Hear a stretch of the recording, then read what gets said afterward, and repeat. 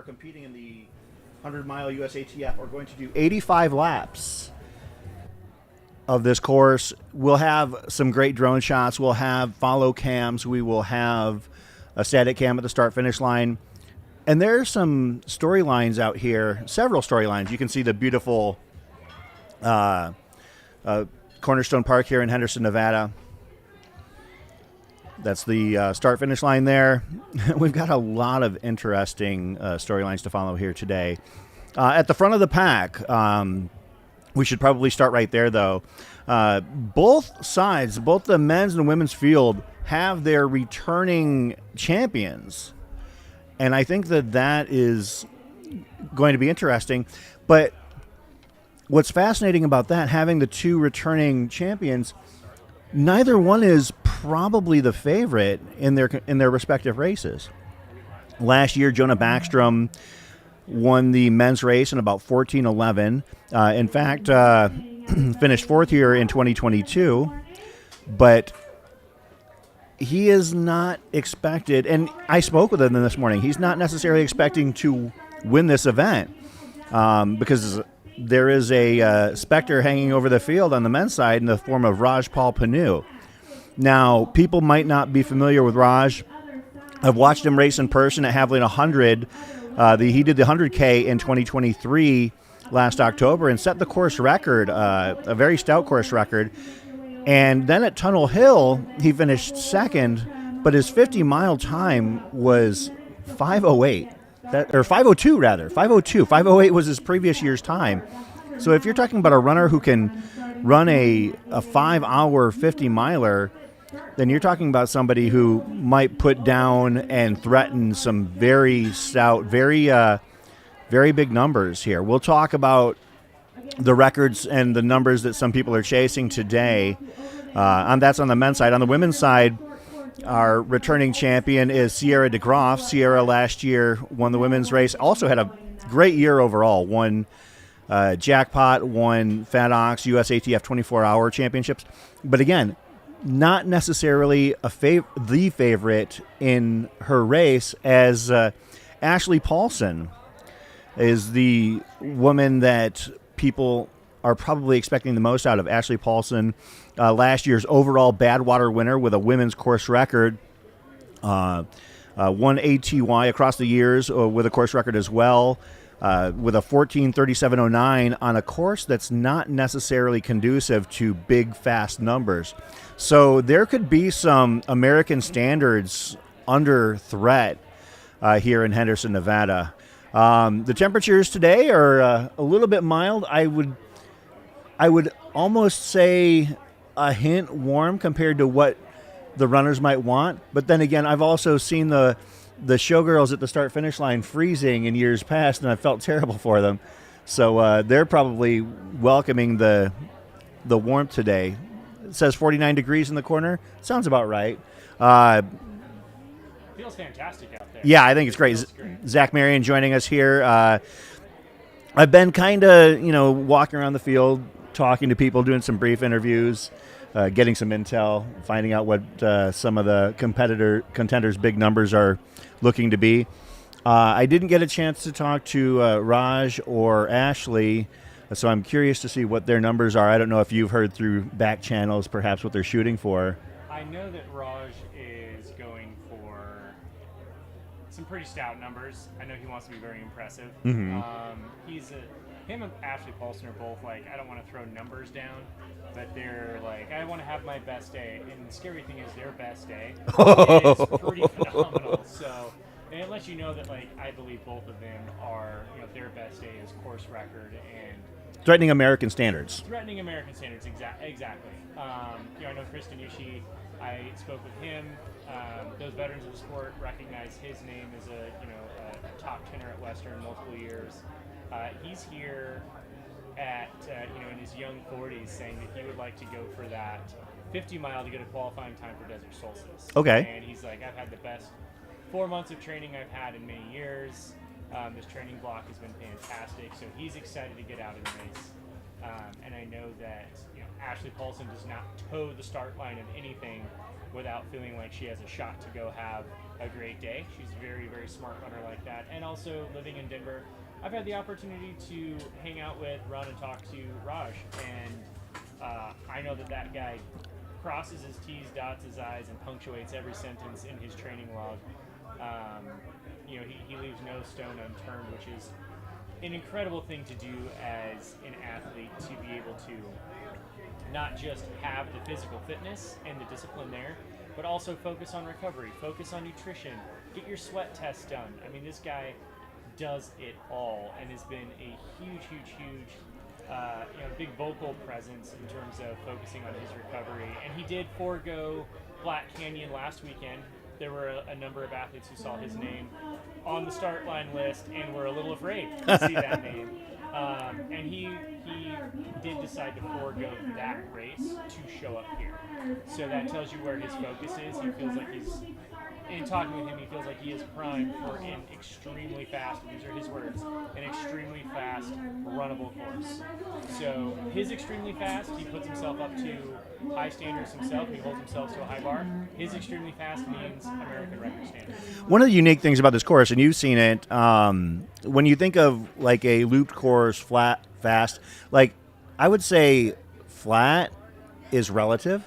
Right. Because there is some undulation out here in the course. There are hills on the near side and the far side. They're short, like sloping hills. They're on concrete or asphalt. It's not like there's any sort of single track or anything. This is all very wide, very smooth, runnable. But there is a little bit of up and down. And speaking to people who have run at races versus like this versus something like Desert Solstice, they actually appreciate the notion that that there's a little bit of differentiation in how their feet are hitting, how their muscle groups are hitting, and that probably plays into why people have such good results here. Absolutely. I mean, as putting my physical therapy hat on and looking at the muscle distribution and the intensity distribution, there is something. I know a lot of friends who are like, "Oh, I'd love to go do a flat, fast course," and I always question, like, "Do you really want to go do a flat, fast course?" Because that's a different kind of pain than most people can tolerate. You're just using the same muscles over and over. But a course like this, and I did get out and do a run on it yesterday just to check it out, just so I could have like my own personal feelings about it. It's a significant amount of elevation change for a flatter, faster race, a loop course. It's enough for me that I believe can give you the opportunity to rest a few muscles, use a few muscles, rest a few muscles, use a few muscles. So I think this is the differentiation here. You're going to get a faster, not necessarily a faster result, but I think the runners are going to appreciate the muscle distribution because it makes for your ability to go longer. You can sustain a higher pace for a lot longer. And so I think that raw speed, it's not quite as there, but still obviously fast. But you're changing things up, so you should be able to maintain a speed for a while. So there we go. We got our start line there. Mr. Jake Jackson having just finished the 100-mile challenge right there at the bucket hat. Talking with Dan Barger right there. Dan Barger has 14:30 here a couple of years ago. Stephanie Baranowski right to left. Jake Jackson, Stephanie Baranowski, Sierra DeGroff, Ashley Paulson, and Andy Glaze. Yeah, we got a list of runners there, and then a handful right behind them here. Ashley with that unmistakable red hair. There's Raj sneaking up behind him. Raj That'll be the last doing his time thing. He's sneaking up behind on anybody in this race, probably. Yeah, he absolutely, there he is, that long dark hair. What a handsome fella. We're just under a minute from the start. The runners are getting instructions from race director Katie Davis. And we measured it out yesterday. That is exactly where they need to start for 100 miles crossing this finish line. Good. Actually, Jamil added 4 inches just to make sure that insert your joke there about adding 4 inches. He added it just to make sure that once we crossed, we had enough. About 30 seconds out. There was a comment. The temperatures today in Henderson, I believe, are about to get expected to get into the low to mid 60s. So it should be pretty mild, but sun exposure is going to be an issue today as we're about 15 seconds out. Jake Jackson carrying his ubiquitous 360, creating content. he runs these races to create content. Here we go. We got a 3 seconds. 3, 2, 1. Let's go for it. And the field for the USATF off 100-mile they go. championships is underway. So they got this funny little start line here where they got to go out and do a little squiggly before they hop onto the loop course. That gives them the distance they need. You can see here in beautiful park here in Henderson, Nevada. This is actually quite a cool little park. It's got a nice lake in the middle. Great views Yeah, it's of the gorgeous. city around it. Wait Pretty till fantastic. nighttime, because then we'll have the strip in the background. Jamil Yep. likes to play with the drones, get them up there so you can see the runners in the foreground. And of course, now that the Sphere is up and operational, having that in the background might be really cool too. We need For to get in touch with some people and get our live feed broadcast on the Sphere one of these years. if I promise somebody's got it's a coming, half guys. mil lying around, I think is what the daily rate is on the Sphere. That would be a huge flex, though. I mean, I'm sure someone out there has some money for it. Somebody mentioned the notion of a concrete race. I want to say in our chat, saying quote, like they basically like the idea of it was gross. But here's the thing: running on concrete is fast. Like this It is is. the return of energy if you're wearing super shoes is it's a huge difference maker. I don't like running on concrete because it's hard and it hurts my feet and I'm not fast. But if you're a world-class runner, this surface is going to do you a lot of favors in terms of your ability to get that energy return. Yeah, exactly. And I mean, let's take into consideration where all the language came of like, hey, you don't want to go run on sidewalk, concrete, that kind of stuff. That was back in the day when we didn't have the super shoes. We didn't have the Hokas. Now we've got, just a lot of technology in the shoes. We've got technology in the foam composites of the shoes that helps mitigate a lot of that added impact force. So what we have nowadays, I mean, honestly, if you've got the right pair of shoes, running on concrete is really no different than running on trail. It's more about your, I guess, once you probably get to a certain point, I'm sure that the pain tolerance comes into play. But yeah, I think that the surface is one of the fastest in the ultra running space simply because of the fact that you've got so much return on it. We've seen runners such as Camille Herron and Zach Bitter throw down unbelievable times out here. So absolutely. And it is, again, we're talking about that energy return. So you've got a really firm surface that isn't absorbing your impact. Kind of like running in quicksand. Why it's so hard is because every time you take a step down, you go to push off, all of that kinetic energy gets lost through that loose gravel, that sand, that absorption. Like running in marshmallows would be pretty slow, right? Mm-hmm. And I think we all feel that in different shoes that we wear. Our higher cushion, softer shoes, we don't feel quite as poppy as a springy, faster shoe. And so if you got the right gear here, there's almost zero kinetic loss in that cement and that concrete. So if you're looking for a fast time, that's the way to do it. Just make sure you arm yourself with the right tools. And here they go running through that finish line there. Well, we're going to call it a finish line here in a few hours. yes, But that is going to be our start finish / pit row. You'll see all of our runners coming through, and they're going to be getting at the major aid station in the white tent there. And then their crews are just going to be out here. So it's really easily accessible. Long shot there. That's going to be our finish line and start line for all the rest of the races. there are water crossings on the course, but they're on a bridge when they do it. So Northsider, there's your intel on the course. Everyone looks like they're getting into like a nice easy cruise here. They've got a long day of running, so.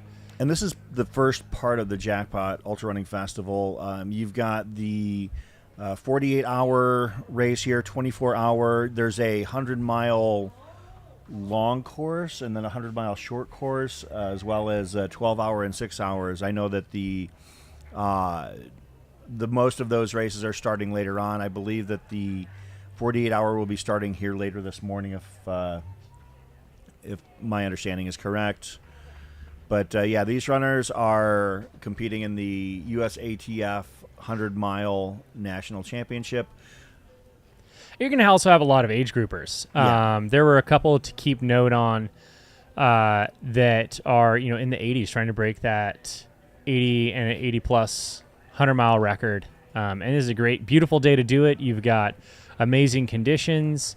There you see Raj Paul, top of your screen, moving across. Very, very easily seen from a fair distance. Yeah. Raj Panu with the flowing locks and the unbelievably fast stride. He's got the one thing you don't recognize about Raj is how tall he is until you're standing next to him. Yeah. He's got to be, he's taller than me. I'm 6 foot. He's got to be like 6'1", 6'2", but he's all leg. The dude has long legs, and he's got such a smooth, efficient stride. Something he's really worked on himself is making sure he gets that stride in. So you can kind of see the course here as we pan out a little bit. Beautiful. Don't let anyone fool you. Vegas does have its mountain ranges around it, right? Oh, yeah. Red rocks are beautiful. You get to 10,000 feet real quickly outside of town if you want to. Yeah. Let's not mistake this for a flat road. And you can kind of see where Raj is going right now. You'll be able to see how this course tends to roll and what you're going to get yourself into making his way up. And if you look at the small picture-in-picture there, our long shot of the finish line, there's a little ramp that comes up to that. And Raj is running up a ramp right now. And having done that yesterday, I can tell you it's significant. It's significant enough that it does change your stride. Yeah. Which, again, is a plus and a minus at the same time. Are you going to get some faster times from it? Absolutely. Is it going to help change up the muscles a little bit? It's going to help that. So we'll see how that plays here in a few hours. And this is not a closed course. So you can see everyone else on the course right now. They are, just your casual users here in Henderson, Nevada, out enjoying a beautiful day. Maybe they didn't know they were getting themselves caught in the middle of a 100-mile road championship race, but here they are. There are just under 50 starters, according to information that I have. We're going to probably have time to get to meet just about everybody in one way or another over the course of the race here. And that's one of the cool things about covering these ultras is that it's great. It's fun to cover Black Canyon or Javelina and these big fields, but sometimes with the smaller fields such as this and Desert Solstice and even Hard Rock, you have time to get on a one-on-one personal basis with some of these runners as you see them go by, almost like you feel like you know them, and you can, if you've got a good visual, you can kind of see how the race is going on their face. Not a lot of people are good at hiding it. And Jake Jackson, one of the competitors today, he told me something one time, and this isn't a track, but I think that the logic holds true. He goes, on a looped race, you can't hide. Everybody's going to see if your gait has changed, if your face is not showing, conveying strength. You can't hide. Right, absolutely. And again, you have a mile loop, essentially. Yeah. That you get to see your competitors at some point throughout the day, which is a unique aspect. Most competitors are, if you're a Jim Walmsley, you're going to go out front, or a Courtney DeWalter, you're typically, after a few miles, gonna make your move, go out front, and you're not going to see anyone else all day long that you're competing with. Very rare is it the case. Maybe a few here and there, but that you get to actually loop back and see all of your competitors at some point is a really fun, unique aspect to it. Yeah, we're going to be highlighting, have the opportunity to highlight all of the competitors out here. One name that we haven't mentioned yet that I'm really excited to see, this is the first time I believe that I've been at a race where he's competing, and he's not in the discussion for winning this race, even though he's got a personal best that I could find of 14:25 for a 100-miler, and that's Eric Clifton. For those that are familiar with this sport and have been following it for the last 30-plus years, Eric Clifton is we throw this term around, bona fide certified legend. As you see Ed the Jester, another legend, coming across the screen. So the 48 hours have started as well. So, right. But Eric Clifton, you're talking about a guy with 4 JFK 50 wins, 1991, 94, 95, and 97, and 4 straight Vermont 100 wins from 89 to 92. He has wins at Badwater, Superior, Strollin Gym, Arkansas Traveler, Mohican, Rocky Raccoon, Umstead, Kettle Moraine, Old Dominion. I would venture to guess that no other person has as many wins at Western States qualifiers as Eric Clifton, a true legend of the sport. And so I'm looking forward to seeing, what he's doing out here today. I'm sure, like I said, not in contention at the age of 65 for being on the podium, but for the age group, for the Grandmaster level, he's definitely there. And speaking of Grandmasters, we've got several of them, and we've got plenty of time to do it. But we're going to talk about the fact that last year the 80 plus division got a bit competitive at the very end. We had 4 or 5 gentlemen finish the 80 or finish the 100 miler in under the previous American record, and ended up having, I believe that the winning 80 plus runner was about 28 hours. We won't be on the air for that, but we invite you to follow that. We're actually going to be, our plan is to stay on through the men's and women's podiums here for the USATF 100 mile championships. Yeah, we want to bring you the action. As we can see, speaking of action, we've got Raj making through his first lap, coming up that ramp.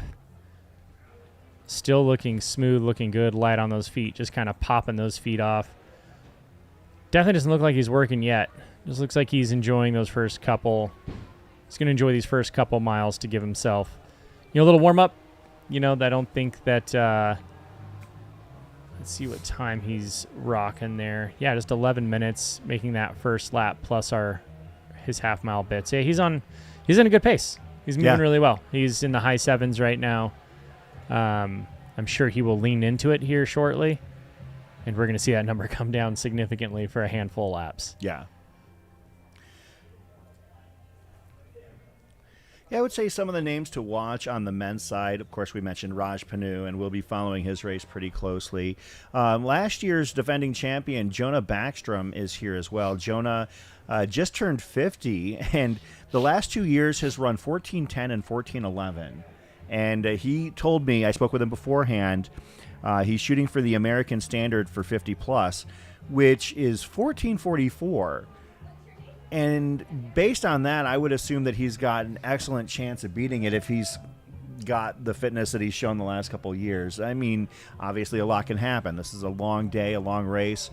And actually, one of his competitors is in the men's 50 range is Dan Barger. Dan Barger, he's shooting for a low 14. And Dan has run Desert Solstice, and I believe his PR in the 100 miler is around 14:30 as well. So that could be a race that we follow pretty closely here as the day goes on. 14:34 is Dan's best. He's 53 years old, out of Colorado. But between Dan and Jonah out of San Francisco, we can see ourselves with an interesting age category race that spills into the podium potentially. Yeah, and that's kind of the fun thing of these USATF championship races is you're not just looking at overall winners. Like, yes, you do have your overall winners, but then you start to look at age group records, and obviously typically you're looking at men's, women's, and then you start cutting that into age groups. You have a lot of fun. That was Dan McHugh, not Dan Barger. I got my amazing 50 plus also amazing named 50 mixed up there. But yeah, Dan McHugh, my apologies to both of them. There are also other names here on the men's side that we're familiar with that we're not necessarily expecting to be at or near the podium, but names that are familiar to people who are fans of the sport. Jake Jackson. Now, it's not that Jake can't run this race at a competitive level. It's that he's probably not going to be able to, given the fact that this is his third ultra in 7 days. Right, exactly. He's an extremely talented athlete in his own right, well-trained. Obviously, his fitness, his capacity to be able to do the 100-mile challenge last weekend and then show up again this weekend tells you that he's a fit dude, capable of doing quite a bit. But this is more a challenge for him, getting him ready for, I believe, Cocodona. Is that correct? That's correct. Yeah, and one of the funny things about his weekend as you see runners crossing the start-finish line area is that he explicitly told me on the live stream in our studio that he would not be running this race today. It's funny how his attitude changed, because when we were talking about bringing on guests and commentators, his was a name I had tossed around because Jake has won this race before and he's run sub 14-hour 100 milers multiple times. When I mentioned it to Jamil Curry, Jamil kind of laughed and said, "I don't think Jake will be available." Yeah, that's about right. That's about right. It's a crazy sport. We just can't get ourselves away from it. I don't know if you guys noticed this, but when they made their first lap through here in the booth, you can see just that blue Aerovipa tent just off to the right of your screen of the Jackpot Ultras finish line. That's where we're at. That's us. That's us. That is us. And we could actually hear Ashley Paulson as she ran by, just chatting with some of the guys next to her. She was a few strides ahead of, her other female 2 and 3. She's someone who likes to take a lead and keep the lead. She doesn't like to start conservative and then work hard. She's a competitor through and through with former triathlete background. She's someone who likes to make her presence known, and when she doesn't make moves. Her move is the first step of the day. Yeah. It's usually to get out in front, and then she just holds that. She does whatever she needs to do to hold that, but that is her style of racing. So I think we should see her out front all day as long as she can maintain it. Now, she does have 2 incredible athletes chasing her down today. And the day is young. Anything can happen. We're only 16 minutes into this, but it's fun to prognosticate. It is fun to prognosticate. Just throwing plans out and seeing where athletes like to position themselves. We saw Raj. Raj has a goal number in mind, and you can see that by the way that he took off, and that he is going to do his own thing all day long, regardless of whoever's around him. I don't think he's necessarily competing to win. He's competing for a number, and he knows that number will give him the win. So that's what he's going for. That's an interesting way to put it. I like the way that you phrase that, is that he's not looking to win, but if he gets his number, he's going to win. Yeah, he knows that there's no one else here that can get that number, or he's confident that there's, getting that number will be the winning time. And I know a lot of athletes talk about that. Like, I've always found it pretty interesting when you're talking to other elites and you're like, yeah, I think I can run this. I think the winning time is going to be X.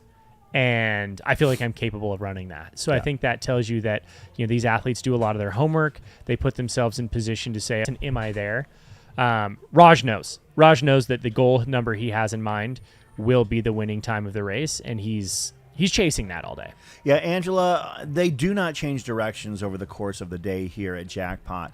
But I think that due to the size of the course, it's not as huge of a deal as it is in other events, like for instance Desert Solstice, where you're doing a turn every 100 meters. I think that the fact that it is a larger course, over a mile loop, and there's about 3 or 4 turns, yeah, it's going to wear on them, but not to the same degree that some of the short track courses that might that had that issue. You can see Raj in the center of your screen. We're going to be seeing a lot of him all day today. Raj is, when you talk about the term world class, it definitely fits the bill with him. His capabilities are up there with anybody, at the 50 mile and beyond distance. Although to this point in his career, he's really focused on a fairly narrow range, it feels like, in terms of like the 50K to 100K. This is, I don't know if it's his first attempt, but if he finishes, this will be his first 100-mile finish. Yeah, and he looks at it more in terms of time. Yeah. His fitness is, he knows he can maintain a certain type of effort for a certain amount of time. And that effort for that time for him puts him in the wheelhouse of finishing a 100-miler today on this type of course. Now, if you were to take him to UTMB, he knows he's not ready for that. He knows that he's doesn't have that kind of fitness. He can't put out, 20 plus, 25, 26 hours of effort on a slower course, but he knows he can put out 12 to 13 hours on this course, which is what we're going to see here. So that's going to be, it's interesting when you start talking about like the mentality of training and how you put this stuff together. He measures his stuff in terms of effort and time, and he knows what he's capable, what effort capable of putting out for what amount of time, and that's what's going to lead to it. And to the point of, a loop course, if you think about Desert Solstice, I think is a great example, and why we always change when we do Desert Solstice. That course is literally 50% turning. Yeah. 50% straight. The easiest turns. It's a pretty significant left-hand turn or right-hand turn, depending on which way you're going. This course has a very minor turns. Yeah. And A lot of straightaway running, as you can see right here. Lots of straightaway, and the turns kind of take a long time to build into it, and then a bit of a turn, and you can always take the tangents really well. So it's a lot less demanding on the body. I think the hardest turn you have to make is the one he's making up right here. That's a fairly 90-degree turn. But outside of that, my experience on the course has been that one 90-degree turn, outside of that, everything's pretty chill. So, yeah, no need to switch directions on a course like this. I think you get enough variation amongst the course. And you can kind of see Raj leans inside, takes the corner of the turn, and then takes it wide. Yeah. So that he's not leaning too hard. Taggart, Taggart Van Etten, an amazing runner in his own right, popping the question that, frankly, that I was trying to kind of nudge you to answer, Zach, is Raj going for 11:19, which is the current American standard? I will have to say that if Raj runs what he's capable of and what he believes he can run, that number is going to get eclipsed. Wow. I just got goosebumps. I'm not even kidding. I'm like, we're here to witness greatness on this course and with these athletes. The fact that number, and obviously it's way early, but the fact that number could be under threat is really exciting.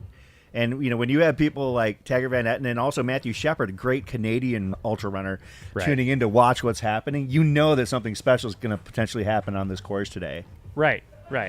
Shout out, Matt. It is one of those things where, it's hard, I don't know about trusted with some classified information. For sure. And, it's hard, we want to, really shout out for our friends out there. And, one of the things that I try to do as, in this position is to bring people the best information I can. Mm-hmm. And so I create these relationships with athletes. Raj lives literally down the street from me in Denver. And he's such a class act, such a great dude. And, there's times where you're talking as just friends and information comes out, and then it's hard to have to keep that in sometimes. So if we do dance around something, please know that it's out of respect and wanting to keep friendships. Yeah. But we try to bring you what information we can and share what we're allowed to share. And absolutely, on record, off record, on background. Right. we have to be judicious in what we share. There are times where I've been, and I'm sure you're in the same situation where we've been given information and intel. And one of the things that's been fascinating, this sport is still in its infancy in terms of covering and coverage online, the live action, bringing the event as it happens. Prior to this, it was Twitter or social media posting of some degree, and now we're bringing it live. There are times where my phone will go off and I'll get some information on a runner from either a coach or a crew person, and I have to decide whether or not I am okay to share it. Usually if they're giving it to me, they know that, unless they tell me not to, I'm going to bring it up. And usually I try and get a chance to speak to some of the athletes if I know a lot of the field beforehand to kind of get an idea of what they're shooting for. And I'll embargo that information personally until race day. In some cases I'll once the race starts, I figure, well, nothing that I say or do is going to change that at that point. Right. But again, we work on a basis of trust with the athletes that we cover, and we're grateful to have the access that we do.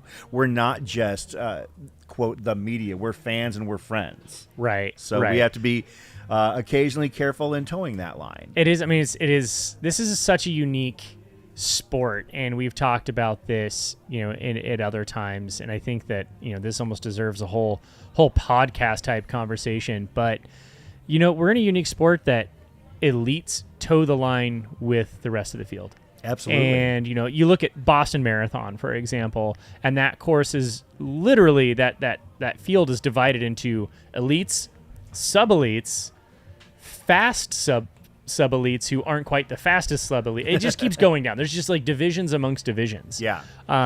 This and ain't like that. This is not like this. Sport is very unique in that you do have so much access to, like literally I could go stand on the start line next to Jim Walmsley at Western States, if I can elbow my way up there, or I can go sit next to Courtney DeWalter, at the start line and chat for a while, and then we start our day together. But you can't do that in road running. Yeah. A track, you're not even allowed near the track. Yeah. Track races. A marathon, you might be able to see them in the corral ahead of you and be like, oh my gosh, that's so and so, that's Connor Mance, blah blah blah.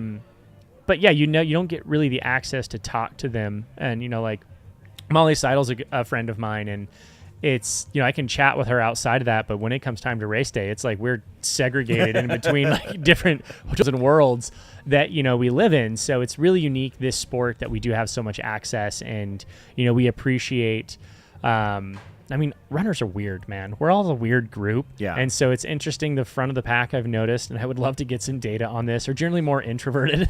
They just kind of like their solace and like to be, keep to themselves a lot before races. Well, you have a decent mix, but yeah, it's nice to be able to chat with them and get some inside information, and that helps us bring the broadcast to where we want to bring it. And, to your point, Chris, years ago, this was Twitter feeds. Yes. Every time that Brian Powell could get himself some service over at I Run Far, he'd hop on Twitter and give us an update on splits and maybe a grainy picture. Like, for instance, every March, Keith Dunn's Twitter following would increase tenfold.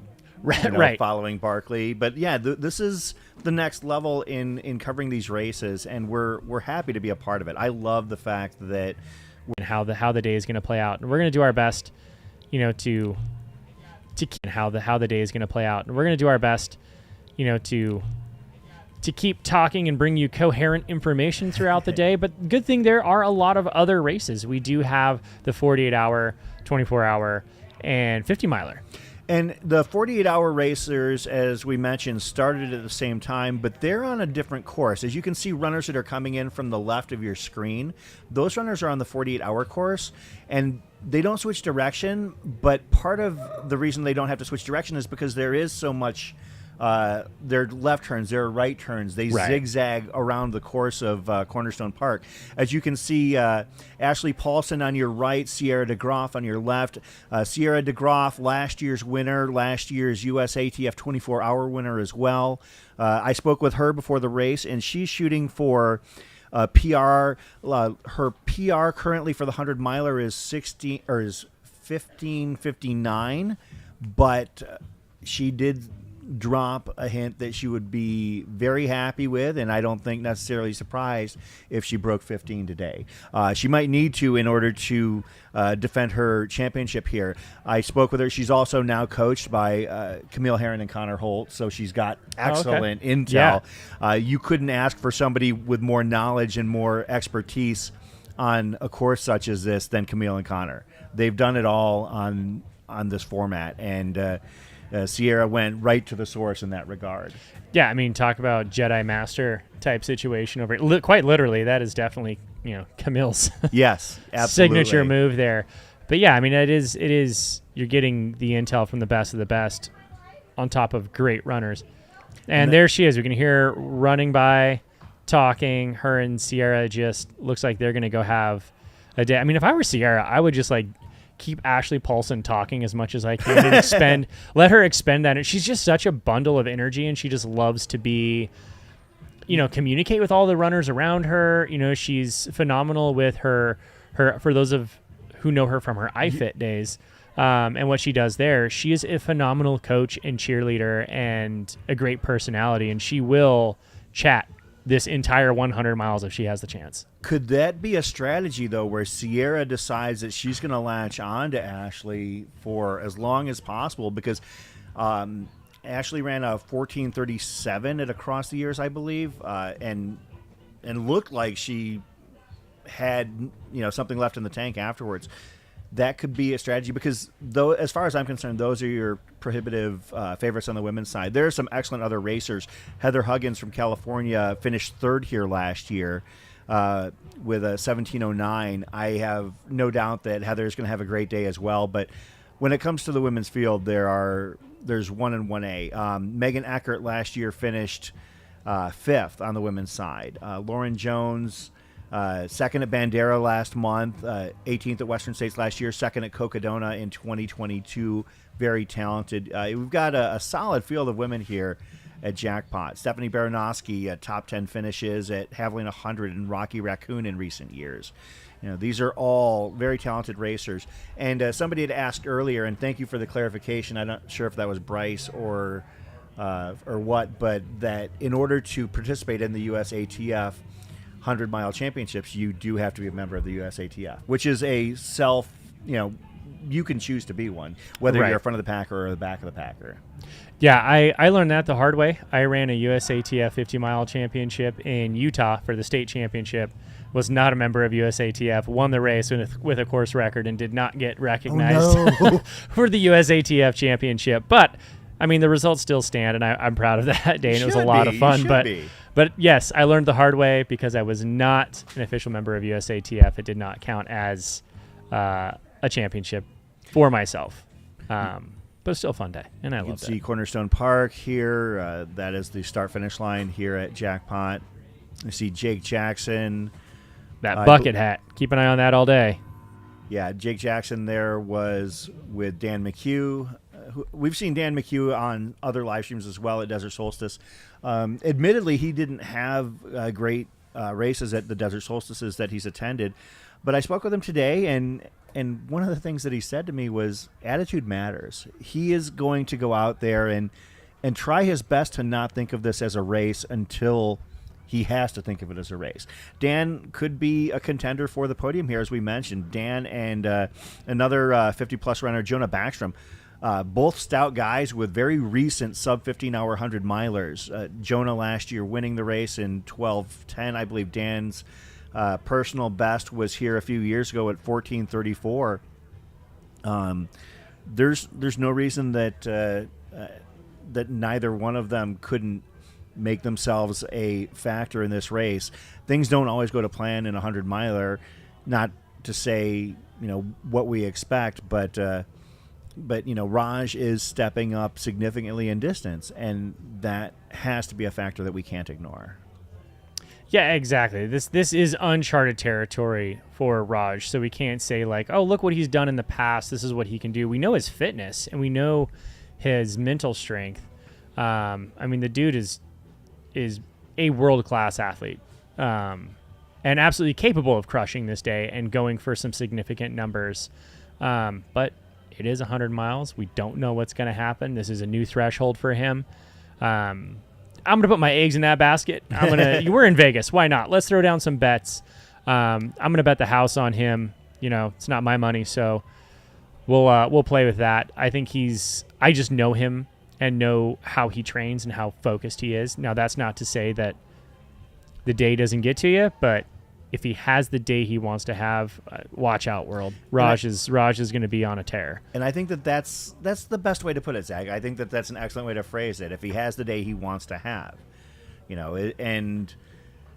don't know what the hit or miss rate is on something like that. But at the same time, we've been at these races. We've seen great runners have great days. We've also seen races where things have gone sideways and not to form.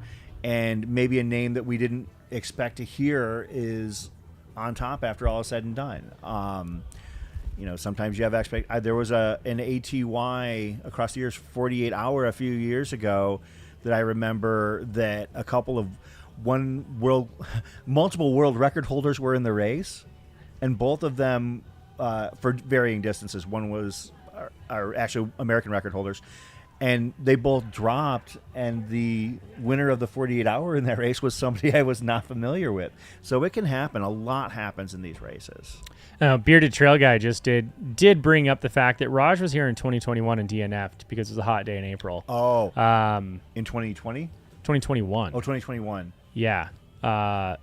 Okay, that was the year before we started live streaming it. Yeah. No, Yeah. if this race is in April, I'm sure that these runners are grateful that it's been moved back to February. Yeah, absolutely. I mean, this is prime weather conditions. I mean, it's going to be mid to low 60s for the high today, starting off with some nice cool temps. There's like a brisk in the air that you kind of get in this time of year. It's not a stale hot air from the day before. So yeah, I think that's going to play a lot. Maybe that's why he decided to come back, is because he knows he's getting a cooler day and it works to his advantage there. Vega asking what kind of house you're betting. Is this a mansion? Is it a 3-bedroom? Speaking of houses, I'm going to throw it out there. With all the races we're covering now, my partner and I, we're currently looking to van life it. So it could be quite possibly a 20 square foot, not a sizable house. But if anyone has any connections out there on some van build outs, throw it in the chats. Let me know.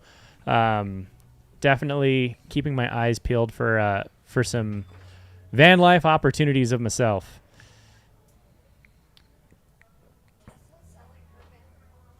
I heard that. I need to message her.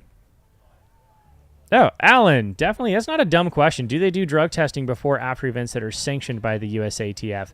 I'm going to get exact information on that because I don't want to speak without knowing. But currently it is my understanding that, yes, USATF races for the podium finishers are required to do a drug test, as they do at multiple other races, Western states. Drug test the whole top 10. A hilarious story about that, by the way. But yeah, I do know that has been a part of USATF protocol. I'm going to get some exact information and bring that back to you. So, fun story. Yes. Really great story. Time. Years ago, I think it was 20s. I can look up the exact year. I was pacing my partner at the time, and she had a phenomenal race at Western States. Had herself up near the podium, and I was pacing. It was Amanda Basham, 2018 is when it was. Yeah, it was 2018. So 2018, we're out there racing Western States 100. She is in 4th place, just a couple minutes behind Lucy Bartholomew, leaving Brown Bar Aid Station with Hal Corner. And 2018 was the year that they legalized recreational marijuana use in the state of California. So Hal had an aid station that had lots of fun, different brownies and cookies and, gummies, all sorts of good stuff. Amanda, in her delirium at mile, low 80s at that point, she's running into the aid station, asks Hal how far ahead. He's like, Lucy's X amount of minutes ahead. You can catch her. She left not looking great. Like, go rip it. And Amanda went to reach for some cookies, and Hal literally smacked it out of her hand in the aid station. Was like, no, not those. You have a drug test that you need to take in a few hours.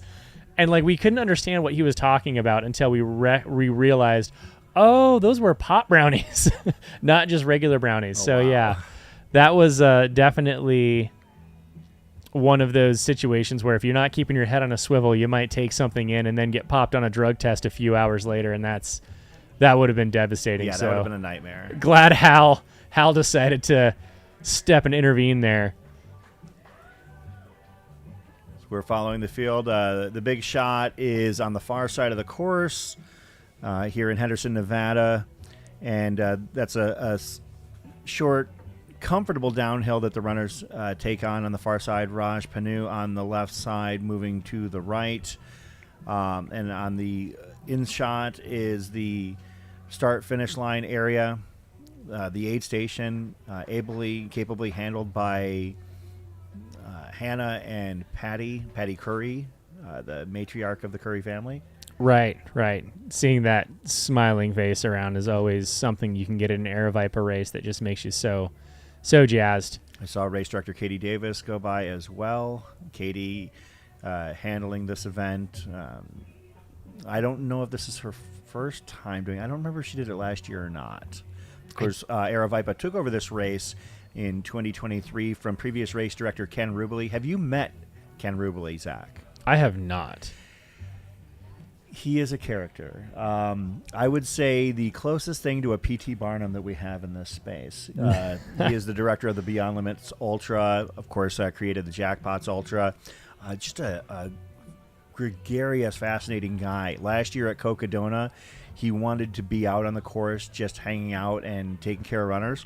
So he literally set up an aid station with the race director's permission, a water station actually at maybe about mile 15 or so, because it's a brutal desert stretch early on, and he's engaging with us on the live stream and entertaining runners at that point. It was a great setup. Ken Rubley, the creator of the Jackpot Ultras, having transferred control of the race to Aravaipa. Ken, I know, was out here last year. With any luck, he'll be out here this year. I would love to introduce you to him because he's just one of the coolest guys you'll ever meet. Super friendly. I know that he wanted to step away. He had, due to wanting to take care of some family concerns. But love to see you out here, Ken. To see Jake Jackson and Dan McHugh heading through the start-finish area. Two guys that we expect to maybe not necessarily be on the podium. I mean, again, it's hard to hedge a bet with Jake Jackson simply because we know what he's capable of doing, and you never know if he might decide, oh, well, the race is going well, I might lean into it. Yeah, absolutely. Yeah, who knows? Maybe he's one of those runners that last week was just a nice tapered warm-up. He did split it into 2 different days. He didn't run 100 miles in one day. That's true. So he gave himself a good 6-7 hours of sleep in between. Yeah, he got a little nap. He should be right as rain. Just a little heads up on where we are in terms of numbers. We've got Sierra DeGroff, Ashley Paulson tied literally to the second for 4 laps, 4.7 miles in, with Lauren Jones right behind them, 39 minutes and 57 seconds about 2 minutes, 20 seconds behind the duo Sierra and Ashley out front. Just kind of looks like they're going out in the lead, having a chat. No one's really racing each other yet. They're just racing the course. And then we've got Rajpal Panu there at only 2.5 minutes ahead of those girls. Like, that tells you what those girls are doing. Yeah, we've really spoke well. so highly of Raj and his speed and what he's capable of doing. And then speaking of, here he is coming up on the ramp, making his way up to that start-finish line. We've talked about his speed and what he's capable of, and those women are only 2.5 minutes behind him at 4.7 miles in. So, that tells you they're moving pretty well also. And they are in second and third overall. But on the men's side, we've got Rajpal at 5 laps now, elapsed. Jonah Backstrom and Glenn Tubner right behind. And they're only a couple seconds away from each other in second and third. So we'll see how the day plays out. There's lots of moves that can be made. There's lots of racing left, but that is where we are, our first real official splits of the day. Man, it's going to be a fun one to watch this all play out. Absolutely. I'm looking forward to it. One of the things that we'll also be covering pretty intently is the first half of the 80-plus category on the men's side. Last year, as I mentioned, the 80-plus men's category had several finishers, the most in race history, and we'll see what kind of numbers they're looking at putting down. I believe that an American standard for 80-plus was actually set last year here at this race. I'll have to verify and dig up some numbers a little bit. I know that last year David Blaylock, Edward Rousseau, Ian Madison, and I believe Dennis Traficante, yes, were the 4 men 80-plus to finish last year. David Blaylock winning in 29, 27, 49. We won't be here for the entirety of that race, but we'll do our best to track them as they handle the first half of their race. And then, of course, you can follow those runners as well as everybody else using the live link at the top of the chat for Mountain Outpost. That has our live runner tracking, not only for the 100-mile USATF championships, but for all races here as well. And as you can see, if you click on that, there are 8 different disciplines that are going to be raced here this weekend.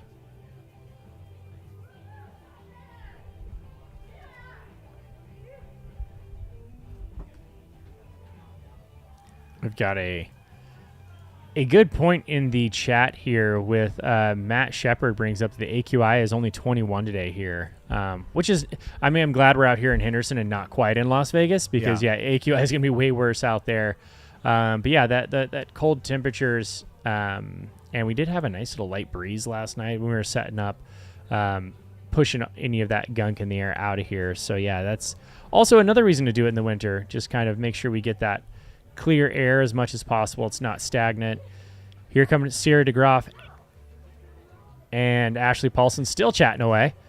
Yeah, Ashley, across the years last month, really seemed like she was having a lot of fun out there, I have to admit. I was really impressed with the fact that that's not a fast course.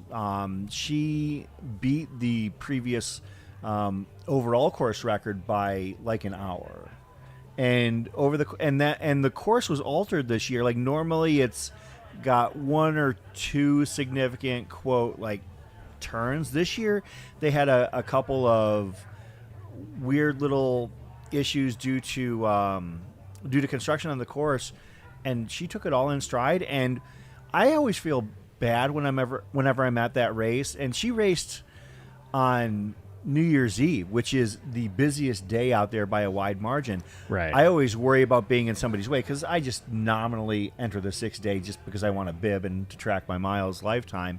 But she had no problem navigating around runners, around any obstacles on the course, and did so with a grace and an attitude that was really impressive to behold. So obviously we're still very early on in the day. Sierra and Ashley, I would consider them to be the prohibitive favorites in the women's field. On the men's side, you're talking Raj Panu, Jonah Backstrom, and Dan McHugh would be the names that I would want to follow fairly intently. As you can see, Dan and Jake Jackson.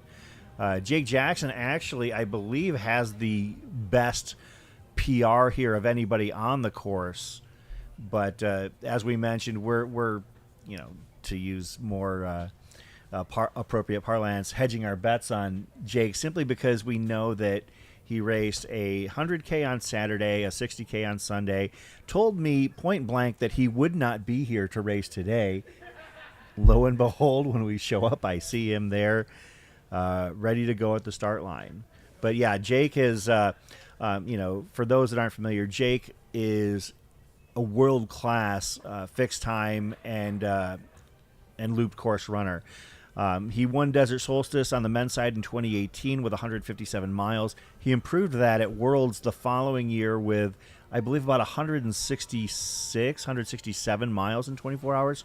And he finished second here in 2020, and his PR for the 100-miler is 13:33. So Jake Jackson, under normal circumstances, I would put him up there, potentially able to contend in this race, but simply because of the volume of training he's doing in anticipation of Cocodona later this year, I'm not putting him on my short list. But who knows? Maybe he'll make me regret that later. Yeah, famous last words, right? Right. It feels like he's just out here getting a good training day in, preparing for Cocodona, where he wants to, go all in. Yeah. And we're gonna have so many little terms we're gonna drop, Vegas terms. He's gonna go all in for Cocodona and hopefully cash out big there. Win big, risk big, win big. This is all in lead up to that. So let's see.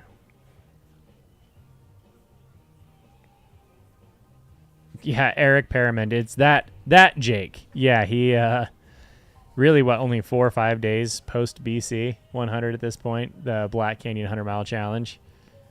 What a phenom.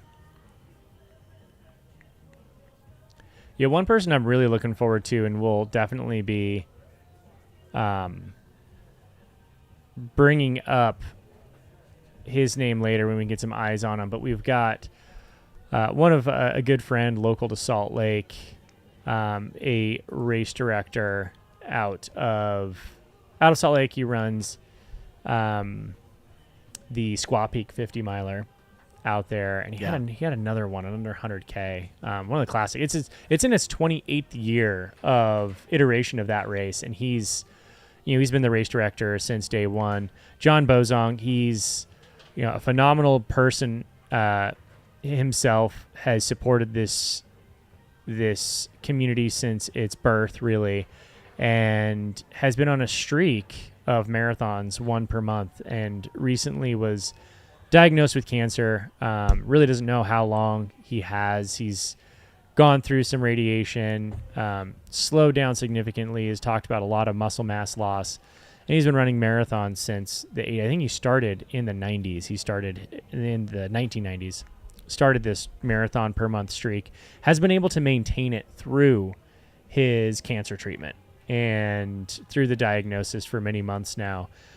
He just chooses courses that give him ample time to get it in. And so we will see him in the 24-hour. He is going to hop in and get that official marathon finish to keep his streak alive. And this will be 543 marathons, 543 months of marathons. Hasn't missed a single month in years. That's impressive. And to do it here with a cancer diagnosis, we're just excited to see him out here and still pushing his goals despite the adversity. So we got a lot of great personalities out here. We got a lot of great fun to talk about. I think everyone brings their own little spice to it.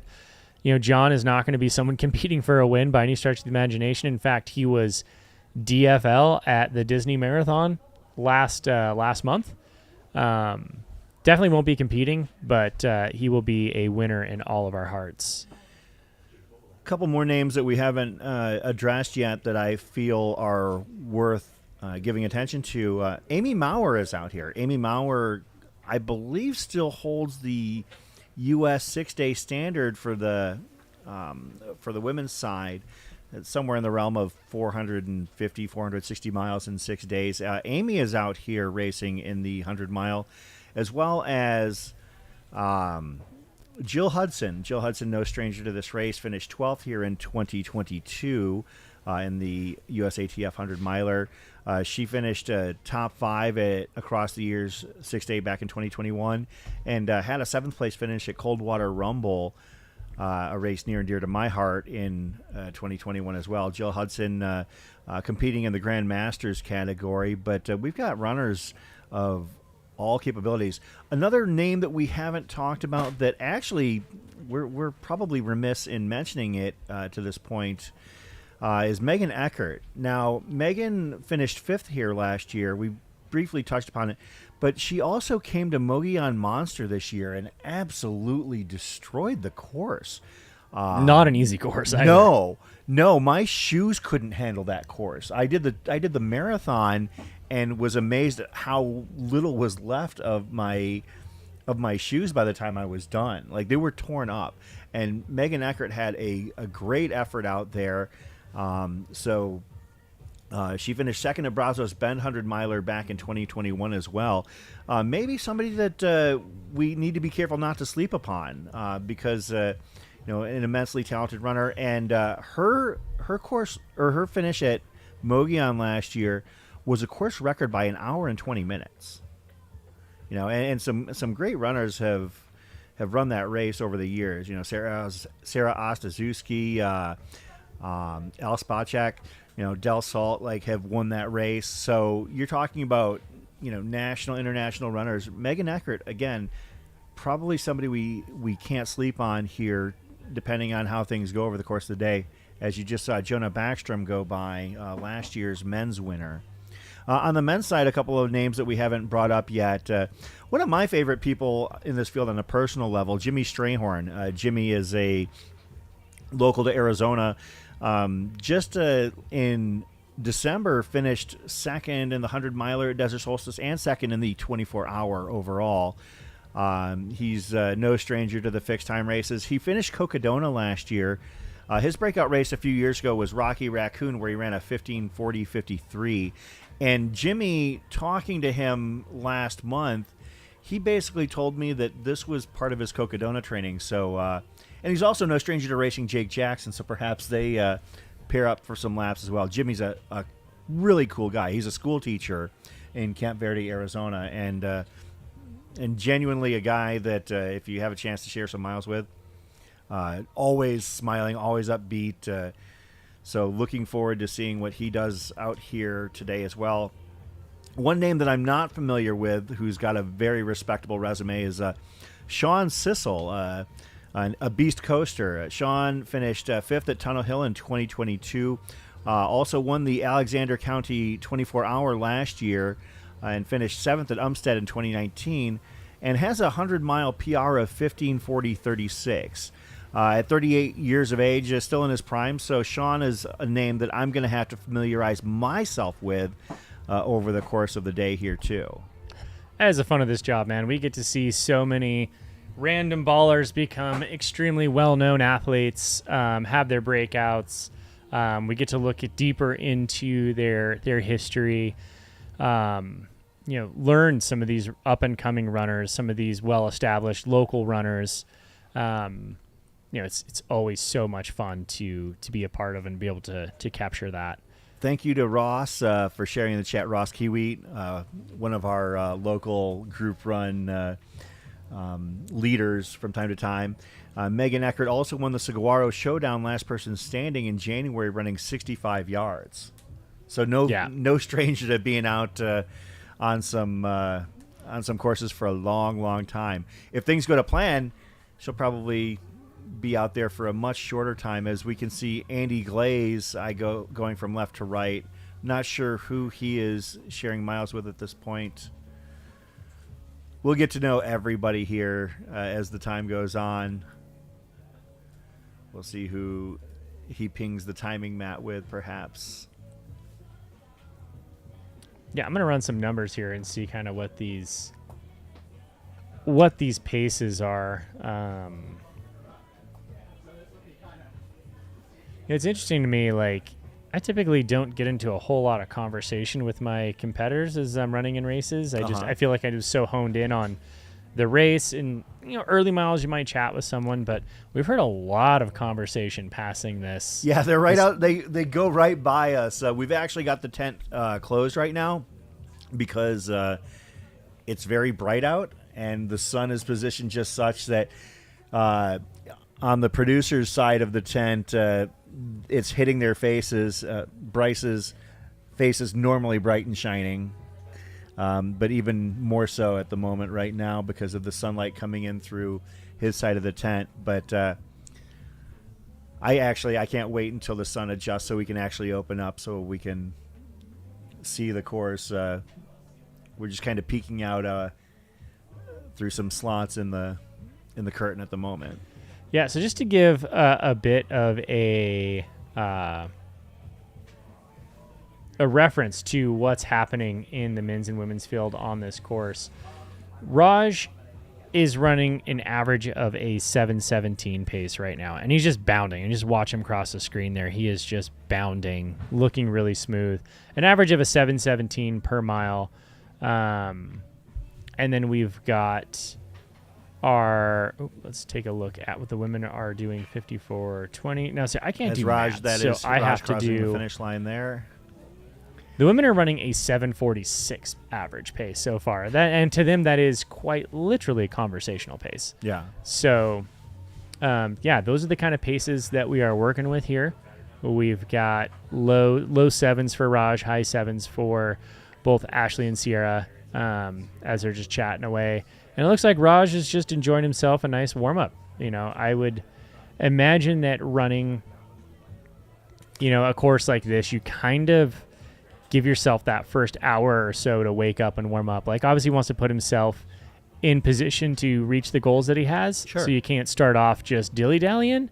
But I imagine we're going to see probably a little bit of a either we're going to get one of two things. We're either going to get a little bit of a surge here in the middle and then try to hold on, or we're going to get a Zach Bitter-esque just exact splits from hour 1 to, hour 7, and then a slight deviation after that, maybe a few seconds, but he's just going to hold that.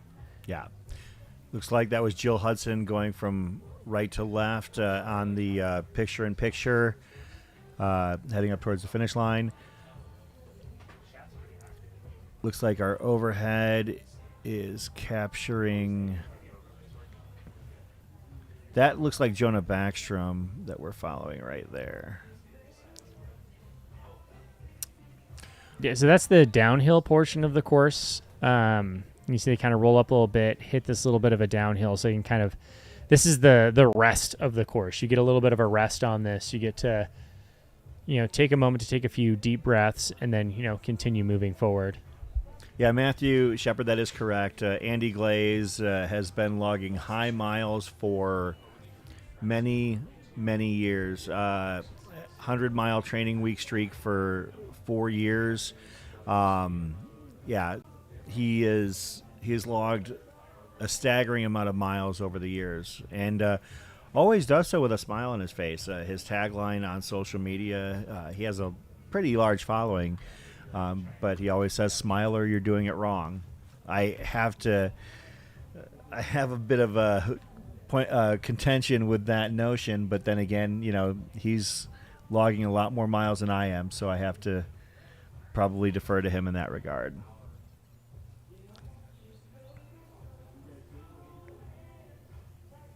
Yeah, huge shout outs in this pretty active chat. So we appreciate all of you guys For sure, in the chat room. Obviously this is a long event, and Chris and I go through our own ultra marathon of sorts here, eating aid station food and making sure we're hydrated so we can keep talking and not passing out. Occasionally heat mitigation techniques. I mean, we definitely come into this and we feel like we're giving you guys our all. So for you helping us out and giving us some live chat to banter with is always well appreciated. Also, something else you guys can do. I see 168 of you watching now. I only see 26 likes, and I hope that every single one of you is subscribed to the Mountain Outpost, because that is what allows us to bring this to the world. Obviously we have to do this. We can't do it for free. We're not trying to make tons of money, but we would like to be able to do it and not spend a ton of money. That's true. And one of the ways that you guys can help us do that is by something as simple as subscribing to the Mountain Outpost channel. So this is, for those of you that aren't aware, Mountain Outpost is our network that we utilize for streaming these events. And so all of the events that we stream throughout the year, which there are a number of them, we will be out at Cocodona. We were just at Black Canyon. We'll be at Big Alta next weekend. We have Gorge Waterfalls, 100K and 50K that we will also be at. Hard Rock we will be at. Run Rabbit Run we will be at. We have a list of races that we will be at. And if you guys want to see those live feeds, please help us out here. Like this so that we can take this information, turn it over to sponsors to help them support us at different races. Are there races you want to see us at? Let us know, please. I know it sounds so incredibly annoying and obnoxious to have someone be like and subscribe in your face all the time, but that is what we need to keep this free. If we cannot sustain it, it's one of those things where we have to put it behind a paywall. That's something we don't want to do. We would like to bring this sport to the world and keep doing it for free. And the free way that you can help us is a simple subscribe, a simple like. So thank you guys all for that. We appreciate it. That was my plug. I'm probably going to do it again in a few hours.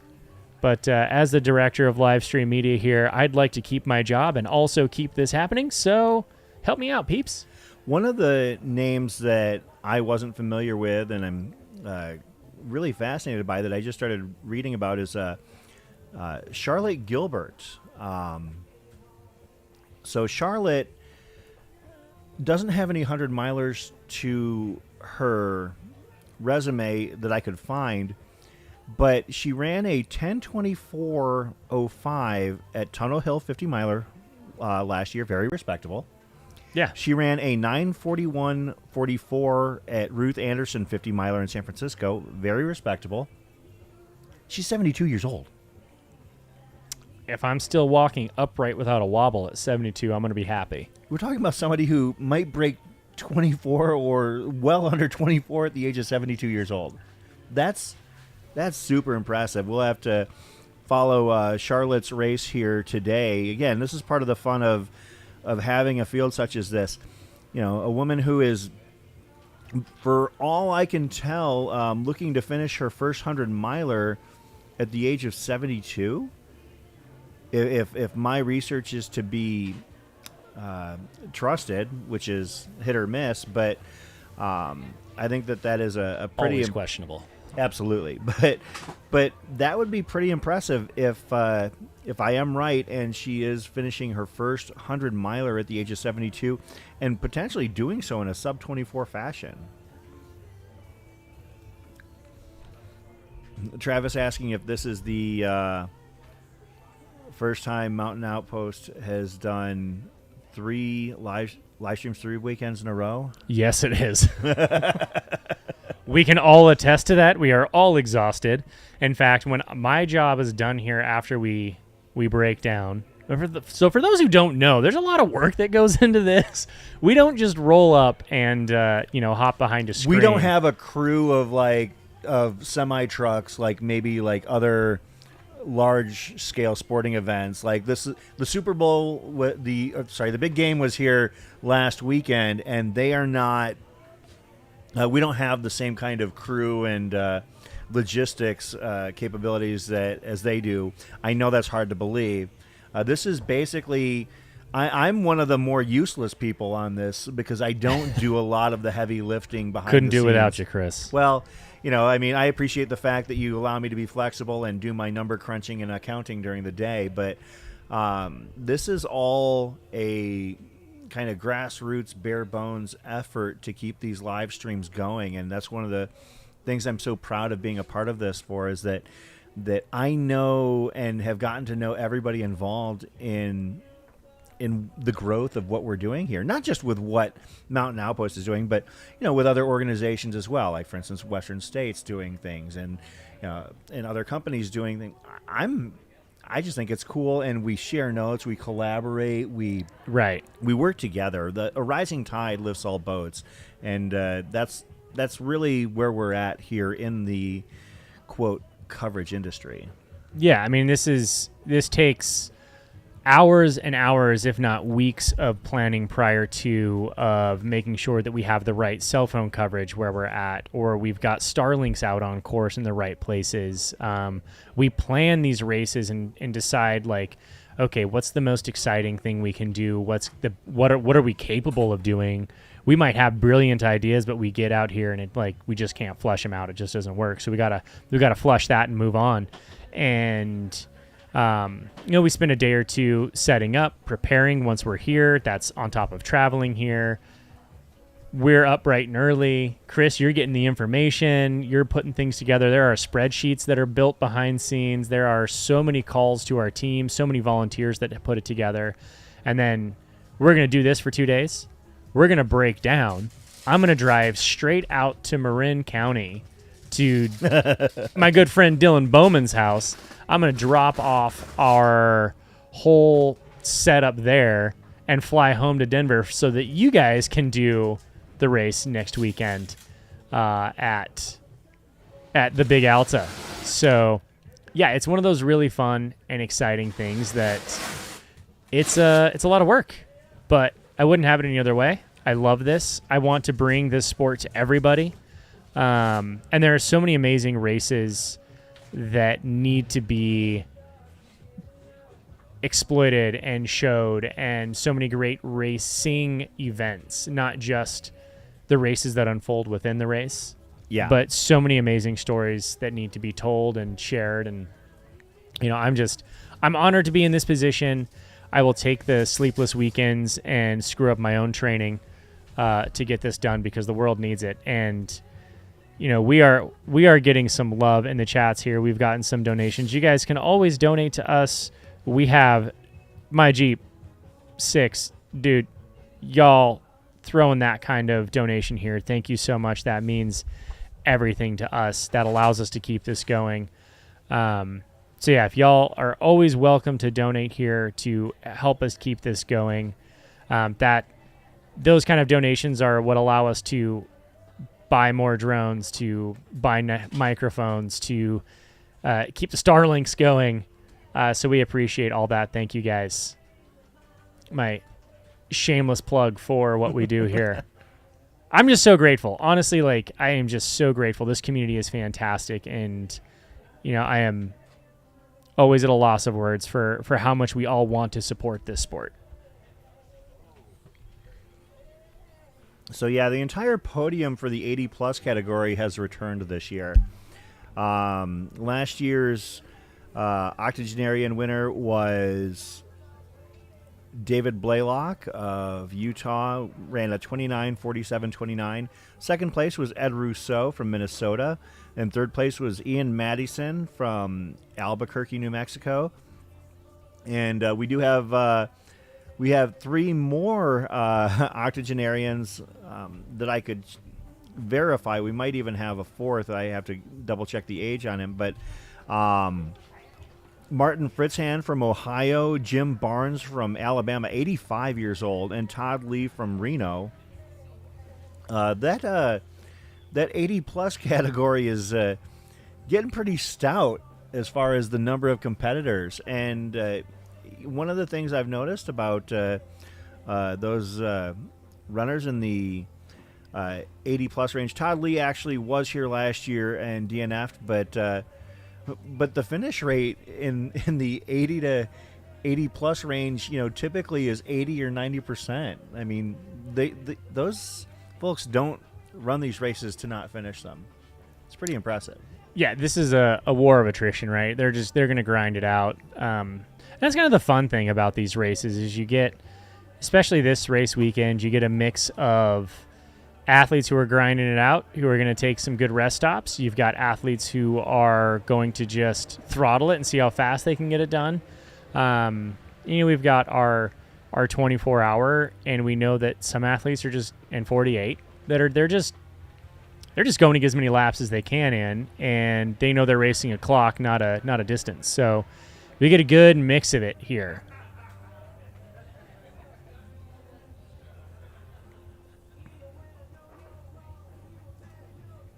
Randy bringing up, have we seen Debo's race course video? That's the amazing thing for those trails out in Marin. They're so fast, so ridiculously fast. And I've seen the entrance list of that race.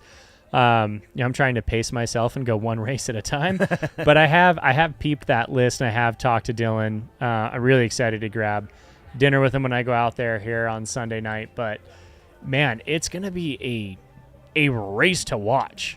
Like, I think this is going to be one of the new competitive short distance races. Between the 28K and the 50K is going to be stupidly fast, both races. I don't know if we have the comment on here that might be a replacement for the old North Face 50. I don't know that we have one of those yet. I would love to see a 50 miler be, in that early December time frame. I'd love to see something go up that can be as stout and packed as the North Face 50 miler used to be. And I'm sure that was part of what Dylan's intent was to kind of maybe cultivate a race that can be as highly regarded and anticipated as the North Face 50 was. I mean, that was a race that truly was a huge deal on the calendar. You can see that is Jill Benson and Amy Maurer crossing 2 of the more capable Masters competitors here.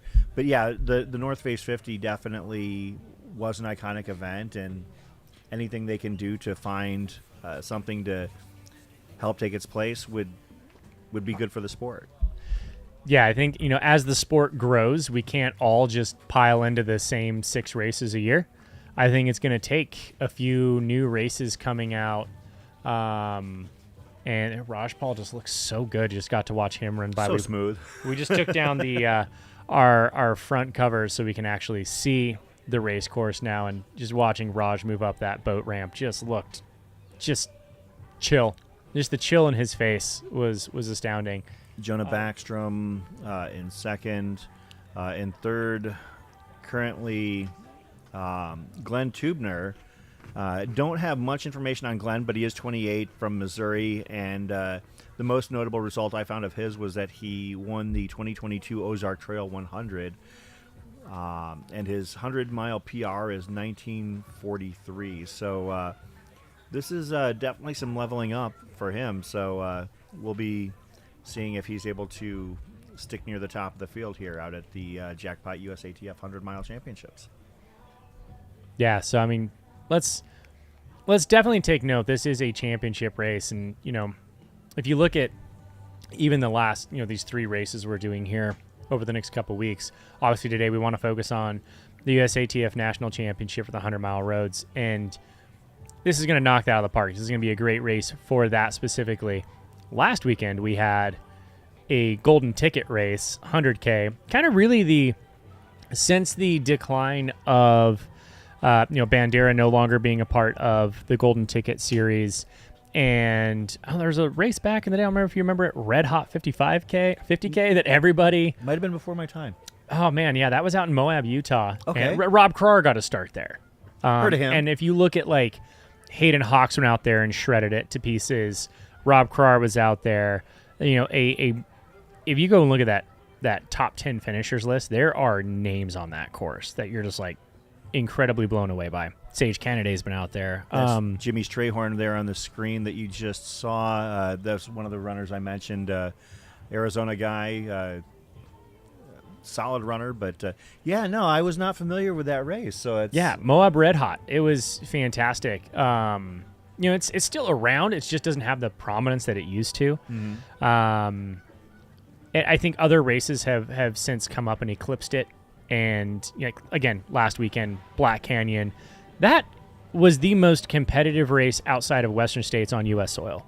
And some people arguably felt that it was as competitive as some years of Western States. Exactly. This year, we've got a USATF National Championship race going on with a multitude of other races around it.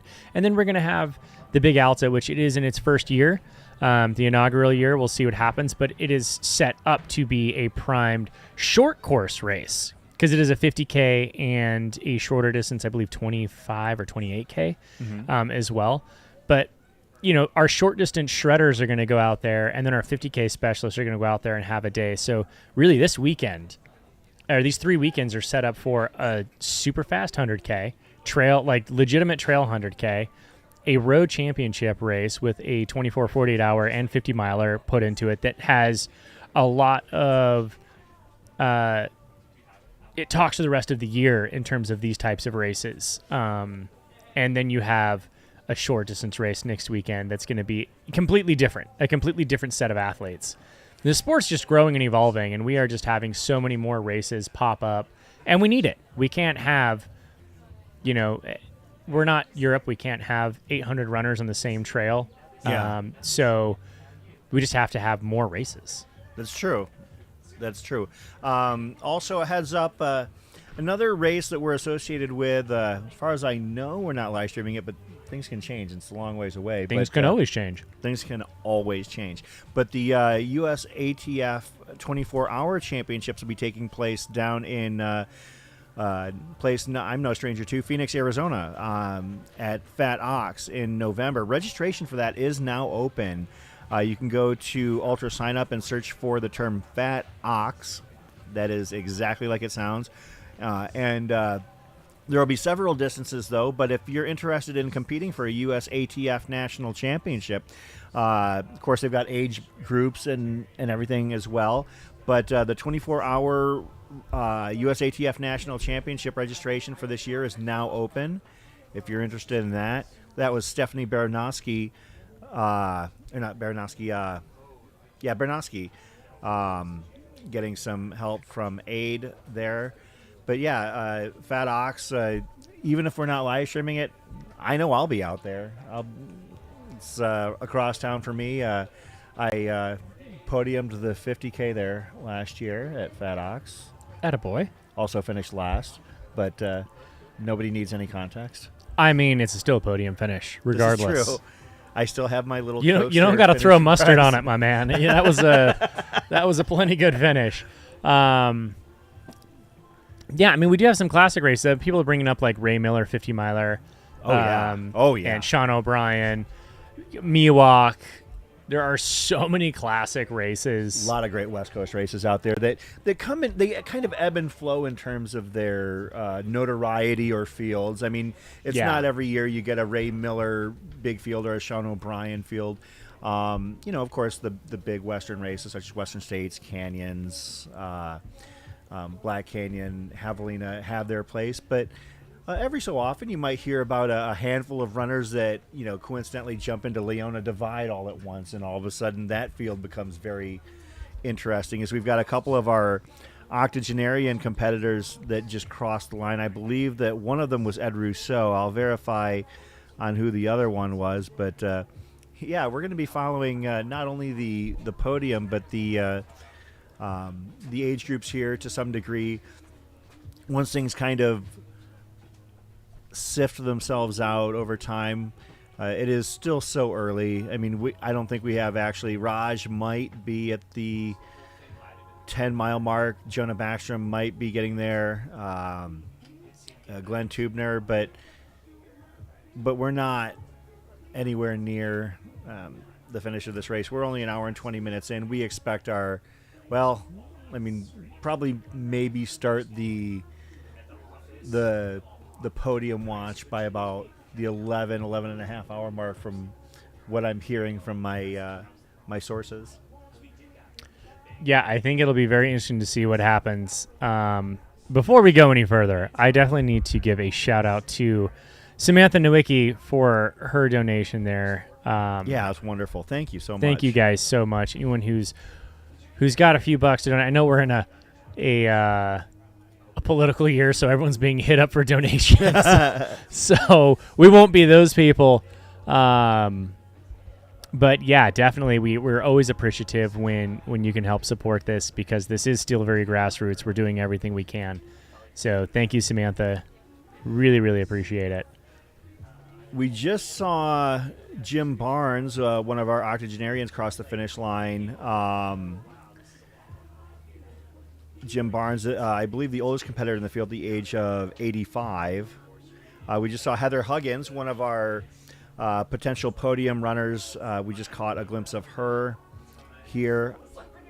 And you're getting on the screen right now, you're getting this is the course. Yeah. We've got a bike out on the course giving you a quite literal POV of what these runners are seeing. And you can kind of see, like, this right here from this bridge over is a long, sustained, slight uphill. Yeah. It's not flat. It's flat-ish. I think a lot of our trail runners will say this is a laughable hill, more like a bump. But if you're trying to run fast, it takes a lot of extra effort to get up this hill. But then you are rewarded with a nice little downhill on the back end of the course. Oh, there's our guy. You can get some hands there. That's when the gimbal has the gimbal has lost its grip and kind of turns a little bit. I've been there. He was moving too fast. He was moving too hot. Too fast, too furious out there. Like a large bump. Sometimes when you're carrying the follow cam and all of a sudden the arm of the gimbal just stops extending, and all of a sudden you just know that they've got this wobbly view. Yeah. That's what happened right there, folks.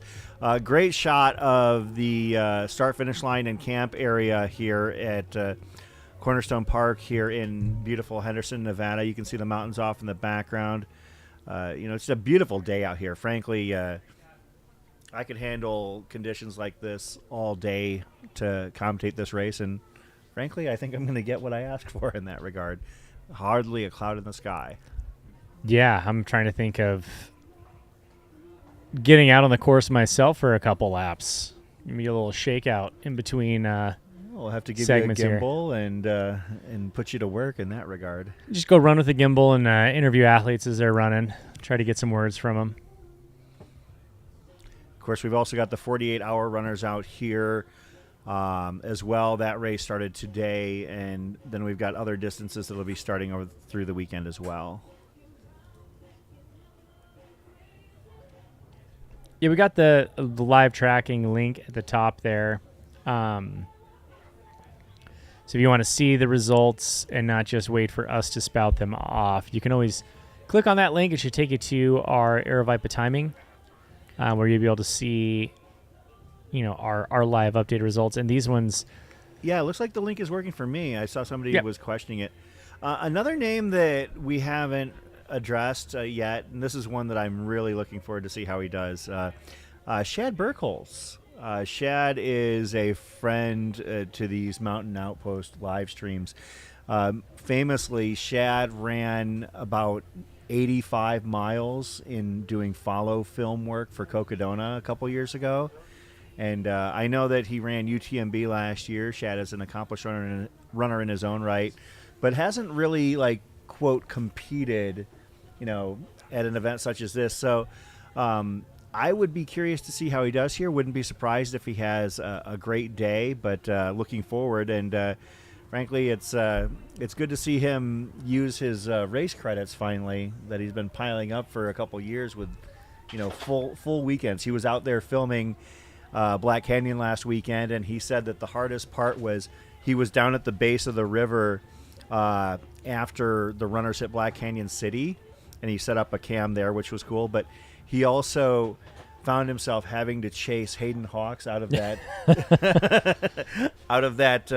that riverbed, and he said that was one of the harder things he's had to do in recent time. I think the toughest experience I've had while doing this is chasing down Ryan Miller and Tyler Green at the end of Gorge Waterfalls. 3 miles, they have 5K from the last aid station to the finish line. And by the time they hit the road, Ryan had passed Tyler Green in the final mile and a half. They hit a pathway and get off single track trail onto a path. And those boys were running high fives, low sixes for the last 3 miles of that race. And to do that and film at the same time, that was a challenge. That was a challenge. I think that the hardest that I've worked doing a live stream, chasing Camille when she ran a 12:40 here or 12:41 here was pretty tough. I only followed her basically from the finish line out through maybe the first quarter mile. I mean, I kept with her, step for step as hard as I could. Then Jamil, this was on her final lap too, where she ran like a 6-minute mile. Yeah. Jamil caught her in the backside, but I think that the toughest though would have been at Haviland 100 a couple years ago when I was filming the start finish line area as runners were coming in from their first loop, because it was like interval work. Okay, here comes the men's leader in and out, and then here comes the women's leader in and out, and then all of a sudden here comes the women's second place and the men's second, third, fourth. Speaking of women's leaders on your screen here, we've got Ashley Paulson and Sierra. As well as last year's men's winner, Jonah Backstrom. Yep, just making a nice smooth work out of it. Yeah, no, these days do become interval work when you're out here with a camera. It's hurry up and chase the leaders, slow down, then chase them again, then slow down, then chase them again. I had people offering me beverages as I was going through the tent areas at Javelina headquarters. It was a lot of fun. So if anyone is interested, you can always, if you're going to be at any of the races that we are broadcasting, we definitely are looking for volunteers. I know we just made it sound like a hellish endeavor, but it is fun, and we can definitely use anybody in a lot of different capacities. It's an opportunity to run alongside world-class runners. Yeah, it really is. I mean, I've gotten the opportunity to run alongside people when they were setting world records. I've gotten a chance to, share a couple moments with people, with great runners doing great things, and you don't get that opportunity in Boston. You don't get that opportunity at at the Olympic trials, but in ultra events such as Jackpot, you get that chance here. Yeah, absolutely. And it is a lot of fun to be out here. And if you're not, honestly, my favorite memory of my entire running career, to be honest, will always be filming it at Western States and being in the aid stations with M1 through M15 and following them in, seeing them do what they're doing, and just like watching the race unfold, chasing Jim Walmsley down Forest Hill. Kyle Pietari still has the fastest split down Forest Hill. That dude just runs like his hair's on fire. It's always a ton of fun. So get out, volunteer, come hang out with us, and help us be a part of this new portion of the sport, bringing these live streams out to everybody. Yeah, I still have to say, it might be patting our organization and efforts on the back, but you think about where this sport was, even 6 years ago. Our first, at least in our case, our first live stream was Desert Solstice 2018, and that was that was basically a 3-person booth with myself, Jamil, and Patrick Karen, and we did what we could to stay awake and keep the cameras rolling, and now we've got these beautiful drone shots. We've learned a lot, and it's been fun to see the growth in what we're doing, as well as the audience growth as well. Yeah, absolutely. And it's been fun. It's been one of those things where we get to see the sport through a different lens, and we get to bring all of this. Eyes would not have been really on Jackpot 100 years ago. Yeah. It would have just been this really small community within a niche sport that enjoys this. But there is still a lot of amazing racing that goes on here. So, oh, absolutely. I was not aware of fixed time, high level running, for long distances, 100 miles, 24 hours, until we started streaming them, and now I've become a huge fan, and part of the fun is getting to know a lot of these runners, these competitors. So, I'm grateful for the experience. I've gotten to witness, things that humans have never done before. Right. Amazing feats. Zach Bitter doing what he's done on courses, Scott Trayer at Desert Solstice this last year. Yeah. And also a huge shout out to all of our sponsors for being a part of this and for helping us put this on. We appreciate that greatly. If you are needing some lube, I know Valentine's season is just around. I'm not quite talking about that, but Squirrel's Nut Butter, definitely appreciate them. Koros, all you other great, amazing brands that have helped supported us.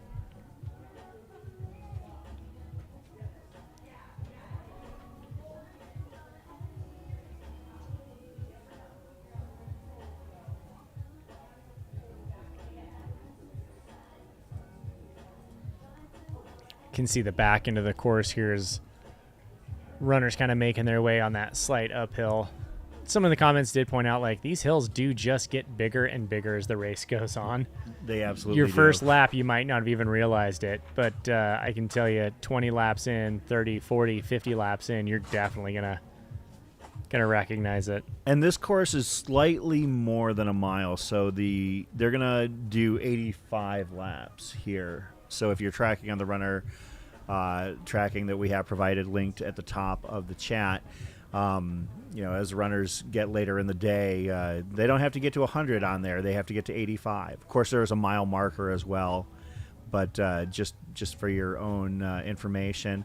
You can see the Las Vegas Strip in the background on the left. You can see, is that Mount Wrightson on the right, I believe? I believe so. Yeah. I need to get more familiar with my my Southern Nevada geography. I have to admit, I get turned around in this town more than I'd like to admit when I come to visit.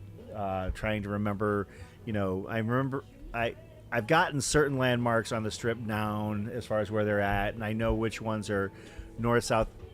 But when you get to like turning east, turning west, I get so confused so easily. I don't know if I'm proud of this or ashamed of this, but I just don't really make it out to Vegas.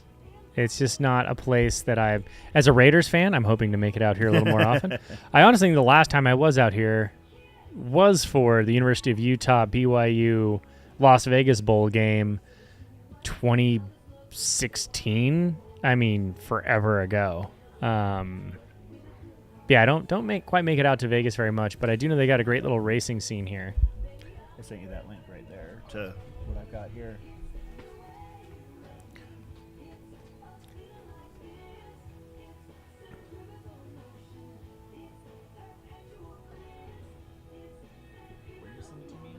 I sent it to you in the WhatsApp. Oh, what's it? Yeah.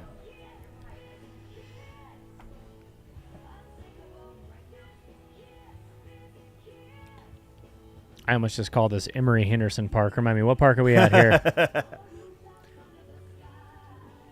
That was Emory Henderson last week, and we are in Henderson this weekend. We are in Henderson. We were at Emory Henderson last weekend. That's where I camped out for a couple of days for the race. Yeah, the city of Henderson has done a great job in sponsoring this and providing us with such an excellent space. This park is beautiful. We can see all the way across the course here. I would say from where we're sitting right now, curtain to my right hand notwithstanding, we've got visibility from one spot where we're sitting now on about 70 to 75% of the course. Yeah, exactly. We can see quite a bit of it. This is just under a 1 mile loop course. So yeah, you can see quite a bit of it. I don't know what's worse. I don't know if I'd want a track where I can just go mindlessly numb, or I want this mile, or if I'd want something more like a 2.5 mile loop. Cornerstone Park. Thank you, Ben. Yeah, Aaron Reese, another Ute fan. That's right. Sorry, Chris. We're Ute fans are taking over the live stream. Oh my! Hey Bryce, can you cut out my? Oh, cool. Thanks.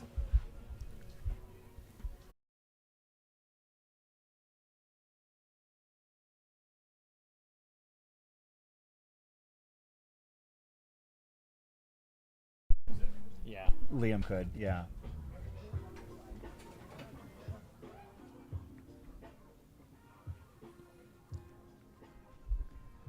The sultry tones. That shot right there, you can see us waving to you inside that first tent on the left-hand side. That is the start-finish line from a distance. I've never seen this viewpoint before. I actually think it's pretty neat. The lake here has a lot of beds of looks like reeds and weeds and wildlife. It's very well maintained, though. I think it's a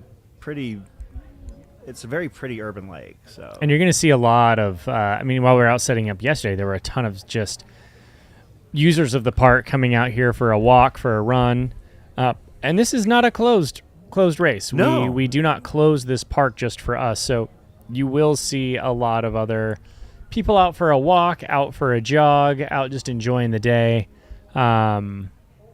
taking the dogs out for a walk. So yeah, this is an open park. You will see, which kind of adds to the fun, as we see Raj Paul making his way up the ramp here for another lap. That hair just flowing majestically. He definitely is the clubhouse leader in terms of the men's hair here at Jackpot. He wins. He definitely wins for sure. Yeah, I don't think there's any question about that. Let's take a gander and see kind of where we Stephanie at. Bernosky just going by. Coming up the hill, looks like Jake Jackson right there. Multiple-time national team, U.S. 24-hour national team member. I believe 3-time member of the team.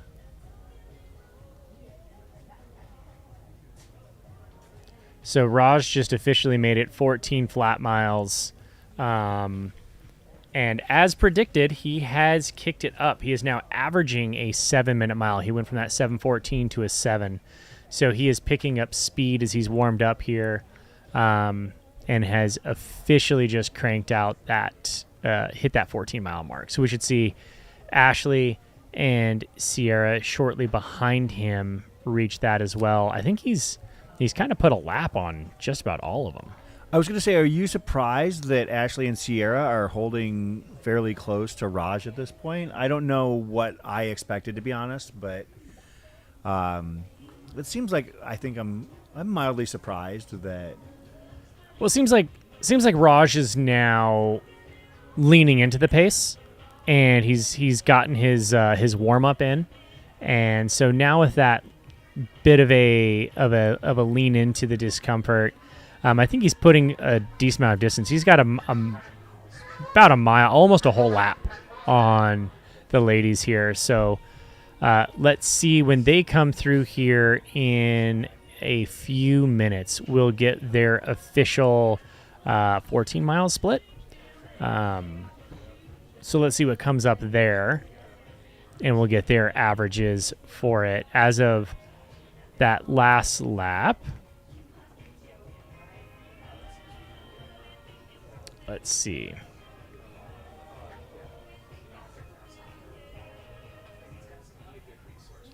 I mean, they are now. Yeah, I did the math right. Let's see.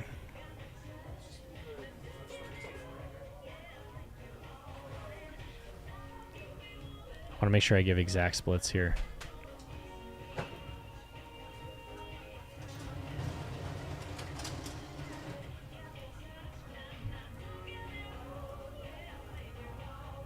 Chris, you're the accountant. You should be whipping numbers out left and right.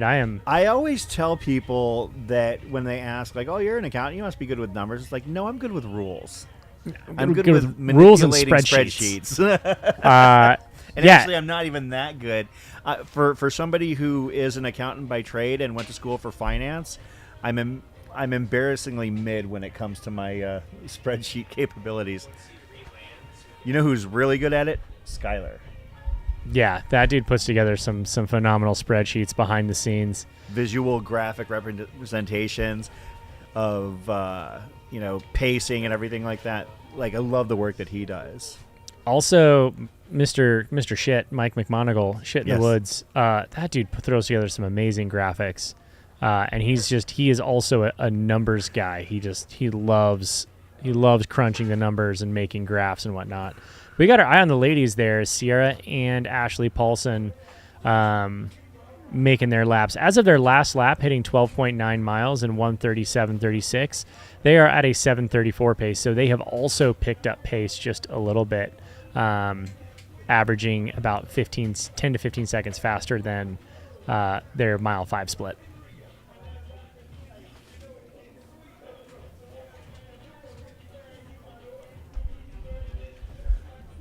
Looks like we had a handful of non-starters, and I'm just trying to put together my information on that. The notable non-starters include Daniel Goldstein was a name that I was curious about coming in, had some fairly impressive results, respectable finishes at Black Canyon and JFK a few years ago. He's not starting today. Remo Spagnol, I know, runs a lot of 100-milers out in the western part of the U.S. Might have been a contender for an age group. And Sam Slavin are the notable did not starts that I saw here as a part of Jackpot today. It's always an incredible feat just to get to these start lines. I mean, it's not easy. Not easy to get here, to go through the miles, the training, the effort, have life work out just right for you, not get sick. I know a number of athletes have gotten the cold virus or flu virus that's been going around. I know COVID's making a second shot around the world. I don't know, second, third, fourth, 10th, whatever we're at now. it's taken out a number of athletes. So getting here in and of itself is a feat and a challenge, let alone getting the race done.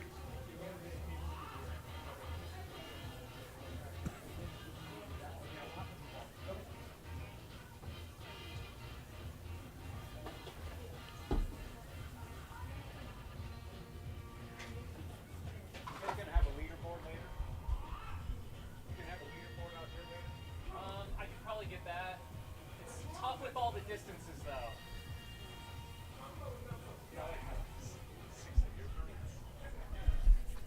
Just get a whiteboard. And then just write it down. We add little miles every time, all manual. just start doing some hash marks. Popsicle sticks, yes. Every lap you've got to move your popsicle stick over.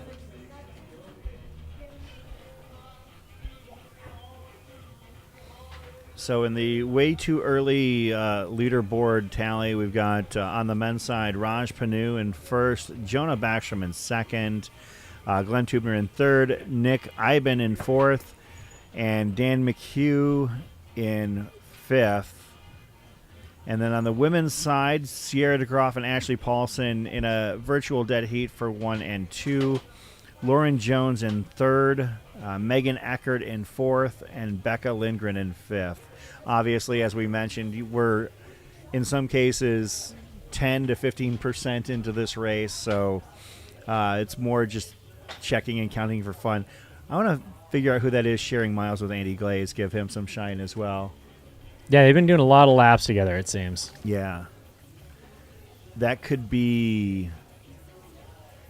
He had a 40 to 44 bib. Could that be...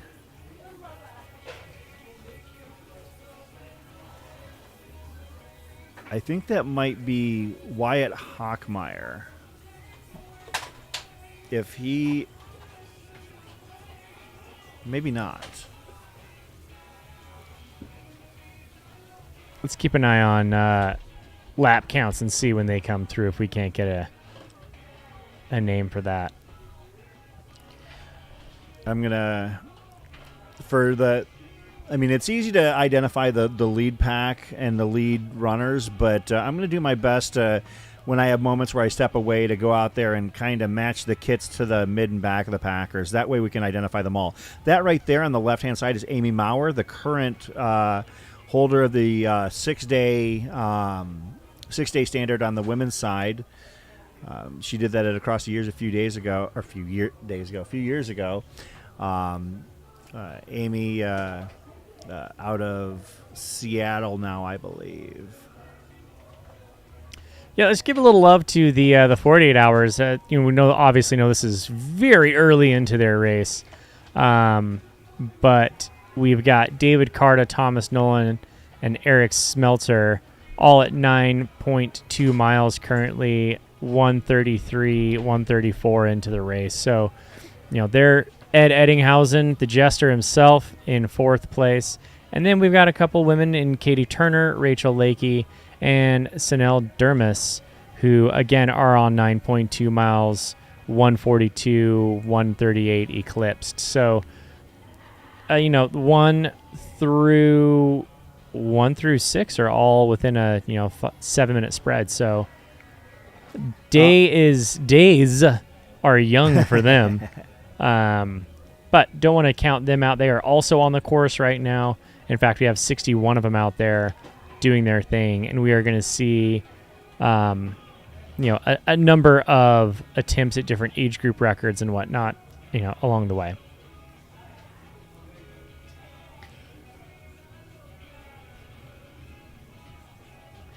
I saw somebody asking if the octogenarians are going for the record. I mean, I assume they are, simply because, that's what they're here for. I mean, and we've got 1, 2, 3, 4, 5, 6, 6 men in the 80-plus age group, ranging in age from 80 to 85. As I mentioned last year, Winner here in the 80 plus category, finished sub 30, 29:47:29. That beats my PR. But second place from last year is here as well, Ed Rousseau, at the age of 84. And our third place finisher last year was Ian Madison. And we've got three others. Todd Lee, 81-year-old out of Nevada. Todd did have to withdraw last year, but coming back for another crack at it. Martin Fritzhand from Ohio, from Cincinnati, 80 years old. And then Jim Barnes from Gadsden, Alabama, at the ripe young age of 85, also competing. So there are 6 men in the 80 to 85 age bracket Lost our screen. here. So Yeah, I can tell you with certainty that we were asked by one of the gentlemen yesterday if this was USATF and it was certified for records. So we do know that there are attempts for the record that people are going to be aiming for it. There's Raj on the screen right now doing his thing, looking good. the hair. He's, I mean, I'm going to say he's definitely one of the most handsome runners here on the course today. But just look at that. I mean, that stride is so efficient and smooth, very upright posture in the shoulders there, opening up the chest so that you can get nice big deep breaths in. I mean, believe it or not, there is actually a right and a wrong way to breathe while running. It's, again, things Raj has thought and considered, and making sure that he's sets himself up for as much success as possible. Representing the Hoka brand there with his fancy bright shoes there. I love that colorway kit. Do you know So what model that fresh. is offhand? I do not know what model that is. I should have asked him. I know he did not go for carbon plated. We've got just the right leg. Oh, taking a stop there for a little stretch, it looks like. And there he And goes off again. Yeah. Maybe just needed to wipe something off his shoes. I don't know. This kind of gave me a flashback, PTSD, to Zach Bitter at Desert Solstice this year. Just From 60 to 0. on pace, 0 to 60 just like that, and then 60 to 0 on a left-hand turn, and just lost his lunch and called it a day. Yeah, that was one of the more sudden turns of fortune that I can remember recently in a race. I mean, went from moving very well, seemingly had everything under control, and then blinked. I think I was actually talking with his crew at the time. I was with Nick Curry, Yeah, and yeah. all of a sudden I'm asking him questions, and all of a sudden hey, look, and then we saw that Zach's day was done. There he is, head down in a trash can. Yeah. Yeah, I mean, the littlest things can have a great day, can set off your day. I mean, Raj does look smooth, though. He looks great. Really appreciate the follow cam out there. Getting eyes on him. Still lifting the legs up really well. He's a very short stride runner. Yeah. For as fast as he's going, he doesn't have a super long stride. Also looks deceiving. He's got such long legs that he actually is covering a lot of ground per stride, but he's very efficient with his stride. Lots of forward leaning, forward momentum. That was one of the things I noticed, actually, how much he leaned into his stride. Like, that was, you can see it right there. He's got a certain, forward tilt to his whole body. It looks, he makes it look, I don't want to say effortless, but he makes it look far more efficient. Yeah. Lightning Raj over there, earning that nickname. I mean, let's not forget that he did have his performance behind Jim Walmsley at the Hoka. Rocket X? Yeah. Rocket X2, that's, yeah. Yeah, he had, he was second behind Jim, and not by very far. And Jim was only, 13 seconds off the record. So, I mean, Raj is that type of athlete that He wished he'd had a better day that day. He felt like he was in realm of striking on that world record as well. Again, it's you try to have the best day you can. You come back, you toe the line again, you do it again.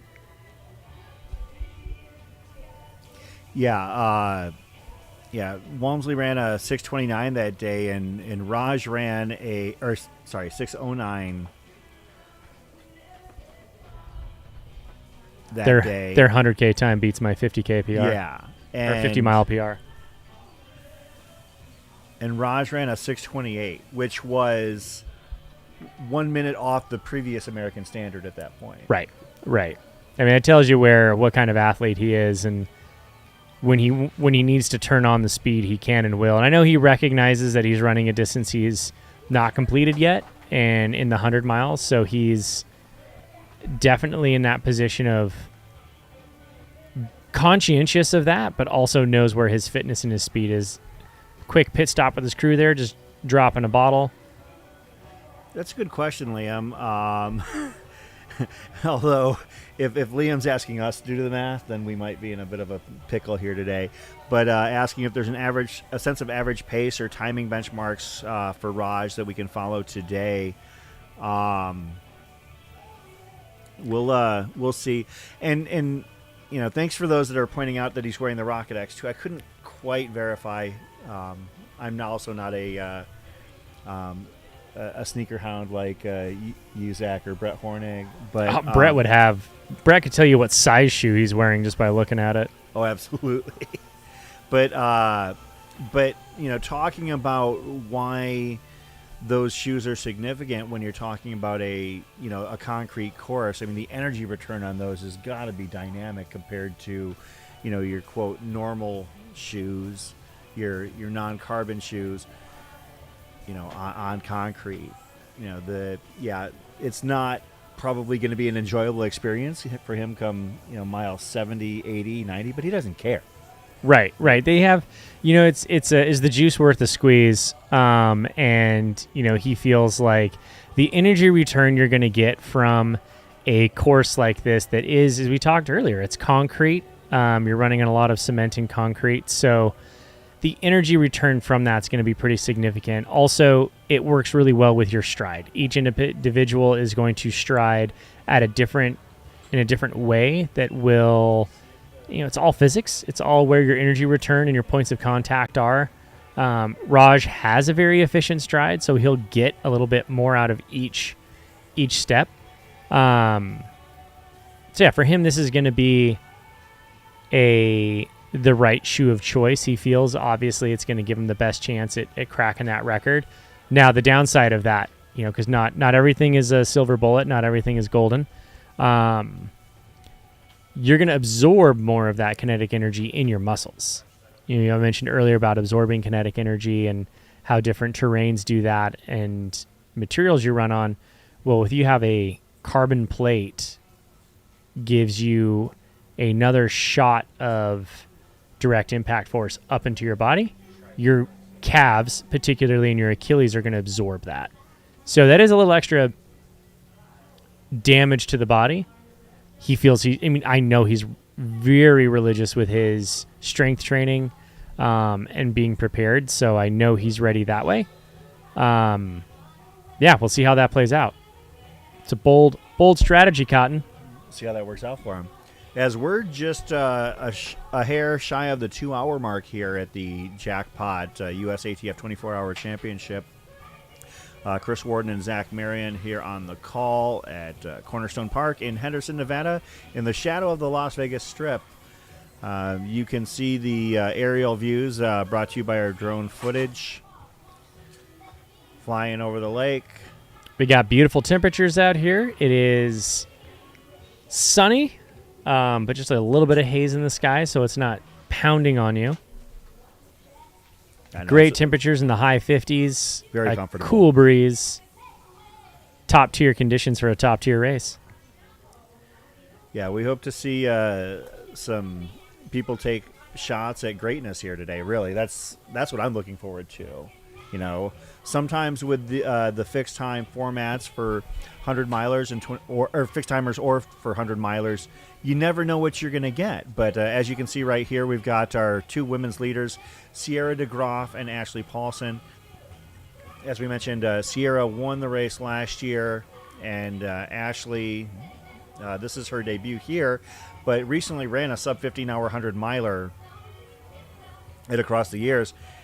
And I'm beginning to think that my thoughts a little bit earlier could be coming into play, that Sierra knows what Ashley can do, and Sierra is also still learning what she can do. I could see potentially Sierra trying to hold on to Ashley and see where it goes. Sierra, of course, coached by legendary Camille Herron and her husband Connor Holt. So she's definitely got the intel, an unsurpassed level of intel at her disposal with her crew. I'm sure definitely dialed into Connor and Camille and whatever wisdom they can impart. And I know how that team operates when they're coaching a runner. I was grateful to have their information when String Bean McConaughey ran Cocodona, and they were telling us, for instance, if his tracker had stopped moving, that we would expect him to be up and moving within 8 minutes because he was taking a brief nap or something. So Right. I feel like it's going to be a very competitive day at the top of the women's field, with these two most likely setting the pace. Several other very respectable runners, Lauren Jones, Megan Eckert, and Becca Lindgren, bringing up the 3, 4, 5 at this point. Last year's third place woman, Heather Huggins, currently in 6th.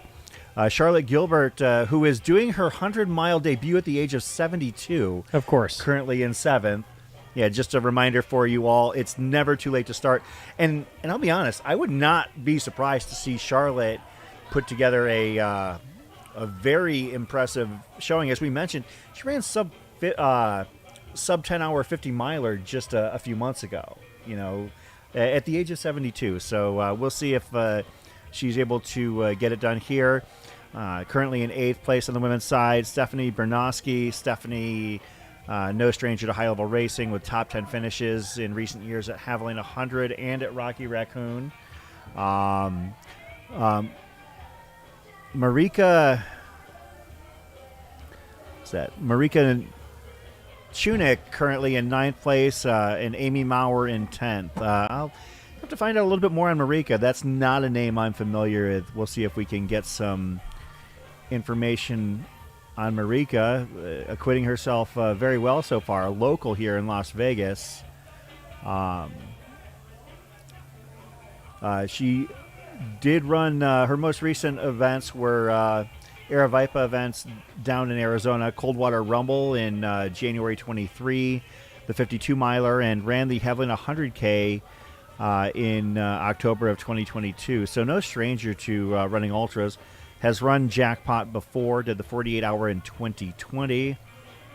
So I think, probably loving the fact that she's able to get out and do a race like this if she's a Vegas local by, getting out of bed and heading over to the park. Right. I mean, she's got an easier race morning than almost anyone here. So you can see on the bottom right hand of your screen here our ramp cam just before they're making their way up to the start line for another lap. You're going to have our women's 1 and 2, I mean, let's just call it tied for first, coming in with Sierra and Ashley coming to your screen here shortly. And just kind of look at how they're moving together. Literally stride for stride, just kind of having a day and seeing what happens. I think their true race will probably start much later into the day. Yeah, for sure. When there's an aid station exchange, when there's a bathroom break, something is someone going to make a go for it. When you talk about races such as these, I mean, those those edges matter so much. They do. And, we just witnessed at Black Canyon last weekend, we were able to see the definitive move by Rachel Drake on Becca Wendell as they were coming up out of the river, and Becca took a little bit of a slip. Rachel was able to capitalize on those few precious seconds that it took for Becca to get back up. Rachel was able to put a gap on and then made that move and sustained it and tried to build on it to hopefully break spirits. And, that played out very, very well for her. And we might see something similar here. And on the men's side of that race, 3 minutes and 37 seconds separated third from fourth for the golden ticket there. I mean, you're talking, in 100K, just a matter of seconds per mile, or maybe an aid station stop that goes sideways, or a bathroom break that goes a little bit longer than expected. Those are the kind of margins that sometimes come into play for these races. I mean, little things matter, and they add up more and more over time, especially with a 100-miler. Yeah, still a lot of time left in the day. Oh, for sure.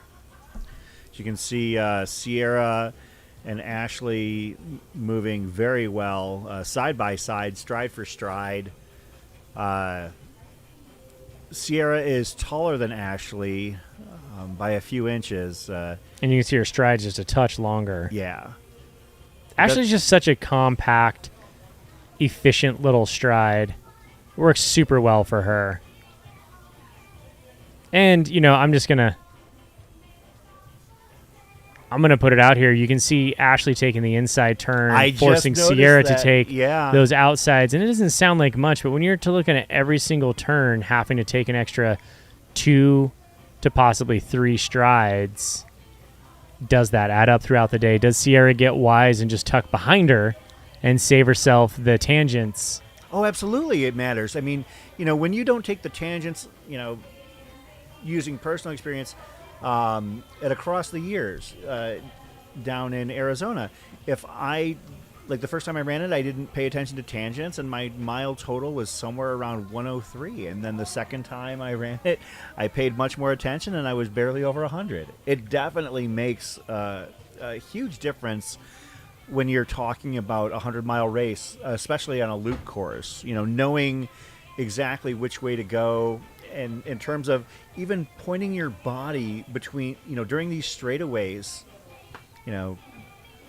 it adds up over time. Yeah, absolutely. It's going to be those little things that make a difference, and we're going to see those game plans play out here throughout the end of the day. I know Ashley is, as much as she is extremely affable and bubbly and just a beam of energy to be around, a bundle of energy to be around at all of these courses, she's also a competitor. She didn't come here for second place. No, not at all. And so she, and coming from that triathlon background that is very precise, very methodical, she's executing a game plan here, and again, taking that inside turn, forcing Sierra to take the outside. Yeah, you multiply that, say 3 times a loop on 85 loops. That's going to add up to, that's to a non-insignificant amount over the course of the race. Although now with the little jut outside, now Sierra has a little bit of that inside here. These are the things that matter. I mean, the way the course is set up, Sierra's only going to have this one turn where she gets to lean on the inside, and look how broad that turn is. And it cuts right into a sharper cut here. Again, Ashley takes that one step in, like Sierra's got to inches from catch the up. cone. Yeah. Yep. She's making Sierra work harder over the course of their loops together. Keep your enemy close. Just have that chat and just be like, hey, why don't you just sit on this left-hand side of me, and I'm going to make you take a few extra strides per lap. There's an ample amount of strategy in these kinds of egg and bacon. In these 100-mile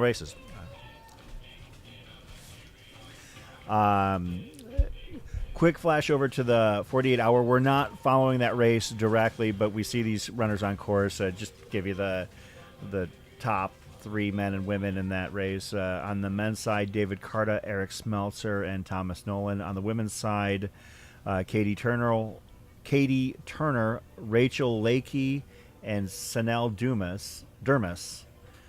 Currently there. Obviously, they're about 46 hours from the finish line. Much longer way to go than the 100-mile championship. Raj Panu currently about 17 and a half miles in, maybe approaching that 18-mile mark. Glenn Tubner, Jonah Backstrom, a lap back. On the women's side, as we mentioned and are following, you can see on your screen, Ashley Paulson and Sierra DeGroff, step for step, stride for stride. We'll see how long that lasts.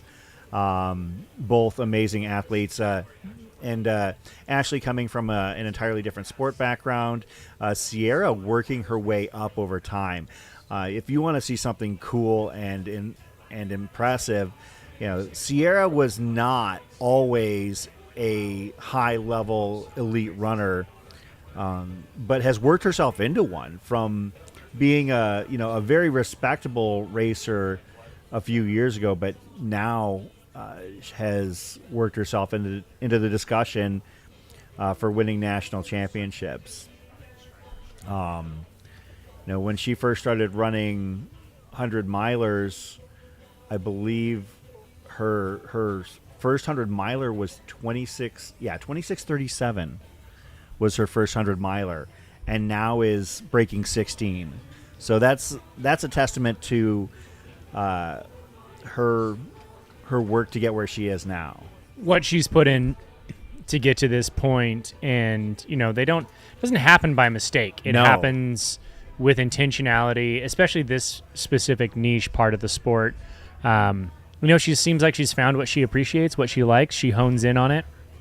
I mean, to be bluntly honest, I would love to be done with my 100-milers in under 20 hours. I don't know why I tend to choose mountains to run in, but it would be, she's found what she likes, what she appreciates. She's got an amazing coach, pair of coaches, some with great experience, a mentor, in Camille Herron and Connor. And I think that, it's playing out right here. I would venture to guess that they have given her the green light to say, hey, go sit on Ashley Paulson and let's see what you can do. Like, we know what you had a great Desert Solstice. You had a great Fat Ox.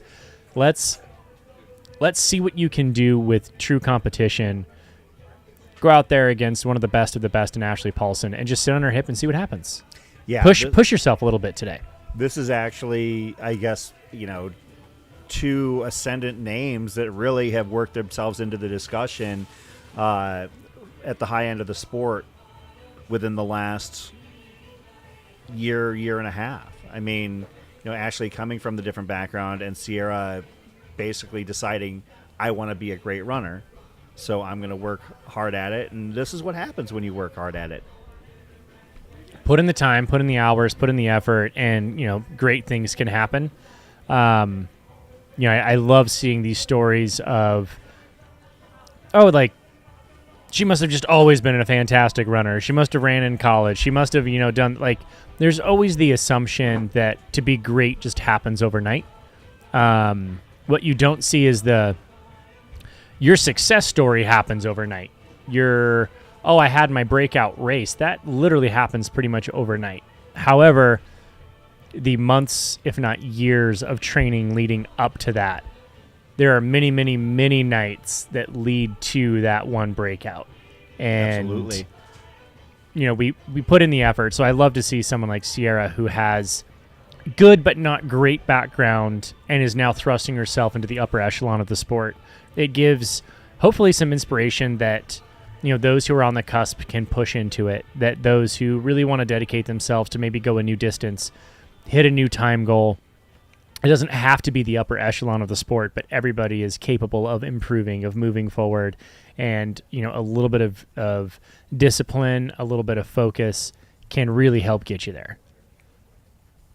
Yeah, Zach, you put it in such great terms, is that, I think this shows that if you put forth the effort and do it right, have the right guidance and attitude, that you can definitely move yourself into this. This sport is still such an unexplored realm. Right. There are people that come into this field that are maybe running 215, 220 marathoners that come out and succeed at the 100-mile distance. There are other people who get off the couch and discover they had a talent, for something they had a passion for, and individuals. Yeah, absolutely. I mean, there's a lot of unproven commodities in the sport. There's unproven training processes. There's, just look at all the things that have changed over the years in terms of like nutrition, and it works for some people. Some things don't work for others. We get to a point of so much growth and learning. It's like you never know what you can do until you get out and try it. And I think to that average athlete who tells themselves, and I'm just going to use a very simple, broad term, like, oh, I don't know if I could ever Boston qualify. Like, that's such a far away goal of mine. Like, I don't know if I could do it. You got to put yourself in a position to be able to succeed at that. And you've got to give yourself a chance. And I think most of these, seeing someone like, again, Sierra grow from good to great, I hope gives that inspiration to others that you can go from where your good is to where your great is as well. And you don't know what that is yet. You haven't hit that hurdle. Go explore it. Go find it. I encourage everyone to go out there and push themselves a little bit.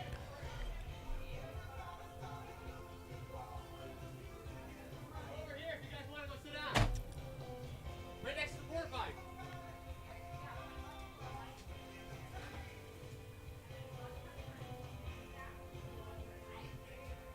We got Liam in here, and Bearded Trail Guy starting to spout off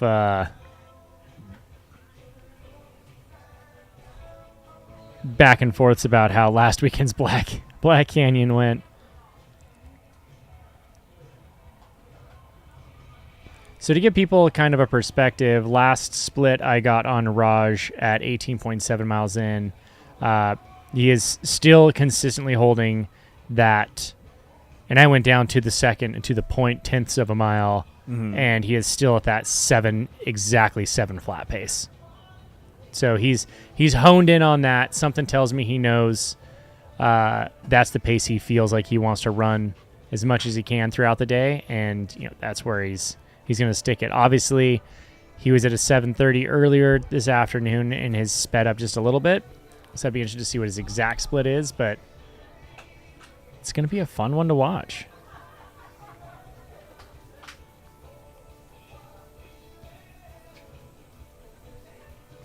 One of the runners we just showed on screen was Ed Rousseau, one of our 80 to 84s.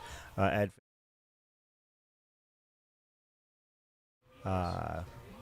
in the jackpot, and probably looking forward to do so again. I wonder. The last year the American standard was set in 29:47.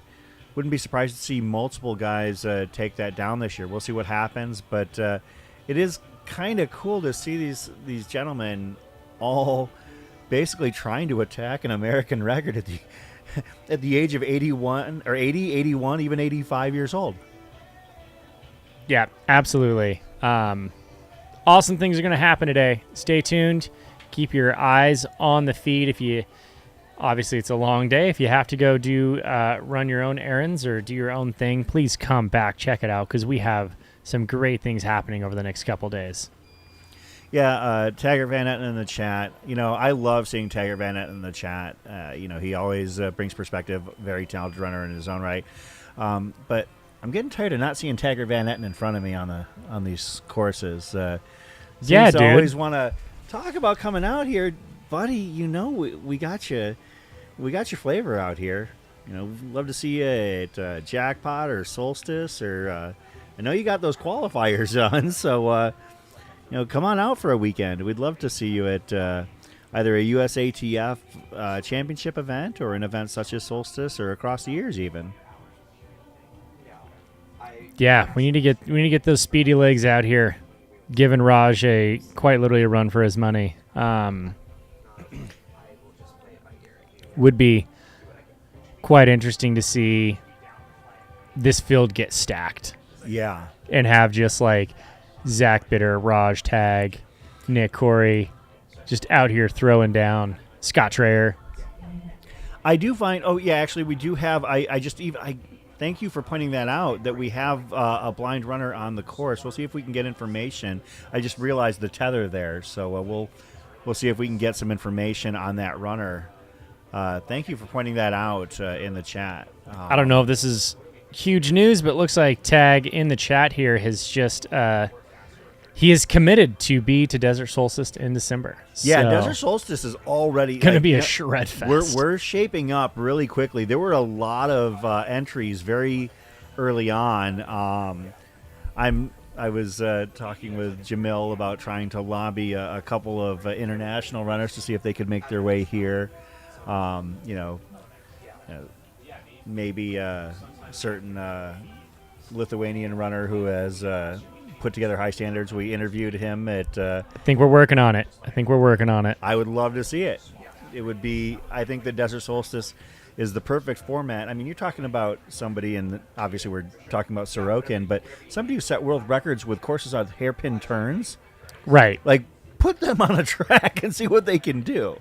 Or a course like this that, only has one hairpin on the entire course. Yeah. Like, I think we could see some numbers, some records go down.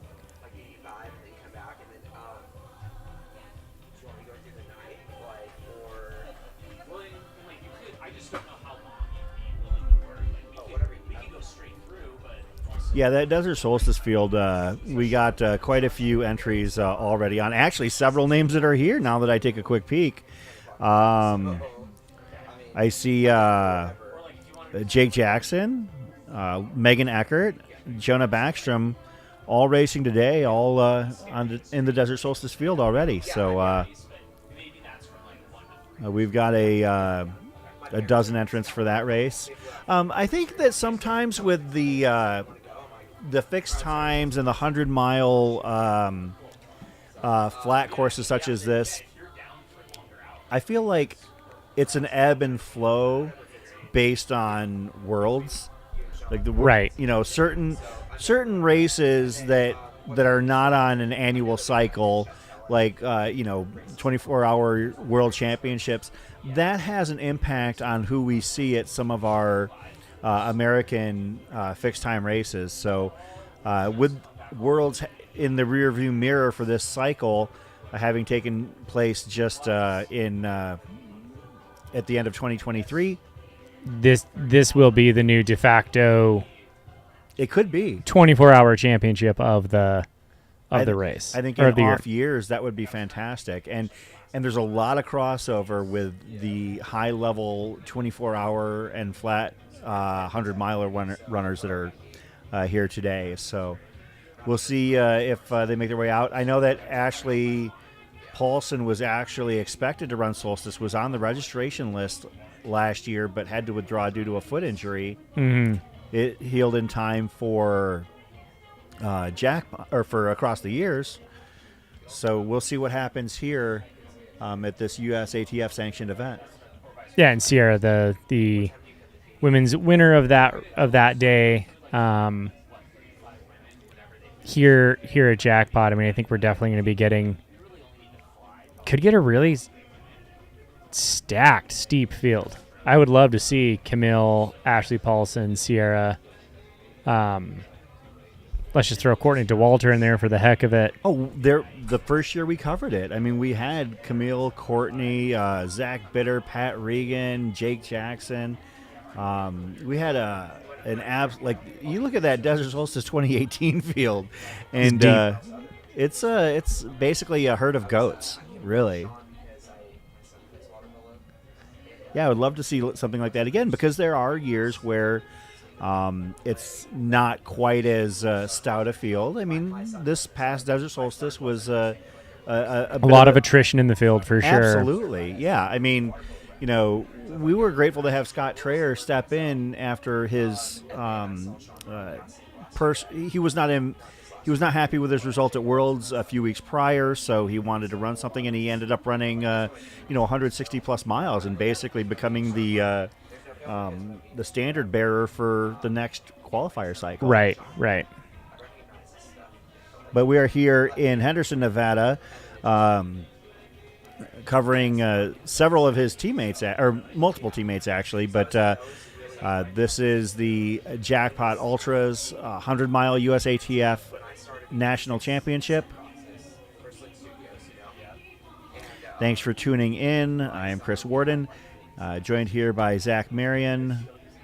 Zach is the man with the plan when it comes to the live streams now, produces and engineers these events, making sure things run smoothly and that I mind my P's and Q's when covering these events. Yeah, it's a lot of fun, being here, watching these things happen, making them happen, stepping in for Mr. AJW, who last minute was unable to join here. So, wearing all the hats this weekend. You are. Absolutely. Director, producer, and commentator. Might even go take a camera out on the field just so I can get the quadfecta. The quadruple double. It's really neat. But the OBS single main cam with the timer cam is really the best setup for one producer, one commentator. Looks like we got some information here from Bearded Trail Guy. No established visually impaired world record, but the fastest time so far looks to be an 18:24, which he believes in his dad's wheelhouse, bib number 918. We'll keep an eye on that. Obviously, so much to happen throughout the next little while. We'll keep some eyes on that as we get closer to. Bearded Trail Guy, do you know if Charles he has Catterall is bib 918. Do you know if he has a pacer with him? For the Visually impaired, if he has someone. Yeah, there was. I saw guide. somebody with a tether. Okay. Out there. I gotta wonder if you're pacing somebody. I mean, it's You one better thing get your name in the books with him. Well, are they gonna tag out? I mean, I would 100 miles to pace somebody like on a if, for those of you who haven't seen, when you pace a visually impaired runner at a marathon or even on track or something like that, because I have a friend of mine who used to pace world-class female athletes in the 1600, and they're basically having to coordinate stride for stride, and to do so for 100 miles would be incredibly exhausting. Yeah, no, that'd be awesome. Bearded Trail Guy is saying that he does not have a pacer on him out there. That's going to be pretty awesome to watch. Thank you for the update on that and for giving us some information. We kind of really never know who signs up for these things. Obviously, we recognize names and we know some things, but there's always a handful of stories that aren't there. And if you're ever, and that's why one of the things I love about this chat is there's always people popping in, giving us some updates on some incredible stories out on the field. So do not hesitate to shoot us some messages in the chat or let us know like what's going on and what stories you might know of. Zach at airviperrunning.com. You can email me, and I'm always happy to hear about these stories with Ryan so I can include them in the broadcast. I mean, obviously a race is a race, right? And we're here to showcase the race. And just like Boston Marathon or anything else, we're watching the front of the pack and the elites, duke it out all day. And that's kind of the biggest story of the day. But there are so many stories from front to back that we want to share. And I apologize. I've been remiss in this, but I know that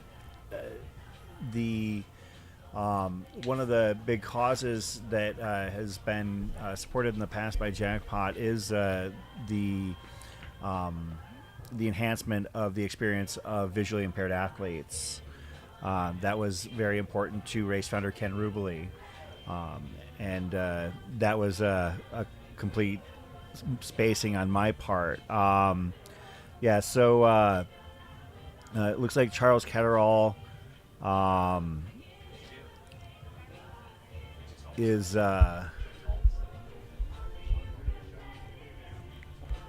Get us this on a right? live feed Ran there. a 1:13 half marathon. Getting Jamil's live feed from Jamil's GoPro there. You can see the inside of the studio. Little look behind the curtain. That is a Literally. little sneak peek behind the curtains there. But we'll keep the cameras on the runners. We'll be following their stories as the day progresses. When I come back, I'll do that. Like, maybe I'll grab the bike and I'll go to Georgia right now. Yeah, so we'll see if we've got time. We can see if we can follow Bib 18, Charles Catterall, and his race today. Let's see where he's currently tracking. Looks like he's about 14 miles in at the 2:28 mark.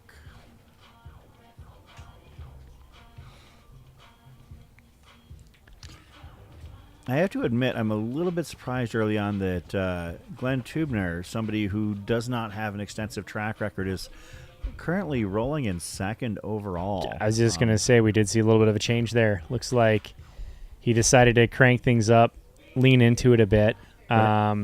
Still a couple miles behind Raj, about 1.2 miles behind Raj, and 2 minutes off of that. And then Jonah Backstrom right behind him. Yeah.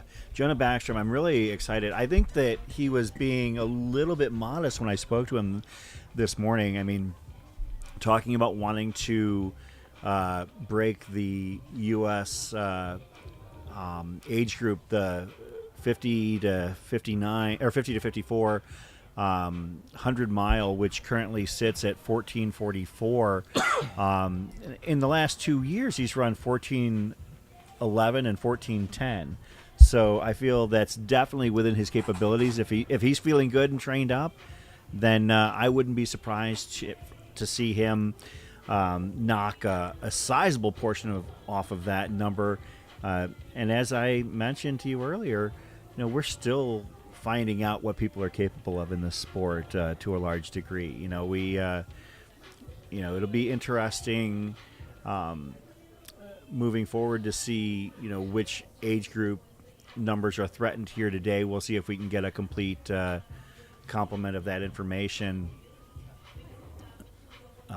here at our disposal.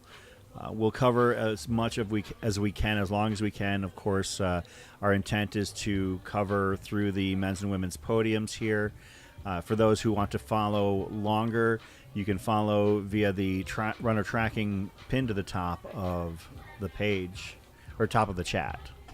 As you can see, our leaderboard: Raj Panu, Glenn Tubner, Jonah Backstrom leading things off, Nick Iben, Jeremy Brooks, Dan McHugh, Jake Jackson, Shad Burkholz has moved into the top 10,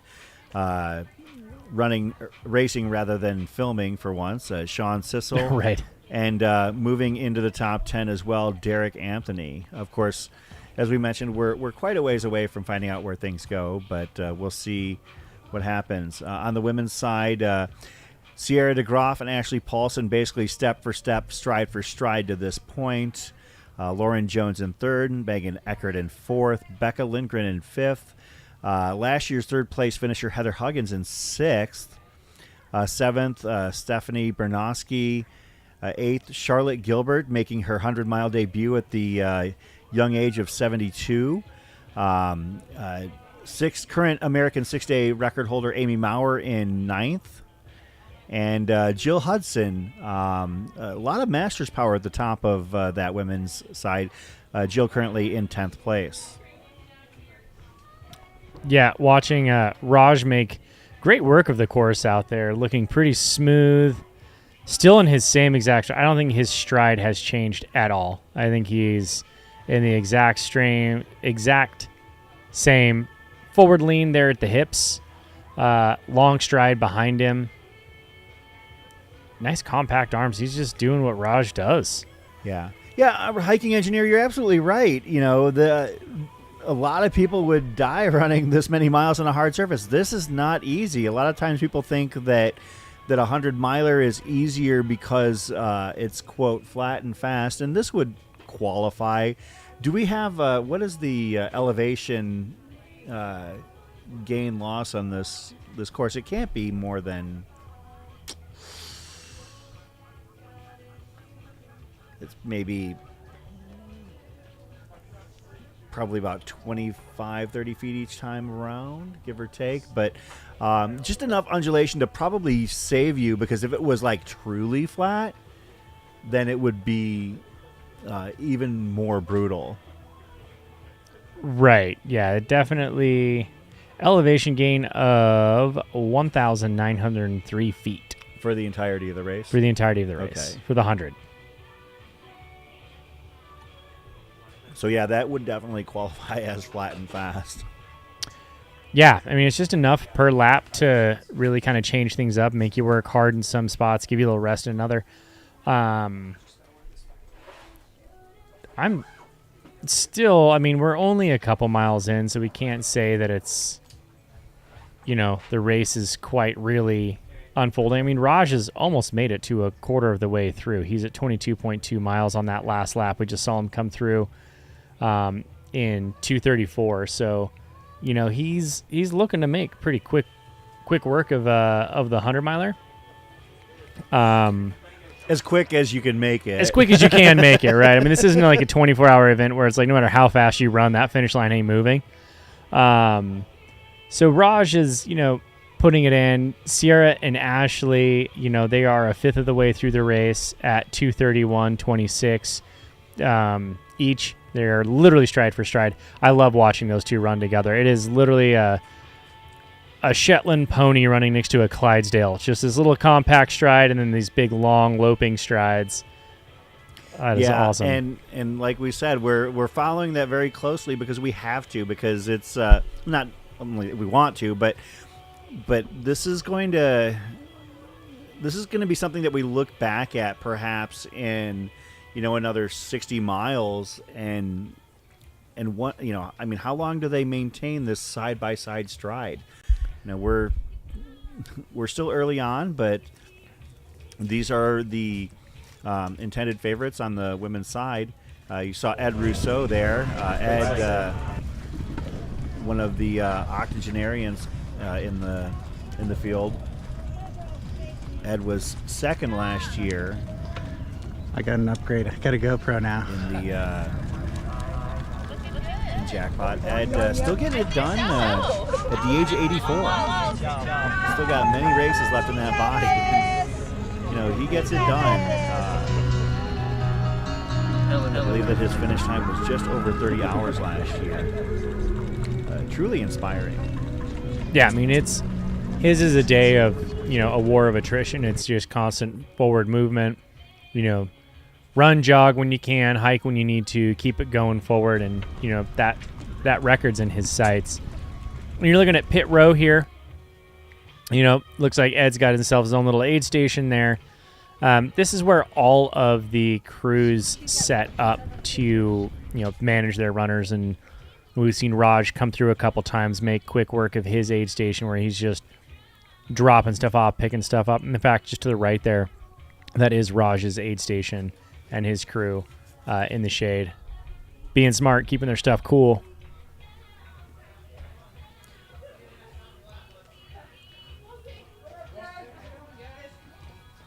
Thank you, Liam. We're just trying to keep a heads up on we're not here to DJ. We're here to cover the race.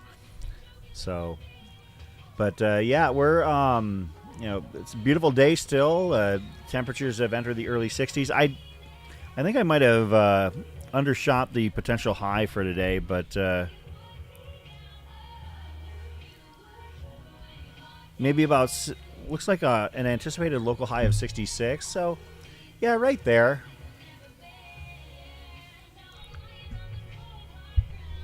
Yeah, I mean, it's ideal running weather. For sure. I love it. I'm absolutely stoked for this kind of weather. I'm excited for in a little while here when I get to take a break and go out for a few laps on the course myself. see Jake Jackson, Stephanie Bernowski just going by. Looks like that was Amy Maurer on the right-hand side there. Andy Glaze and the mystery runner I haven't quite figured out yet.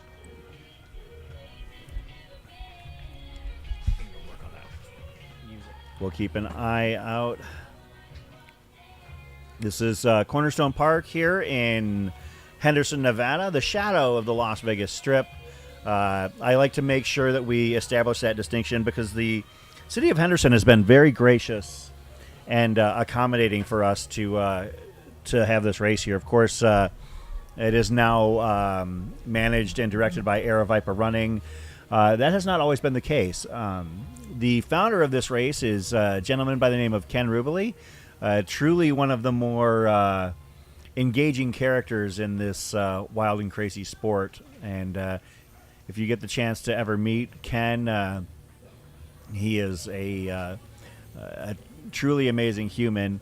In years past, he's been known to don a very garish suit and ride around with a bicycle with an ice cream cooler in the front of it and hand out popsicles to the runners. He really, when they say Jackpot Running Festival, they really mean running festival. As you can see, actually in the center of your screen, Ashley Paulson and Sierra DeGroff, again, still, stride by stride, or stride for stride, side by side. This is basically at the end of pit row right here. I see Jimmy Strayhorn on the right-hand side of that group of runners.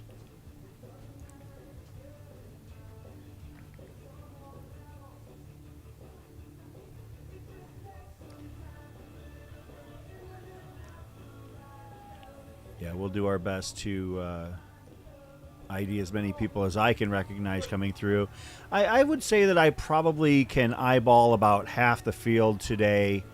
And there's Ashley Paulson, Sierra DeGroff, about a second and a half, 2 seconds behind. But again, that's going to be interesting to see how long Sierra decides she wants to give chase to Ashley, like right next to her, because that's not going to be easy. And I don't know if I've ever seen a situation in a 100-miler where a runner has latched on to their direct immediate competitor at mile 2 and held on for that long. Yeah, that's not a super common thing. I mean, if it's going to happen at any course, a course where there's a lot less variables like this is probably ideal. Like typically some runners are going to be climb, stronger climbers, stronger downhillers, etc. And that's where you see a lot of the separation happening. But these gals are just going stride for stride.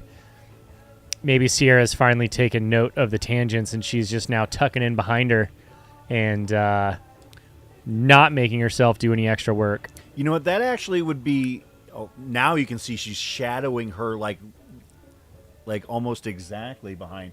I think that's a good eye there, Zach. I mean, side by side is nice and everything, but I think that really following right behind would probably be the way to go to make sure you're not taking on any extra steps.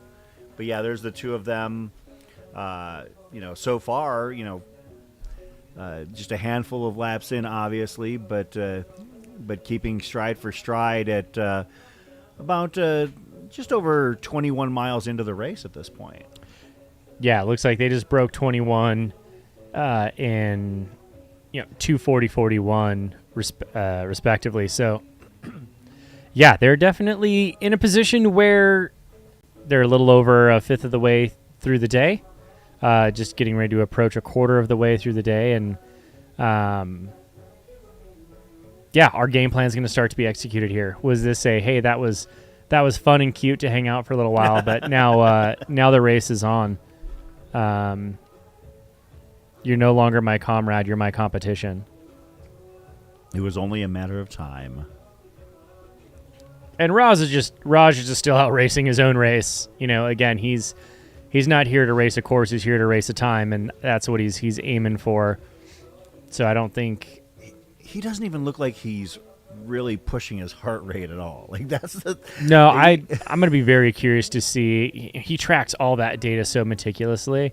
I'll be very curious to see what his heart rate has been all day. Obviously, you're going to get cardiac drift the longer the day goes on. Sure. You know, the dehydration, the fatigue, all that stuff is going to start settling in, and you're going to see a heart rate, you know, given the same pace, his heart rate will increase throughout the day just naturally. That's what happens to all of us. That's why mile 90 is so much harder than mile 1. So yeah, let's see what comes of it for him. We got our drone out there following the whole course. You guys just got an entire preview of the course.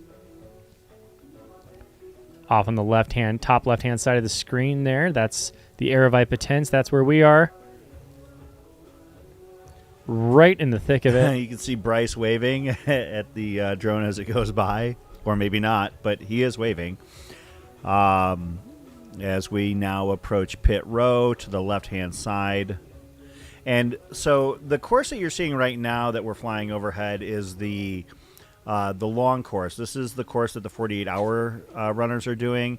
It deviates from the, quote, short course that the USATF 100-mile championships takes place on. And I have no verified information on this, but I believe that the basis for that is simply because that's going to give the runners the turns both directions that they'll need in order to navigate this race for 2 whole days. The runners in neither race that's going on right now do the runners actually change direction, which is a bit unusual for a big race such as this. Like when you're on a long race, whether it be a 100-mile or a 48-hour on a fairly short course, you'll often have direction switches. Like at Desert Solstice, they do it every 4 hours, and across the years, I believe they do it every 3. So, but yeah, we don't actually have direction changes for this event. Great shot of Ashley Paulson, Sierra DeGroff now side by side again. Ashley is in the pink hair and Sierra is in the braids. Both very unique hairstyles in the sport, right? We got that extremely bright, vibrant, purplish, pinkish color, and then you've got the long braids. It's got to be so much weight on your head. The leaders of the men's and women's side both have, incredible hair. Yeah, absolutely. This is definitely a race where you can't show up. Where's Tim Tollefson? We need Tim Tollefson here with his Old Spice sponsorship. I assume that since Jamil Curry and Air Viper Running are responsible for the race, like having great hair is probably a mandate here if you're going to try and win this race, which is something you can see with both Sierra and Ashley, and then of course Raj, with some of the best hair in the sport. I think he's going to get a Pantene Pro V sponsorship after this.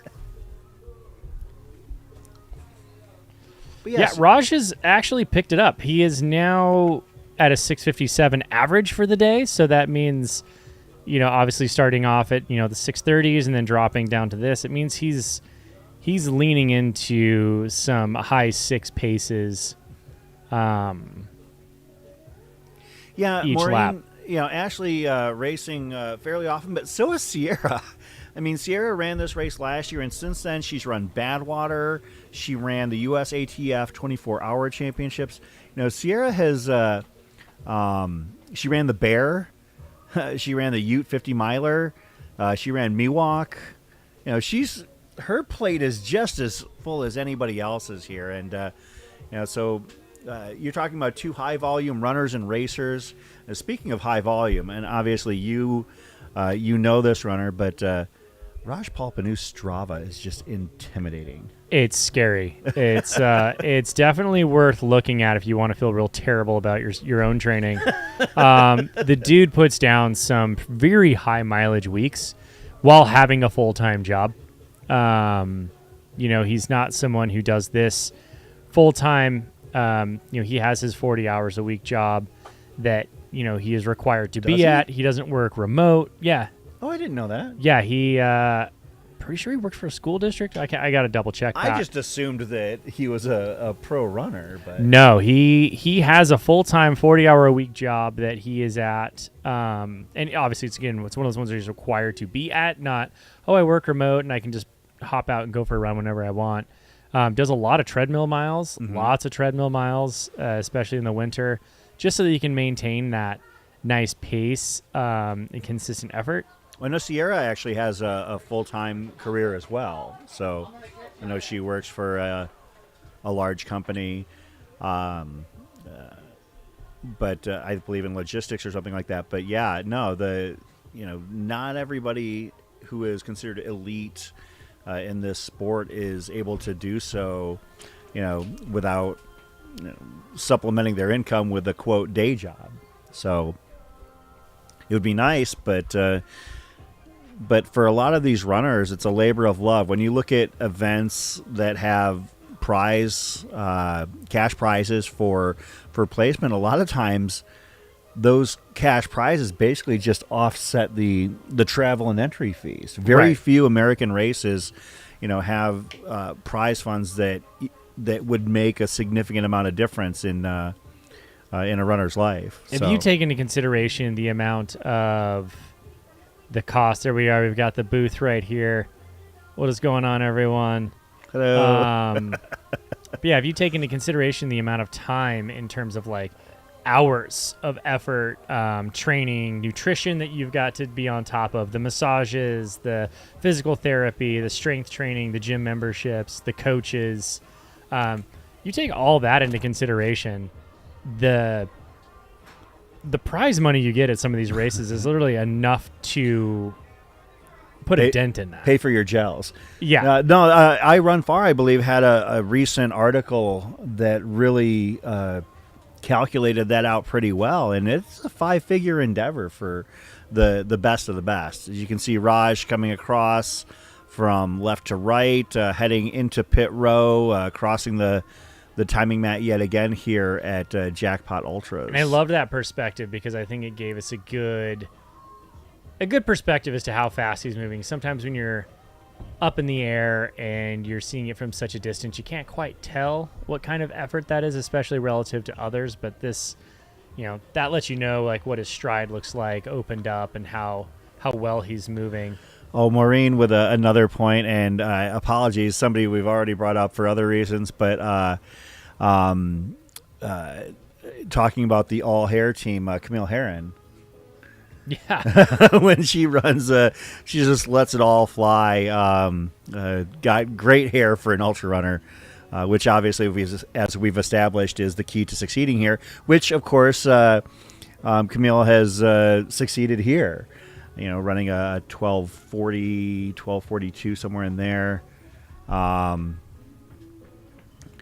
Yeah, Joe, we were talking about that with Ashley and Sierra running side by side. We noticed that that Sierra is not necessarily taking advantage of the tangents, and over the course of 100 miles, you're 100% right, Joe. That is it's going to matter. It's absolutely going to matter. You can see more runners coming across the start-finish line. I believe...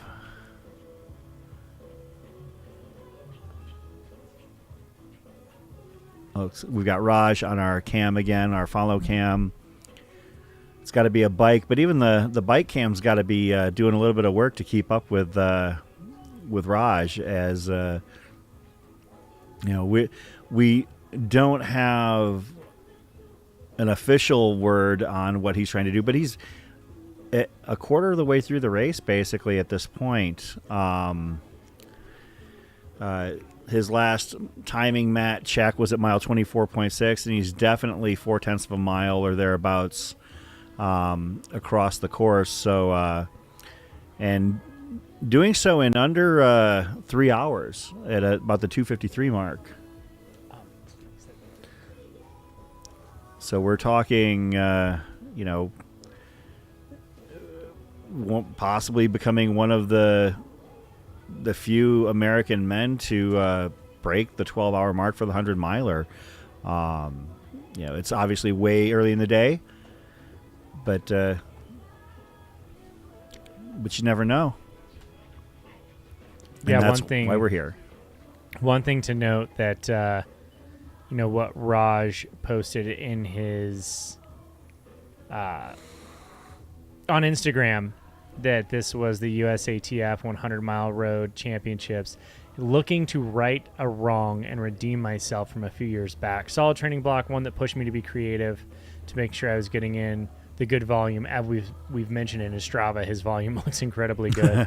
And looking forward to putting down a fast time. So he's here with a little bit of a, I wouldn't say chip on his shoulder, but something to prove. Yeah. And I think that always helps you dig a little deeper, when things are getting a little tough, when you're feeling a little worn down a touch, you look to that higher purpose of, no, I've got something to redeem here. I'm not going back to what I did. I'm doing something different this time. So running a little chip on your shoulder and something to prove, even if it's just to yourself, is a great little added motivation. Randy bringing up the King of Hair, Tim Tollefson, as we talked about.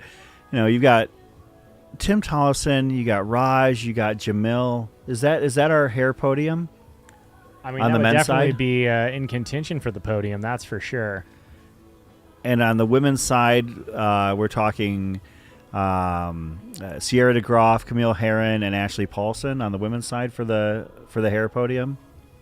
And this is for Amanda Basham also has that vibrant red hair.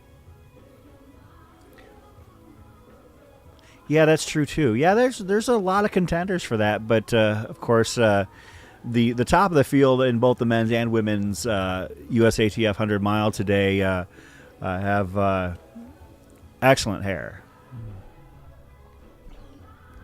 as well as strong legs. The paces they're putting down are ridiculous, and the crazy thing is they're doing this not because this is like their hard effort. This is their 100-mile what they believe to be a 100-mile sustainable effort. So Raj is coming up. At this point, he's a quarter of the way through. Let's see. Kind of when he clicks this next lap, where he's at for a quarter, and that will give us kind of some thoughts on where we see him potentially landing. Again, if he wants to get that 11:19, American standard, that record, or get close to it, that is I want to say that's low sixes, mid sixes. Randy with another excellent name on the best ultra running hair, Catra Corbett. Yeah, Catra Corbett. That is definitely very easily recognized at events. You can't miss that gal. Also, the empress of the Halloween costume competition at Haviland 100. Is Raj going to qualify for Boston here? I don't think he'll quite get there, but that would still be a Boston qualifying time. He just needs to get for 32. What's that? It's just under 305. If it's 305, then yeah, he would probably sneak in with a couple minutes to spare. Yeah. Can he run 3 more of them though? That's the question. That is going to be the question. Knowing what he's capable of doing in the marathon, he's destroyed Colfax Marathon. I know he's Olympic trials is within his wheelhouse, so yeah, he's capable of running some pretty quick times. You can see Raj is actually approaching the start line on a slight uphill grade here on the near side of the course as he's passing other runners who are participating as well. The secondary bibs, those age group bibs, signify that the runners are also in the USATF 100 mile championships. Not every runner who he's going to be passing has those bibs, but yeah, he's about looks like maybe 100 meters out from the finish line. Yeah, he's continuing to drop his average pace. He is at a 6:47 average per mile. He needs to get a 6:47 average per mile to reach that 1900 mile record. And what he's been running has dropped him down to just below 6. So he's on his way there. Yeah. It's within his wheelhouse. It's within reach. So he's setting himself up, and if you look at how this race should be run, he's setting himself up to be able to attack that time. That might mean a later day surge to take a couple minutes off, but yeah, man, if anyone's capable of it today, I believe it's going to be him.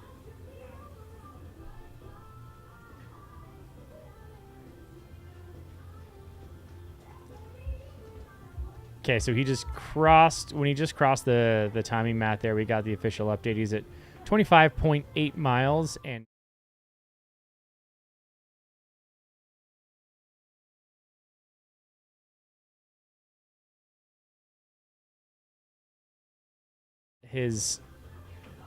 he'll be at about once he makes this turn, I think he's going to be at a marathon right around there. At almost the exactly 3 hour mark.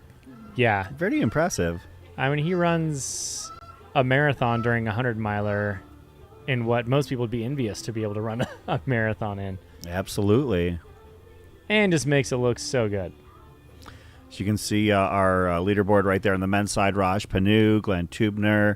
And moving into third is Nick Iben. Nick he's no stranger to this race, having finished sixth in both 2021 and 2022. He finished second at the Fat Ox USATF 24-hour in November, and his PR for the 100-miler that I could find was 15:40:47.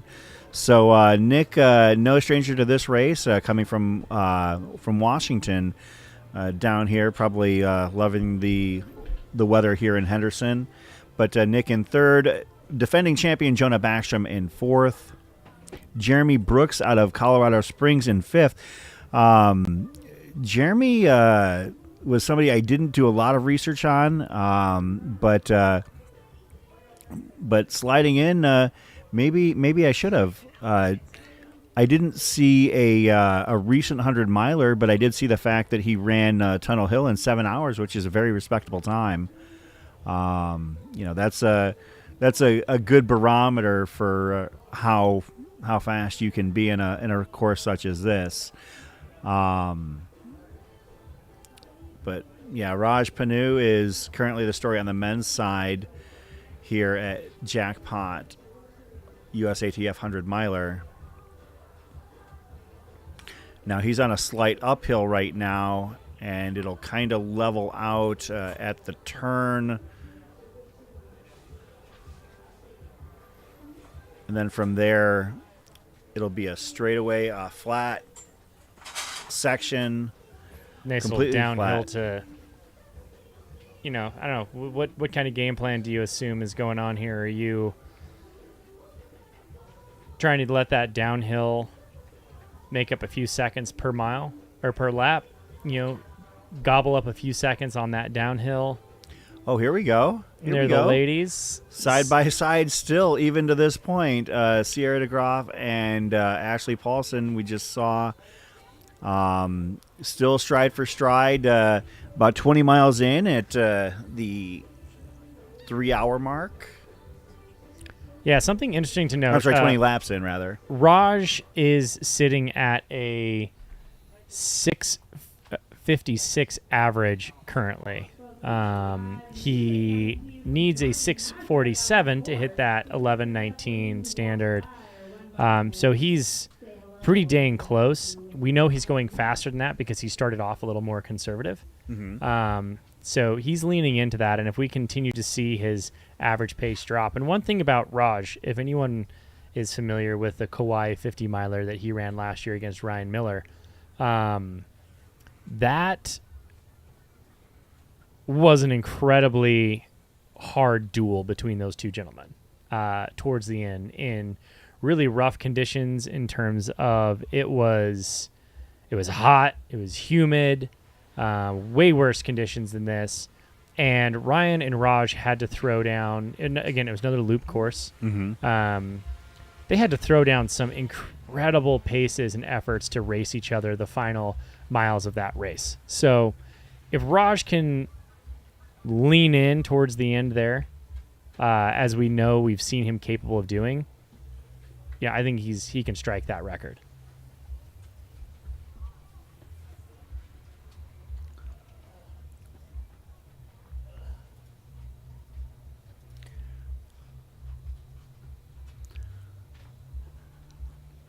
I'm going to finish reading off the top 10, actually, and I'll start again on the men's side and then flip over to the women's side. Raj Panu in first, Glenn Tubner in second, Nick Iben in third, defending champion Jonah Backstrom in fourth, Jeremy Brooks in fifth, previous winner Jake Jackson in sixth, Dan McHugh in seventh, Sean Sissel in eighth, Derek Anthony in ninth, and Chad Burkholz in 10th.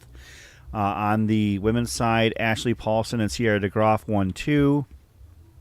Running side by side, Lauren Jones in third, Megan Eckert in fourth, Becca Lindgren in fifth, Heather Huggins in sixth, Stephanie Bernoski in seventh, Charlotte Gilbert in eighth, Amy Maurer in ninth, and rounding out the top 10 on the women's side, Jill Hudson.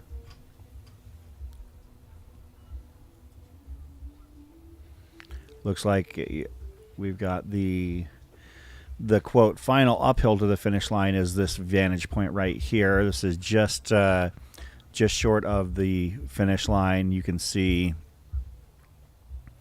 runners making their way steadily up this hill from both the actually I believe these are all going to be 100-mile runners. That's Jonah Backstrom on the left there. On the right, Bib 908. I'll have to double check my notes on that. Yeah. That is Nick Iben. Yep. Nick Iben finishing sixth here in 2021 and 2022. Jonah Backstrom winning the event last year with a 14:11 finish time, as well as a fourth place finish here in 2022. Looks like Nick and Jonah are running kind of again stride for stride with each other. Popping over to our chat, Jamil #1 in hair. He's on the podium. Marine, thank you. I did retire from the great hair podium years ago when I chopped off my long locks. Not Tim Tollefson. Tim, one Western States. Why am I not remembering that guy's name? Long hair. It was before your time, my guy. Tweetmeyer. Not Tweetmeyer. Oh. I'm gonna figure this one out. Tim Olson. Timothy Olson. Oh, yeah. Also great long hair. Anton had it for a while. Now has an awesome little mohawk thing going on. I mean, Billy Yang with his I don't know what you'd call that. Good looking hair. That's all I know. Well, I did have braids and beads in the braids back in I do remember those photos. in 2020. Yes, it was that time in our lives where we could get away with anything. We do whatever we wanted. And I came back from a trip internationally with braids and beads. It lasted roughly 5 days because I got nervous. Right. Because it started to hurt. Coming up here, you can see that's Jake Jackson on the left and Stephanie Bernoski on the right, followed by Ashley Paulson on the left and Sierra DeGroff on the right. All four of those runners in the top 10 in their respective races. All four in the top 7, actually, at this point. Yeah, Joe Gallup has mentioned that Sierra taking the outside turns while Joe Galopi. It's he is the race director for the Zane Grey There we go. Hey, Joe, I got an athlete running your race here in a couple, 8 weeks now, 9 weeks. It's a fun race, but brutal. Whew. Yeah, no, we want to get him out for the full 50 if we can. But yeah, I mean that's a strategy with Ashley making Sierra take those outside tangents. And I don't even think Sierra's doing it knowingly. I think that it's something that she's just kind of locked into the conversation, hanging out with another great athlete, running stride for stride, wanting to maybe show her like, hey, I can run stride for stride with you. And either Ashley recognizes she got that inside tangent and she's going to hold on to it, or it's accidental. Maybe we're making something out of nothing that just happens to be happening. But yeah. Well, when we're covering a race such as this, we're definitely like looking at every angle and analyzing every frame of data and information we get. So we could be noticing something they're not, or in the case of Ashley, she could very well be recognizing this and willingly content to keep it going. It's hard to say, but yeah, it's still fairly on in the day, and Raj is the only one who has officially hit the marathon mark. Ashley and Sierra will get there within a short period of time. Glenn Tubner as well. Nick Ivan and Jonah Backstrom, as you recognized, they're running stride for stride at this point. So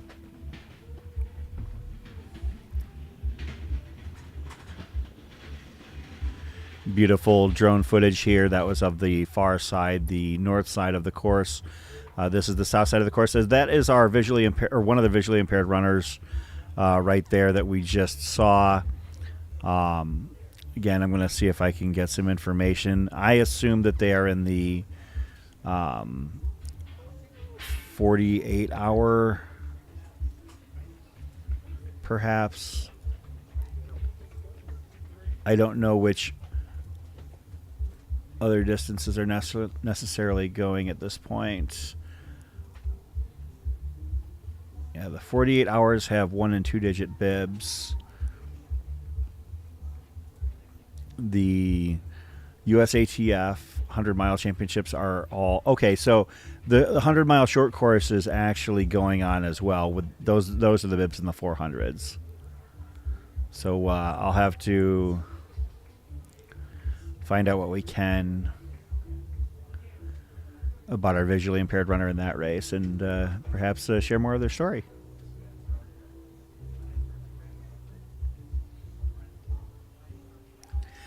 Ava asking a question that I think that you are far better positioned to answer than I am. Can you run this one without being a USATF member? You absolutely can run the race for sure, but in order to get the actual USATF certification and to break any records, you do have to be a USATF certified member prior to race start. I shared a little earlier that I ran a 50-mile race that was the Utah 50-mile USATF championships, and set the record there and won the race, but I am not a USATF champion because I am not a member of USATF. I did not know I needed to be prior to. So that being said, definitely if you're considering wanting to get a record or get the certified times, then sign up for become a USATF member. Cheap, easy, quick. Just have to be part of the pool before you can get the recognition. Somebody asked if you're taking on new athletes as well. Of course, you can always shoot me an email. I've slimmed my roster down quite significantly given the new role here. I want to put all my focus on making these live streams, building out the potential of them and making them as best they can be. So I have trimmed my stable of athletes down just a little bit. But that being said, there's always athletes who drop off, always athletes who want to be added on. So you can always shoot me an email and we can have a chat. Thank you, Gabriel. We appreciate that. Terry Rupp is the visually impaired runner that went by.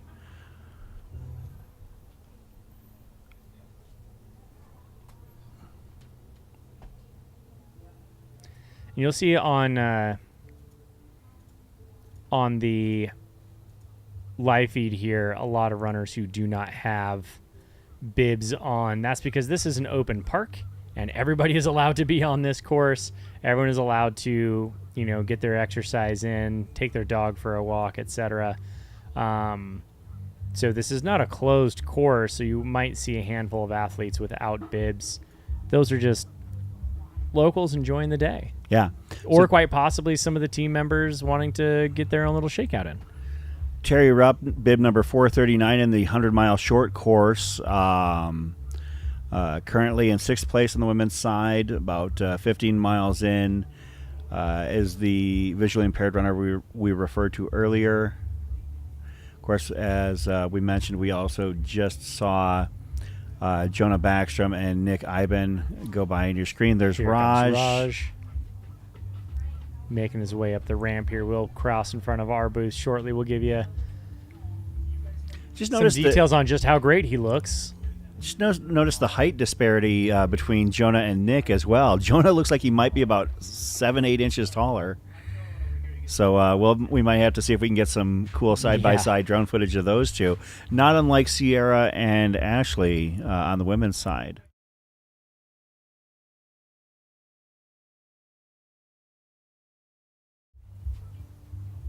Yeah, Raj looked great as he ran by. Seems like he's well within himself.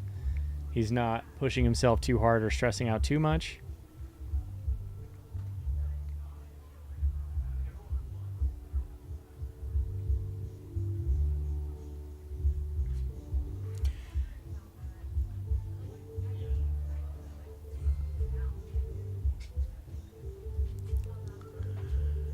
You can see the Las Vegas Strip in the background.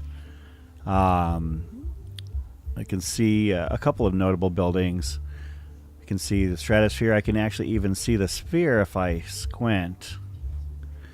I'm sure actually come nightfall, I remember during the race coverage last year that we had some truly beautiful shots. And if you've never seen the Sphere at night, I did for the first time on Wednesday night, and it's a sight to behold. It's not everybody's cup of tea, but it is definitely a thing. I can say that much.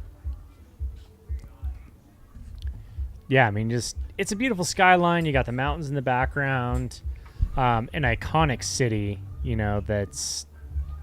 I think people forget sometimes that it's not just the Strip. I mean, you've got the Las Vegas metropolitan area with Henderson, here as well. Like it's a living, breathing, operating city beyond the 5-mile stretch of road. Looks like we have a little bit of separation. There's Interesting. Ashley Paulson there running off on her own. Sierra's about maybe 40 meters back.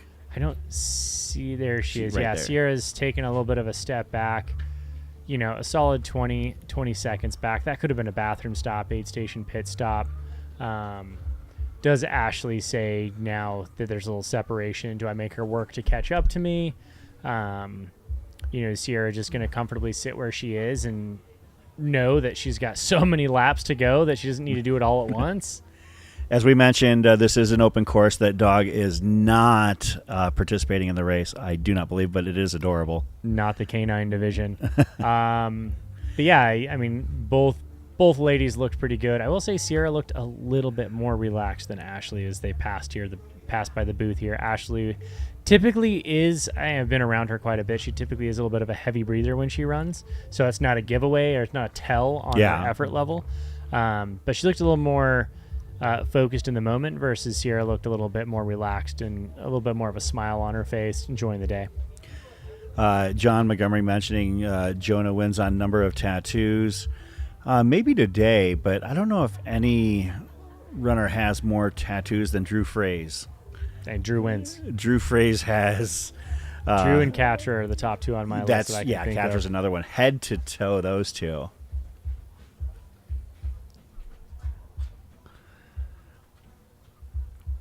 I still pop need to up. get more tattoos and feel my leg out.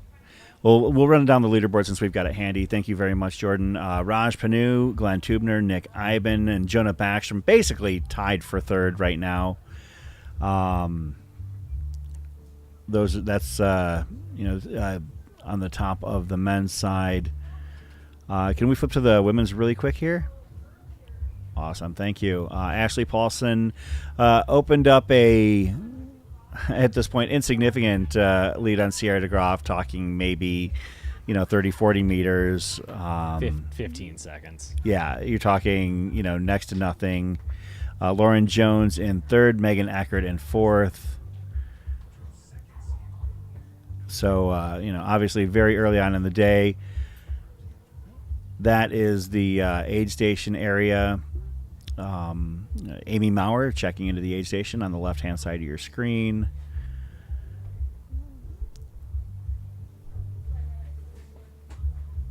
That is one of our crew members extraordinaire standing there, Lee Robinson. Some people just out taking the family for a walk here in Cornerstone Park in Henderson, Nevada. Yeah, it's entirely open. People can be out here. There's no closure to the course whatsoever. People are welcome to come out and enjoy the weather. It's a gorgeous day here in Nevada. So People can dip in and out, just like Chris. I'm going to dip out right now, go take care of some business behind the screens. sure. I'm going to leave you, ladies and gentlemen, with Mr. Chris Warden doing a fantastic job here on the feed. Thank you so much for letting me be a part of it. Enjoy your afternoon, and I'm sure you guys will hear from me later. Absolutely. Thanks, Zach. Gonna maybe rest his voice a little bit. We're obviously not going anywhere for quite a while. Bearded Trail Guy, does Jake Jackson beat Jonah on tattoos? That's a good question. Jake does have an impressive amount of tattoos. So those are definitely guys that would be in there. I still think that Drew Fraze beats them both in terms of the sheer number of tattoos, maybe the square footage, as it were, because I don't think that they quite match up with Drew in that regard. But all impressive ink, to be sure, for all three of them. Beautiful shot of the area just short of the finish line here at the Jackpot USATF 100 mile. The DJing has given way to live music for the runners as they go by now. So that's one of the unique facets of Jackpot, is that they do bring in some live music. We had Las Vegas Showgirls here as well earlier, taking pictures with the runners. Thankfully, the temperatures were not as bad as they were in previous years. A couple of years ago, I remember the first year we covered this race. A couple more runners. Is that Stan Berry? That looks like Stan Berry, Oklahoma's own, on the left-hand side.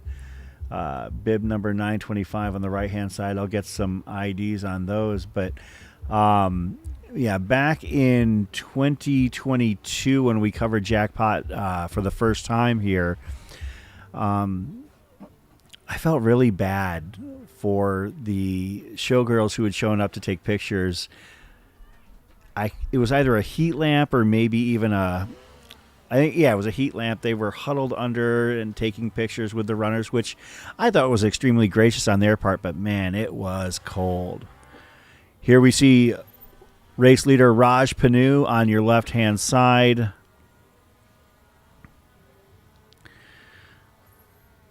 I believe that was Nick Iben with him, but I could be wrong. Raj Panu doing work out there. This is Jimmy Strayhorn coming up into your screen right now. Jimmy Strayhorn, no stranger to 100 milers in the quote flat and fast variety. Jonah Backstrom, last year's winner, coming up the hill now on the right-hand side of your screen. So if you can see the bib numbers, the bibs that are in the 900s are the USATF National Championship leaders. That's what we're focused on. There is the 100-mile short trackers that are following the same course as the USATF, but that event is not certified.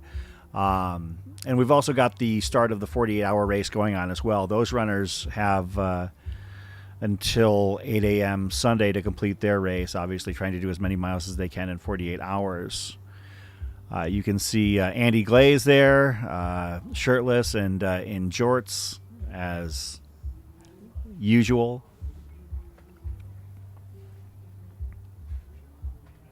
Yeah, thanks for tuning us in.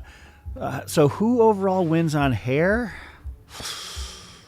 Let's see. I got on the men's side. I mean, are you talking about in the overall sport of ultra running, or are you talking about here today? I would say on the men's side here today, Raj Panu is the winner, and on the women's side, just like the race so far, too close to call between Ashley and Sierra.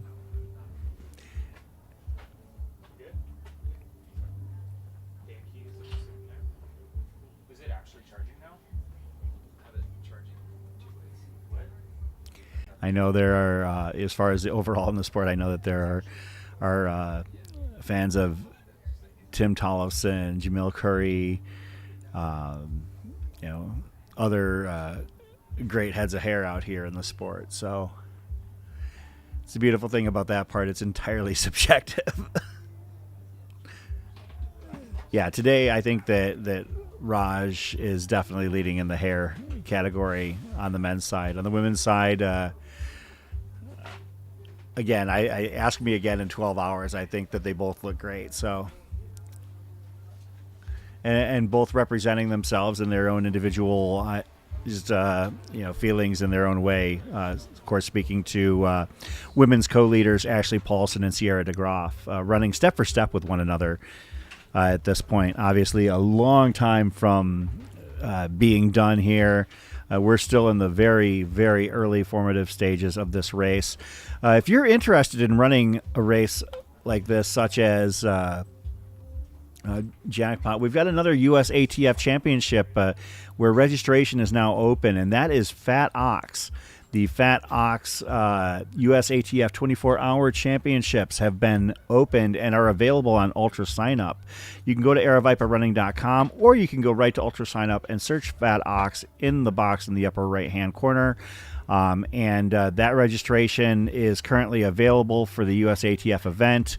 It will not be any cheaper between now and the race. So if you're looking to run a USATF 24-hour national championships, come on down and hang out with us down in Arizona. It's actually at Estrella Mountain Regional Park in, I guess that would technically be Buckeye, Arizona, but don't let that scare you because even though it's at Estrella Mountain Park, there are no mountains on the course. It is a flat, fast, basically paved sidewalk surface, very fast, very conducive to putting down some excellent times. So I know I'll be out there. I won't be running the 24-hour championships because I don't have the patience, but I might drop into the 50K or something like that, maybe do the 6-hour and come join myself as well as some other individuals, some of whom will be vying for a national championship.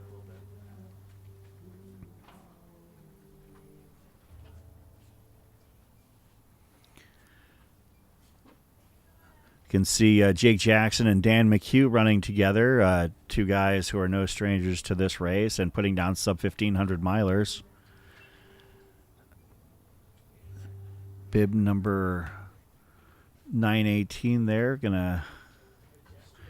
I believe that was, Charles Catterall, visually impaired runner that we were talking about, not running with a pacer, but I believe somebody also mentioned that in his younger days, Charles ran a 112 half marathon. That is absolutely blazing. That is fantastic work. Still at the sport here in his 50s. So kudos to Charles. we're happy to have him here.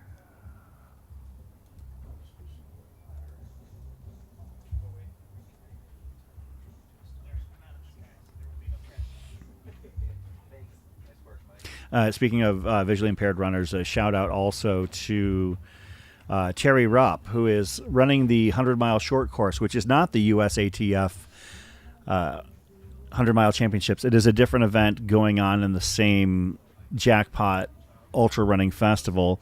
But Terry Rupp, a visually impaired runner, you'll see somebody on the course on some of our vantage points with a tether, and that would be Terry. I believe that her pacer is a taller gentleman at the current time. I don't know if she's going to maintain the same pacer for the entirety of her race, but Terry competing as a visually impaired runner, we're happy to see her out here as well.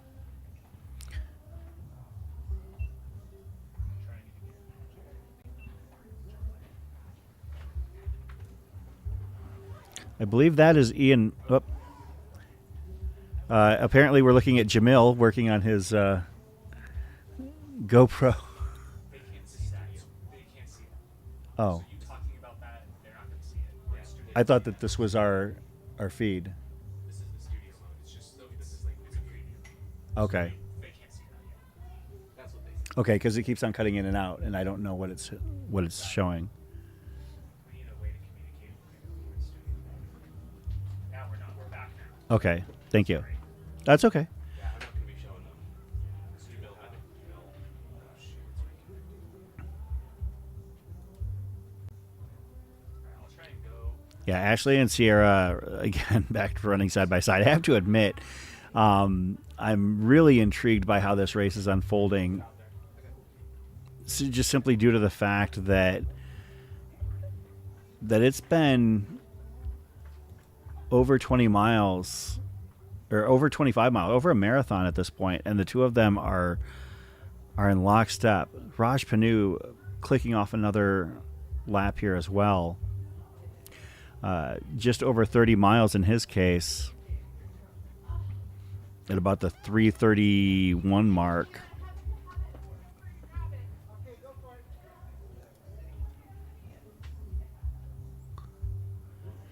Yeah, Raj Panu currently 3:30, 1:34, 30.4 miles in.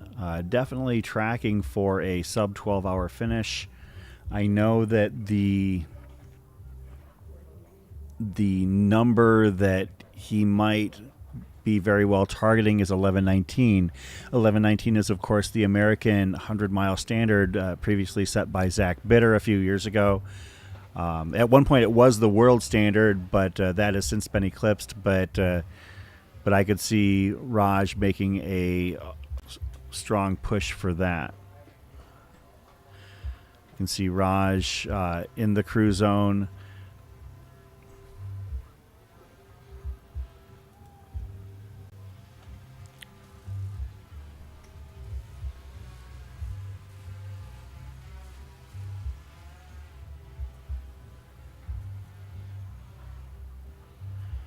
You can see defending champion Jonah Backstrom coming up the hill as we flip to the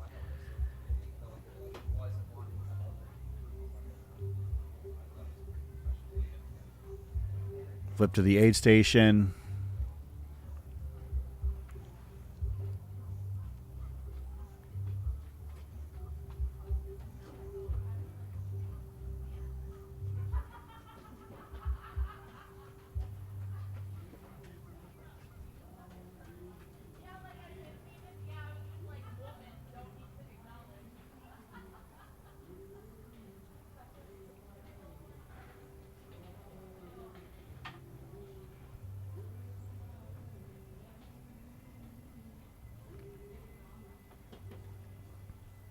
Of course, the runners have a veritable buffet of food available to them.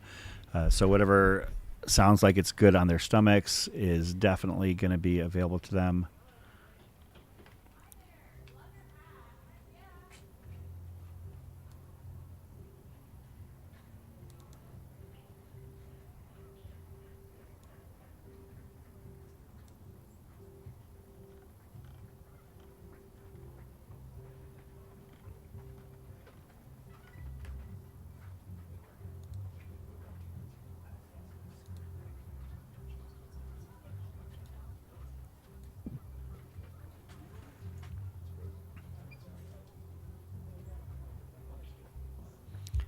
can see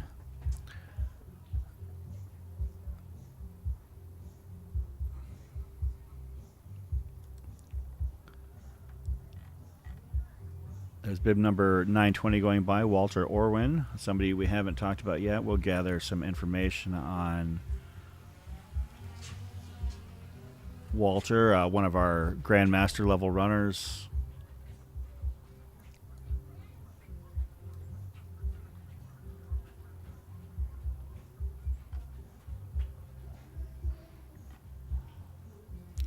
Looks like we've got Raj on the far side of the course.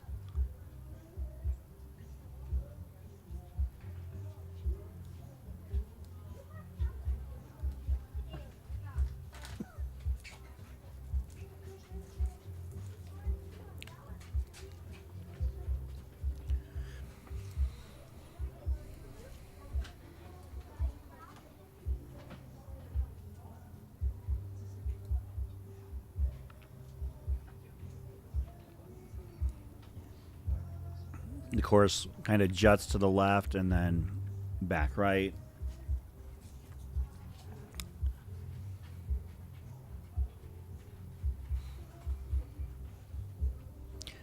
Raj on the far side downhill.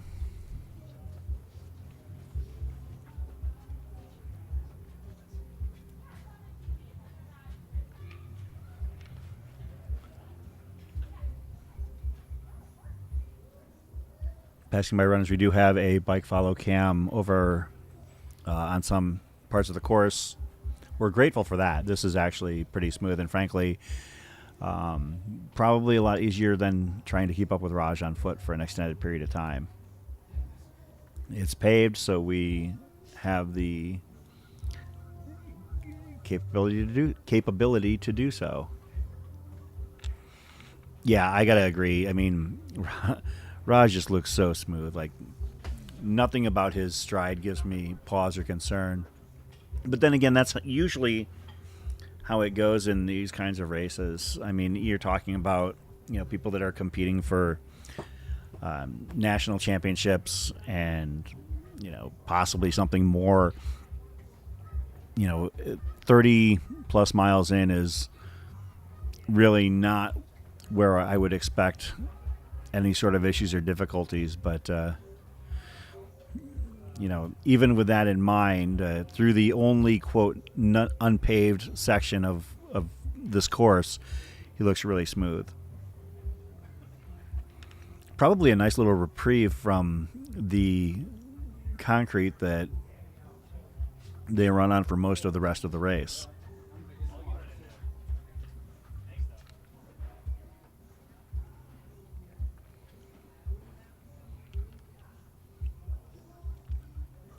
I see Phil Young has entered the chat. Good to see you, Phil. Another one of the fastest Americans around in terms of the ultra distances. Glad to see you're here with us today. Thomas, were you here last year? It feels like it's much more pleasant for those of us sitting on the sidelines than it was last year. I know that 2 years ago, it was very cold in the morning. See Stan Barry over there having a good time. Hey, can you shout out to my brother Steve? Is he out there? He's watching. Okay, so Stan Barry, who was competing in the 100-mile open, wanted to shout out his brother Steve. Stan is no stranger to our live streams, as we got to know Stan fairly well at Cocodona a few years ago, as he was accompanying our sweepers into Whiskey Row. It was really cool moment. So shout out to Stan and for his brother Steve. You can see Jake Jackson and Dan McHugh, guys that have raced each other at Desert Solstice for sure. I know that for a fact because we've streamed those races. Raj Panu here, coming up the long hill to the finish line. I see that was Shad Burkholz with Jake Jackson. You can see Stephanie Bernosky coming up the hill. Raj coming up right behind her. You can see Jam on the Jam Cam on his bike over there as well. You're probably the most prominent shot you're going to get of Jamil all day long.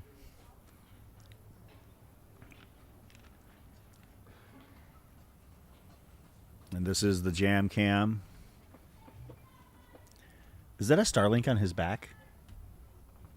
It's a portable stream. Okay. Yeah, Jamil's got the tech. And that is the finish line as the runners come up. Tell me, are there age groups for the 48-hour? Age groups for the 48 hours? Chris. I don't know. That's an RD question. This is the media tent. I apologize.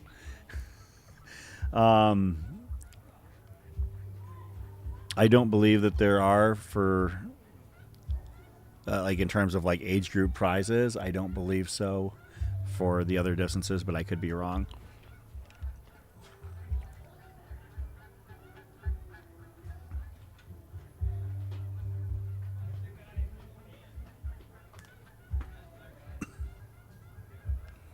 Runners in the 48-hour race there. That was right there who went flying by. That was definitely Nick Iben, who's currently sitting third male.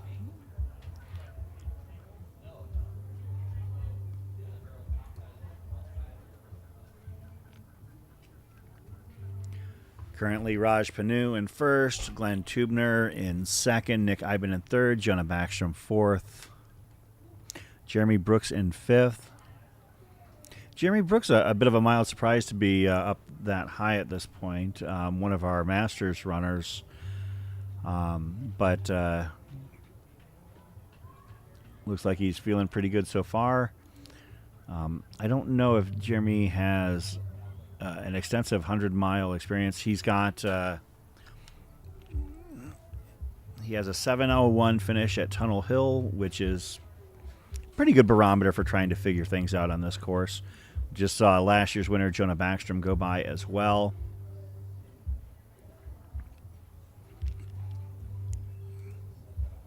Beautiful drone shot of Jonah as he crosses the timing mat at the start-finish line.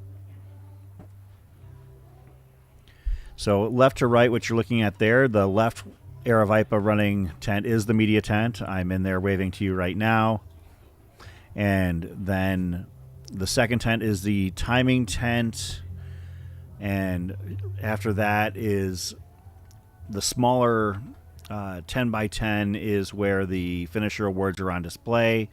You've got the aid station tent right there, followed by a water tent. And then that enters into pit row.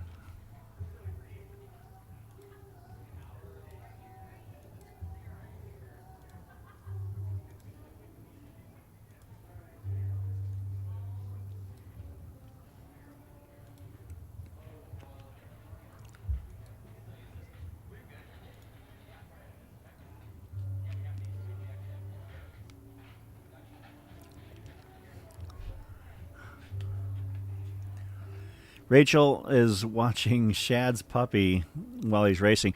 I'll be honest, I'm really curious to see what Shad does. Like, Shad does not have an extensive like 100-mile racing profile or anything like that. But what I do know of Shad is that he's been training his butt off for this race. He's spent he was down here, or down in Arizona rather, filming for Black Canyon. Looks like that camera is right at the start finish line as well.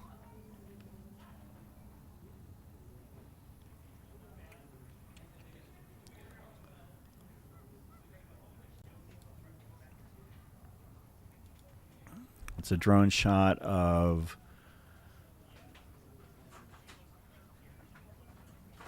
about the quarter-mile mark of the course, just past the pit row, looking up to the far side of the course.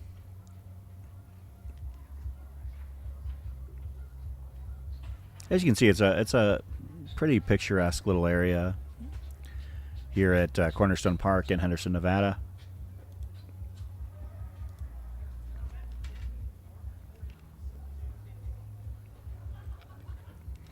Yeah, Raj, if you looked at his first 10 or so miles, I think he really took it as a warm-up, because he did not start out on what would be, quote, U.S. American record pace. Of course, that is about 11:19, held by Zach Bitter, but he's definitely eased into a zone where he's running steady sevens or low sevens the entire time. I believe that, yeah, he is running faster than he was at the start of the race.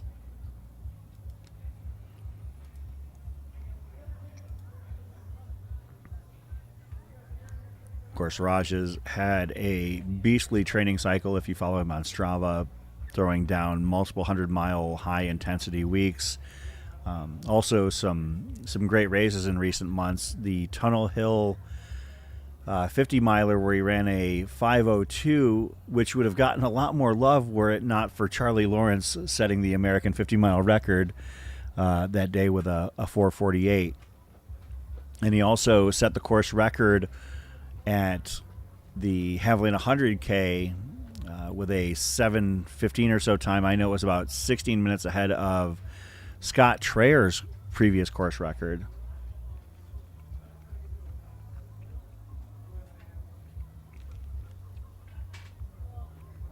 Yeah, Thomas, Ed Rousseau is back this year. Of course, Ed was on the podium last year for the age group.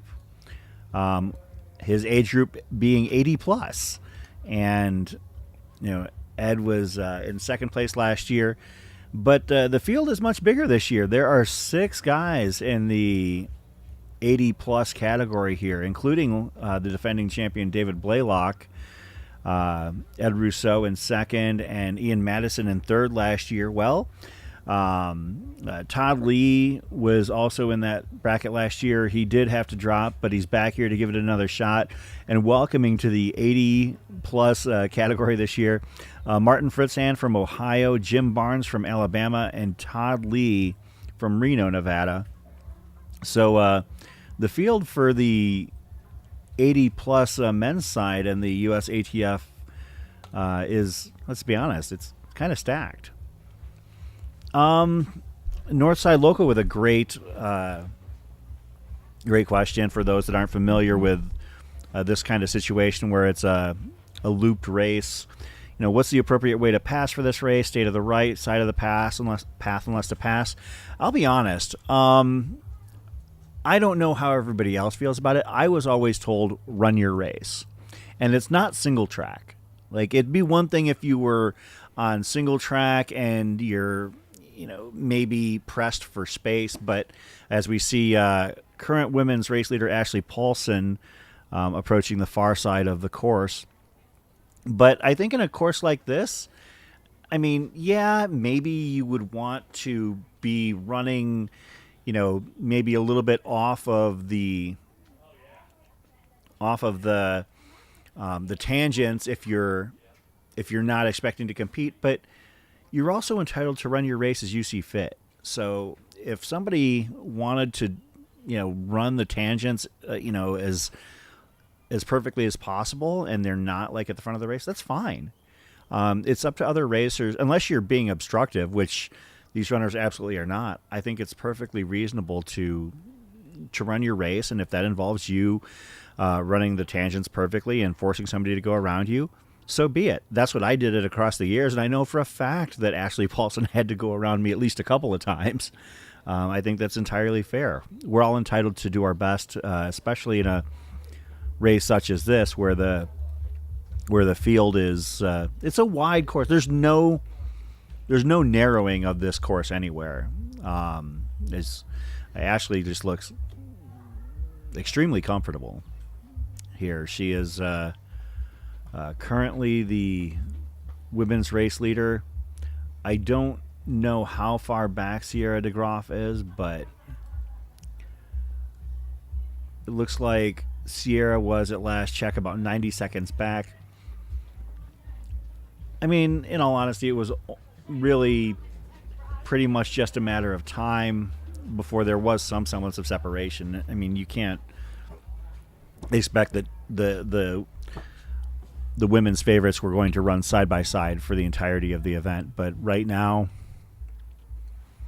Ashley has opened up a modest, 90-second lead or so. That is Stephanie Bernoski right there. Currently running in 7th in the women's field, I do believe.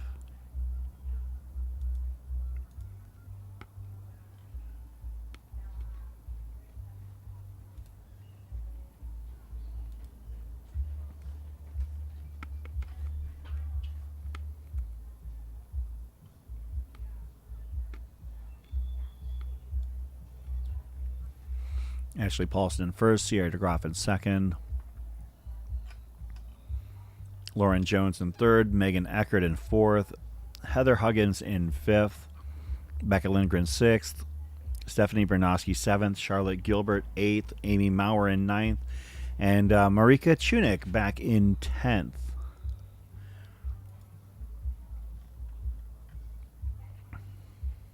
On the men's side, Raj Paul Panu setting the pace by a fairly significant margin at this point, looking like he's about 2.4 miles ahead of second place Glenn Tubner.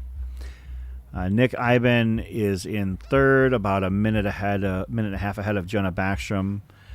Jeremy Brooks in fifth, Jake Jackson in sixth, Sean Sissel in seventh, Dan McHugh in eighth, right alongside Chad Burkholz in ninth.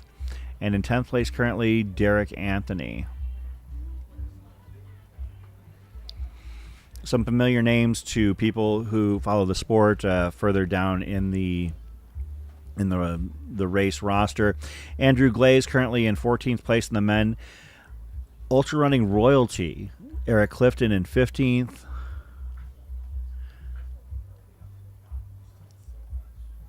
And right now, leading the 80-plus race on the men's side, Ed Rousseau.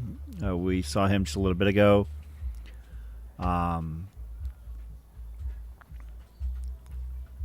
Ed Rousseau, followed by Jim Barnes, Martin Fritzhand, David Blaylock, last year's octogenarian winner, currently fourth out of that group, Ian Madison in fifth. I feel like I'm missing somebody there then.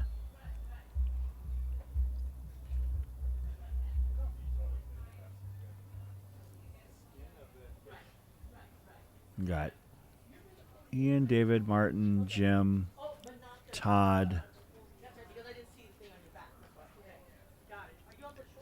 and Ed. Yeah, so currently Ed leading the octogenarian charge here at this race. Actually, okay, so there it is. Ed, followed by Jim Barnes, Martin Fritzhand in third, David Blaylock in fourth, Todd Lee in fifth, and Ian Madison in sixth. Last year it was Blaylock, Rousseau, Madison.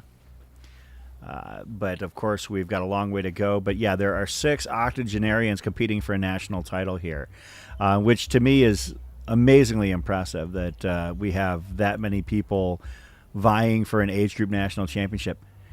And it's the 80-plus age bracket. It's amazing.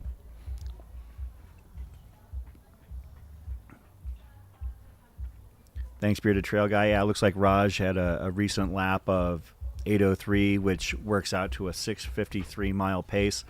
That doesn't strike me as surprising in the least. Raj has been running a very controlled, comfortable pace from the looks of things. I mean, I can't speak to him personally. I don't know Raj at all. I met him very briefly at Haviland 100 last year when he came in to do some studio interviewing. But Raj is looking smooth, and we'll see where things go. He's obviously about a third of the way done if things hold form. Don't want to get too ahead of ourselves in the math, but definitely putting the U.S. 100-mile standard under attack here, as we see women's race leader Ashley Paulson on the jam cam. Ashley looking pretty composed. One of the things that was interesting about watching Ashley run, as you can see here, is that when she and Sierra DeGroff were running together, okay, Ashley coming up the hill just to the start-finish line area, going to cross the timing mat here momentarily, is that Ashley is several inches shorter than Sierra. Sierra's tall, and Ashley's not, and their strides were somewhat different. Sierra more of a gliding long stride, whereas Ashley has got incredible leg turnover. As we can see, Raj Panu on the left-hand side of the screen, passing Ed Rousseau, our 80-plus leader right now.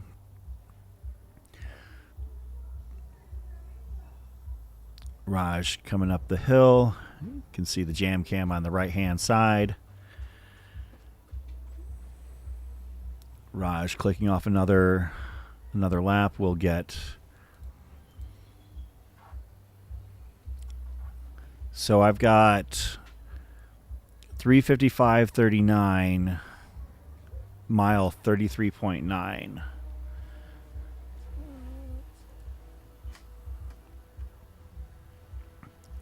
So his last loop was an 8:04. So he's keeping 8:03, 8:04 laps, clicking them off. I'm going to read off his last 10 laps in reverse order. 8:04, 7:57, 8:03, 8:03, 7:58, 8:01, 8:05, 7:57, 8:39. Must have been a quick little pit stop there. 7:59, 7:59. And 8. So Raj is kind of doing the metronome thing. Like, all of his laps that don't have an interruption are between 7:58 and about 8:05. And this is, as we mentioned, it's not a 1 mile loop. It's over a mile. Yeah, Thomas, running is not bad for your knees, as I can tell you're jokingly mentioning. Yeah, we're out here just living our best lives, whether we're running competitively, such as you can see Nick Iben there running at a fairly blistering pace, or this runner right here is running in the 100-mile short course, bib number 463. I'll see if I can ID her real quick. That would be Kit Brazier, out here at the ripe young age of 71, just hanging out and having a good time. Yeah, absolutely. You want to come on over and hang out? Good. We're going to have our first guest of the Jackpot broadcast here with us right now. Local to Vegas. I reached out because I thought it would be fun to have you on here. I actually met you for the first time on this course when you were crewing Sierra, and last year. Yeah, and so I wanted to bring you on, and first of all, taking your expertise, with the local running scene, and also what you're seeing out here today. Maya Detmer, Air Viper Racing Team member, welcome. Thank you. Happy to be here. This is my hometown. Yeah. Well, Henderson. I'm Vegas, but this is still Nevada, my state, so happy well, to be here. Probably a pretty intermingling local scene when it comes to the... Honestly, we think of Vegas, Henderson, the same city. Okay. So it's kind of interchangeable with all the locals. So I'm going to sidebar really quickly. I follow you on social media. You're back here in sunny Vegas. That was not the case recently, as you were out snowshoeing? Sierra and I do you guys were talking about John Bozung. Yeah. So he also is the race director of the Bigfoot snowshoe race. We've been going out to this race for, I think this was year 5. Okay. And so we always get dressed up. We always make a big old fun party weekend out of it, wearing some matching outfits. I noticed. Yeah, it's a fun time. We usually do, because snowshoes, obviously, it's like a lot more resistance in trying to run in snowshoes. So we usually do about the 25K, but she was a good friend and dropped down to the 5K with me since I've been dealing with an Achilles injury across the years. Well, and also she probably, of course, had plans on and designs on what was going on here this weekend. So. Right. Her coach, Connor, was not happy about her doing a snowshoe race. Oh. Because it is not in her basic race plan. Race plan for it. So, so she got a run in. We both went to the gym in the morning. Okay. She got a little bit more mileage. She did some various speed works, and then we did the 5K, and then we kind of rounded up on that too. And then, yeah, so she still got in her mileage, but we still had time to make fun out of the whole thing. So obviously, you know, like I mentioned, you know, I met you when you were crewing Sierra. Did you train with her leading up to this race, or you said you were dealing with an injury? Yeah, so across the years happened. I started the last person standing on New Year's Eve. You had a lot of people cheering for you at that event. Oh, man. I love that event. That was the third time going, second time at last person standing.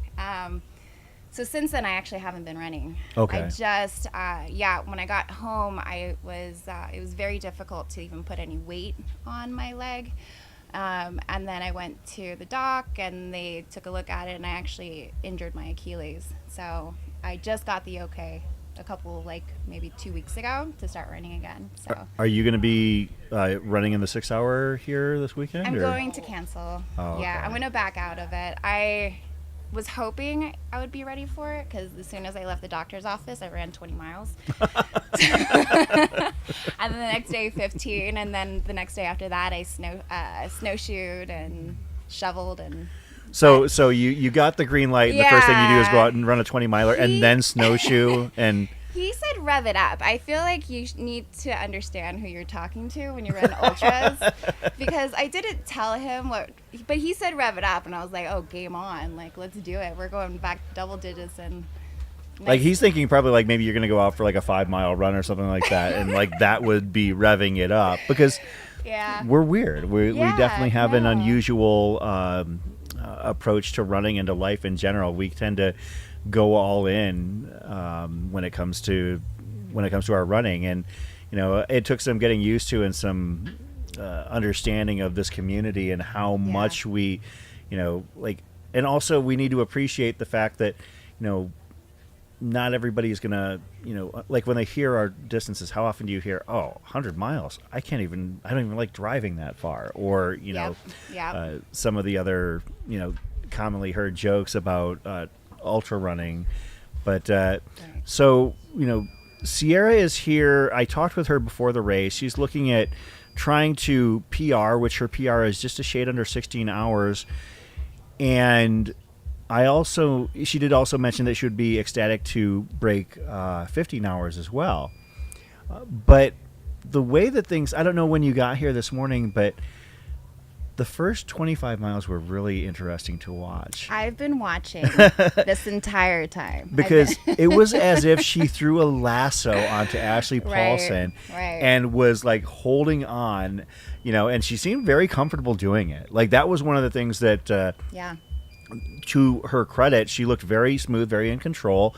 But also, you know, I guess maybe to our discredit, we were possibly looking for every little angle, edge, or thing to analyze, and we kept on noticing that Sierra was running ever so slightly to the outside of Ashley, adding those steps, and we're like, you know, is that going to add up over time? And we also wondered just simply how long she was going to stay lassoed, to stay tethered to Ashley, because we know that those are the top two women in terms of our expectations heading into this race. Right. You know, and you know, what are your thoughts on what you've seen so far, if you've been paying attention at home and you know, since you came out here this morning? I think it was a smart move for sure that Ashley is holding tight to the inner and making, even though it's ever so slight, it adds up. It does add up, being on the outside edge of all these turns. And especially there is no plans on like the 4-hour. No turns, yeah. Yeah, there's no turns. So they're going to be continuing to go this clockwise. But I know Sierra. I don't really know Ashley. Like, I got to see her run for the first time at Across the Years. That's right, yeah. You know, she was very solid the entire day and very quick to have a conversation, like, the entire time, which is just incredibly impressive. Sierra can also talk. So I was like, well, if they both like to talk, this is probably like a match made in heaven. Like, they're doing the same thing. Usually you can tell if someone's getting tired if they stop talking. But yeah, Sierra can talk. She's great with that. She's a great distraction at times when, say, the rest of us are tired. Yeah, I will say that Sierra has raced a lot over the last few months. Like, it's, you know, starting from basically this time last year here at Jackpot, where she won the USATF 100-mile championship. Of course, she went into, I guess you could say, trail season and you know, more wild and crazy season, doing things like the Bear and Badwater, and then pivoting back to the faster stuff, and, you know, finding herself at Fat Ox 24-hour Desert Solstice, and now back here at Jackpot, where you know, she had arguably her breakthrough race last year. You know, it seems like her body has been really holding up well. And one of the things about Sierra, you've known her a lot longer than I have, obviously. You know, discuss what you've seen in terms of her ascent in this sport. I mean, a few years ago, she was, you know, to put it frankly, a middle of the pack runner whose results were, you know, nothing to sneeze at, but they didn't project out to be where she is now. She has really worked hard to get to where she is, where it's basically, you know, right there and hanging with the greats of the game. I feel like this is her niche. You know, there's so many different types of ultra running as far as, you know, fixed time, distance, point to point, loop. There's just so many different things. And her coming into this sport, she was open to everything, as we all are. We don't know if we want to do the mountainous stuff. And she's definitely done her fair share of that. Mountain races are amazing because you just get to get away and all of that. But she does have a history background in road racing. Okay. So she's run Boston years and years and years ago. I don't know when, but so she knows the turnover and the training for that. She was a coach, running coach back in her early 20s. Okay. Also back in Michigan. So she has experience as far as that goes. And then with her, it was her breakthrough coming to this race last year, and she just smoked it. I was so incredibly proud. I woke up at the finish and was on the live feed, like, cheering her on. But I think she realized that this is something that she could really focus on. She still wants to do the mountainous, like she got into Bear. You got to do it. Yeah. You know, it's a beautiful race. But she doesn't want to give up that part, but she wants to focus on this. And I think it's a very smart move because she's incredible at it. Yeah, I think that there's definitely latitude in this sport. I mean, yeah, you can focus on the, quote, flatter, faster 100-milers, 24-hour fixed time type thing, but also step outside of the box. I mean, it's really, you know, if you're training for a 100-miler, obviously, you know, something like U-Ray or Hard Rock is wildly different from Jackpot or Desert Solstice. Right. However, if you can handle the training for one of those, you can probably handle the training cycle for another, and also just work and adjust your training accordingly. And as we mentioned here on the broadcast earlier, she's got world-class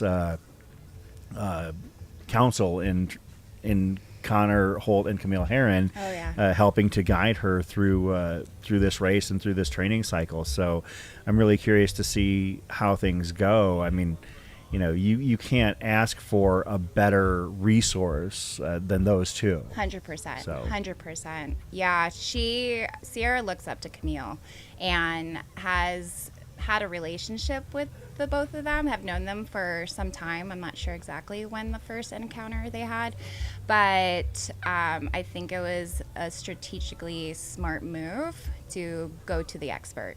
Especially if she has the big goals that she has. You know, she was so incredibly proud to go sub 16 at this event last year. And she just slid barely It was very under. close. Yeah, it was 15:59 in how many seconds? It was Exactly, like 45 seconds. It was, I remember because, Yeah. you know, when I found out that was her goal, you know, I started doing the math in my head, the ultra math, and her final, 15:59:56. Wow. So Yeah. it was that close to her hitting her She got it. primary goal. Yeah. She got it. But Good I'll be for her. honest, I Yeah. fully expect for her to improve upon that today. I really do. Yeah. She's been working hard. Yeah. You know, seeing her out at FedOx, which was a trying day for her, even though she did win the event. Wasn't her best showing, but she's definitely got her training base up, and you can see it out there. I mean, she looks really good today. She looks Yeah. very strong, very comfortable, and to keep pace with Ashley, who, you know, to this point has, you know, the faster resume, you know, shows that this is going to be an interesting day to follow. I mean, even if they have, quote, separated, you're still talking 3-4 minutes, which at this point is rather inconsequential. It's still so early. And they actually have towed the line together at another race. Badwater. Badwater. That's right. Yeah. They've met before. Yeah. So actually, that I didn't even think about that. Thank Yeah. you for bringing that up, Yeah, because you know, they're, I mean, obviously sharing you know, some of those miles, I'm sure has been an experience. And they've actually both ran Badwater multiple times, or Sierra just run it once? This last year was her first. Okay. She got in again this year. Oh, nice. Yeah, so she's coming back for Badwater again. I will actually be joining her on this one. You so mean it? I'm going to be crew pacing her. Sweet. Yeah. Yeah. You doing your, well, I guess, I mean, it's not that time of year yet, but Yeah, we still got some time. get that heat training in. Yeah. I have Miwok in May, but we're no short on heat training Oh, absolutely. here. Yeah. So just go out our front door, and it's easily 1 teens, you know, during the summer. Yeah, So, comparing, you know, Phoenix to Las Vegas, that's one of the things that we do have in common, is the fact that if you want your heat training, you know, as you lead up into your race season, if your race season is in the summer like most people, you're going to get it. Yeah. You know, whether you want it or not. you guys even are hotter. Sometimes, Slightly, but yeah. But as far as the have you raced out here at Jackpot under any of the other disciplines or distances, or? Right before 2016, right before I moved from Vegas, I did the 6 hour. Okay. Maybe it was it was 2016. I didn't understand time events. Okay. You know, because I was so used to distance, and I'm like, okay, well, I got the distance, and so I ran to 26 miles, and then I left and I got a burrito, because I was like, I don't understand, like 6 hours, like I got a full Mary, that's good, you know, and then they're like, are you sure, like you're actually winning? And I was like, no, I'm good. So I went and got a burrito, came back, still had time. Yeah, I didn't understand it. I didn't understand the whole like fixed time thing. So I'm only recently getting the concept of it. That's actually hilarious. Like, to know, but you know what? That just speaks to the fact that you were focused on a specific goal. You hit your goal, and you weren't really interested in deviating from that. So, you know, sometimes you just got to stick with what your original plan was. So. And I wasn't particularly that competitive during that time. Like I had just, in 2014, I ran my first ultra and kind of just developed on my own during that time. And like in Vegas, it was just very small. Yeah. The running community, like I learned most things from paperback books on like how to even run an ultra. Okay. You know, and so Strava was barely a thing here with local runners, and so they had this event, and like even the ideas of like fixed time and distance, I was still kind of playing with the ideas of that. So it was a little bit different though in 2016. There's actually a hill on the south end of the park. We used to have to run up that, Oh, like all the way to the top of it and then back down. so like actually almost up to the street? Mm-hmm. Okay, because you can actually see, like we're looking at the screen right now, you Oh. can actually see the descent. And so there was no like way to go down the wash. There probably was, but we didn't get to run down there. Yeah, we Okay. would have to go up. That would make sense, and I can see that because like that area is dry now, but I'm sure that in areas of heavy rain, you can see on the left-hand side of your screen, those of you that are watching, you can see it's kind of like a viaduct that was down below there that, you know, you can tell when you're over there that could be very easily flooded if there is some sort of consequential rain or snow melt maybe off of the high country. But yeah, so like from my interpretation, what you're saying is that rather than heading down, you actually had to head up and then back down and then back up this hill again. You know, describe for those who have not run the course here at Cornerstone Park, you know, when we say flat fast 100, I feel I have to catch myself sometimes because while it is smooth, it's not entirely flat. There's a little bit of undulations and a little bit of hill here. You know, for those that might not have run a race out here, you know, how would you describe it? If you run the same loop and it's a shorter loop, like a mile or 2 miles, you feel even 10 feet after a while. Yes. Yeah, like across the years, for example, like there's like, I called it the hill. And Camelback Mountain on the backside. Yes. Yep.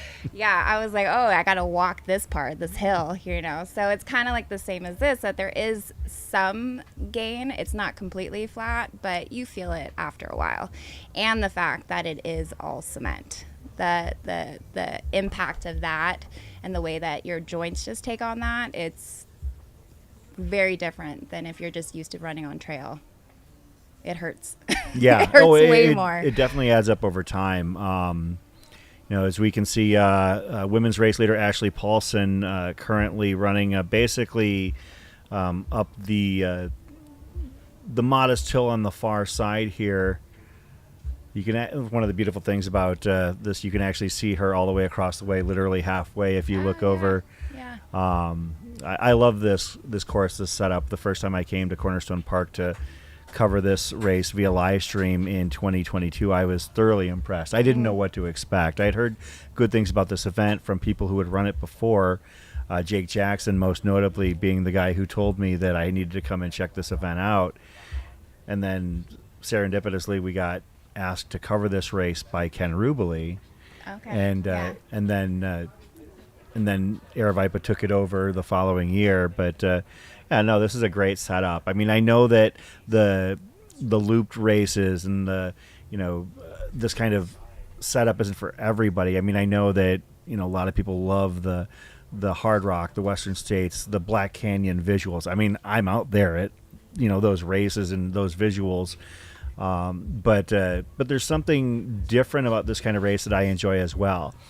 One of my favorite things about this race, and I kind of saw it at last person standing to some degree, you can see the progression and the degradation of the runners as the day hours go on. I mean, when you're 20, 30 miles in, everybody's all smiles and everything, and even the posture of the runners as they're handling whatever kind of crew aid, whatever that they need to do to keep themselves going through the race, and we're still so early in the day that give it another 6-7 hours and you'll start to see the pain points. And in your case, having run the last person standing multiple times, after that 24+ hour mark, you can see it on your faces that at this point you're just hanging on to survive as long as you can. The last person standing one, any kind of, I guess, with like the loop courses, because you see the competitors all the time, it's almost like it's perfect. You're in Vegas, Henderson, but it's a poker game. You're trying to hide your cards, I'm sure that's what the leaders are doing out there today, is hiding their cards, because you just keep seeing each other. That was definitely kind of the thing with last person standing too, because we had to start every 20 minutes, and if I had I tried to hide it, but obviously, like, after it's been 24 hours and we're going into the second night, I'm sure my face showed it. Oh, you all looked like you were Haggard. about done with it by that point, you know. But that's part of the Yeah. part of the fun of it, I guess, as a spectator. For those that aren't familiar, the last person standing is a bit of a twist on the backyard format. Of course, the backyard, you do 4.13 or thereabouts miles to the point where you end up logging 100 miles in a day. So the last person standing event across the years carves it up even further. And that's why it doesn't go 3, 4, 5 days. I think part of it is because it's still a little bit of an oddball format, but also the fact that rather than getting or having to do 4.13 or thereabouts miles in an hour in one chunk, you're doing it in smaller, seemingly more digestible chunks, at least initially, where you have to do 1.05 miles in 15 minutes. Of course, this year with the adjustments in the course, Right. it was a little bit different, but basically, and I'm going to use the traditional last person standing format where you're doing 1.05 miles every 15 minutes until you can't anymore. Right. And one of the things about that format that I think is even more brutal than the backyard format is that you can't bank time in any form or fashion. And watching it, I love sitting in that tent and like watching you all struggle through these laps, and then not only having to deal with the running, but what are you going to eat? What are you going to do? Like, do you have to go to the bathroom? Like, which lap are you going to do that on? Are you going to do it like after you come in from your loop, or are you going to go on your loop and then hit one of the available facilities? It's a fascinating thing to watch. It really is. What brings you back to it every year? Oh my gosh. There is something about backyard races. The last person standing, across the years alone, I've just enjoyed the community there. So that on itself has been fun to go to and see everybody.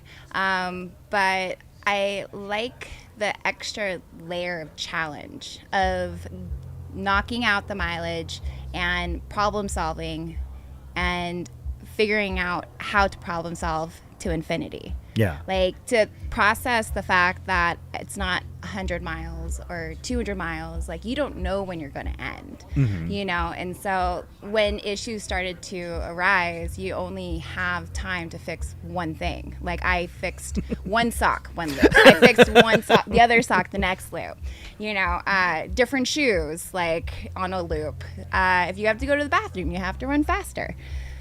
So it's the problem solving thing with that. I do like that, and I like also being the competitor, watching the degradation of everyone else around me too, and then trying to hide mine. Because I talked to Mike McKnight after. He praised me for looking so strong throughout, and I was like, I faked it till I made it, because I was feeling it. I was feeling it pretty. I felt good the first 24 hours. It was when we were getting closer into the second night that the muscles, and I felt the Achilles issue. I had my crew cut off that part of my shoe because I thought that it was just a rubbing issue. I didn't realize that I actually had created actual damage to it. So I cut sections off of that shoe, and then I cut off a section of the other shoe because the other pairs of shoes, my feet were so swollen, I couldn't fit them in anymore. It's absolutely brutal. So I was like, just cut them up. So it's just, I like that, and just seeing how far you can go, because there was a long while there. It was about 4 to 5 of us, and we kind of stayed together. And then it was Tyler, and oh gosh, he ran it last year as well. He's all over Europe riding his bike with his girlfriend. I can't think of his name right. Yes, yeah. So it was Eric Holston. Yeah, it was the 4 of us for a while, and then Tyler was actually a mystery person because he would go out and just like seemed like sprint it, come back, hide in his, not hide, but go to sleep in his sleeping bag, not interact with anybody, and then get back to the starting line and then do the exact same thing. So like none of us ever ran with him until the next day. And then I finally met him. I finally met him like the next day around 10 or 11 in the morning. And I was like, oh, you're who you are. I was like, I have no idea, you know. But then, yeah, then everybody basically got timed out. Nobody was willing to just call it on the last, you know, top 5, I guess. Oh, I'm sure. Like once you get to that point, Jordan, can we pull up the leaderboards first pull up the women's leaderboard and then we kind of go through there, give people an update. That's yeah. So in the USATF 100-mile championships, Ashley Paulson is currently leading the field. Looks like opened up a small lead over Sierra DeGroff, who is currently in second. But again, you know, we're obviously 50K into a 100-mile race, so we've got a long way to go. Lauren Jones in third, Megan Eckert in fourth, Heather Huggins in fifth. Heather was third here last year. Becca Lindgren in sixth, Stephanie Bernowski in seventh. Charlotte Gilbert, are you familiar with her story? I heard you earlier. This is her first 100-miler at age 72. Yeah, and she's got a That's sub impressive. 10-hour 50-miler under her belt like late last year. So I'm really curious to see how she does here. Amy Maurer, no stranger to long days of racing, currently in 9th. And Marika Chunik, somebody who I'm not familiar with, currently in 10th. She's a local. Okay. Yeah, I haven't seen her in years, but yeah. Okay. She's familiar with the road races. One of the things also that we'll pull up the men's board here in just a minute, but you can see right now we've got just people out enjoying the day who are not a part of the event. This is an open course in terms of access. Like, we're not saying you can't run here. Frankly, that's not right. And so occasionally runners might find themselves having to fade a little bit of traffic. When it comes to that notion, not that you were fading traffic from people who weren't in the race across the years, but you had a lot of people who were probably on that 10:30 lean, maybe on, day 4 of their 100-miler.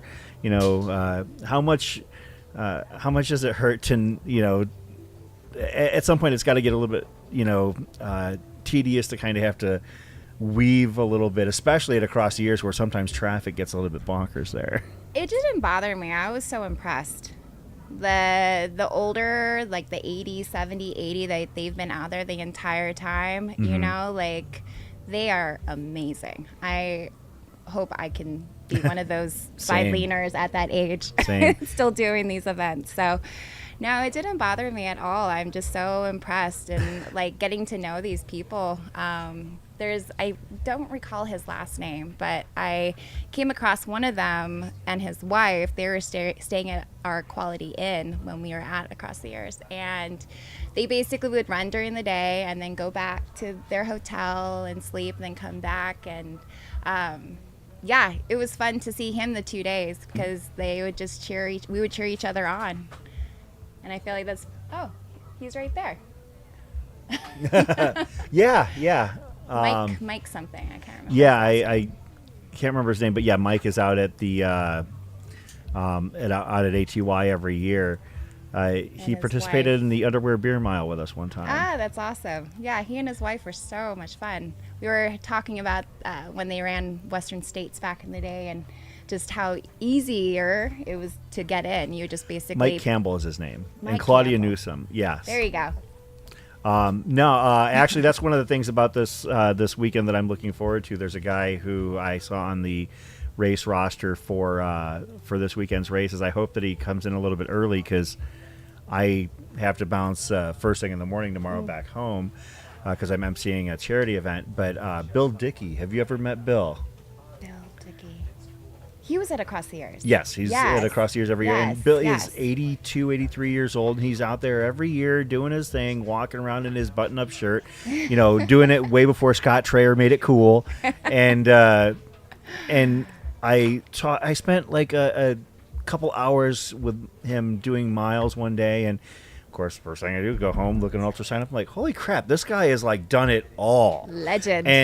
And so I said to him the next day when I went back, I said, Phil, I said, I looked you up. You're like a legend, dude. You were doing Western States back in 1980, and he goes, well, I did it in '79 too, but they don't have that on ultra sign up. Like, that's amazing. That is amazing. Yeah, for sure.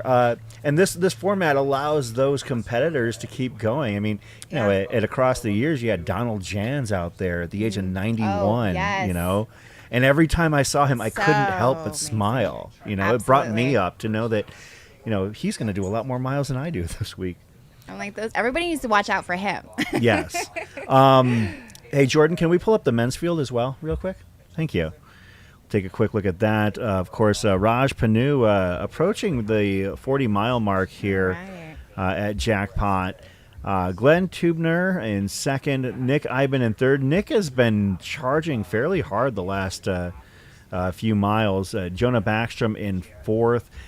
Nick and Jonah ran together for a fairly long period of time. Jonah's last year's winner. Jeremy Brooks in fifth. Jake Jackson, no stranger to this race, in sixth. Sean Sissel in seventh. Shad Burkholz has moved up to eighth. Shad is somebody that I've personally been cheering on because Shad spends more of his time at Air Viper races following and filming than actually racing. Shad was out at Black Canyon last weekend, and he said that he kind of got humbled trying to follow Hayden Hawks up the hill outside of Black Canyon City. But Shad racing for himself here today, so I'm glad to see it. Absolutely. Derek Anthony moving up to ninth, and in 10th place now is another guy who is no stranger to 100-milers, Jimmy Strayhorn out of Arizona. Jimmy has run Desert Solstice multiple times, and he, along with 6th place Jake Jackson, are using this as a training race. As their Cocodona training. Man. Further down in the standings, Andrew Glaze is currently sitting 12th. Ultra running legend Eric Clifton is 14th on the men's side. Let's see if I can pull up anybody else. Jill Hudson, no stranger to 100-milers, is in 12th place on the women's side. And to give a quick rundown on where the octogenarians are on the course. They're all bunched fairly close together in the standings. It is Ed Rousseau, 84 years young, leading the charge here at the at about,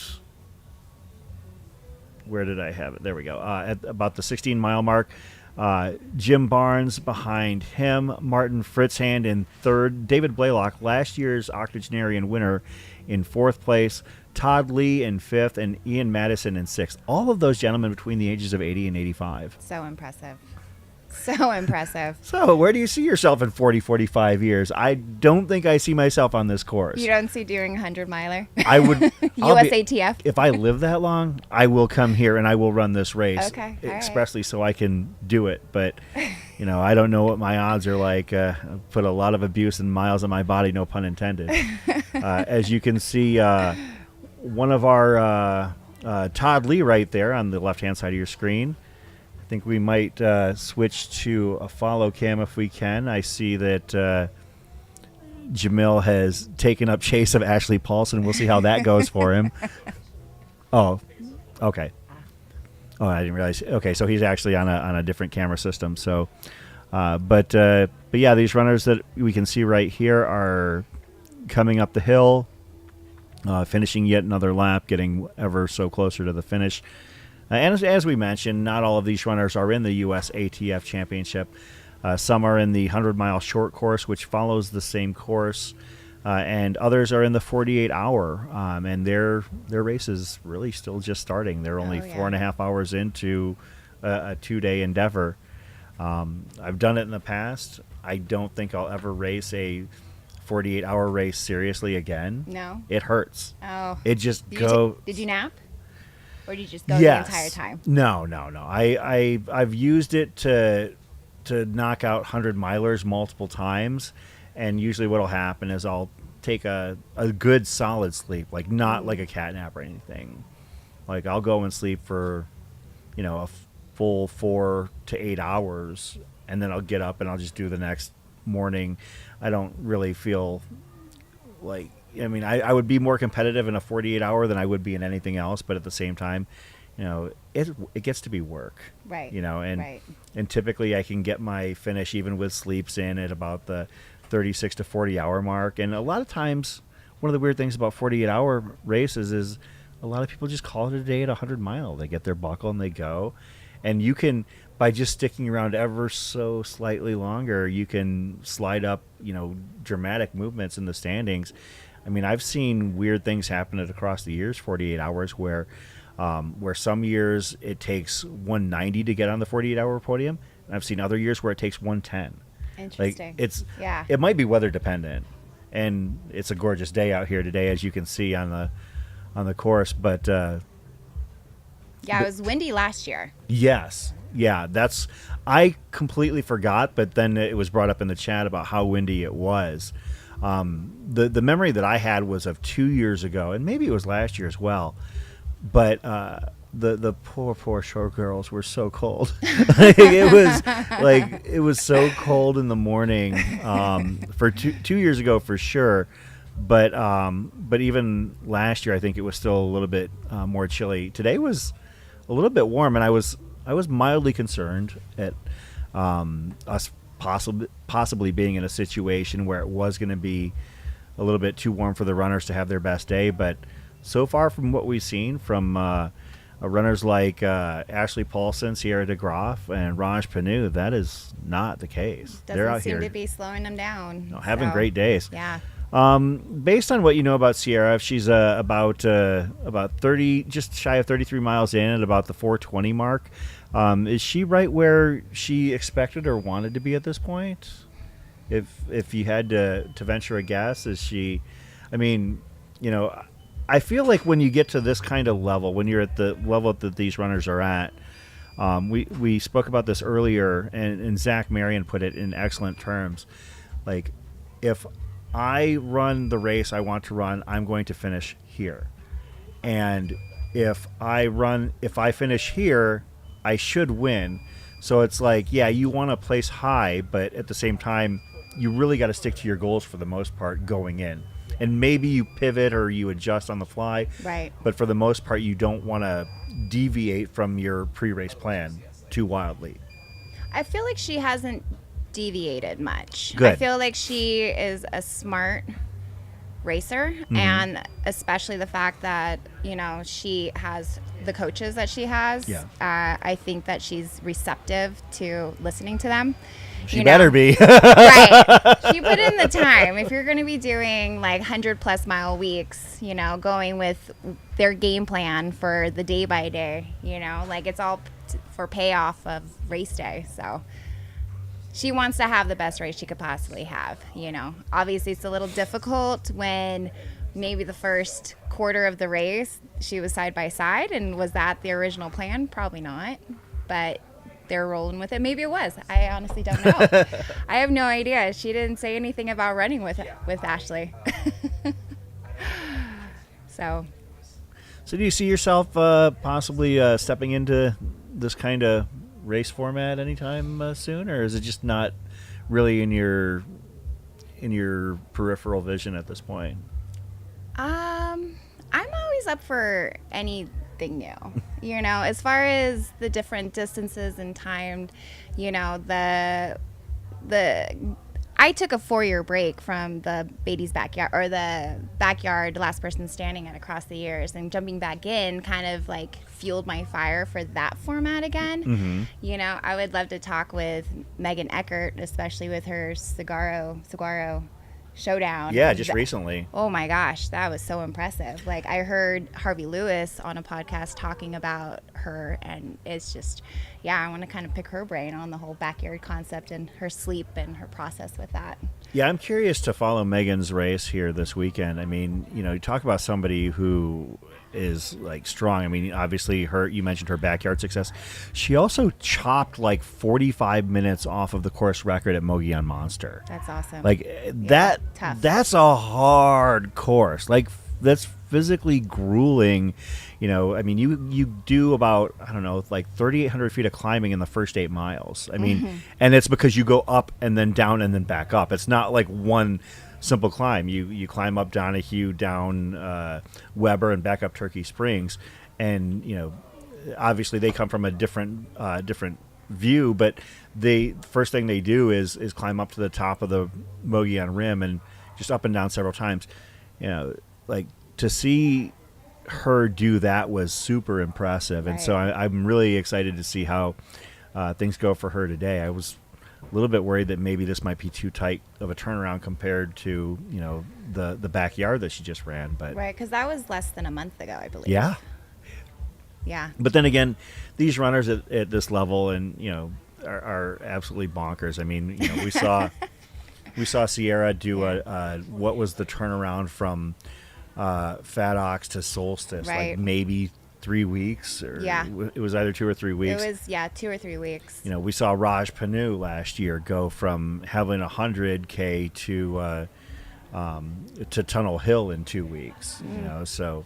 If you got it like that and you're feeling good, keep rolling with it. Absolutely. Well, you guys were talking about Jake Jackson Yeah. earlier as well. Like, he did the 100-mile challenge. at 3 ultras in Black 7 days. Oof. Yeah. It's a lot. Like, that's Yeah.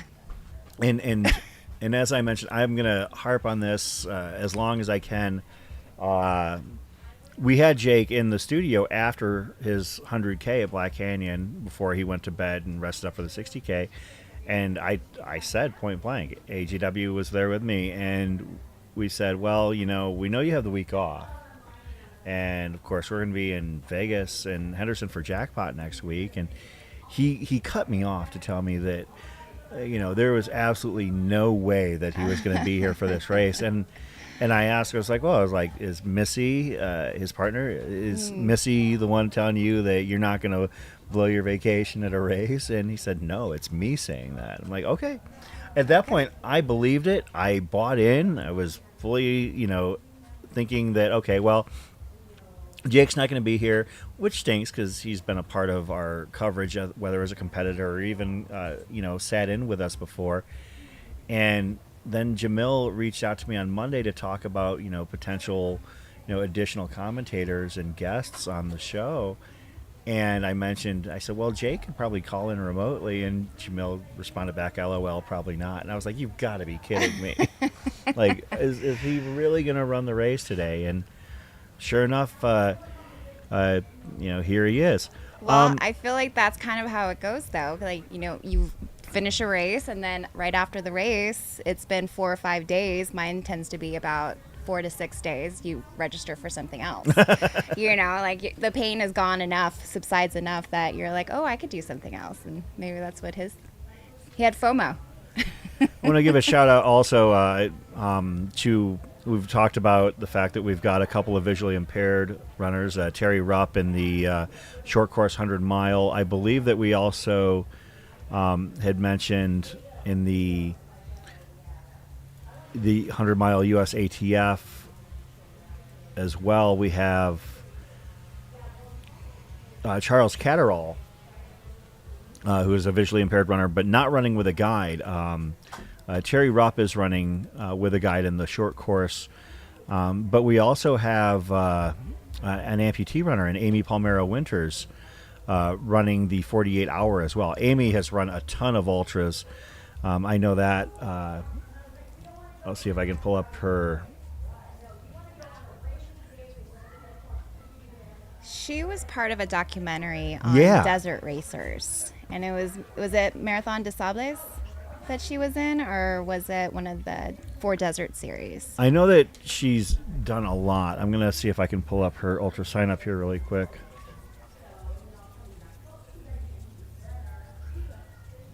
But, I've seen her out on courses before. I believe that she actually ran Cocodona. Yeah, she did run Cocodona last year, or 2 years ago.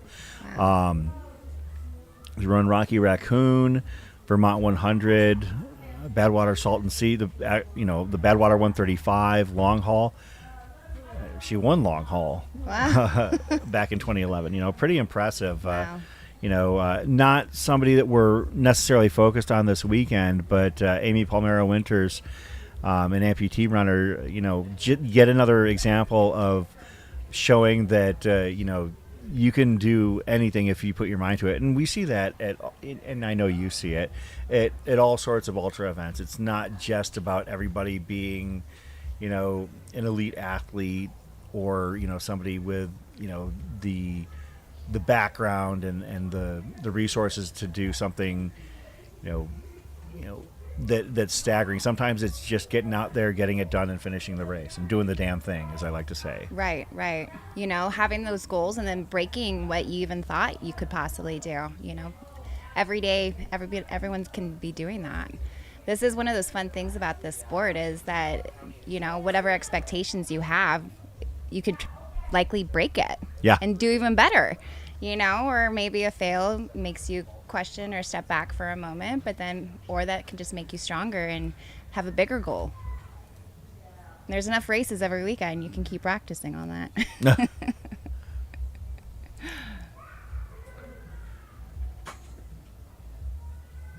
Few runners coming up the hill. See if I can ID. I see Jonah Backstrom coming up on the right-hand side of your screen.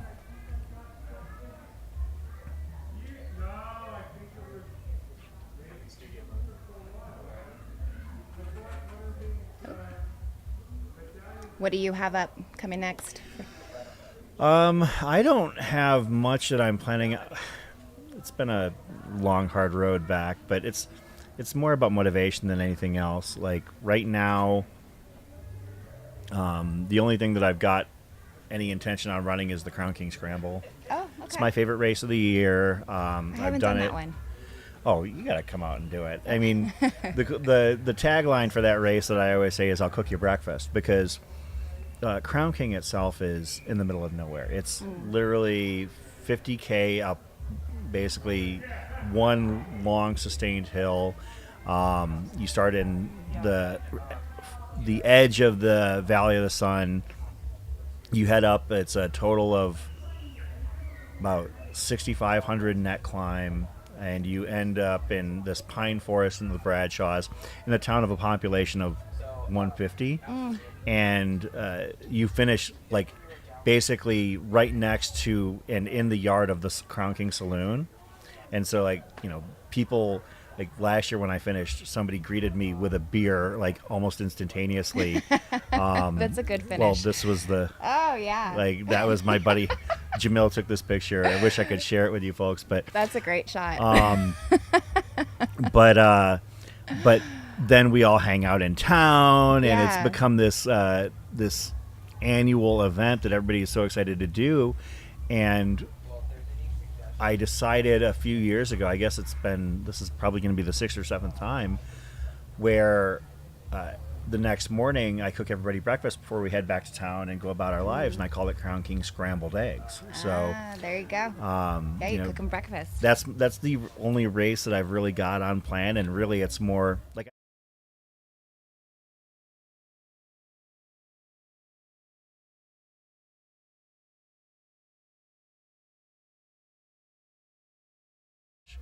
I do have to get a Western States qualifier in sometime this year. Right. I skipped last year, and you're in the lottery ticket chase, right? Aren't you? I ran. Oh no, it you last ran it year. last year. That's Yeah, right. I As soon saw as I you said again. that, as soon as I said that, I realized I started to ask the question, and I knew the answer because I literally was thinking about that a few minutes ago. That's right. You did run Western States. I did. Yeah, that was another moment that we met last year. How was your experience? Oh gosh. Well, the whole build up to it was so much fun. And I ran Canyons 100K just to get on course. And then I did the training camp, the 3 days, and that was a blast. Just knocking out the miles and sharing laughs, running and meeting. Well, that's all where I these had peop- my time with you was at the training camp, Right. which that was my first time at the training camp. That was fantastic. It was so much fun. I'm going back this year and actually going to run a section. Oh, you even though I'm should. not racing. I just No. wanted to go out and do it. It's so much fun. It was so much fun. Yeah, I was there, I think, total of 5 days, got there a little early, and then I stayed an extra day. just absorbing all of it. Made friends with people that were in the same hotel as me, and then we shared miles like the following day. It was so much fun. And then just kind of breaking it down into like tangible pieces. Digestible. Like, yeah, for sure. You're like, okay, this is how I felt during this time. Okay, I know what to expect. My friend Brian Schreiber. Shout out, Brian. Yeah, and so it was just a good like vibe the entire weekend, and like even after the runs every day, everybody just hung out. You like pull up a chair, they had food for us, just kind of hung out, and then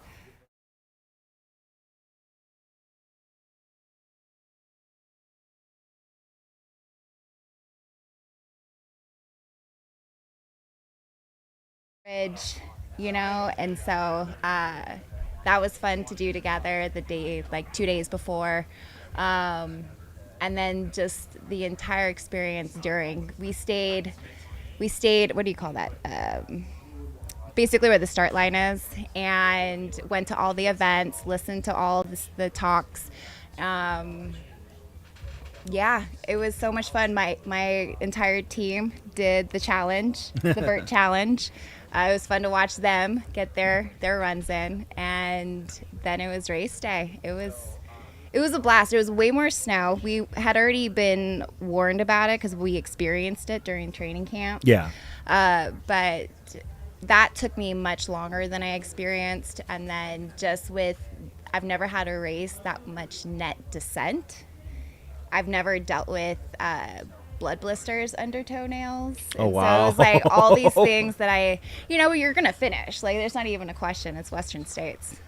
So You're going to leave it all out there in one way or another. 100%. Yeah. Because you never know how long it's going to take you to get back. It took me 9 years. Oh, my goodness. My first ticket was Javelina 100 in 2014. I've been trying to get in since then. Yeah, I'm on, let's see. Yeah, I'm on 7 years, so, Okay. I feel the pain. We kind of got a feel out, like, during the training camp, like, how, like, the average number of tickets, and it seemed like 32 to 64. So what is that? How many years? 32 is 5 years, 64 is 6. There you go. Yeah. So there was a lot of people, at least the people that I talked to, that it was around there. There was one person, Eric, that was in the same hotel with me. He had one ticket. I was like, but very proud of him. Well, yeah, it's kind of hard to hate on those people. I mean, but yeah. at the same time, I'm older than you, but like the idea is, keeping your body together. I mean, you have to run qualifiers, annually to get in the lottery and increase your ticket odds as time goes on. But, you get worried and concerned that, you're only going to have 1 or 2 bites at the apple. Right. If you're like, if your odds are like most people, well, you can actually do it and do it the justice that you want to do that race. Right. I mean, maybe if I got in, say, I'm 47 this year. If I got in next year, I'd be 48 running the race. Then, whether it went well or whether it didn't, try and run, maybe get back in the lottery again, but the ticket count starts over. It does. I could very well be in my mid-50s or late 50s by that point. Who's to say I can even, like, hold it together? Because, as you mentioned, like, Yeah. even though it is a net downhill race, it's hard. Yeah. I did not run the training camp sections. I just ran little nuggets that I had AZW as a tour guide showing me, like literally ran down to No Hands Bridge and back up. And I'm like, man, you got to climb this thing at mile 98? You are out of your mind.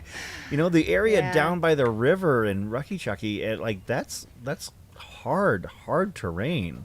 The canyon sections, it's hot. There's not a lot of air that's flowing through, so it's stagnant. And, we took opportunities during the training camp that, like, everyone around me, we would just dip in all the way or up to your neck, or just sit your booty in it. Felt so good. You kind of had more limited time on race day, so Yeah. that didn't really, it was kind of quick splashes and stuff. But yeah, it all adds up. The lateral movement from trying to run on snow caught up. I got to mile 30, like the first main aid station, because of all the snow. Your Yeah. crew couldn't even meet you till the 50K mark. And I still felt good, but I kind of felt the sides. Like I was like feeling that, and I was like, okay, all right. And then I didn't realize how behind I was at that point. So I was like, okay, we've got to rev it up. But Yeah. it was good. It was a good, amazing experience overall. And then I tested positive for COVID when I got home. Okay. And so I was like, oh, maybe that's also why I felt horrible. But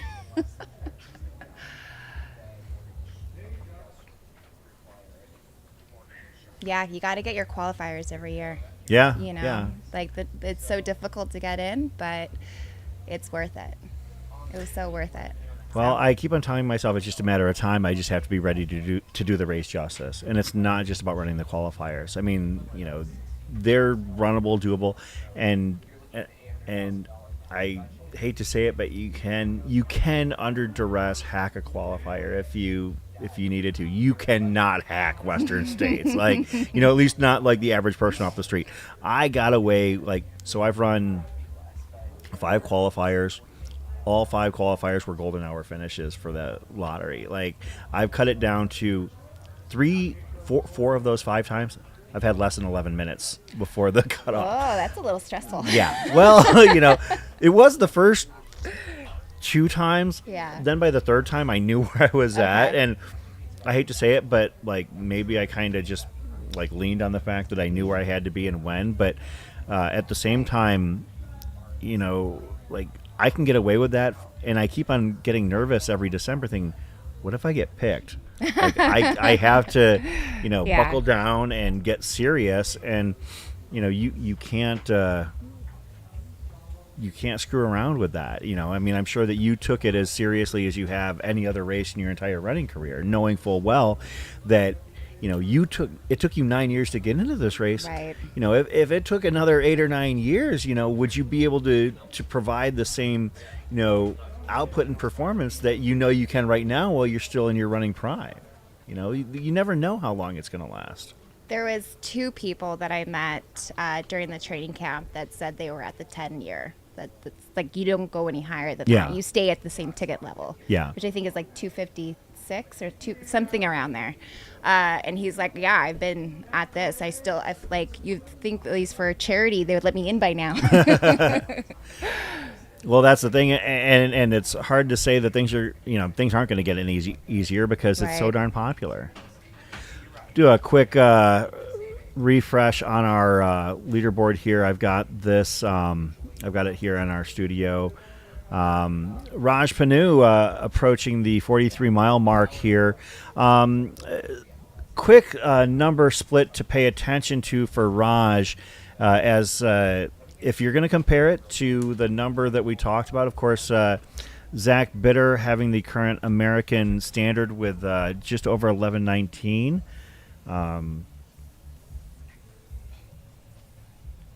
So Zach hit the 50-mile mark. Shout out Liam, Aid Station Fireball, for providing this. He hit the 50-mile mark in 5:40. So at this point, Zach, so Raj would have to finish or to track with Zach. Doing math live on camera, 4:53. So you're talking about 8 miles in about 47 minutes. So he's tracking a little bit behind Zach Bitter's American standard of 11:19 at this point. Just kind of eyeballing the numbers there, but that'll be a number we'll keep an eye on. We'll see where Raj ends up at the 50-mile mark. And whether or not he's, you know, in good shape to chase down the Zach Bitter number. Glenn Tubner in second place on the men's side. Nick Iben has moved up into third. Jonah Backstrom in fourth. Jeremy Brooks in fifth. Jake Jackson in sixth. Sean Sissel in seventh. Shad Burkholz in eighth. Derek Anthony in ninth. And Jimmy Strayhorn in 10th.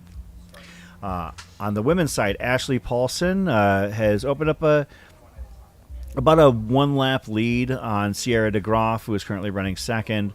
Third place, Lauren Jones. Megan Eckert has actually... Oh, she was in fourth before. That's right. Megan Eckert in fourth. Heather Huggins in fifth. Stephanie Bernoski has moved up to sixth, switching places with Becca Lindgren, who is in seventh. Charlotte Gilbert in eighth. Amy Maurer in ninth. And Marika Chunik in 10th currently. So that's where we're at on the top 10 for both the men's and the women's side here at Jackpot.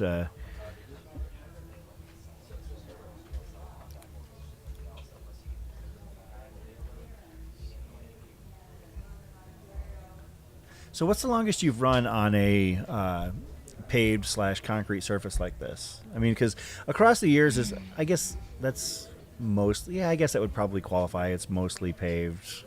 Paved, but dirt. A little bit of you dirt know, on the like, backside. Yeah. As you climb Camelback Mountain number 2. Folks, the elevation gain on the loop is like maybe 7 feet, but there's a very low point on the Yeah. on the course where when you're going a certain direction and you come back up, it's maybe like a net gain of, and I'm not like, I'm being honest here, Yeah. like maybe 7 feet over the course of, You feel an eighth it, of a mile. though. Oh yeah, It's a thing. It's absolutely. definitely a thing. Yeah, there's no joke. You feel it, and knowing full Mountain. well Yeah. that, so I guess actually I kind of answered my own question there. The last person standings would probably be your. That's my new distance PR. Okay. Yeah. So my watch actually said 142, but that counts for everything from the back and forth to the toilet. The steps off.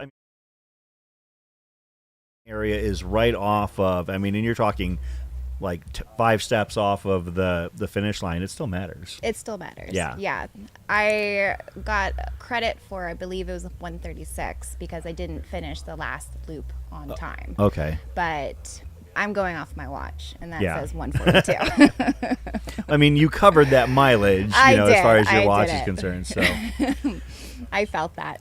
But yeah, that's kind of the exciting thing with loop courses is it kind of gives that opportunity to expand your new PRs. Let that be time on feet or distance. Yeah, I would definitely like to tackle probably a 200 miler. Verbal, folks, we got it. Well- We got it here on tape. So when we were just, Sierra, her boyfriend Joe, and I were just in Salt Lake City, we stopped up in or around Heber City, where Ben Light lives. Yeah. And so we ended up staying and having dinner with him. And you talk to Ben Light, he's going to talk you into a 200 miler. He talked about all of it, and he, I swear, just talked me into doing one. And so I haven't registered for anything. I think it's all sold out anyways. But yes, I now have my eye on maybe that next year. I was going to say, I mean, I know personally of a 200-plus mile race that is not sold out. I believe there's about 80 or so spots left. Is it the Oregon? I believe it's called Cocodona. Oh my gosh. 200 plus, 250. Is it still open? I thought it's I think sold that there's out. about, I think that Oh. last I checked, there's about 80 or 90 spots available. So. Oh man. But yeah, if you're looking for something to do, if you don't have anything better to do in the second week of May or second week of May. I do have Me Walk on May 4th. Oh yeah, that might be a tight turnaround to do Little Me bit. Walk on Saturday and Cocodona starting Monday. That's like Andy Glaze level right there. Yeah, he did last year. He did Coco Canyons. Yeah. The Right? Canyons one weekend and the Cocodona the Yeah, next. Coco Canyons 350. That was very impressive.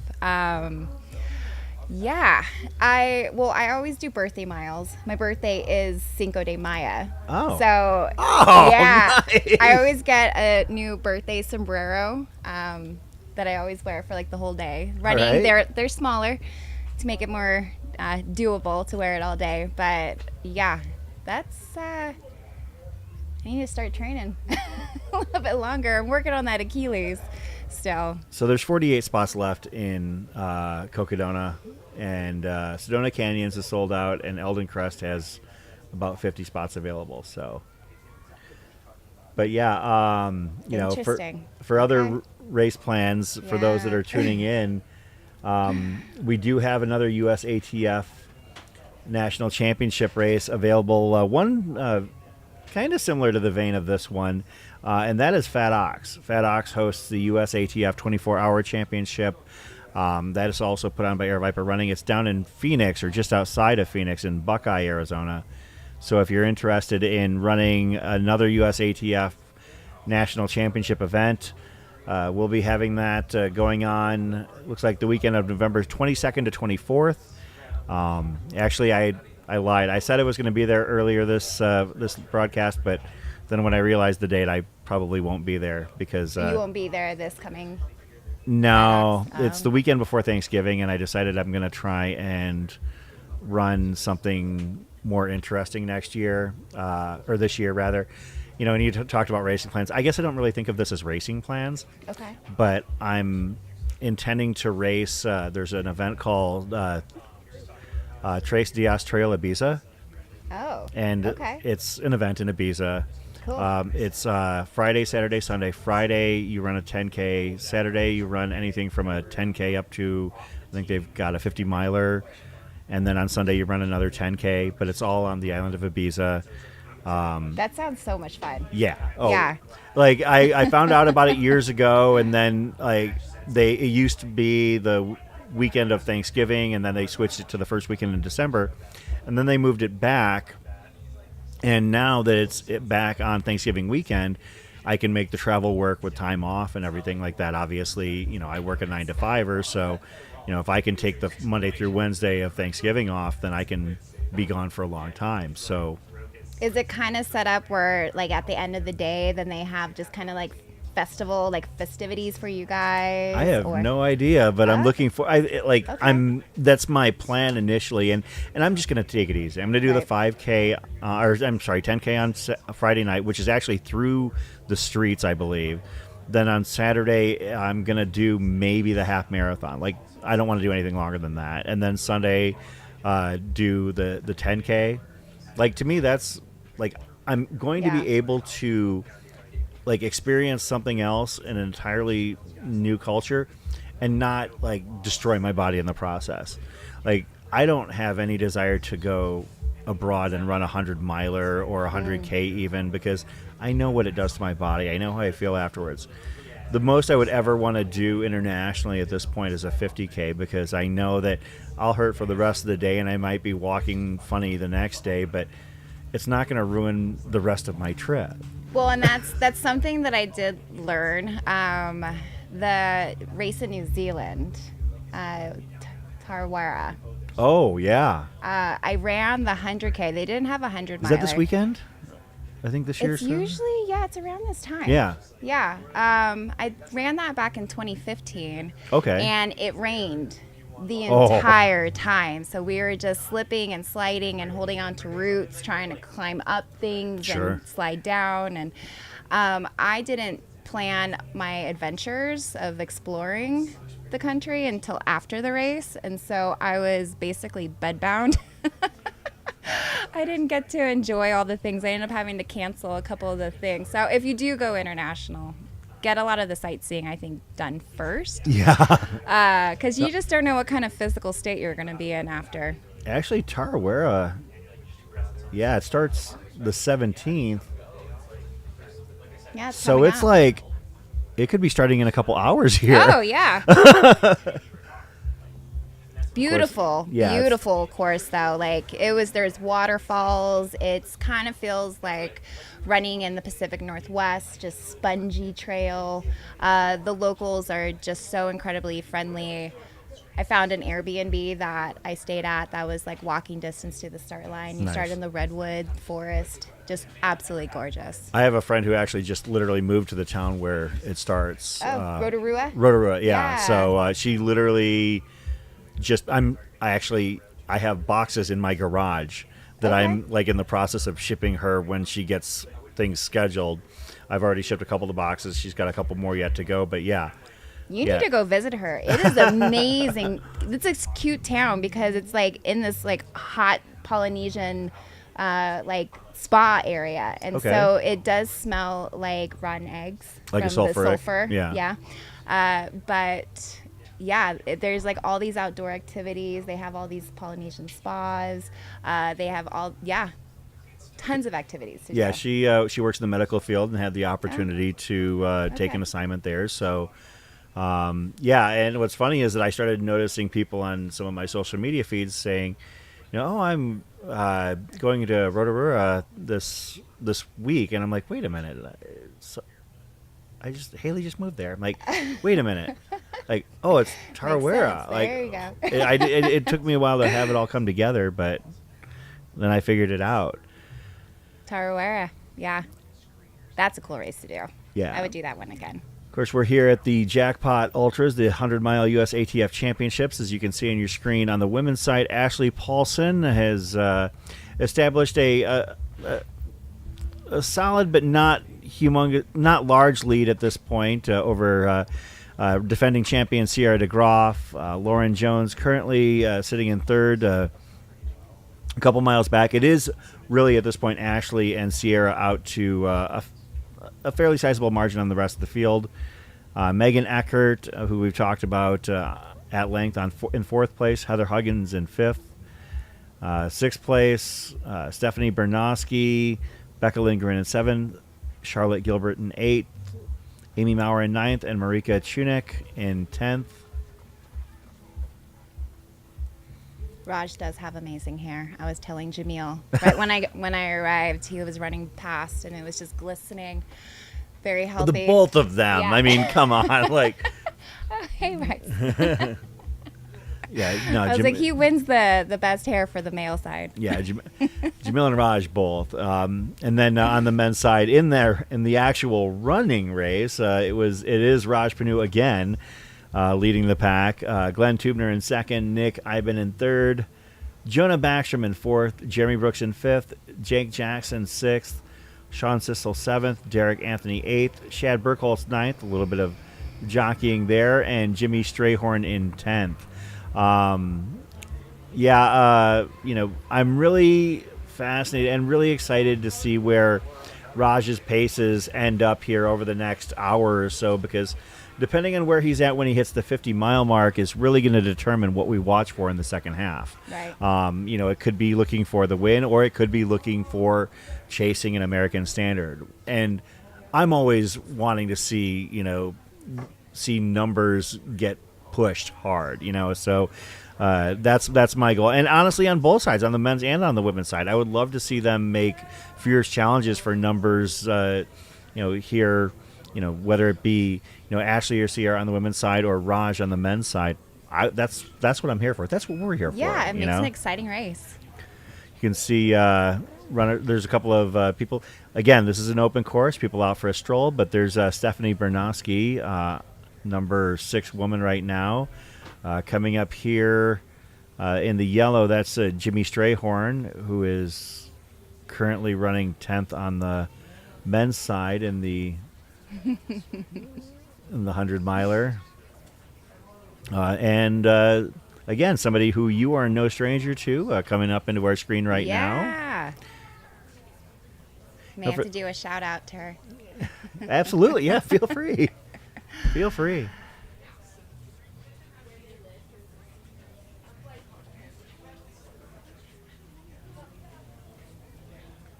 When is she coming? Any second now. She's almost passing our tent. There she is. Go Sierra! Woo woo! I saw her give the chill wave. Hi. She's a little busy right now. Yeah, she's a little bit occupied. There's Amy Maurer there. Amy Maurer, the current 6-day U.S. record holder. She set that at across the years a few years ago. It's something like 450, 451 in 6 days. Oof. And NBD. Wow, that's impressive. Yeah. Well, that's the cool thing about this. As we really talked about, is. Maya, there's all sorts of disciplines and fields and subfields to get into when you're talking about these kind of races.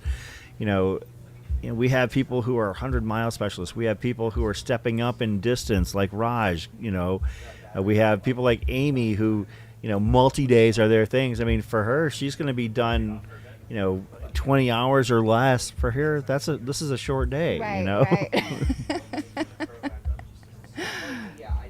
But and also we've got the octogenarians out here, with they're going to be out here quite a while. We're not going to be able to cover the entirety of their race, but for those that are interested in the 80 plus division, we'll see if we can do a specialized leaderboard for that, because this is definitely something we'll be following. But Ed Rousseau in first, Jim Barnes in second, Martin Fritzhand in third, David Blaylock in fourth, Todd Lee in fifth, and Ian Madison in sixth. Are there any females? Not at that age. I believe that the oldest woman in the field, believe it or not, is Charlotte Gilbert. All right. I do believe. I'll Gilbert. double check that. But yeah, 72. our septuagenarian is currently in the top 10 right now, and it's not because it's a weak field. It's because Right. she's cruising. Like that's what's amazing. Like, her pace is extremely respectable at this point. So you're talking, she's averaging an 11:40 pace. That's going to put her fighting for a 20-hour finish if things, keep kind of close to that Right, form. right. That's really impressive. Yeah, 26 miles in. And Is that again, right? debuting. We cannot stress enough how cool this is. Making her 100-mile debut at the age of 72. So, I Never think too that, late. Keep getting at it. Yeah, absolutely. That's absolutely. awesome. Oh, thanks for clarifying, Liam. I did not realize Tarawera already started. I believe that from where we're at, they're +3, so that would make sense if they started in the morning, or -21 +3, something like that. They're like a whole day ahead of us. They almost, are. So. But I've never been. I'm sure I'll hopefully make it there someday, but Yeah. I got to hit Europe first. UTMB would be cool to go. I haven't done that yet. Gorgeous, have my gorgeous. eyes on that. The videos I've seen from there are just absolutely stunning. You can see current fourth place man Jonah Backstrom coming up in the bright green hat, making sure that any planes flying overhead can see him and follow him to the strip. Jonah last year ran this race in about 14:11.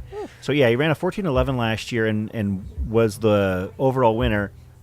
And the previous year he ran a 14:10 and finished fourth on the men's side. I think was like 7th overall. Wow. It was a brutal field 2 years ago. Yeah, that was, I believe the field was on the women's side. It was Camille, Stephanie Flippin, Nicole Monette, like 1, 2, 3, Oh my boom, boom, gosh. boom. I mean, like you had 3 women break 14 hours that day or something ridiculous like that. It was pretty amazing to witness. To witness that. Well, and I'm sure that Camille, that she has the course record. Yeah, Of course. yeah. So and it's kind of one of those things like, and I'll be honest, I'm trying to figure out how to frame explaining what she did, and also like why, because initially it was an unofficial world record when she crossed the finish line, and due to measuring discrepancies with USATF, it was not recognized as a world record. But yeah, no, she ran. I don't have the exact time in front of me. That's shameful. I should actually have it in front of me. But it was 12:41, I believe. Let me verify. 12:41:10, and Ooh, that's fine. yeah. Well, okay. So Camille in 22, Camille ran a 12:41:10. Nicole Monette ran a 14:01:55, and Stephanie Flippin ran a 14:31:50. Like, to get on the podium, you had to run a 14:35. That's absolutely amazing. flying. Yes. But there is a lot of variance in that. I mean, for instance, that year, Arlen Glick ran a 13:10 to win the men's race, and the following year, Jonah Backstrom ran a 14:11 and won the men's race. There's a lot of variance in these USATF events, and I think that, and we talked about it earlier, a lot of it has to do with the World 24-Hour Championships. Right. Because Right. there's a lot of crossover in the 24-hour and 100-mile disciplines. There's not many people who are in the 24-hour national team hunt that can't throw down like a 14 or 15-hour 100-miler. Conversely, if you could throw down a 15-hour 100-miler, you can probably net 150 or take a stab at 150 plus for the 24 hours. So a lot of crossover. Right. Yeah, it's Desert Solstice should be a good one this year. Oh, I can't wait. I Yeah, cannot wait. I've heard some things. Uh-oh. We're working on some things. I've heard some things, but if I have my druthers, somebody I interviewed remotely from that live stream is going to be there, and that would be something to behold. I'll just throw that little carrot out there. Yeah, just throw it out there. Yeah, that's what we call a teaser in the business. Stay tuned. That right there, bib 932 was one of our octogenarians, Jim Barnes, currently second place in the men's race. You know, that's, again, these guys are, 35 years older than me and still coming out and trying to compete for a national championship. That's to do that in amazing. any endeavor Right. That's amazing. is something to behold. I love watching that. And they're a full, they're like 15% of our field. It's become the popular thing to come and hunt down a national championship in your 80s here at Jackpot. Is there who's the defending title? Is he back? Yeah, this year? yeah. So actually, the top three are all back. Oh, okay. So they're gunning for it then. Oh, absolutely. And actually, there were 4 men last year that competed, and all 4 are back. 3 who finished, 1 who had to drop. But our finisher last year, our number 1 finisher in the men's 80 plus was David Blaylock, and he finished in 29:47:29, which to me, to be in your 80s and finishing a 100-miler in under 30 hours, that's having 100. You have to finish that in that kind of time frame. So that's just awesome to me. It really is. It's better than my PR. That's, because when I finished my first 100-mile trail race, it was 29:55. So he's got me by a few minutes. In second place, Ed Rousseau. Ed is very striking. He's a very tall gentleman out here at the age of 84, the second oldest man in the field. But Ed is in second, and in third place last year was Ian Madison. So these are the last year's Got it. Okay. numbers. And then Todd Lee, Nevada local, Reno actually. I guess, is that local technically? How far is that from here? Reno? It's Yeah. like It's like a 4 hours. 7-hour drive. 7? It's a big state. I was They're a little maybe like far a from 4-hour us, yeah. drive. But you know what? It's it's Depends like, on how fast you're driving it, but yeah. oh, I'm sure.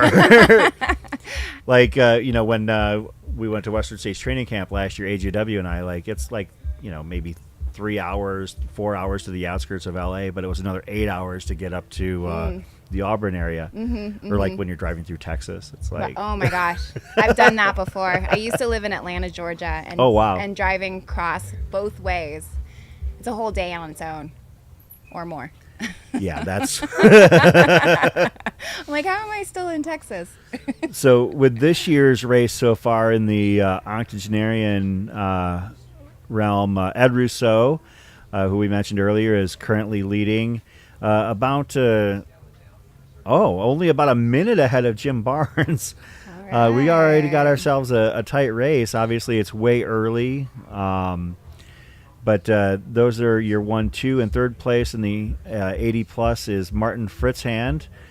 David Blaylock, the defending champion, currently in 4th. Todd Lee in 5th, and Ian Madison currently in 6th. Ian was the third place finisher in the 80 plus bracket last year.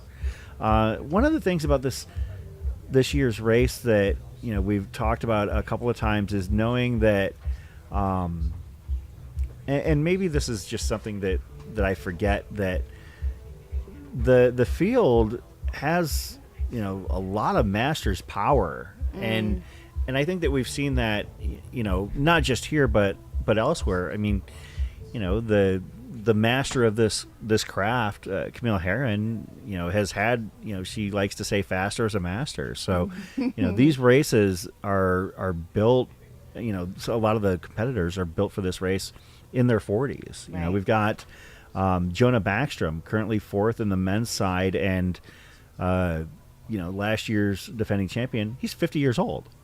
Ashley Paulson, 42 years old. Yes. Go 40s. Yes, Jake Jackson is 47. Right. I believe. Let's see. Chad Burkholz is 47 and currently in the top 10 in the men's side. On the women's side, Stephanie Bernowski, I believe, is 42 as well. Amy Maurer is 55. We mentioned, our amazement at Charlotte Gilbert, 72. These are Very impressive. absolutely. Jill Hudson, 13th. Yeah. She's 62 years old. This is, maybe it's the fact that it's not the trails, but there's a lot of respectable Masters level running going on here at this weekend today. And these are, this field is significantly deeper than it was last year on both the men's and women's side, as we have last year's defending champions coming up here together on our screen. I like this perfect shot of Sierra DeGroff and Jonah Backstrom moving very well. Yeah, that's definitely one thing that's just so amazing about this sport is that we are all just getting older, and just in that fact doesn't mean that you have to get out of the race, out of this. There they are. Yeah. That you have to quit or anything like that. Some people are just getting even faster. I and that's the thing that kind of gives me hope is Gives me hope too. I'm in my 40s. every time I see Jeff Browning post something, I'm like, why am I not doing this? Why am I like, he's showing that you can get it done at a high level, gosh. well into your 50s. People like him, people like Camille Right. that continue to defy aging and prove that there's no point, or there's nothing holding you back from still establishing, maybe personal bests or maintaining what you've accomplished in your, quote, younger days, like say in your 20s and 30s. Right. You can still get it done out here. Maybe you're not going to, have your best BQ. Maybe you're not going to, some of the shorter stuff, you might not be able to hold that 18-minute 5K anymore or whatever. But, but at these distances, maybe there's something to holding it longer, as we can see Raj Panu coming up yet again for another loop. He is approaching the 50-mile mark. He's just past the 45-mile mark, and it's going to be. Let's see. He's about 14 minutes out from where Zach Bitter hit his 5:40 opening 50-mile split. So. Well, Maybe he's planning a negative split. Could be. know? So earlier on, he was doing.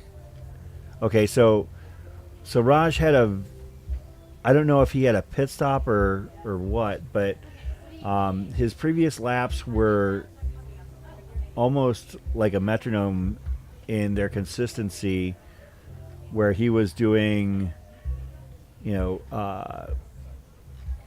like 8:30s, 8:35s. His last few have been significantly longer. 10:46 was his most recent lap. 14:05 was the long lap. 9:33, 9:40, 9:16. So, I'm sorry, that's actually Glenn Tubner. I apologize. I thought those didn't look right for a second. 8:18. Okay, so Raj, though, did have a 16:44 lap. Did he stop? He must have stopped entirely for some reason. But, I mean, his moving laps are still sub 9-minute laps. So he's still moving well when he's moving, but he did take according to our split tracker, a significant Like we're talking a full lap's worth of break there on his 38th lap, because Okay. every other lap has been still under 8:20. With one exception, 8:27 is the longest lap that he had run prior to the 16:44. We'll see if we can get some detail on that. Maybe find out from his crew. Yeah. Liam, talking about Raj's pace, it's dropped overall, but if you look at the splits, having one lap that's basically over the 8:30 mark shows that he's still moving really well.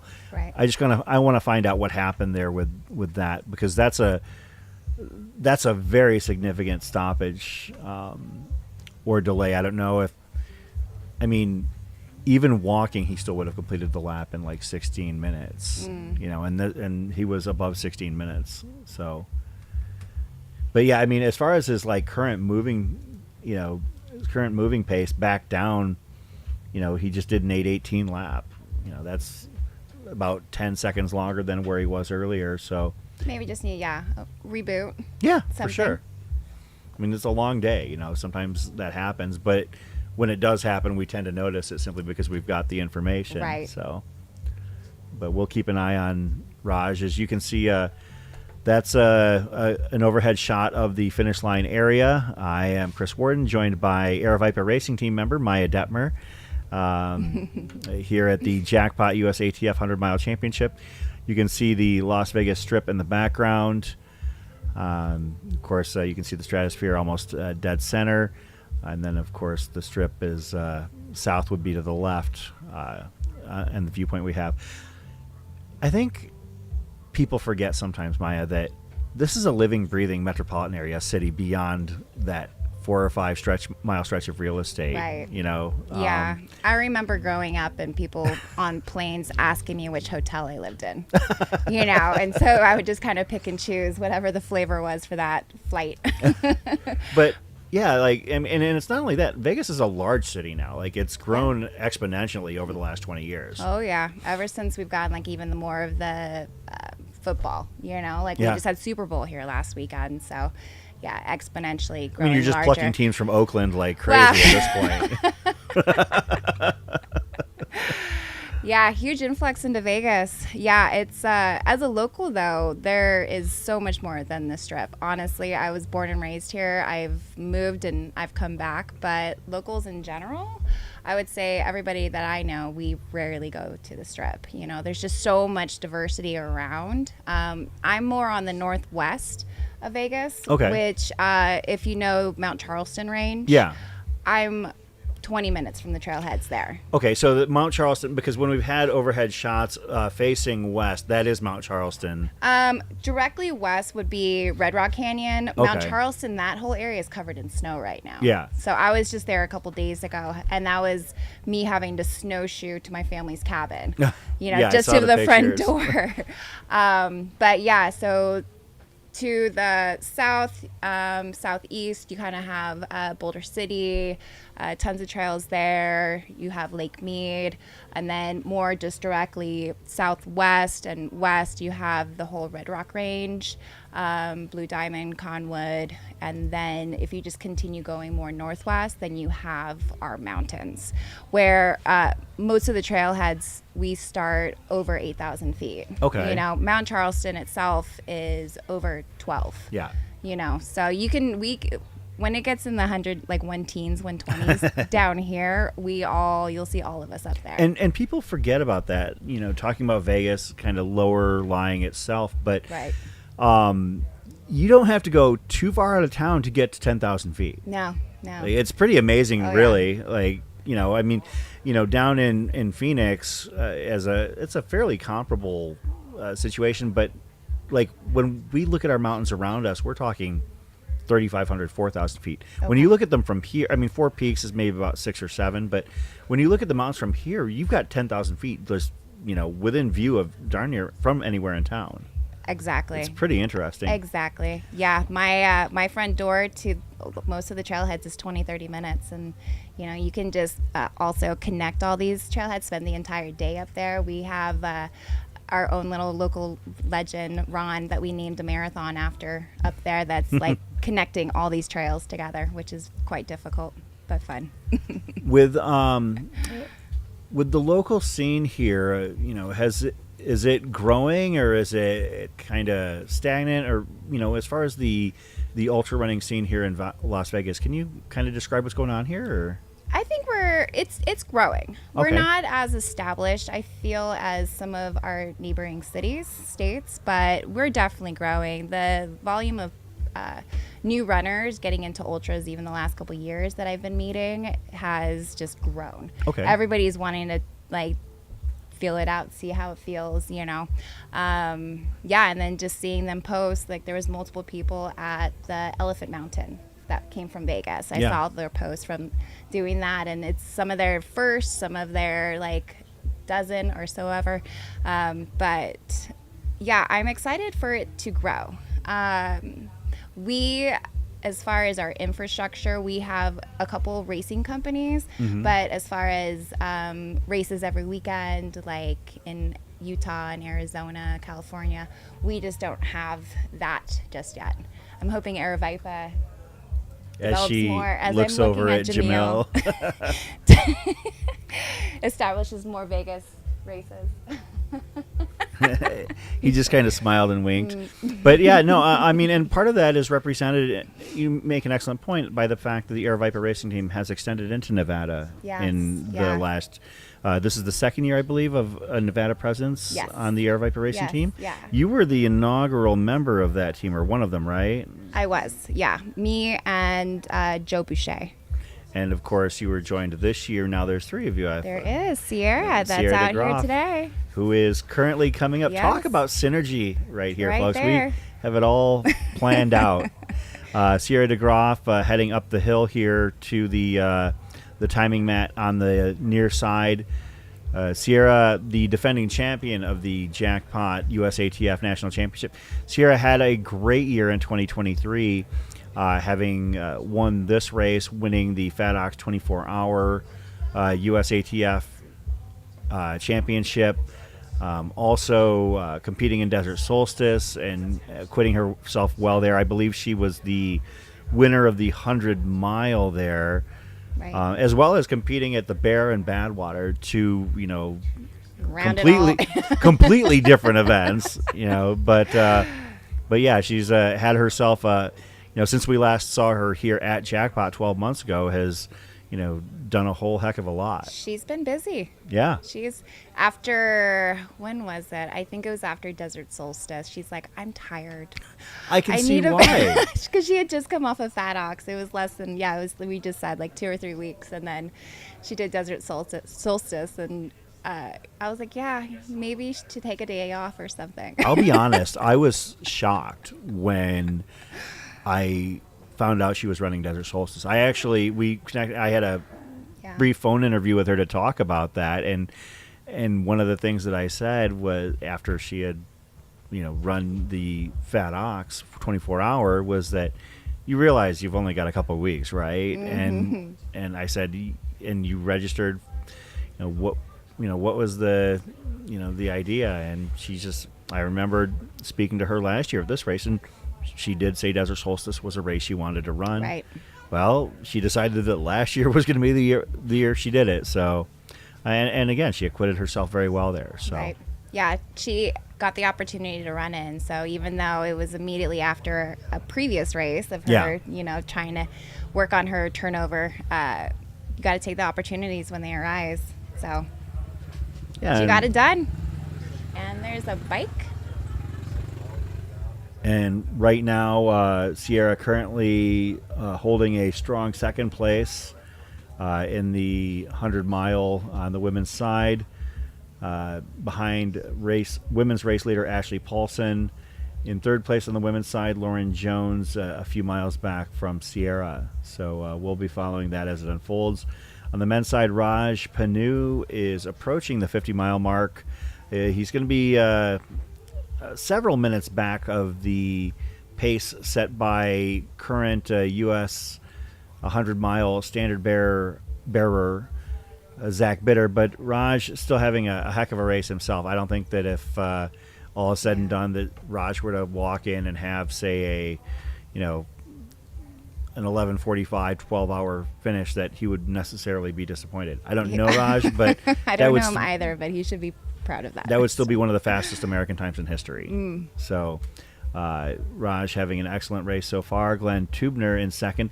Glenn, I'll admit, is a little bit surprising because he does not have the race resume that a lot of the rest of the front of the field has right now. Glenn was a little bit of an unknown for me. I could only find one significant race result. He had won the Ozark Trail 100-miler in Missouri a couple years ago, and other than that, next to nothing. Oh. Now, I admit that I didn't look in Athlinks or any other runner tracking, but based off Ultra Sign Up, that was pretty much all that was there. Interesting. Yeah. Nick Iben in third place. Nick, no stranger to Jackpot, having placed sixth here both in 2021 and 2022, and finished second at the FADOX 24 last year at Estrella Mountain Regional Park in Buckeye, Arizona. Jonah Backstrom in fourth, the defending champion, and Jeremy Brooks rounding out the top five. Some more notable names that are outside of our top 10 here at this point. Eric Clifton, 17th place on the men's side. Eric Clifton. Are you familiar with Eric Clifton's resume? I'm not. Okay, so you know the race JFK 50, right? Yes. So he's won it 4 times. Oh, there you go. You know the Vermont 100? Yes. He's won that 4 times as well. He's got wins at Badwater, Superior 100, Strollin' Jim, Arkansas Traveler, Mohican, Rocky Raccoon, Umstead, Kettle Moraine, and Old Dominion. Those were the significant races I could find. I mean, just the few. Yeah. Of course, Eric is 65 and a grandmaster at this point, not in contention for winning this race or anything like that, but at the same time, a true legend of the sport. Absolutely. With a couple dozen huge wins at big name races. Tons of Western all over qualifiers. The country. Yeah, he's won. Wow. Or he's run Western States multiple times. By comparison, I have to admit I'm a little bit surprised. I don't think he's ever actually finished in the top 20 at Western States, which is really surprising considering he lives in California. I don't know if he's lived in California his entire career, but definitely a name. If you've been following the trail and ultra running scene for 20 plus years, Eric Clifton was one of those people. I know, speaking with a friend of our community, Eric Senseman, that Eric Senseman met Eric Clifton at a running event and some discussion or something like that, and he didn't realize who it was. They just started talking, and my name's Eric too, and they were having this conversation, and eventually it sunk in that he was talking to Eric Clifton, who was, again, a true legend of the sport. Absolutely. We just read off his resume. It's better than just about anybody's. Right. So, Eric Clifton out here hanging out, having a good time, and probably gonna throw another 100-miler notch on his personal belt.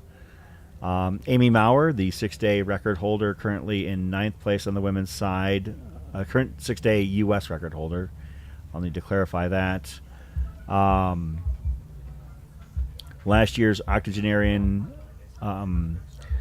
champion, David Blaylock, currently in 4th place amongst the 80-plus men here this year.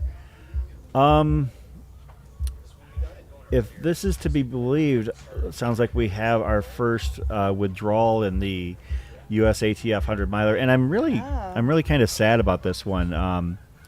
Looks like it's Dan McHugh.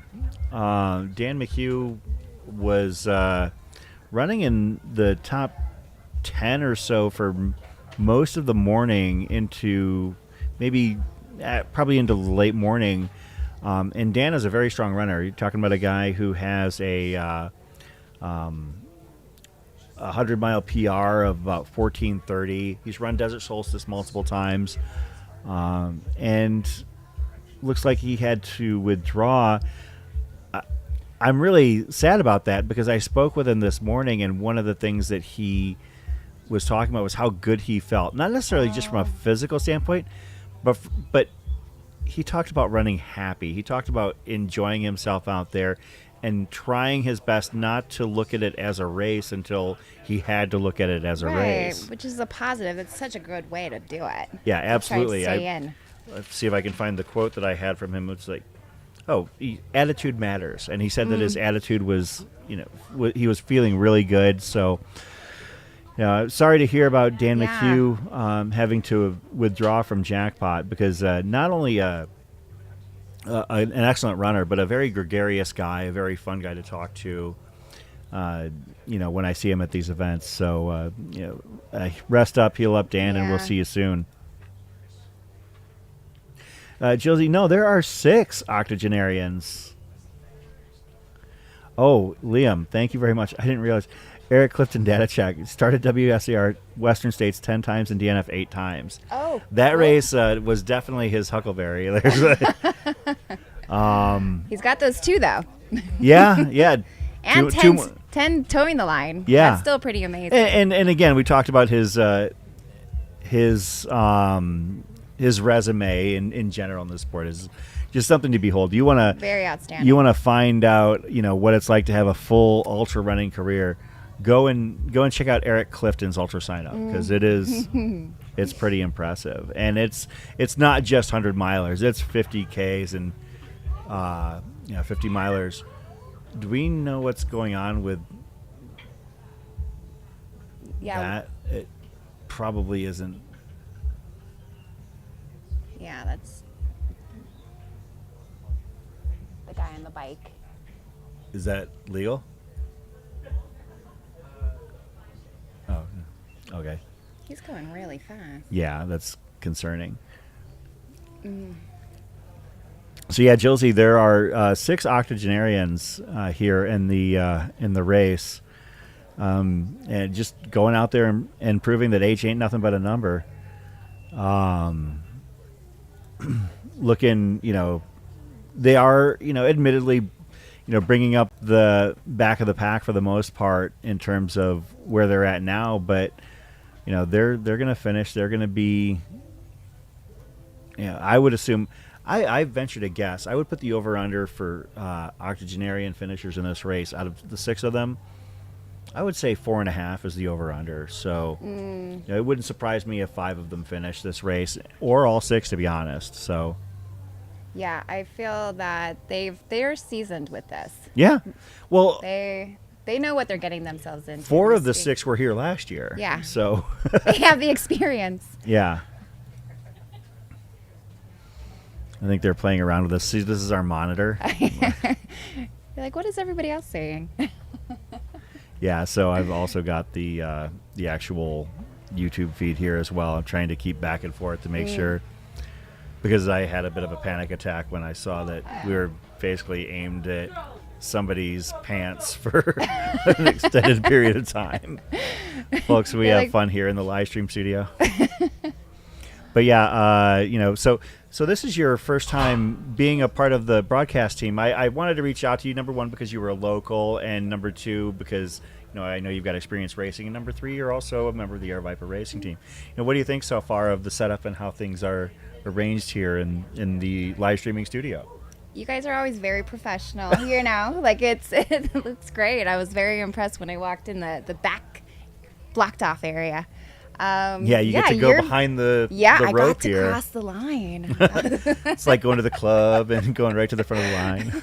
Pick me. Yeah. You're always great, though. You're very knowledgeable on all the athletes, and I just have a lot of fun. This has been fun. You can tell that you enjoy this, and going through the history and of these athletes, and even of the sport in general. It's more that we should know about.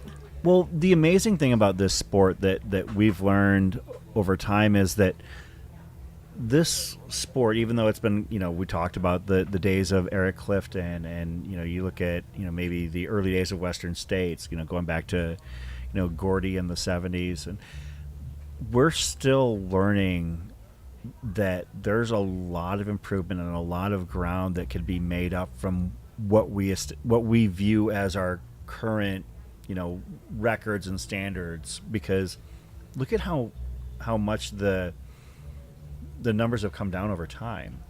I mean, or even another way to look at it would be like the sheer bulk of people who are hitting numbers that we thought were crazy a few years ago. Right.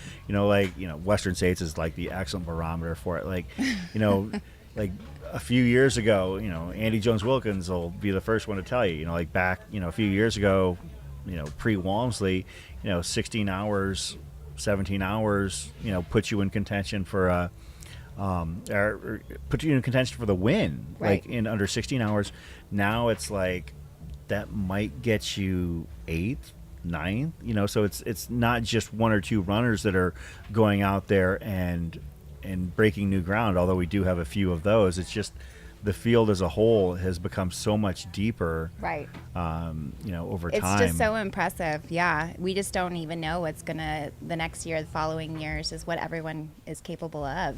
Yeah, As people are even crossing into our sport from other sports. You know, like the triathletes, there's see one right now. There's Yep. Ashley Paulson, Yeah. former triathlete. Yeah, Ashley, she's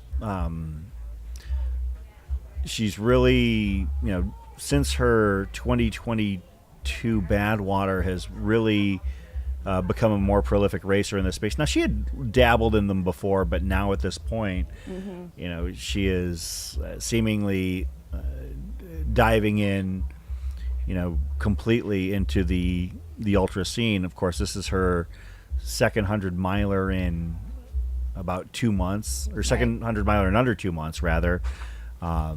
She had her Badwater performance back last summer that, put any sort of questions or criticism to bed by setting a women's course record by 2 hours and also winning outright and barely missing the men's standard, as Zach Marion, our producer, is running alongside Raj Panu.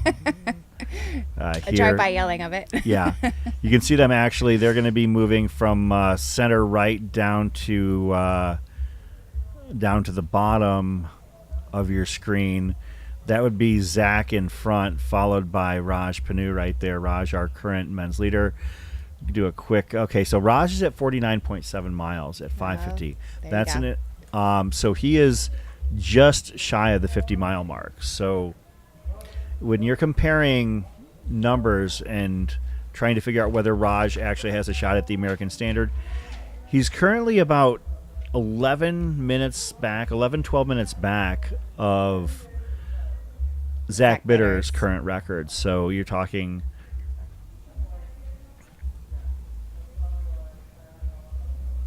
Yeah, so that's where we're currently standing. Ashley Paulson is currently about 43 and change in second overall, moved up to second. Interestingly, I'm going to refresh this simply because I'm surprised at what I'm seeing here. Glenn Tubner, who we talked about being a surprise in second place, dropping down to fourth. Oh. So I don't know if Glenn took an extended break. If there's anything, if you want to see that, let me know. Yeah. So Glenn has slowed down significantly. Was keeping his laps in the sub 10 hour or sub 10 minute pace, and currently pulling down about a 12 to 14 minute laps in his most recent laps around the lake here at Cornerstone Park. Do you know what the name of the lake is? Is it Cornerstone Lake, or is it? I don't know that. It's a good question. That is a good question. Well, don't you locals know everything? Definitely. But you not. said you're in Northwest Vegas, so yeah, that's I'm North Vegas. okay. So you're talking that's 40 minutes probably from door to here, course? yeah, Yeah. it was about 45 minutes okay. to get here. Yeah, like I said, Vegas is much bigger now than some people might realize. Like, you look at the population growth of the Vegas metropolitan area, Henderson. We're literally one of the fastest cities. I believe it. And for a city of this size, it's pretty amazing. So we've got we've got a shot of the start finish line. Now we've got Ashley Paulson back on the far side of the lake with our bike cam. Still cruising Yeah. effortlessly. Moving very strong. See if we can. Railroad Lake. Oh, thank you. Wonder if that means there's like a railroad or a train maybe at the bottom of the lake. That Pretty sure it's not. Oh, okay. Oh, it's gorgeous. I mean, that would make sense if it was a Yeah. rock quarry back in the day. So yeah, Ashley looks like she's got some variance in her laps now. They're not necessarily faster or slower. It just for a while there she was holding the 9-minute range and has slowed down a little bit, but not significantly. It's between 9 and 10 minutes laps, hugging closer to 10 at this point, but actually, interestingly, there have been several laps where, lap 32 was 8:58, 33 was 9:20, 34 was 9:28, 35 9:41, 36 9:45, Adding a couple seconds. 37. On each Yeah, like literally, like 7 or 8 straight laps where she's gone slower. That's not slower by a large margin. You're talking seconds, but that's 7 or 8 straight laps where she has gone slower, and that's something we'll have to keep track of because she's just short of being halfway, about 45 miles in, and we'll see if she's able to maintain things. We'll take a look at Sierra DeGroff, her main competitions splits here in just a moment, but wanted to see if I could. Want to take a look at Raj and see what the far side mile marker is.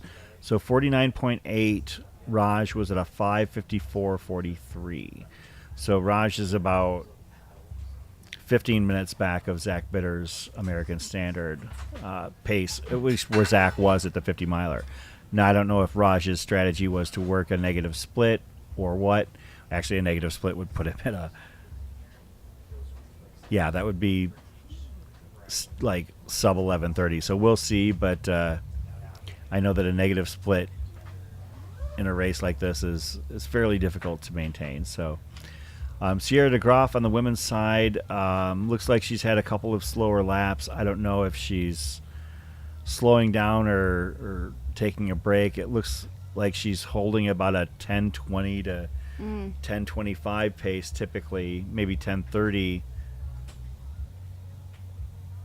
Looks like she did have one lap that was about 13 minutes, 12:50, but for the most part around 10 to 10:30. Currently running in second place in the women's race, 6th overall. Those are your top 2 women. Lauren Jones in 3rd on the women's side. Megan Eckert in 4th, and Heather Huggins in 5th. On the men's side, as we mentioned, Raj Panu in 1st, Nick Iben in 2nd, and Jonah Backstrom has moved up to 3rd. Glenn Tubner, our previous 2nd place running male, is down to 4th. Jeremy Brooks is in 5th.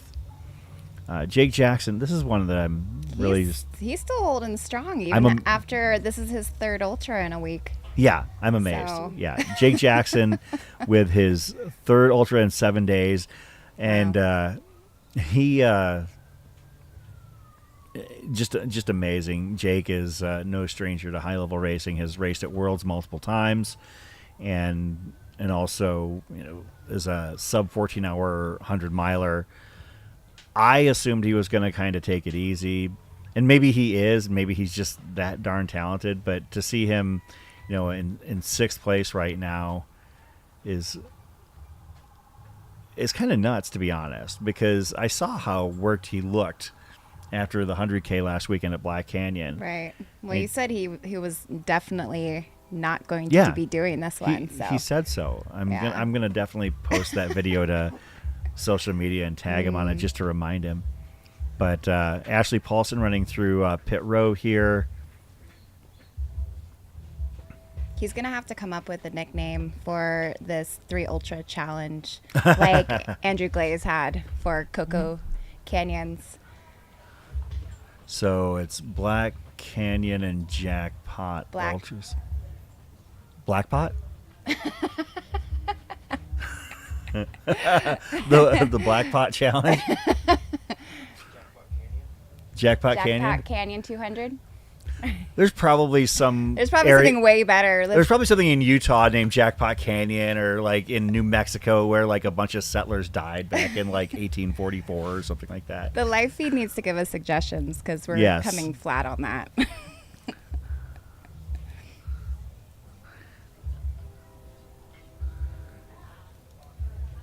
Yeah, I'm using Blackpot as a placeholder.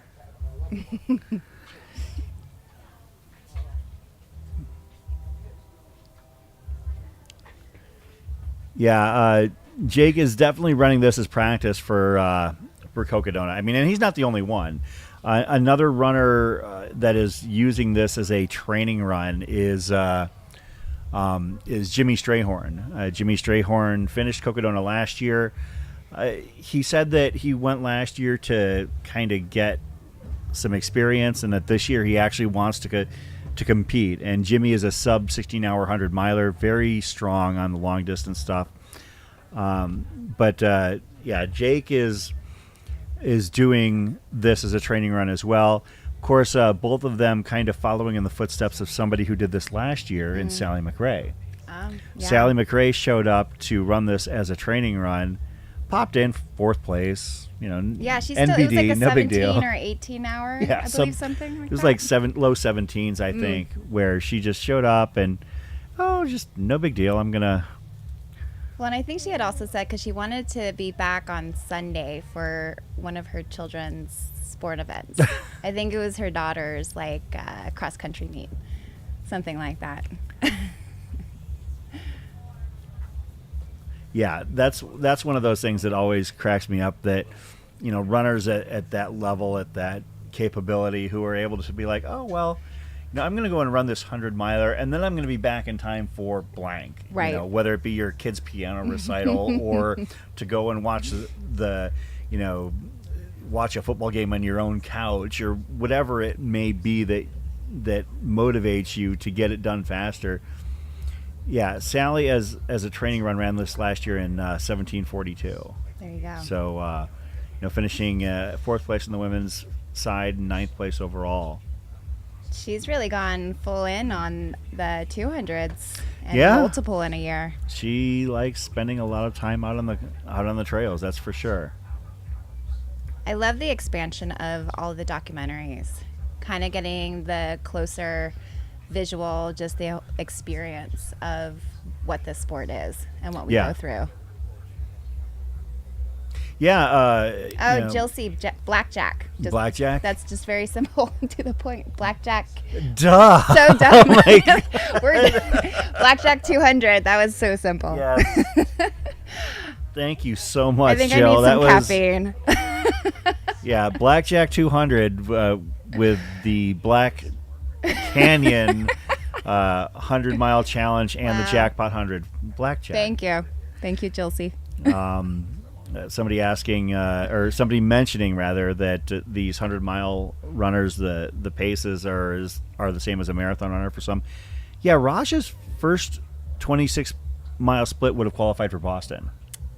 I heard you guys talking about that because it was 3 hours or so. Yeah, right? That is Raj Panu on camera right now. Raj, one of the fastest ultra runners in the world at this point. That's not a debatable point. Raj is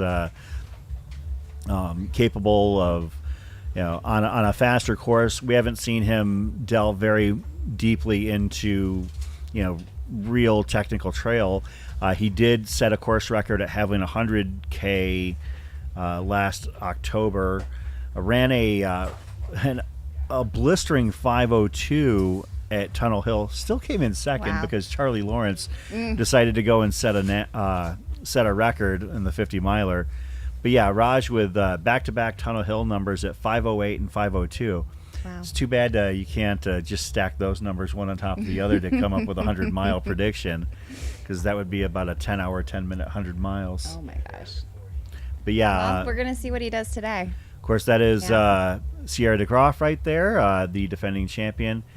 And I believe that with her is...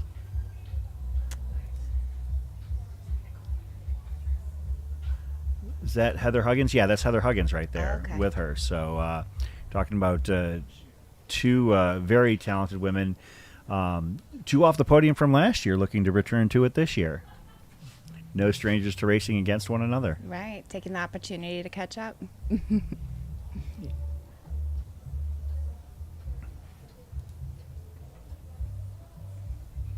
Yeah, Heather Huggins finishing with a 17:09 last year on the podium. I have a feeling that the women's podium is going to be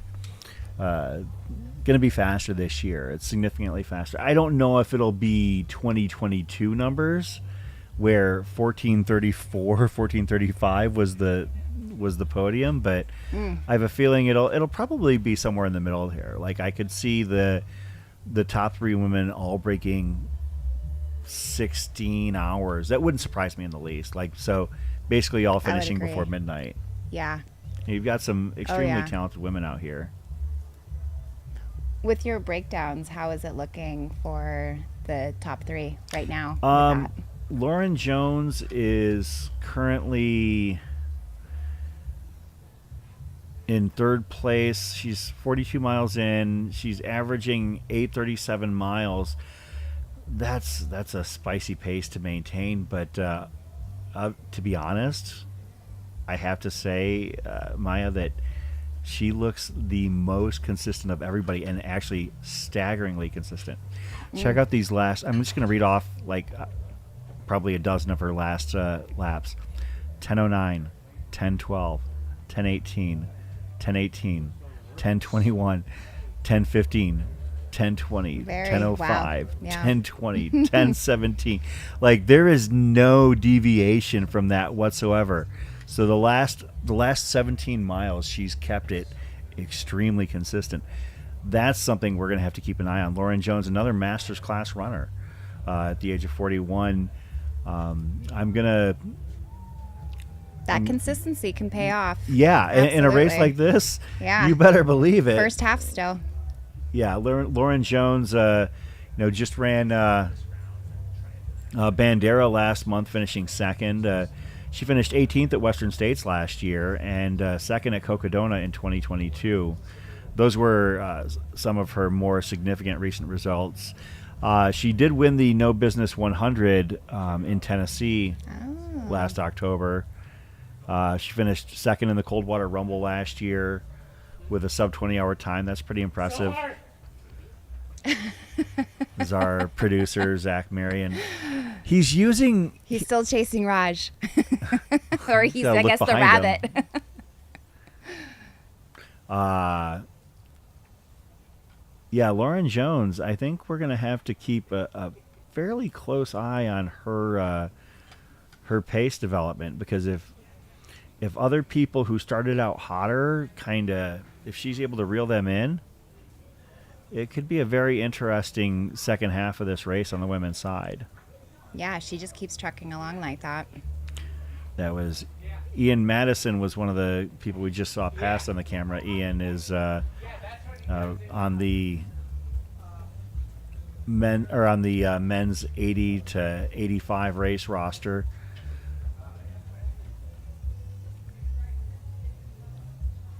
Yeah, I'm really curious to see if we can find out what happened with Raj on that one lap where he was much slower, because right now he's back to the 8-minute mile or 8 minute lap pace, really.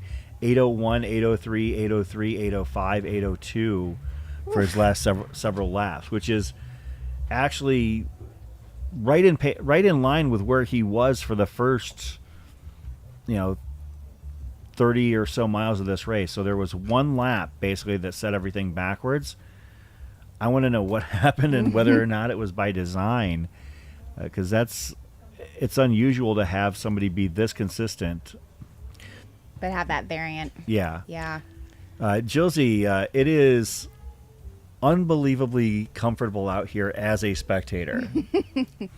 It's about 65, 66 degrees. Slight breeze, just very slight. Light clouds in the background, but like nothing overhead that has me worried or concerned.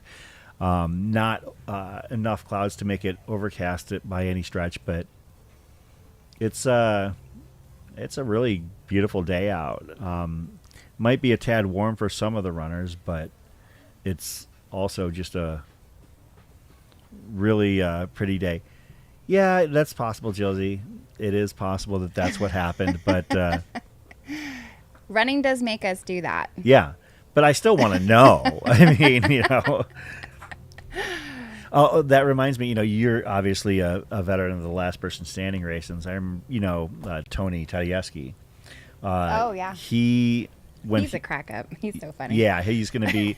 we might, if we can get our dump button and our sensors on, properly, we might have him on later. But Tony, when he ran last person standing the first time, where he ended up winning it the inaugural year.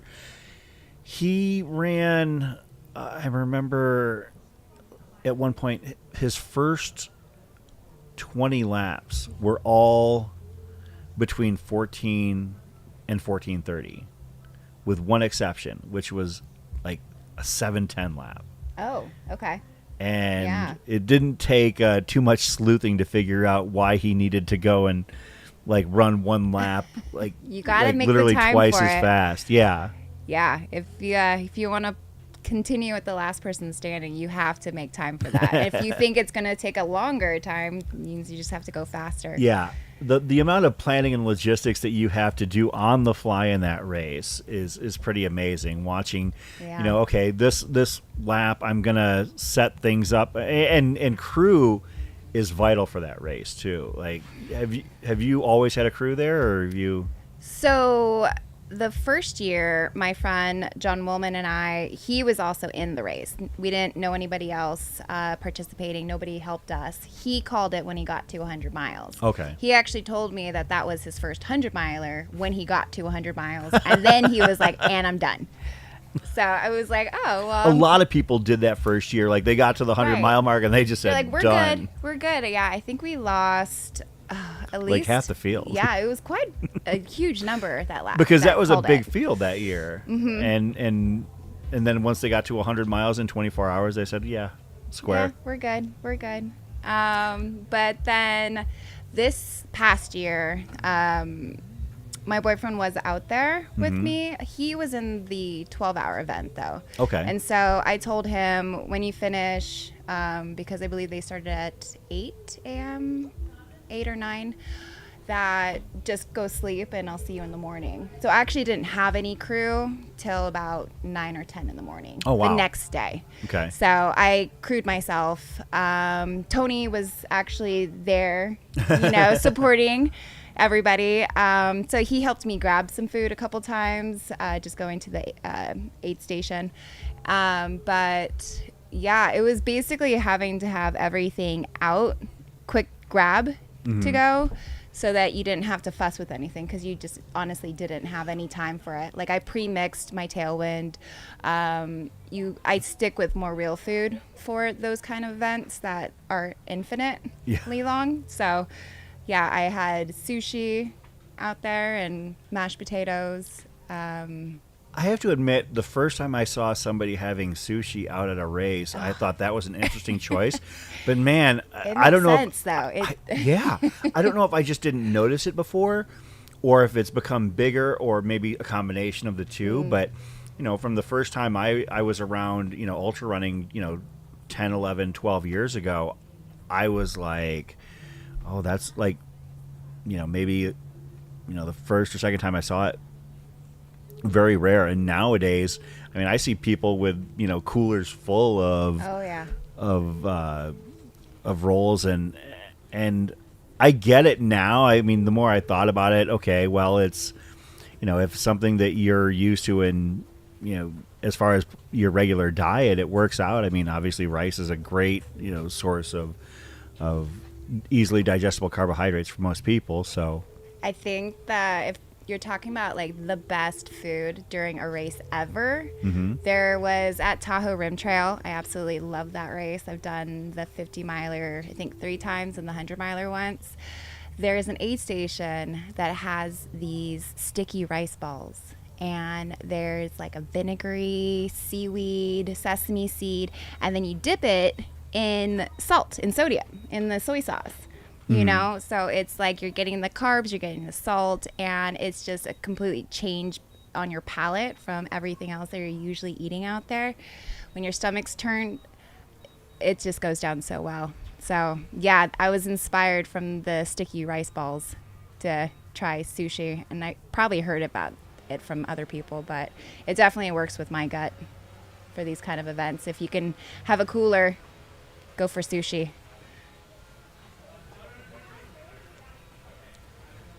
Waffle House peanut butter and banana waffles. I'm down with that. Oh, there you go. I'm unfortunate with a severe nut allergy. Oh. Yeah, Oh, wow. so there's like a whole slew of foods I cannot touch at aid stations, and the risk of like cross-contamination, but oh yeah. 10 seconds. Just watch some people keep on going. All right. Yeah, it's been a good turnout today. There's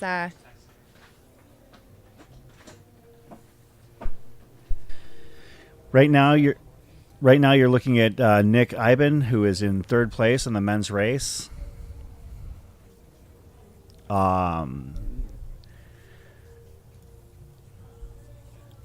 My big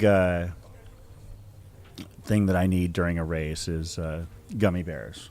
oh, those I are need delicious. gummy bears. I just the sour. Just don't do the sugar-free. So I didn't know about that whole thing until fairly recently. I had somebody bring it up to me and explain to me. And not that I ate them and found out the hard way, but somebody told me to go and look at the reviews on Amazon for sugar-free gummy bears. So good. It's so good. It's if nobody has read that yet, if It's you one haven't. It's one of the most reviewed items on the entire Amazon platform is sugar-free gummy bears.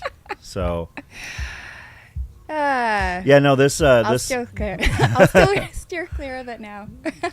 yeah, it's definitely a something to be very leery of when it comes to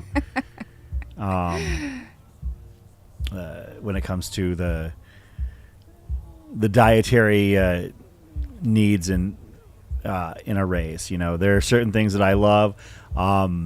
When I'm doing a fixed time ultra, and this is something that is entirely familiar to Aravaipa runners, is that Patty Curry has these chickpea salad sandwiches that are just... Oh, they're very good. I had it last year.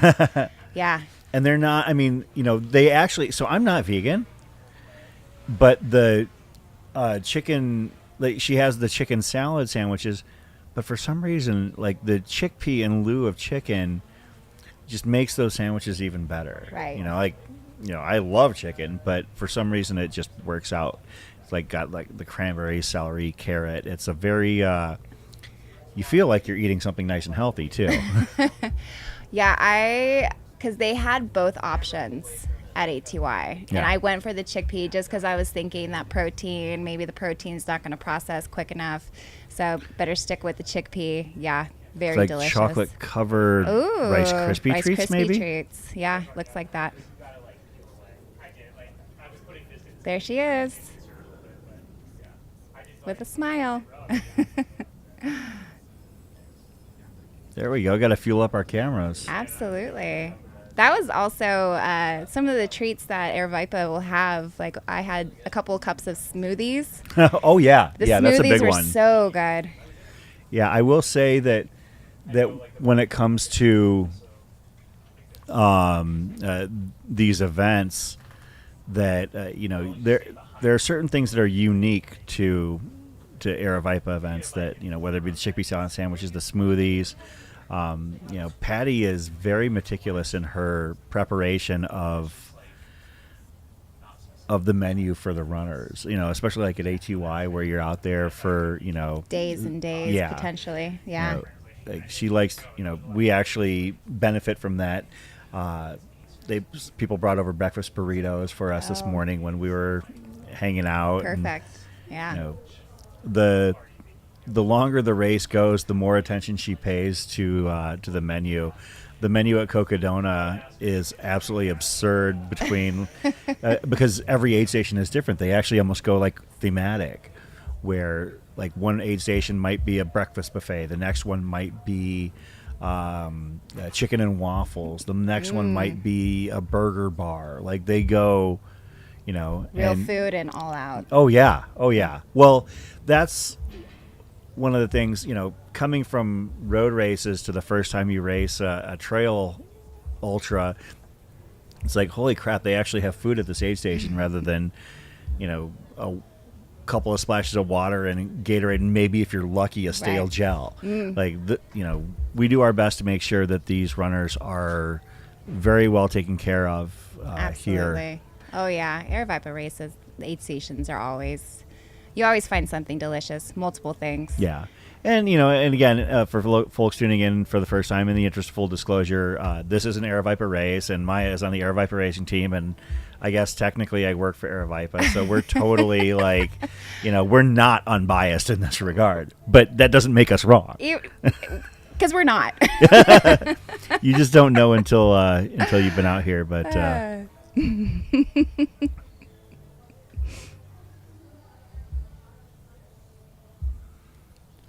yeah, we're gonna do a quick little rundown. Okay, so we've actually had some further movement on the leaderboard here, Maya. We've got Raj Panu still in first. In second place on the men's side, Jonah Backstrom, last year's defending champion, has moved up to second.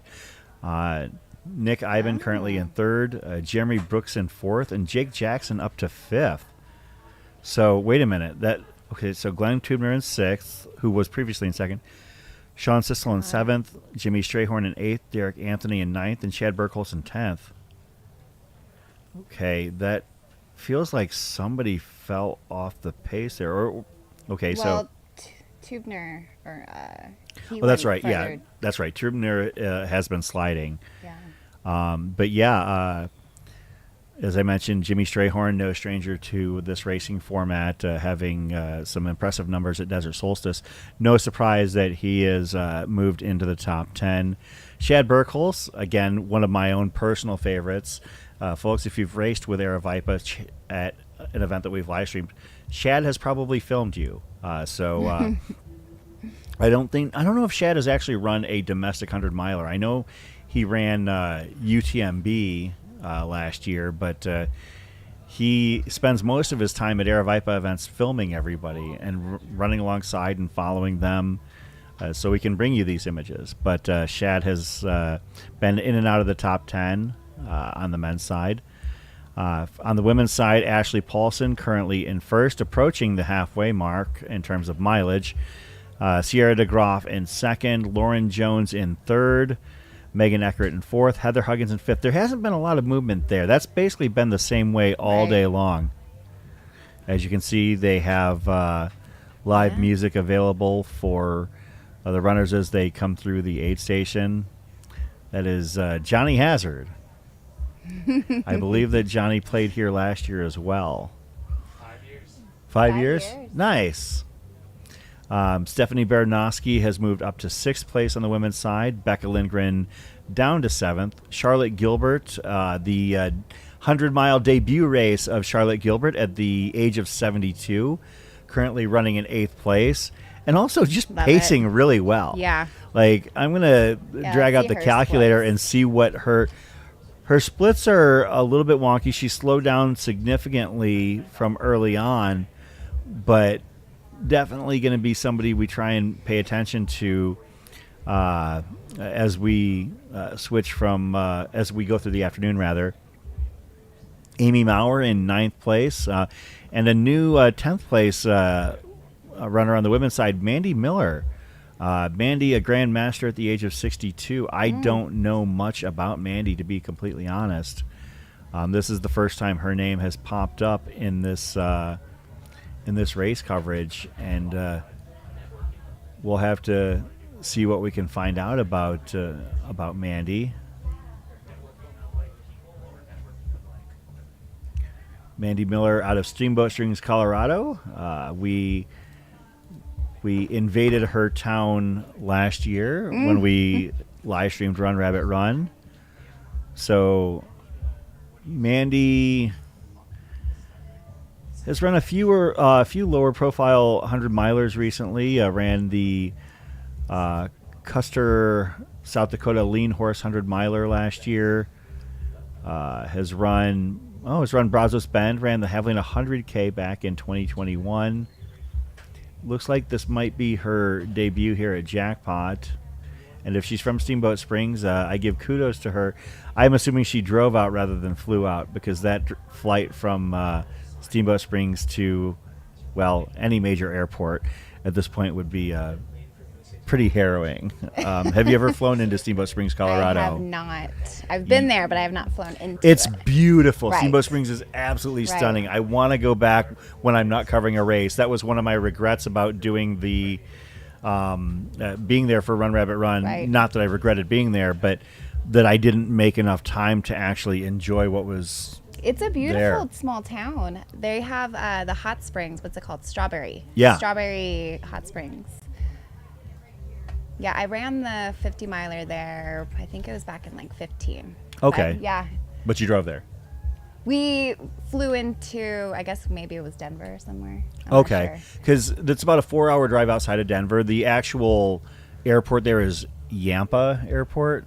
Yeah, So- it was a bigger Okay. airport. Yeah, Yeah. because I flew into Yampa Airport, and it was one of the less enjoyable flights I've ever had. You basically, in order to get there from Denver, you basically just like literally leap over the mountains and then head back down already. It's about a 45-minute flight. Okay. And I like 45-minute flights. I like short flights. The flight from Vegas to Phoenix is awesome because, you know, if your pilot is aggressive enough going from Phoenix to Vegas, rather, you know, you take off at 9 p.m. and get there at 8:55. But that one, Steamboat Springs, over, you know, because you're just climbing over the Rockies really shortly, can be pretty rough. And depending on how big the plane is, like if you're in a smaller seated plane, if you're going over any kind of larger mound, like mountains. Yeah. Well, these were like You know. Airbuses. I mean, Okay, okay. I've been in a 10-person prop plane, and I didn't feel nearly as uncomfortable as I did Okay. heading over the mountains to get into Steamboat Springs. But, you know, we've all got our own levels of comfort. Of course, we can see right now we've got eyes on Jonah Backstrom, who, currently in second place, heading into his aid and crew zone here. That's where I was talking to him, so I assume his crew zone is coming up right here shortly. But Kind of looked like he was holding his belly. yeah, I got a little bit worried there. We've had the occasional reversal of fortune, as they like to call it, on competitive eating contests broadcasts. But looks like he might have just needed to slow down and reset. Yeah, for he's a running moment. again. Yeah. Looks like he might have a little bit of a slight left side lean, but he's moving well, you know. And again, no stranger to this race, having run it in 14:10 and 14:11 the last couple years.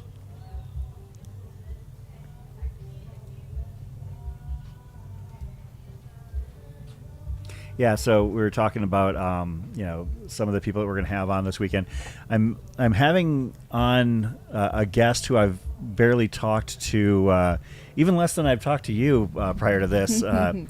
Another Vegas local who I've only talked to him a little bit, but when I have talked to him, he's extremely funny. Oh. That would be Nick Robertson. Oh my gosh, yes. He's hilarious. Yeah, so I thought that Nick might have fun and spice things up a little bit for us here later on this afternoon. But yeah, he's always the fun guy that you want to see at the local races. I have seen him dress at an Elvis costume for events, so I know that he definitely can channel the mindset and the vibe and the energy of the Jackpot Ultras. Yeah, so. He has some great finish stories to his races. Ask him to tell the story of the sawmill race.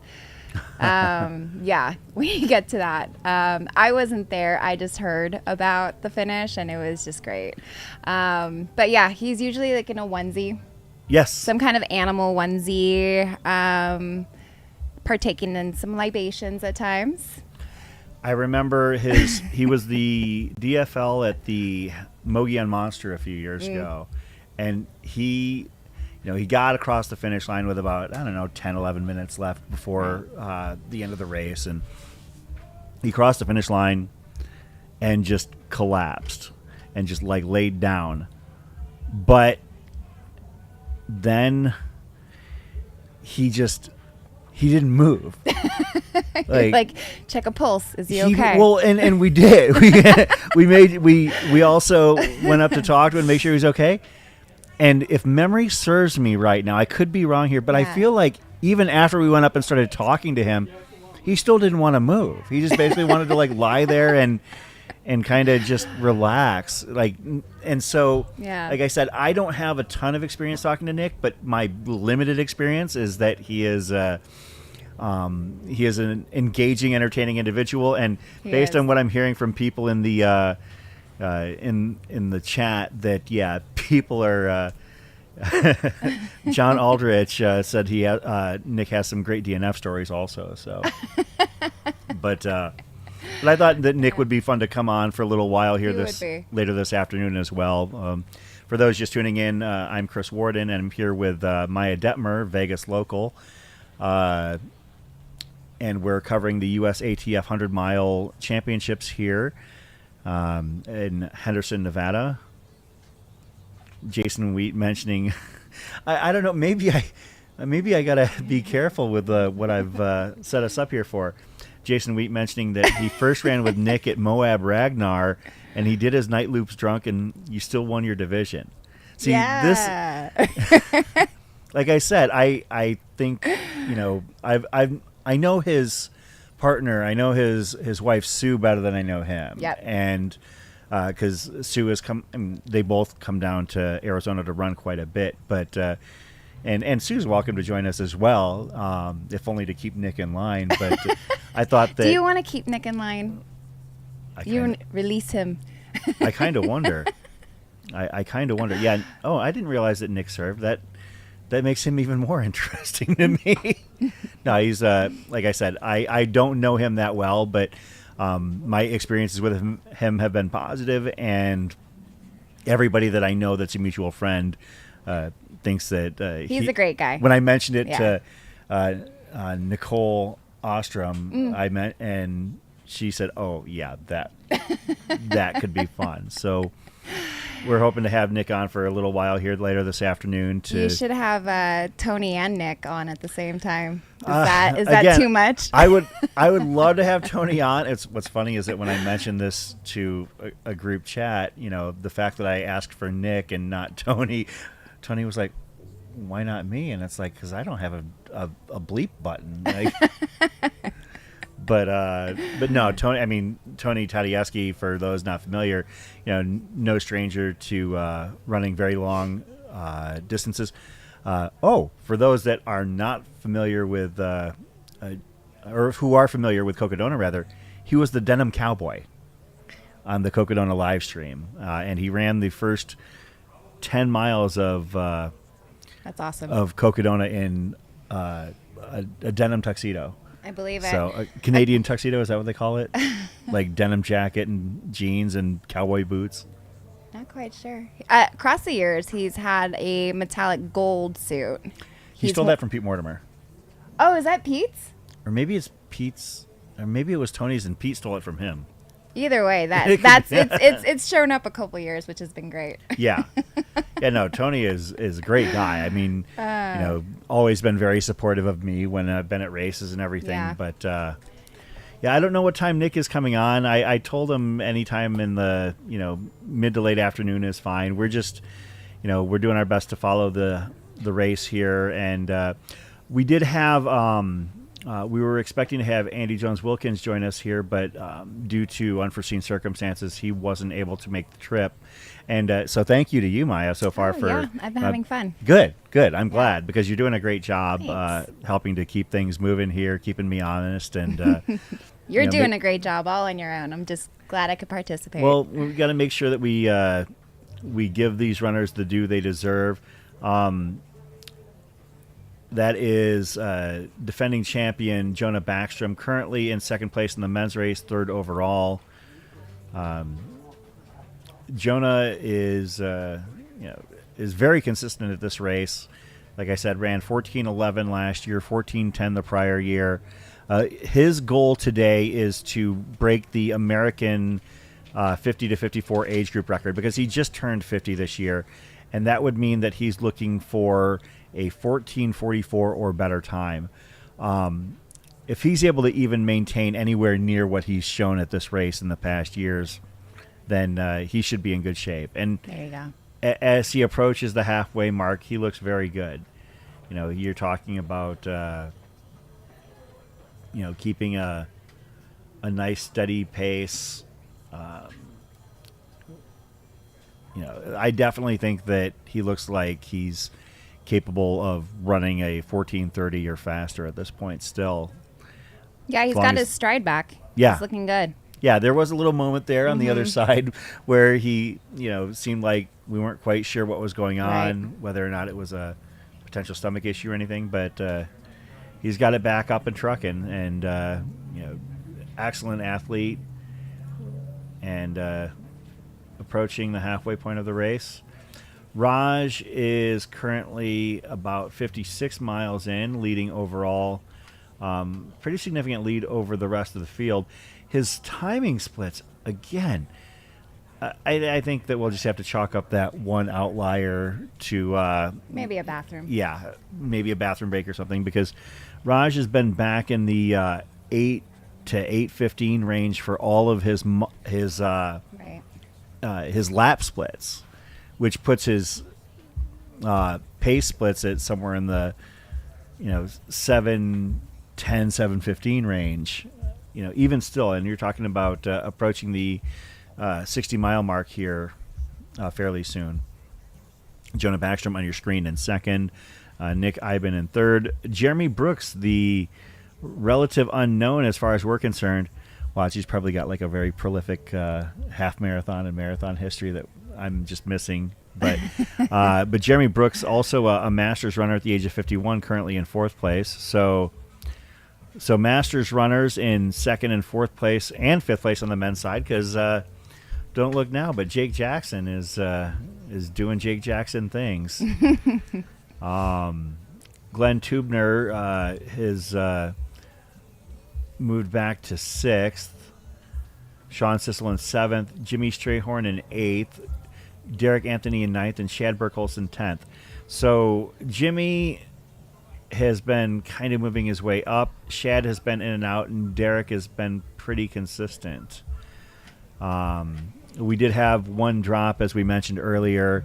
Dan McHugh, unfortunately, called it a day early. Dan McHugh was actually somebody who I thought was a potential dark horse podium contender for the day, with a personal best of about 14:35. I was hoping that he'd be able to have the day that he can have, but it just wasn't to be. On the women's side, Ashley Paulson, currently your pace setter, just creeping up on that 50-mile mark at 6:29:01. So she's moving very well. Probably not well enough to be threatening American standards at this point. She would have to negative split pretty significantly in order to make a challenge to the current American and world record standards as set by Camille Herron. Right. So, which are roughly about 12:40, 12:41. Sierra DeGroff, local here, also somebody you know very well. I do. Currently in second place, a couple miles back. Still Not looking very good, far though. back. Yeah, she's still looking great. That's one of the things about this is that, Ashley may be out to a lead and established, a couple miles on Sierra, but it's not like Sierra is moving badly. No. She's still, very based on what her pre-race goals are to PR off of 16. She's still looking very good. I mean, in order for her to hit those marks, she's just got to hold it together. She doesn't have to play catch up in order to hit her intended marks. She's good with staying with her nutrition plan, and that's important because not a lot of not all runners are. Yeah. Yeah, if she knows what's worked for her, which she has done for previous races, she'll stick with that, And she's only just 2 miles behind Ashley, so. Lauren Jones in third place. Lauren starting to run a couple of faster loops here at this point. Was previously keeping a metronome-like fashion between the 10, about a 10:05 and 10:30 mark. 2 of her 3 most recent loops have been sub 10. So we'll picking it up. Yeah, we'll keep an eye on. Maybe she's making a move here. Here at the Jackpot USATF 100-mile championships. Megan Eckert, name that we've talked about as well, currently running in 4th place. Looks just like, coming off of a backyard race. Yeah, I'm beginning to wonder. I've seen a couple of laps that she's had that have been a few extra minutes, but for the most part, keeping it in the 10-11 minute range. We'll see. The turnaround from a backyard race to Jackpot only being a few weeks is not ideal. Not the best, but if you're fit, you can. As long as she took it easy. Yeah. In this transitional period. It's definitely doable. Absolutely. Heather Huggins in 5th place, approaching the 40-mile mark. Heather was 3rd here last year. Stephanie Bernoski in 6th. Stephanie, no stranger to big-time racing. She has top 10 finishes at Rocky Raccoon and at Haviland 100 in recent years as well. 7th place, Becca Lindgren. 8th place, I just can't get over this. I know the beautiful thing about this is that the audience tunes in and out. Maybe some of them have heard this before, maybe some haven't. Charlotte Gilbert, currently in 8th place in her debut 100-miler. She's holding her spot. And she's holding her spot. Yeah. And she's 72 years old. I love it.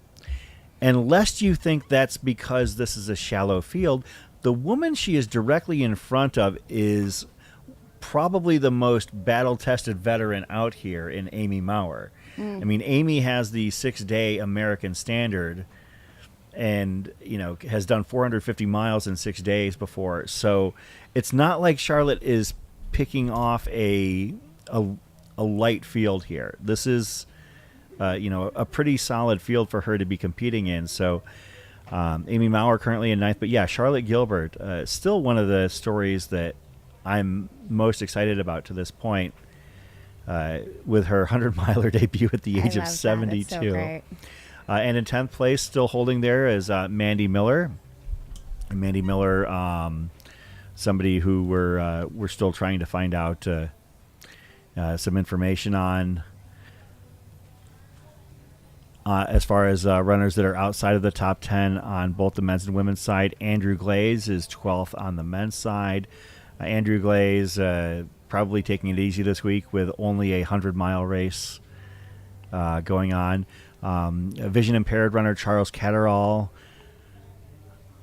In 15th place on the men's side, ultra running royalty Eric Clifton in 18th place.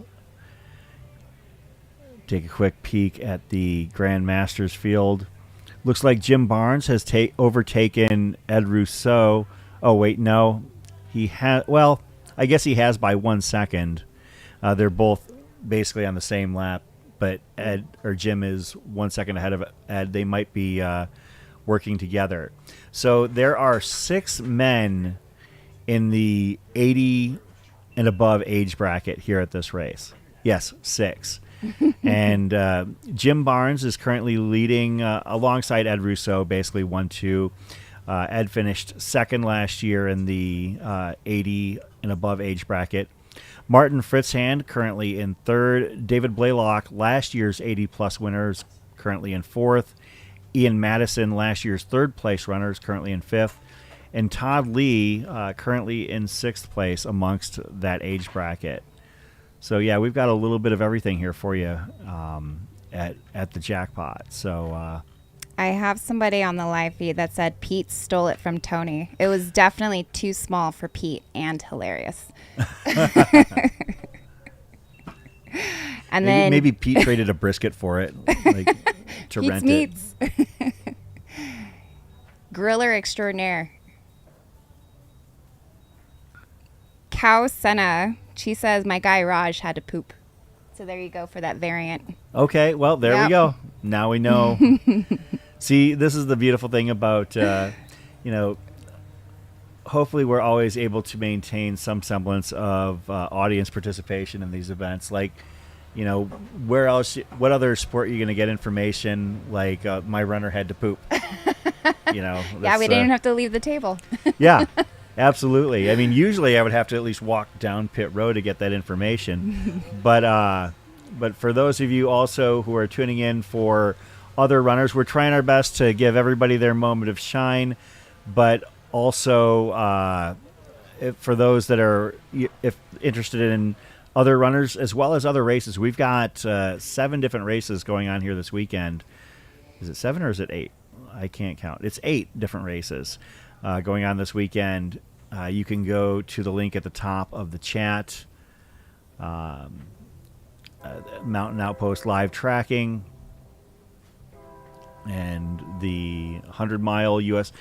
So 3 races have started so far. The USATF 100-mile championships, the 100-mile short course championships, as well as the 48-hour. Now, people might... The short course is on the same course as the USATF. The differentiation there is that the USATF championship is simply only open to USATF members in order to claim a championship. So those runners who perhaps did not want to be part of the USATF championship and just wanted to run a 100-miler might have opted for the short course version. Notably in that race, one of the runners we were learning about earlier was Terry Rupp. Terry is a visually impaired runner, and she's running with a pacer who is their connection is maintained by a tether, basically a 2-foot piece of cloth that makes sure that the runner stays with their pacer. I believe she was here last year too. Probably, and as I she mentioned was. earlier, also Ken Rubley, the founder of the Jackpot Ultras, one of his initiatives I know was to do his best to support efforts of for vision impaired runners, whether it be to help them obtain pacers or whatever needs they have. So, shout out to Ken Rubley. Yeah. Do you know Ken, being a Vegas local, or? I don't. I've seen him. We've been in the same. I've never had a conversation with him. I was going to say, yeah, you definitely need to have a conversation with Ken sometime. He is what I consider to be like the closest thing to a P.T. Barnum we have in this space. He is a comical character in every sense of the word. We just saw Raj Panu there and Andy Glaze, and that was with Andy was, I believe, that must have been Mike Costa. I'm 99% sure that was Mike Costa, but we'll verify that. This is the hill leading up to the start-finish line area. By now, it probably does feel like a hill. Oh, yeah. You Yeah, know, at this point, like those they're- runners that are hitting the 40-ish mile mark. I mean, it is a small hill, but It's a noticeable, though. Yeah, Like if you've been on absolutely. it multiple times and all day. There goes Ashley. right there you've got Ian Madison in the bright colored outfit on the left and on the right. 936. 936. That was actually Ed Rousseau. So, yeah, those two finished 2 and 3 last year in the men's 80-plus division here at Jackpot. Somebody was asking who the oldest woman in the field was. Yeah, that was actually, that would be our 8th place woman, Gilbert. Charlotte Gilbert. Yeah. 72. And then Jill C's asking, it's a 30-hour time limit, correct? Do we know? I think it's actually longer than that. But we'll see if we can get confirmation. I thought it was actually like 36, but USATF. yeah. Thank you. How you doing, buddy?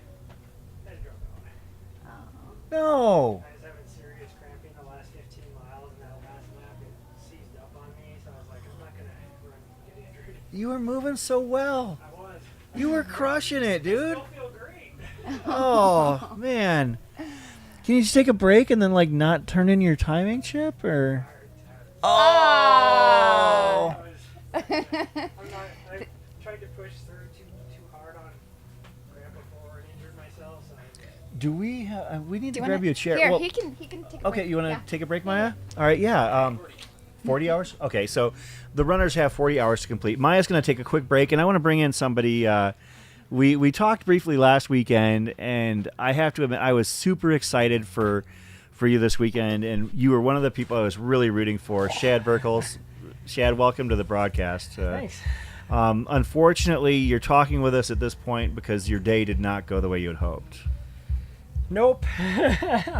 I was feeling strong. I still You were feel great, moving really but- well. That's what really crushes Yeah. me about this. You were, you'd moved your way into the top 10 and you were steadily climbing. I was keeping an eye on it. You were kind of maybe like 11 to 13th, and then all of a sudden, oh, there's Shad in the top 10. I could see you on our leaderboard. And then it was 9th, and then it was 8th. And then I see you standing over here, and my heart sank because it's never good when a runner, like especially because this year at this station or at this setup, you actually have to like go through some tape to come here and everything. So I was just gutted to see you make your way over here. Obviously you told us off the air what happened out there. So the last about 15 miles, I was struggling with some hamstring cramping issues. I started, I even took a little bit of a break, about a 5-minute break. Used the massage gun, trying to work through it. Felt good for another 2 laps. I was able to, push 8.5-minute miles. Felt good. I had hopes I got through it, and that last lap it just totally seized up on me, and I had to walk in about 3/4 of the lap, and I tried to run again right at the end, and it instantly started to cramp up on me again. So I figured it was better judgment to drop out and not risk getting injured and live to race another day. That's fair, and I totally understand that. I mean, I just on a personal level, with everything that you do for our live streams, behind the camera, of course, one of the things we joked about last weekend was your follow cam at Black Canyon, where you had to follow Hayden Hawks out of the last or one of the last water crossings at the Black Canyon 100K, and talking about how fun yet humbling that seemed to be for you. I was really hoping that you'd be able to have the day you were hoping for out here.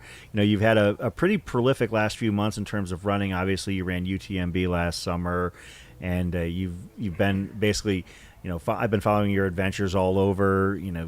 If every time I wake up, you're in another state or in another town and stuff like that. We hung out in Silverton last summer, had a great time in the time leading up to Hard Rock.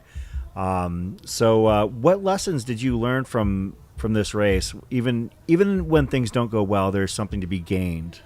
I think ultimately it was probably going from 19 degrees in Montana to the nice balmy whatever it is out there. It feels like 70, but who knows? It's about 65, 66, yeah. And I think the heat just got to me. So that was a learning experience there. I've never ran well in heat.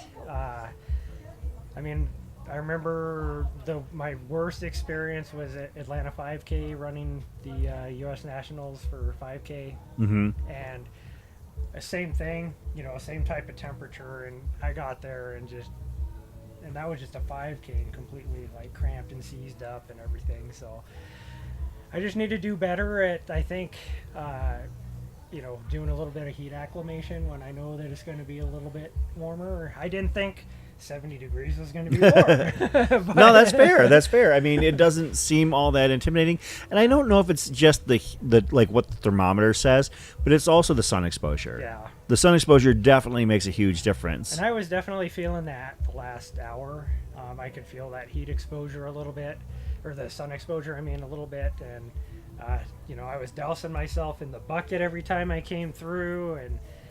And it just... I don't know. It just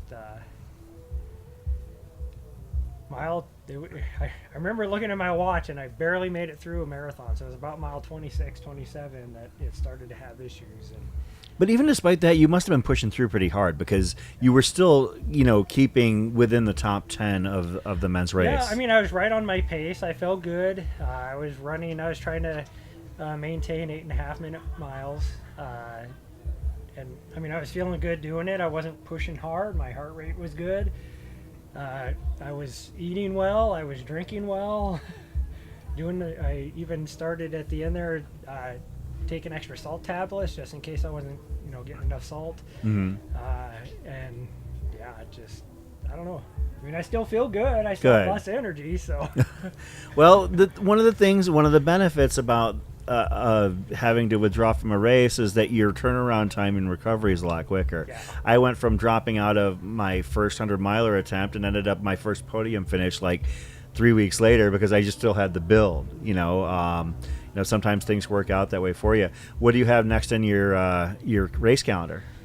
There's a local race in Montana that I'm probably going to do, but it's just like a 12K trail 12K. Okay.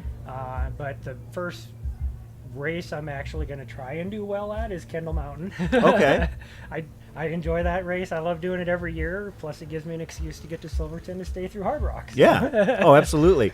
And of course, as I mentioned, you ran UTMB last year, so you've done some big boy things. Do you have any ultras on the docket for this year, or potential ultras that you're looking at? So I'm gotta figure out a Hard Rock qualifier still. I'm thinking of Mogollon, but who knows? Well, you're always welcome down in Arizona with us. So, yeah, but we'll see. If I don't do that, and I know you know where to get the race credits to make it cheaper. Cocodona. I have so many built up. I'm probably free by now. Nice. But I'll be if I don't get into that, I'm going to try and get into Cape Town. Okay. Wow. But we'll see if it'll fit on my calendar or not, and then just see. Well, Shad, again, I'm gutted that you didn't have the day you hoped to have, but I'm glad it looks like you're okay and nothing serious from racing today. But hopefully we'll see you get it done next time. But thanks for joining us. Yeah, thanks, Chris. Thank you, Shad. Yep. Take care, buddy. Thanks. Shad Burkholz, folks. Shad had to call it a day fairly early. Here at the Jackpot. For those that are not familiar with Shad, he is often behind the camera, behind the runners, as a very prolific follow filmer. I would go so far as to say that Shad has probably followed for more miles behind runners at our live streams than any other runner. Famously logging over 80 miles of follow filming at the final 10 miles of Cocodona back in 2022, I believe it was. But sometimes the race just doesn't go your way, so that's unfortunately Shad is calling it a day, but at least he's okay, because that's obviously of utmost importance in terms of and making sure the runners are all right. Raj Panu looking pretty good, approaching mile 60 here. Not quite on American standard pace, but definitely looking at some elite level times here. Ashley Paulson on the women's side as well. Those are your pace setters here at Jackpot to this point. Ashley about 52 miles in, Raj pushing mile 60. On the men's side, Jonah Backstrom is second. Jonah was last year's winner.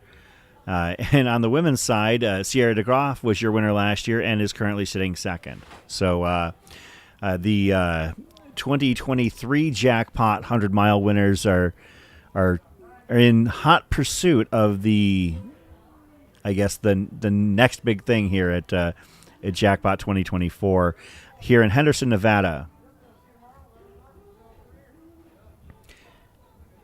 Running down the top 10 women, you've got Ashley Paulson, Sierra DeGroff, Lauren Jones, Megan Eckert, Heather Huggins, Stephanie Bernosky, Becca Lindgren, Charlotte Gilbert, Amy Maurer, and Mandy Miller round out the top 10. On the men's side, Rajpal Panu, still currently your leader. Second place, Jonah Backstrom. Nick Iben is in third. Jeremy Brooks in fourth. Jake Jackson in fifth. Sean Sissel in sixth. Glenn Tubner in seventh. Jimmy Strayhorn has moved up to eighth. Derek Anthony in ninth. And your new current 10th place male is Wyatt Hockmeyer.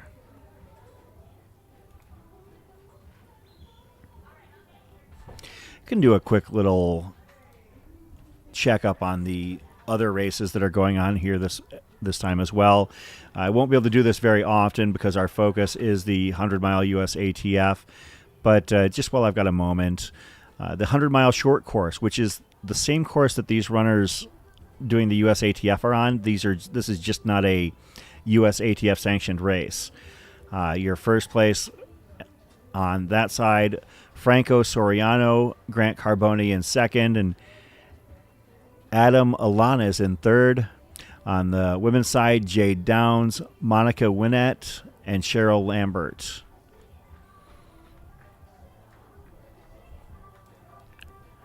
In the 48-hour race, which started this morning as well, your current 1, 2, 3 on the men's side are Thomas Nolan, Eric Smeltzer. Oh, thank you. Thank you, Jordan. And David Carta in third, although Giving Chase is a guy who is synonymous with running long distances for a really long time. The jester, Ed Eddinghausen, currently sitting in fourth. On the women's side of the 48-hour race, Katie Turner is in first, Rachel Lakey in second, Sanel Dermus in third. Now, their loop is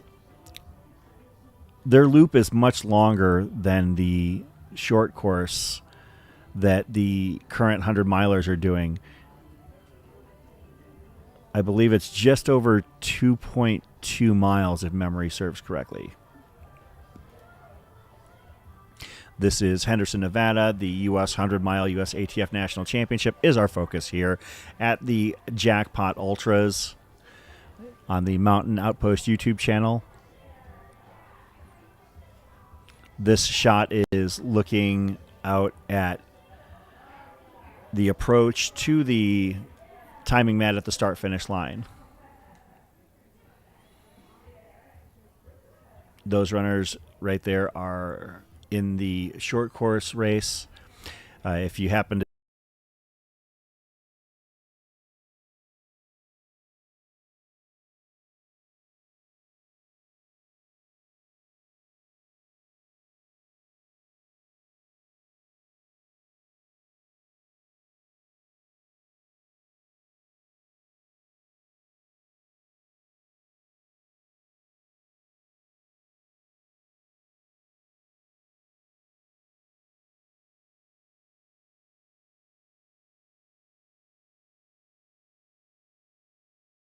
heading in. She is in the top 10 on the women's side.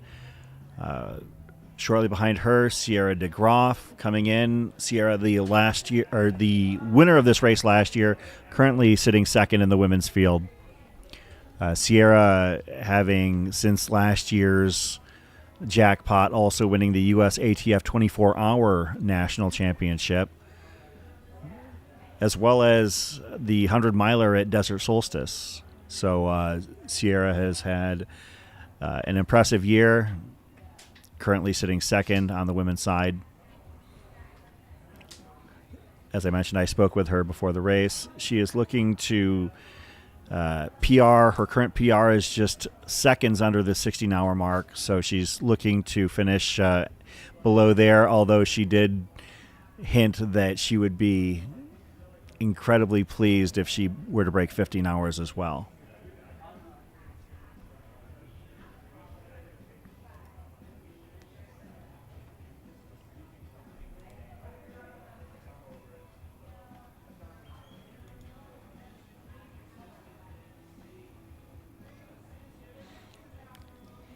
Why is it called Jackpot, and how much running vert is there for 100 miles?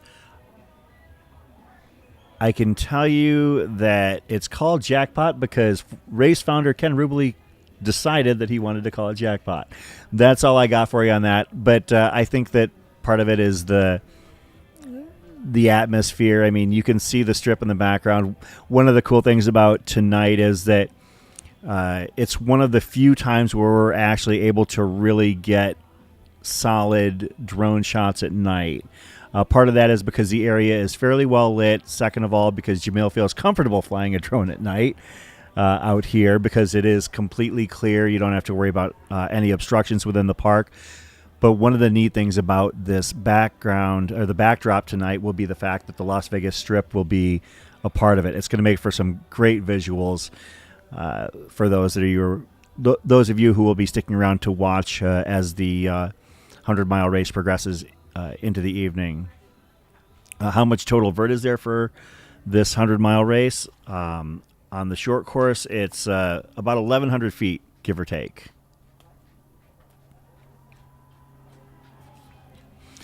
Yeah, we're actually we're in the shadows of the strip, as I like to call it, Henderson, Nevada. And we don't have any slot machines at the finish, but we did have showgirls at the start, and we had some live music for the competitors earlier. You can see last year's winner, Jonah Backstrom, heading up the hill there. I can see two battle-tested veterans of the 100-mile loop race style coming up. In the yellow, that's Jimmy Strayhorn. And in the other kit, I believe that's the rabbit kit, that's Jake Jackson. Jake Jackson, who swore up and down that he would not be here running this race. His third ultramarathon in 7 days. Yeah, I said that. It's Jake Jackson's third ultramarathon in 7 days, which is just nuts. He ran the Black Canyon 100K on Saturday. He ran the 60K on Sunday. And he told me that he would not be here running this race today because I was hoping to have him on as a potential co-host. Lo and behold, Jake is out there running the race. And here I am broadcasting alone. That's right there. We just saw Heather Huggins pass through your screen. Heather is currently running 5th place on the women's side. Finished 3rd here last year. So no stranger to this event. No stranger to success at this event. And the way she's looking, the way she's moving, I think that she's actually tracking much below what her finish time was last year. So she finished in 17:09 last year. But looking fairly good. Coming up now, that's Megan Eckert right there. Megan currently running in 4th place. Won the Mogollon Monster last September, setting a significant course record. So Megan is used to rough and tumble days, and right now that is your women's race leader, Ashley Paulson. Coming up, Ashley, of course, set a women's record at Badwater last summer. Coming up now, Amy Maurer. Amy Maurer is a veteran of this race discipline.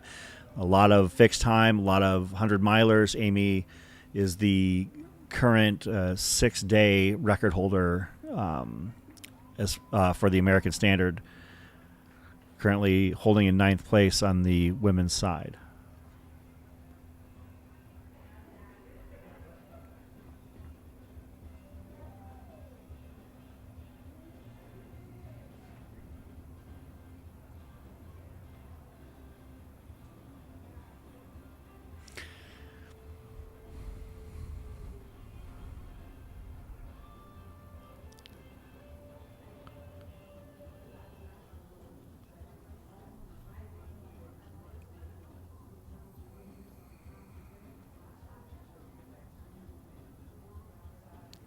That was 12th place woman Marika Chunik that just went by, as Maya mentioned, was a Vegas local.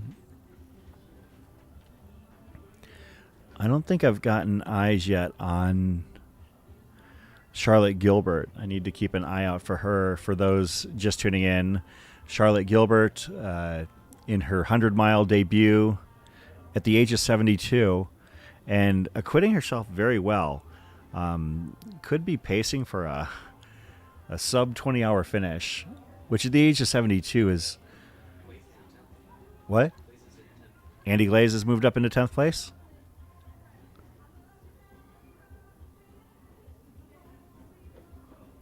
That was Mandy Miller that just went by. Mandy Miller is currently 10th place on the women's side. These two coming up here, no strangers to this race. That is Ed Rousseau, age 84 on the left, and Ian Madison, age 81, in the bright orange and yellow outfit.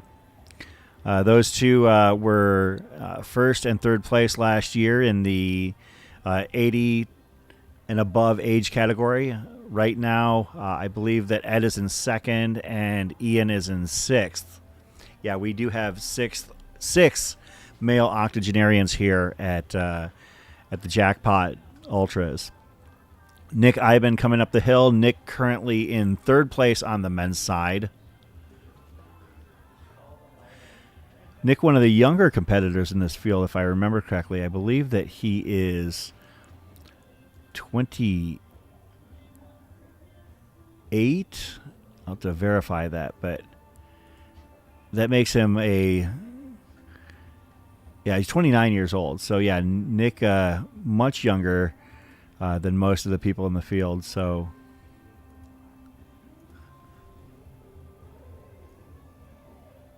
having himself a solid day so far. As we mentioned, as you can tell, this course is not closed to the public. People are more than welcome to be out here at Cornerstone Park here in beautiful Henderson, Nevada, in the shadow of the Las Vegas Strip.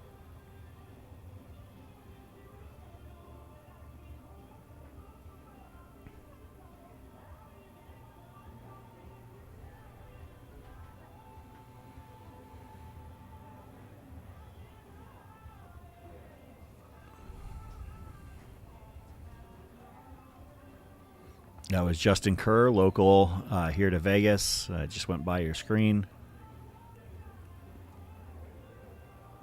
Bib number 916. Charles Catterall out of Oregon. Charles, a visually impaired runner out here on the course without a guide. I apologize. Somebody mentioned and called me out on this, mentioning that these are not pacers for the visually impaired runners, but guides. And I apologize for not making the correct distinction there. Do we see another Raj Panu sighting already? Again, Raj is just clicking off miles here. Raj is coming up on the 100K mark. And it's time to get out our comparison calculators here. So when Zach Bitter set the American standard of 11:19, he hit the 100K mark in 7:03. And currently Raj is at about 7:14. So he's a little bit back from the American standard. I don't know if it's insurmountable or not. I know that this is going to be entering uncharted territory for Raj, as Raj's longest completed race is a 100K. So he's done very well at 100Ks.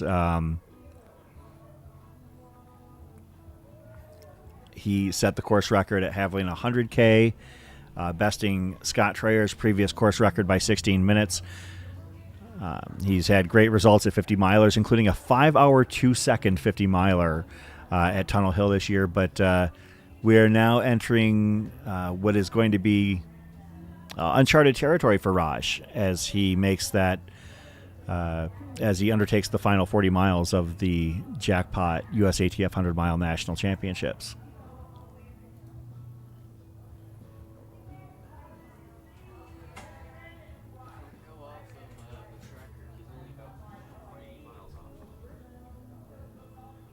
Sorry? Yeah, I'm going off of the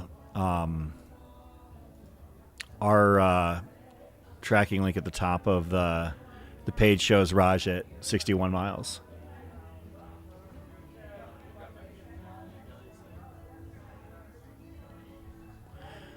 That's Jill Benson there on your screen. I believe that Jill Benson is currently 11th female, no stranger to ultra running and 100 milers. Jill does a lot of fixed time events in the Arizona and Phoenix area. Of course, we're not in Phoenix today. We are not in Arizona. We are in Henderson, Nevada, site of the fabulous Jackpot Ultras presented by Mountain Outpost. Special thanks again. I cannot say thanks enough for the city of Henderson for the accommodating that they've done to allow us to continue to host this event, having Aravaipa having taken it over from Ken Rubely, who created this event.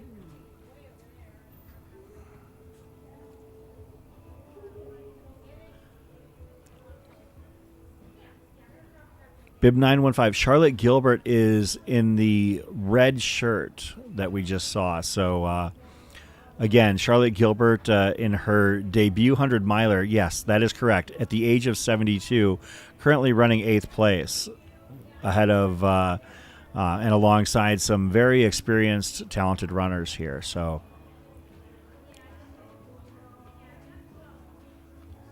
just steadily plugging along.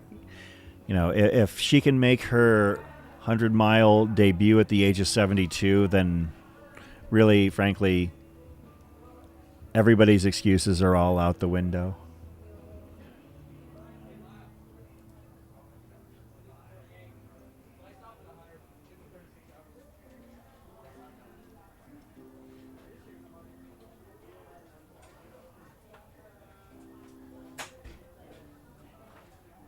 Yeah, extra tomorrows. Yeah, I'm talking about the American record, not the qualifying standard for the 24-hour team.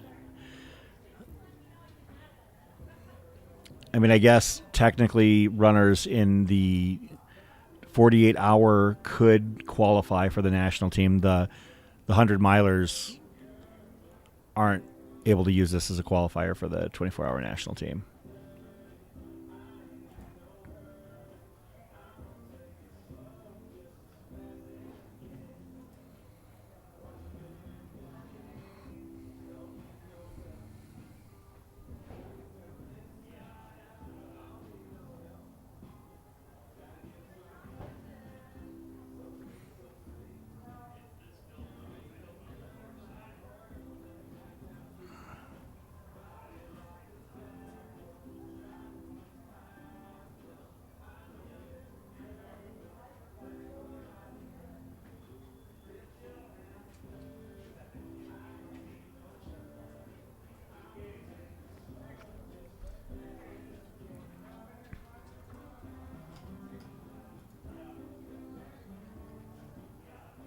Yeah, there is prize money. I saw somebody asking about that in the chat. The top three men and women, first prize $1,200, second is $500, and third is $300.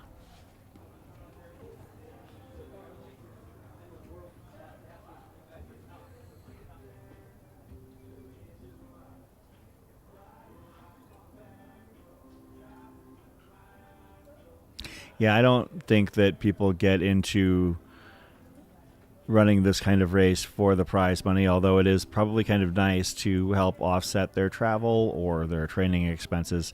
This is not a...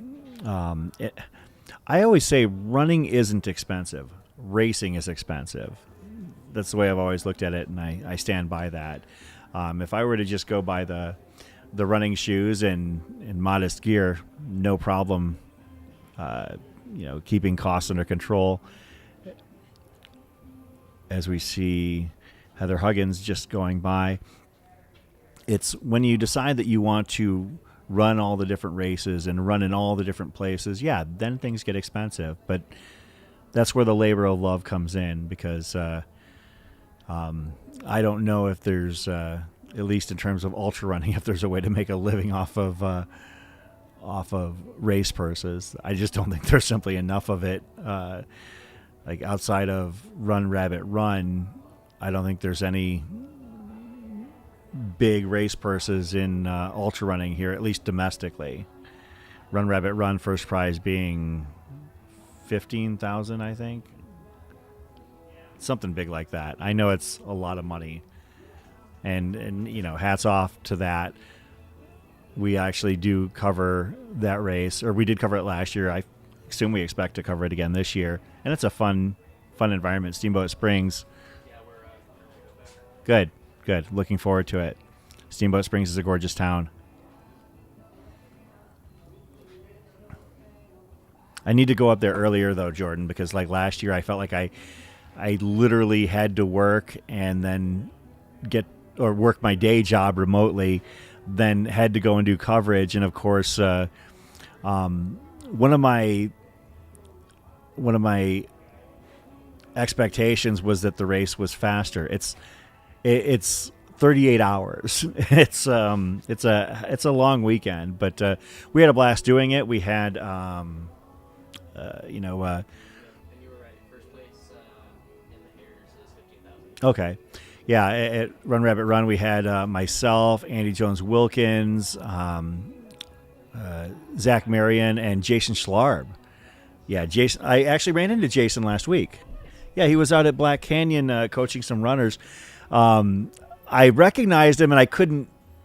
And this is embarrassing because Jason Schlarb is, freaking, fantastic, legendary level runner. I just couldn't spit his name out, and he felt like he had to reintroduce himself, and I was so embarrassed. I just was like, yeah. But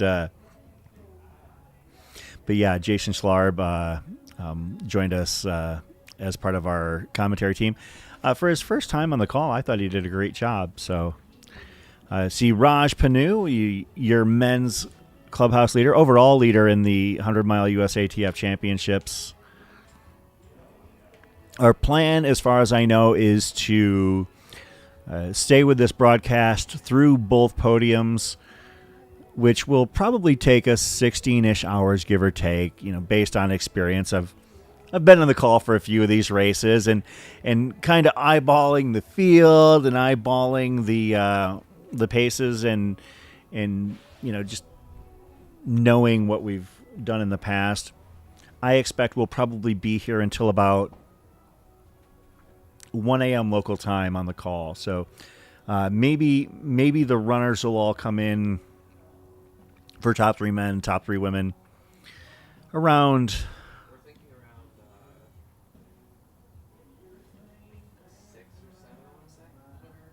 6 or 7 p.m. a.m. For at least Raj. Oh yeah, no, okay, so Raj we would expect Raj is going to come in at about between 7 and 8 p.m. Like probably closer to 8 p.m. than 7 based on the way things are looking. I think he's fallen. Well, it's hard to tell. He could have fallen off the pace, or he could have just taken a really long bathroom break. Like, that's really the only pace that he, or the only lap where he seemed to really fall off the pace. I don't think he's had another lap that was under or over 9 minutes, rather. Yeah, 8. He's gripping tight to about the 8:30 range. Has fallen off a little bit as he hits the 100K mark. He hit the 100K mark in 7:22. 7:22:11. And again, thanks to Liam, Aid Station Fireball, for the information on splits. But that would put him about 19 minutes back of Zach Bitter's American record, which is 11:19. So I think that that's probably a bit too much to play catch up with at this point. I've seen stranger things happen, but Raj would basically have to undercut by about 30 seconds what Zach was doing in the second half of that run. That would be very difficult to do at this juncture in the race. But we'll see what Raj does. I mean, this is his it's his second attempt at the 100-mile distance. He was here in 2021. We had not started live streaming the race yet at that point, but I was told that Raj had to drop that race simply because the elements, it was too dang hot. But then again, Jackpot back then was in April.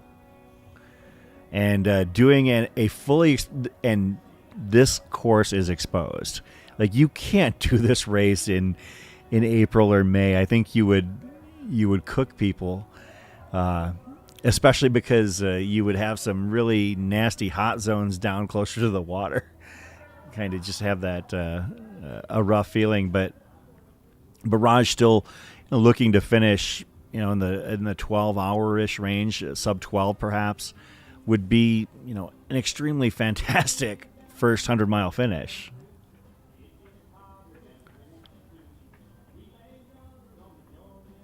Yeah, so the 100-mile short course is on the same course. We're not covering that race quite as closely. We've got we're focusing on the 100-mile USATF championships. If you're trying to follow a specific runner, we do have the tracking at the top of the chat that has all active races: the 100-mile USATF championships, the 100-mile short course, as well as the 48-hour, all available there. Of course, tomorrow we're going to have additional distances and timeframes added. We've got the 6-hour, 12-hour, 24-hour, 50-miler, and the 100-miler long course as well. So we've got runners that are going to be all over Cornerstone Park all weekend, running around what I did not realize is called Railroad Lake. That's what Jamil said. And that this is a former rock quarry, this park. So that lake is like 200 feet deep in some spots, probably, or pretty amazing for such a small lake.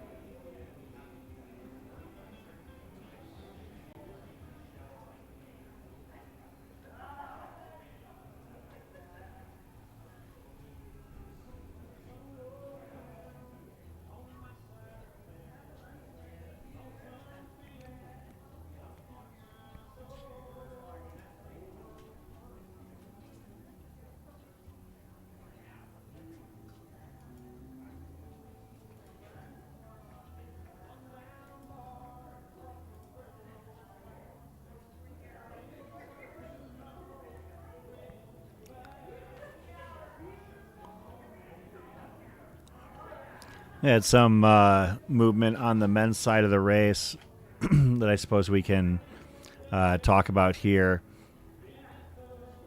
The men's side, the 1, 2, 3, 4, 5 are still where they were a little bit ago. Raj, Jonah, Nick, Jeremy, and Jake. But after that, things have shaken up a little bit. Sean Sissel has moved up to 6th. Jimmy Strayhorn up to 7th. Derek Anthony up to 8th. And Andrew Glaze up to 9th. And 10th place, Wyatt Hockmeyer. Wyatt Hockmeyer is who has been attached at the hip to Andy Glaze for the entirety of the race, the one that I was not familiar with. But we've seen actually Shad Burkholz was in the top 10 on the men's side, but had to withdraw due to some cramping issues that he just couldn't overcome. And then former number 2, Glenn Tubner, looks like has been slowing down significantly. Not sure what's going on there, but Glenn has definitely... Actually, Glenn has... Looks like Glenn has stopped moving entirely. I wonder if Glenn Tubner might have dropped because he hasn't registered a lap in quite some time. Yeah, I didn't even notice that. Glenn hasn't registered a lap in 2 hours.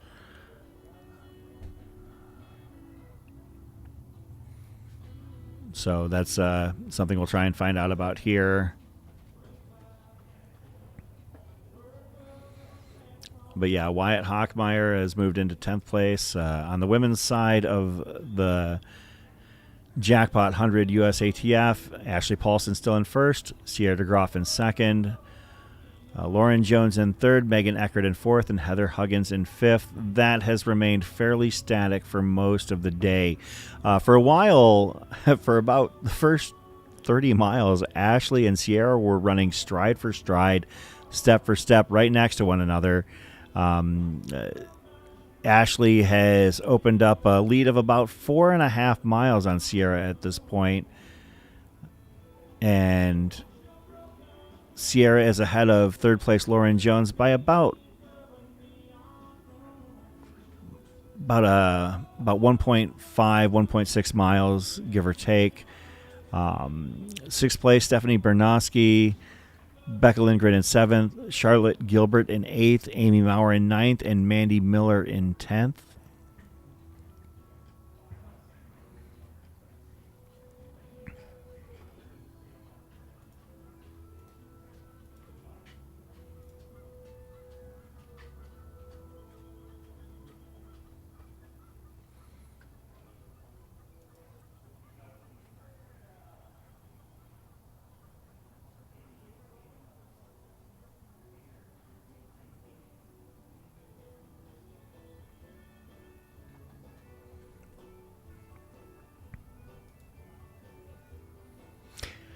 Yeah, a bearded trail guy. I can't remember what the weather was like last year. I'll take your word for it that it was hot because I'm just having a hard time recalling that. Maybe it was 2 years ago where it was quite cold out here, but yeah, 2 years ago it was pretty cold in the morning. Cold to the point where the showgirls who had shown up to take photos with the runners were quite cold and huddled up to heating elements that we had here at the start-finish line area. Oh, you're talking about 2021. Okay, that makes sense. Yeah, that was the year that Raj... Okay, I apologize. I misunderstood. That 2021 was the year that Raj came out here and did DNF. Out here now for his makeup, his revenge tour on this course. Thank you very much.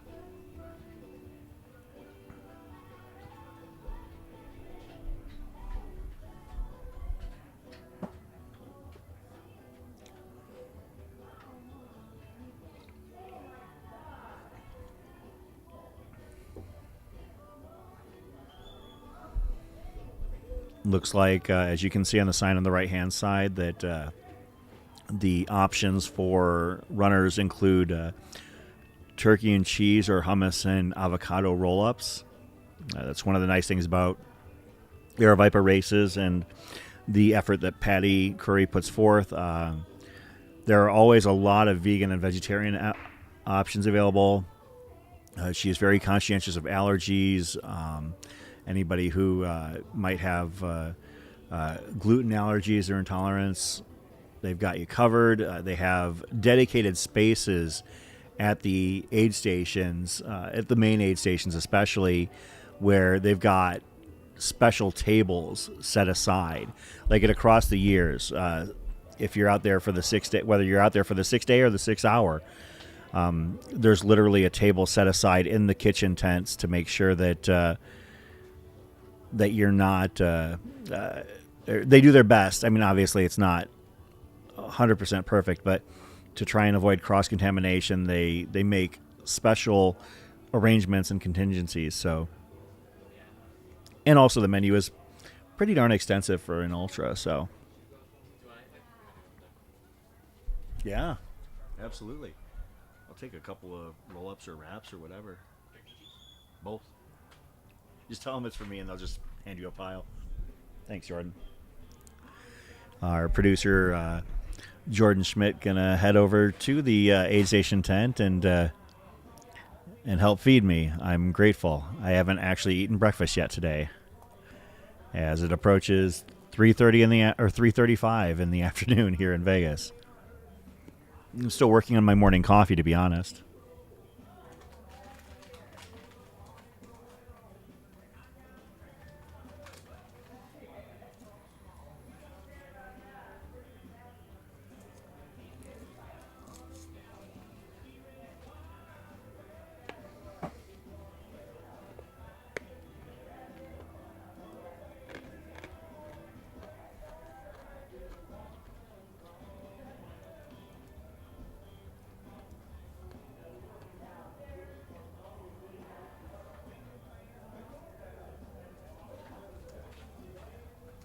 Thank you very much.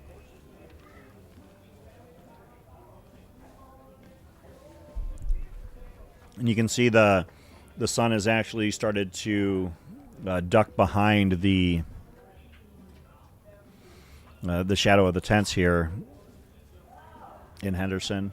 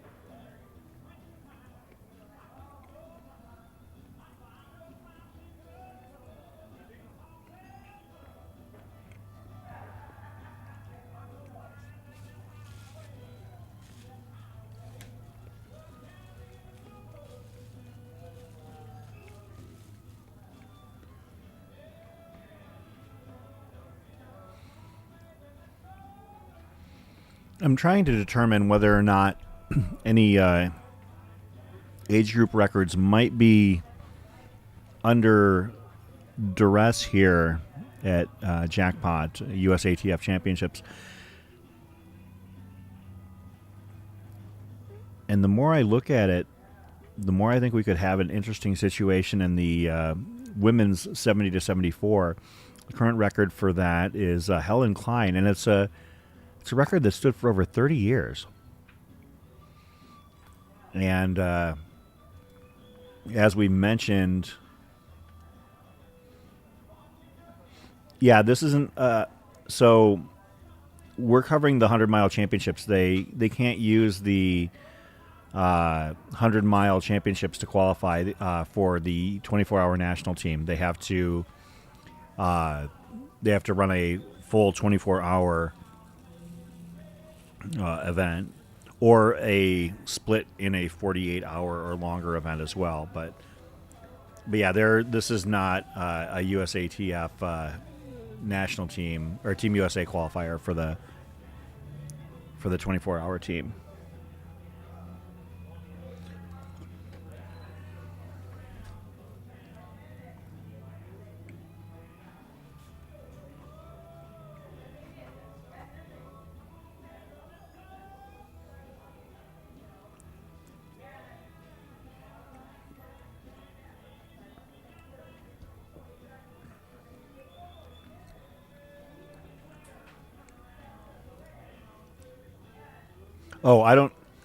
I'm not sure if anybody is going to be at the caliber that they would need to be to.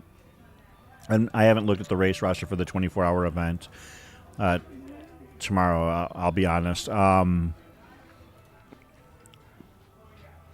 Let's see if there are any names that ring a bell.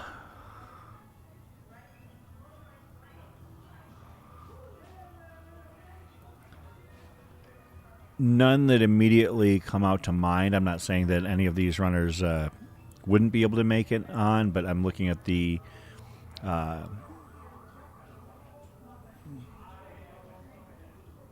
race roster tomorrow. Thank you. But I mean, they're more than welcome, obviously, to try, but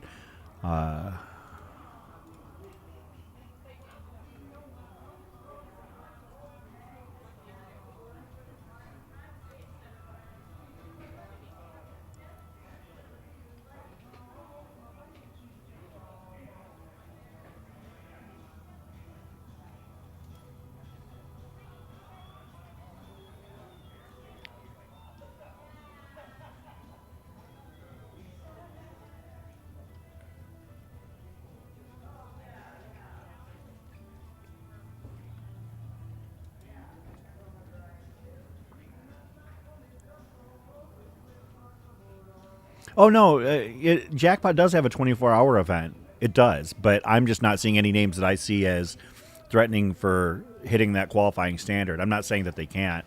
I don't know if on the race roster you see somebody that we should keep our eye out for, but given how stout the numbers tend to be for the U.S. national team qualifiers, on the women's side you tend to see 130 plus. I know that the current qualifying standard is 125 to get people in the door, but on the women's side I know it's about 130, and on the men's side lately it's been pushing the low 150s. But outside of Scott Traer and Megan Alvarado, I think that we're still awaiting qualifiers for France 2025 to really start stepping forward. But we've got, I think that the qualifying season ends in like July of next year, so we got plenty of time. Well, the 100-mile short course is definitely, they're on the same course, so you might see the 100-mile short course runners on here for sure, but our focus is on the 24-hour, or I'm not 24-hour, now I've got things on the brain, the 100-mile national championships.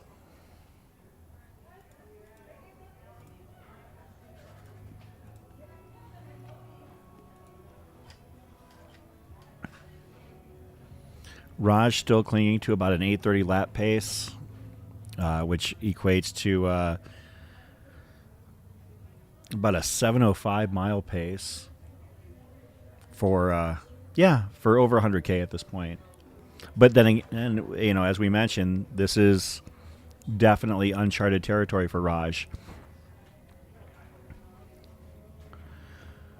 Our current top 5 on the men's side: Raj Panu, Jonah Backstrom, Nick Iben, Jeremy Brooks, and Jake Jackson.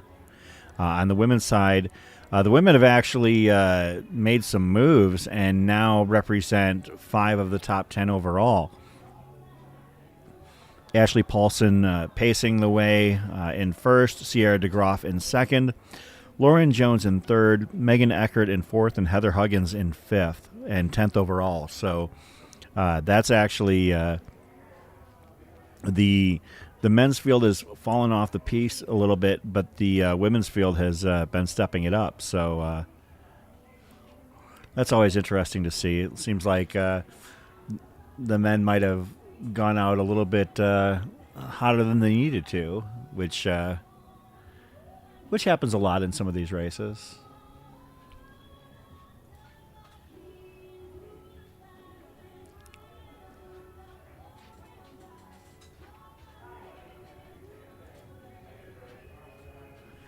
Yeah, I need to verify my sources on the current USATF records. I was using the ATRA page, but if I remember correctly, there were some delays in some of the updates, so I'm skittish to use it, to be honest.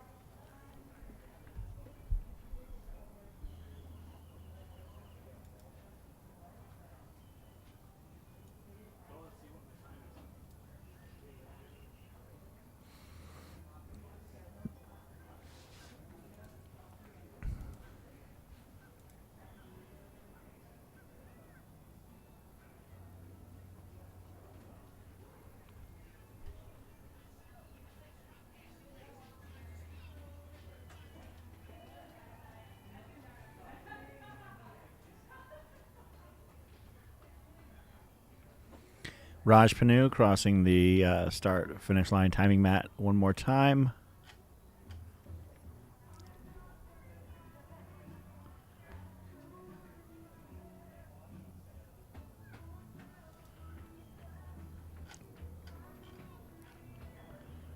Just really cooking. I mean, you're talking about he's been hugging the 8:30 lap pace, which is about a 7:05 mile pace, give or take. And as we mentioned, he's about 64 plus miles into this race at this point.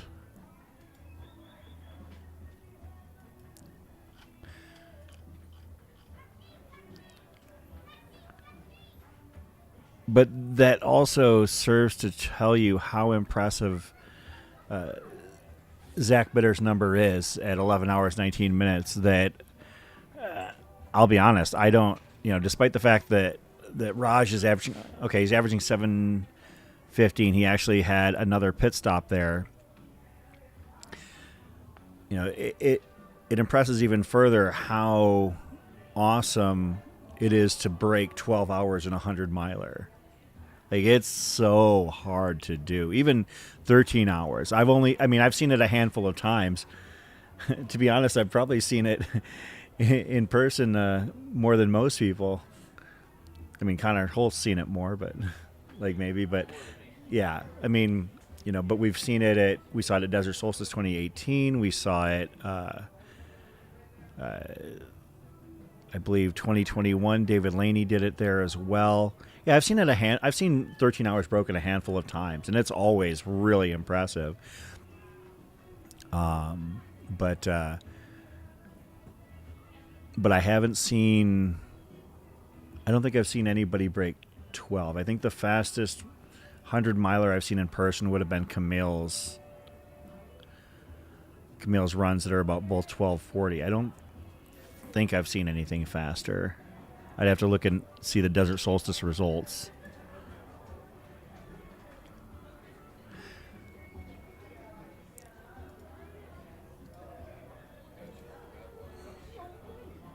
I mean, I guess we did see it at Haviland 100.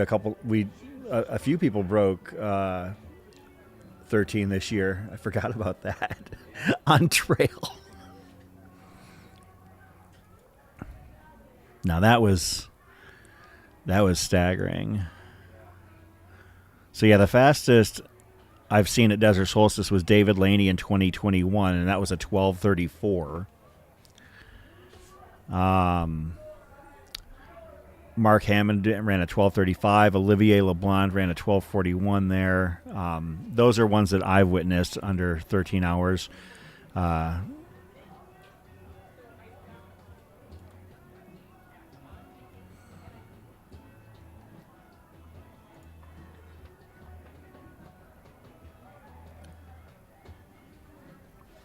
course, seeing Camille run it here, of course, with the measuring issues, it wasn't ratified as a world record. But I saw what I saw.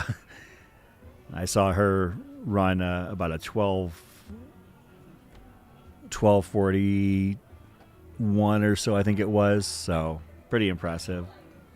Depending on the year, it probably wasn't here. Yeah, that was the first year that we did it, and I decided to film her through the through pit row, and it took everything I had to keep up with her on her final lap.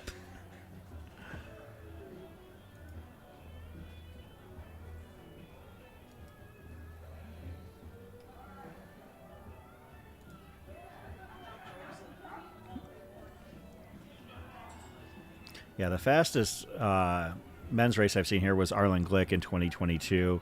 I did witness Camille run a 12:41.10 here back in 2022.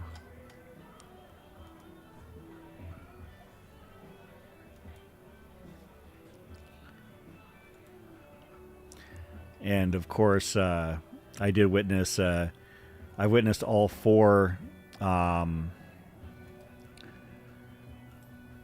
times that Amanda's broken 13 at Javelina. Dakota Jones last year, and then John Ray, Blake Slatengren, and Ryan Montgomery this year. So, yeah, I've seen a handful of 13-hour 100-milers. I mean, it doesn't happen very often. So I think we're in good shape to see another one here from Raj. I don't think that Ashley is necessarily pacing quite at that level today.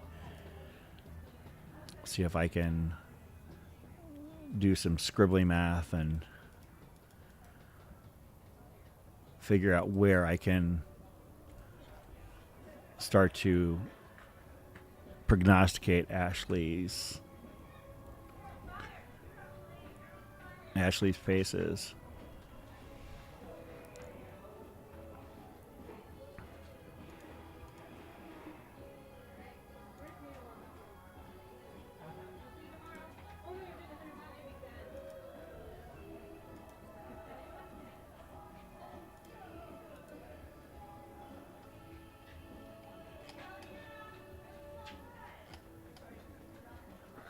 Yeah, Ashley looks like she might be pacing for mid-13s, high 13s at this point. Again, still fairly early on and to start looking at those, although Ashley does, she is approaching mile 60, Raj approaching mile 65. A lot can happen between now and the end of this race, but those are the kind of numbers. That just shows you how amazing it is when these runners break 13 hours or even lower.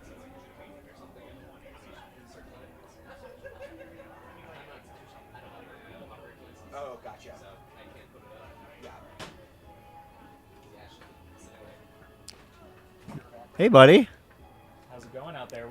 I stepped away for a little bit. Can you give me a little synopsis as to what's been going on out here? Yeah, Raj Panu is very fast, except when he has to go to the bathroom. Is he still going?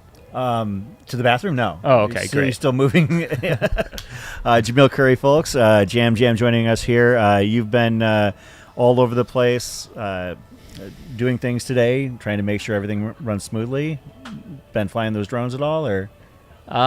Mostly filling in for our pilot. He stepped away to do a little break, but he's back. So I think we're going to get some nice aerials again, some nice follow shots into the evening. I'm mostly looking forward to seeing the sphere at night. I know last year we got some pretty great shots of the strip from off in the distance, which is pretty cool. You can see that from this course, but the sphere is new this year. So we'll see what that is going to look like. It should be interesting. Have you seen it up? I just briefly saw it when after I landed. I was on my way to catch the Uber over here, and I saw it out of the corner of my eye. It's pretty amazing. I actually walked up right next to it on Wednesday night. There's Raj Paul. There's Raj again, moving very well. I'm trying to guesstimate what we're expecting from Raj here, and I'm thinking that probably in the high 11s, low 12s is what we're kind of looking at here. For him to approach the 11:19 magic number would take things going incredibly perfect over the next 35 miles or so. I mean, he's still moving really well. He's the laps that he's not taking breaks to use the restroom, and there have only been 2 of those, have been exceptionally fast, still keeping around an 8:30 lap pace. So, pacing 7:12 for the entirety of the race for 100 miles, and that's incredible. Yeah, it's been pretty amazing to behold, and also, Ashley Paulson. I started to do the math on her race, and I'm thinking that she's probably looking at the mid-13s mark, which would keep her from. That's still almost an hour short of what Camille Herron has done, which is 12:41. That just shows you how amazing it is when somebody does run a race of that magnitude. I've only witnessed sub 13 a handful of times in my life, and we might see one of those runs today, maybe a second.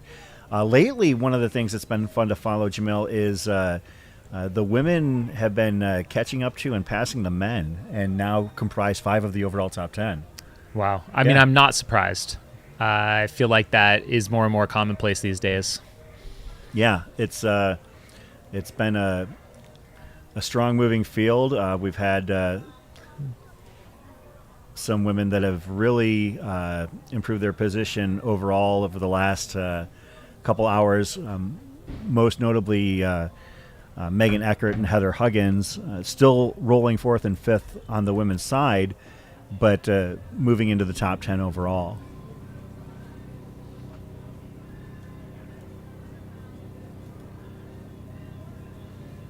Yeah, one of the things, talking about the drone shots here in Henderson at Cornerstone Park is the views that you get of the background, the strip at night, while you've got the running going on in the foreground, are really, really visually striking. This whole park, I think, is just picturesque in general, the whole area, as far as like wide open desert type terrain goes. So, Yeah, I'm a fan of this place. It's great.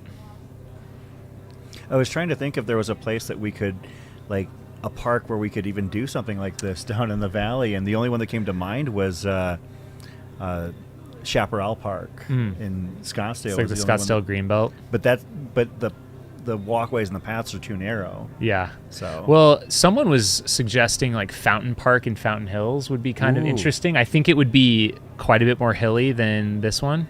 yeah, I can see. So that might get a little tough, but it might be something worth looking into. I mean, talk about picturesque. I mean, to have the fountain going off every hour between 9 a.m. and 6 or 7 p.m. That would be an interesting way to track where you're at. You wouldn't even need to know what time it is. You can just go by the fountain going off every hour. For those unfamiliar, Fountain Hills, in the center of town, there's a park with a lake where the fountain goes off every hour on the hour through the daytime into the early evening, and it goes off for like 15 minutes. So.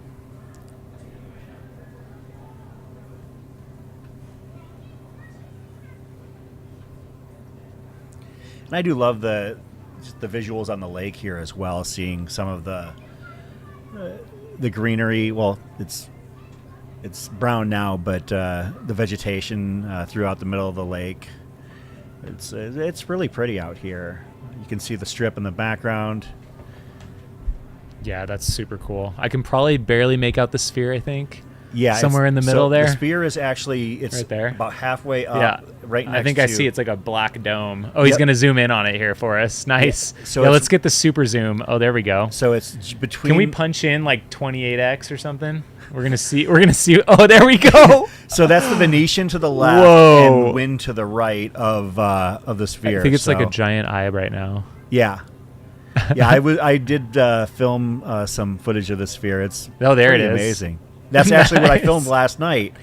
Wait until the sun goes down. You'll see. Oh yeah, I can't wait for that. That's going to be real interesting. But yeah, this is obviously just a few miles away. You can see the Ferris wheel at the link to the left. Oh yeah, wow. There we go. This is wonderful. Yeah, that's the Palazzo / Venetian on the left. You can see the Trump Tower in the middle, and the wind to the right of the sphere. So it actually looks pretty good on video from this far away. I'm impressed. I'm really impressed. As we zoom out, you can see the entirety it's a nice of the sea strip. of green in between there. There's kind of like, even in Phoenix, those neighborhoods where we've got just seas of green. So we've got, maybe we can get our leaderboard put back up there real quick. Let's take a look at where we're at. Just past the 8-hour mark, Raj Panu, 64.4 miles. Defending champion Jonah Backstrom currently in second. Nick Iben in third. He's been at this event before. I think he was wearing the cow shorts last year, maybe the last 2 years. Who, Jonah? Nick. Oh, Nick. I think he blew up maybe last year. Jake Jackson not doing too bad either. Awfully impressive for a guy who's running his third ultra in 7 days. And Andy Glaze moved up into 10th. I didn't see that earlier. Yeah, Andy Glaze and Wyatt Hochmeyer have been running together, basically attached to the hip for a lot of the day, and both of them have moved up very steadily. We did have a couple of drops. Dan McHugh dropped early on, unfortunately, as well as Shad Burkholz, who he came in and we chatted for a little bit, as well as actually I can't confirm it was a drop, but I do believe that Glenn Tubner has not registered a lap in 2.5 hours. So at that point, I'm kind of operating under the assumption that maybe his day is drawn to a close. We'll see. Obviously, with a 100-miler, you've got time to recover and rally, but I haven't heard anything. Absolutely. You know that as well as anybody in terms of the 100-mile recovery special. Definitely. So Ashley just hit, she's lap 50, but she's well over 50 miles. Yeah. Almost getting close to 100K now. There's Yeah, Jonah Backstrom on the left side of your screen there. He's got his stride is just kind of charging along there. It's pretty compact for somebody as tall as he is, because he's a fairly tall guy. But his stride is fairly short. It's one of the major downhills of the course that we just saw past there, heading along the south side of the loop. You want to turn this light on too? Oh, beautiful. There we go. So I was speaking with Maya Detmer, who was in the studio earlier, and she talked about how when she ran this race many years ago, they actually didn't go low. They went high above and over the bridge there because I guess it was a high water year. So Yep. Yeah, we do have a backup certification just for that case. Really? Yeah. Awesome. Well, there's a lot at stake here Yeah, with absolutely. it being a race that people set records at and a national championship. So just in case we have the high water reroute for this one, and that would be it would add a nice solid hill, like maybe an unwelcomed one, but it would allow the event to continue without runners trudging through a lot of water coming down off that spillway. Yeah, that would really make almost the entirety of the course rolling, except for the area where they cross the water. Yeah, much more rolling in nature. Who's the one? Oh, is that Nick? I think he has his cow shorts on again, actually. If it... Nick Iben. He was wearing something different. I barely recognized him without the shorts. Have you talked about the current American records performances? Yeah, I was pulling that up. I was kind of hedging because I didn't know how updated the site was. Oh, this for one? ATRA, yeah. Made me a little bit nervous to confirm because I did make note of a couple that might potentially be under attack mentally. I haven't written them down yet. One of the stories I've been following a lot in this race and is one of the women in the top 10. She's currently in 8th place, Charlotte Gilbert. Are you familiar with Charlotte at all? Or I don't think so. So Charlotte is running her debut 100-miler at the age of 72. And she's doing quite well. Yes. And so I looked her up, and she has some pretty stout results. She has a sub 10-hour 50-miler late last year. So you're talking about somebody who could potentially, if the record numbers that are on the ATRA website are to be believed, I think I would go to USATF, and that's where I'm working on going. Okay. For the because for sure. No, it's not gonna be that one. I'll get it up. Yeah. Just give me a minute. Yeah. No.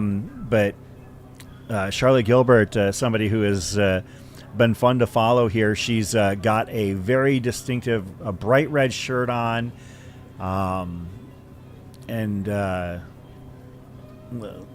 long hair, not tied back or anything. Part of the Great Hair Club here at Jackpot, along with Raj Panu and Sierra DeGroff and Ashley Paulson. Amy Maurer, no stranger to long distance running, currently running in 9th place. Mandy Miller has moved up to 10th. But yeah, I would say one of the things that I've been following pretty intently is how the women have been moving forth in this race, up into the top 10, representing half of it at this point. Lauren Jones in 3rd place in the women's race. For a while there was, I believe, had 18 straight laps that were within 15 seconds of one another, top to bottom. Very metronome-like. Seeing her stay steady in 3rd place, I would assume just letting everything else happen around her and running her best race and seeing where things fall. With a race such as this, though, as Zach Marion pointed out earlier, I think you really just have to kind of do your thing, and whatever happens, happens.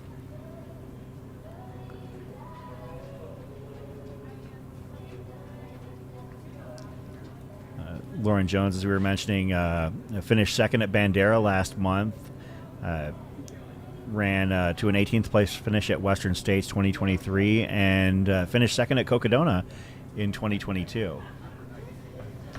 She will be done well before that when it comes to this race versus her Cocodona time, I'm sure. Ashley Paulson at Cocodona is an interesting wild card thrown in. There's I mean, you want to talk about a field? It's a very interesting one from top to bottom. It's developing quite well, huh? Absolutely. The preview show for that one is going to be wild. Yeah, who was our drone pilot today, Jamil? I want to give them their flowers where due. JR right over here. Okay. So he's JR, right? Yep, we got JR in the house. So he's coming to us from Goals Game On Live Studio. They're one of our broadcast partners. We've been teaming up with them on various broadcasts for the last couple of years. I first found them at a Utah NICA mountain bike race. They were out there, and they do a lot of water polo tournaments. They do a lot of rugby tournaments and various other things. So it's pretty cool what they're doing. That is all they do. So they are constantly live streaming multiple times every weekend. So it's been fun to trade some information with them, and they've been an extension of our team for various events, Black Canyon, Bandera, Javelina. Trying to think if we brought them to Cocodona last year. I'm not sure we did, but I'm sure we will tap them for some resources this year. So one of the things when you mentioned it, my ears perked up. The idea of doing drone coverage of mountain biking. Jordan, our producer here, threw something on in the live stream house last night, and I was watching it, and some of these drone pilots following these mountain bikers, I genuinely had to hold on to something because I was having a hard time. You know, you plop it up on a 70-inch diagonal, and it felt like I was riding along with. It was almost you like fall off your seat if you're not careful. Yeah, some of these drone pilots being able to follow some of those mountain bikers through some wild curves and underbrush and all that kind of talent. I mean, we were joking that there's far fewer people that can fly those than ride those trails. It was pretty amazing to see. So if Game On Live Studios is able to do that, then hats off to them. We see Ashley Paulson on the left-hand side of the screen, approaching the timing mat at the start-finish line. Ashley is moving very well, approaching I believe the 61-mile mark here. We'll kind of we'll start to keep tabs on projected finish times for some of the runners here now in the second half of the race. Early on, it's incredibly difficult to prognosticate because so much can happen. People go out hot. People might be running at maybe 30 seconds to a minute faster than we would expect. One of the joking things is that everybody's running on course record pace for the first 5 hours, but then as time goes on, things can kind of shake out differently. But as the day draws on, we're getting to the point where Raj Panu is only about not too far out from being at the 50K to go mark. Which is pretty insane because he's having a great day, but as you can see, roughly 8 miles behind the men's American record pace at this point. That just shows you how amazing it is when somebody has that special day like Zach Bitter did when he set the record. I can also pull up, we just got this record tracker working again. I was going to pull up Ashley Paulson as well compared to Camille Herron's. Let's see if we can get that one up there. That's pretty cool. So that is really neat. So at this point in the race, Camille would be 6.2 miles ahead of where Ashley is at the moment. Which is just mind-blowing because Ashley's having a fantastic race. She's doing very well. Yeah. And it shows that she'd be a 10K behind Camille. If they were running like a point-to-point race. Yeah, that's wild. Jason, I was just kind of throwing it out there as far as the Cocodona preview show. We're about 3 months away from that, so No idea when it's going to be, but probably the week before the race. Cocodona starting a couple days later than normal this year, I do know, because I'm debating running Eldon Crest because it falls on my birthday.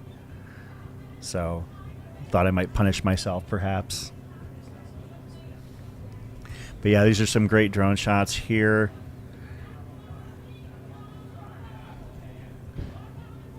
Looks like it's gotten a little bit cloudy / hazy a little bit.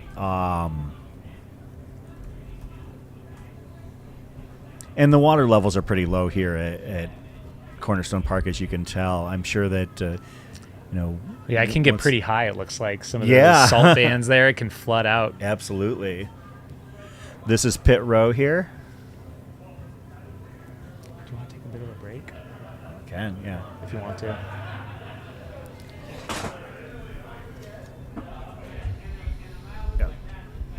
All right, we're going to let Chris get a little break here, maybe get a bathroom break. Thank goodness. So I'll try and keep you guys entertained. Definitely let us know if you have any questions in the chat about the event or anything else having to do with this race or fixed time events. We've got a question here from Jason Weed. Roughly when is the Cocodona preview show? That's typically something that's done race week, so we'll have a whole suite of content going out then. As you can see on your screen, you got Rajpal Panu up in your right corner here. He's on the north side of the course. Still looking strong. Looks like Zach Marion's going to join me here for a bit. Y'all get me again. Yeah, Raj is running a great race. We pointed out he's a little bit behind the record. I know the record was his goal coming into it. He's just tapping his hand on the rail there. Yeah, we talked a little bit. I got to see him at like his crew pit and just like ask him a couple questions. And his first question was like, knowing that I've run 100 milers before and he's never run 100, he said, "How do you handle the last 50?" And I just I gave him a few pointers and was just like, yeah, it's going to get hard, but when you get into your head, just try to get out of your head and into your legs. They know what to do. You're fit. You can do this. And he's just like, oh, yeah, that's awesome. Took off and it was great. He's got a great team over there. They're dialed in. He's got a very strong nutrition plan, good hydration plan. I think he could have implemented a little bit more of some cooling techniques down, but yeah, I was a little surprised that he wasn't dousing himself. Yeah, and I think that I don't know if he just hasn't had as much experience in the heat, but I would have liked to see him just getting super wet, soaking himself. Even as early as it felt like even 9 a.m., 10 a.m., it was getting kind of warm. The sun just felt warm out here. Yeah. So I don't know exactly what it is, but even though I don't know what the high is today in this. Is it even 70 degrees? It's not 70. It's been 60, like 68-ish, yeah. 69-ish. That shouldn't feel this warm, but it just did. So the sun's intense, right? And it's a fully exposed course. You can't hide from the sun anywhere on this course. And when you're pushing, it's kind of like when you drive a car super fast, right? You cannot make the little mistakes turn into really big mistakes. And I think that he's going to walk away with a few lessons learned today. Still hungry, still out there battling. He's not giving up. He's determined to get this 100-mile finish and make up for his DNF. So I know he is not going to DNF. I know he's not going to quit. He's going to keep moving, and he's a pretty mentally strong dude. I just wish I would have loved to have seen him douse a little earlier. I think it would have helped him quite a bit.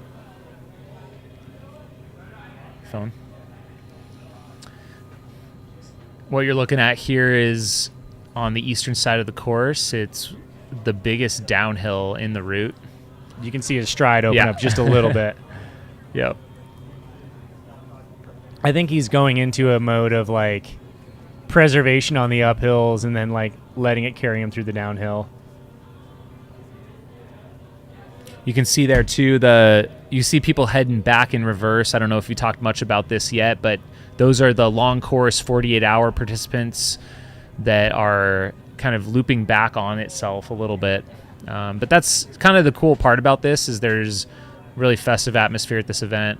There is a little bit of two-way traffic. It gives you a chance to kind of say hi to people. It's not a super long stretch, but it's kind of nice nonetheless.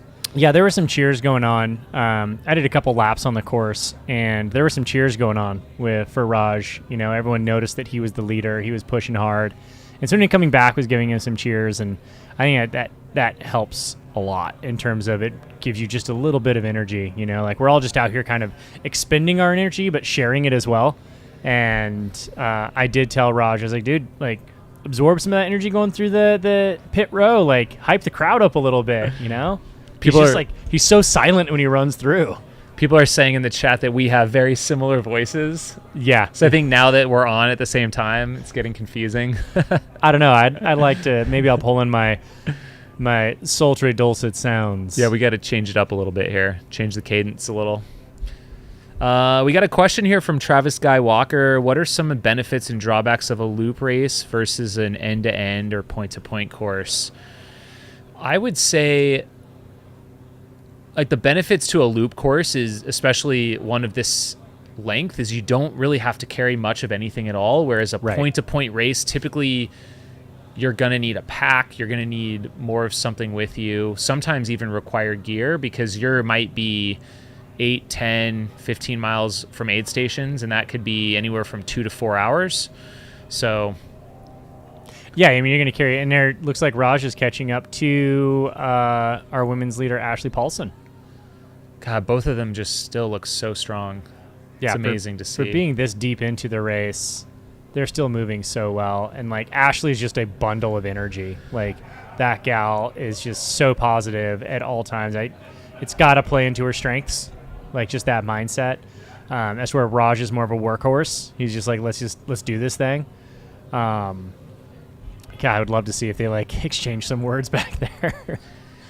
So going back to the loop race versus point-to-point, I think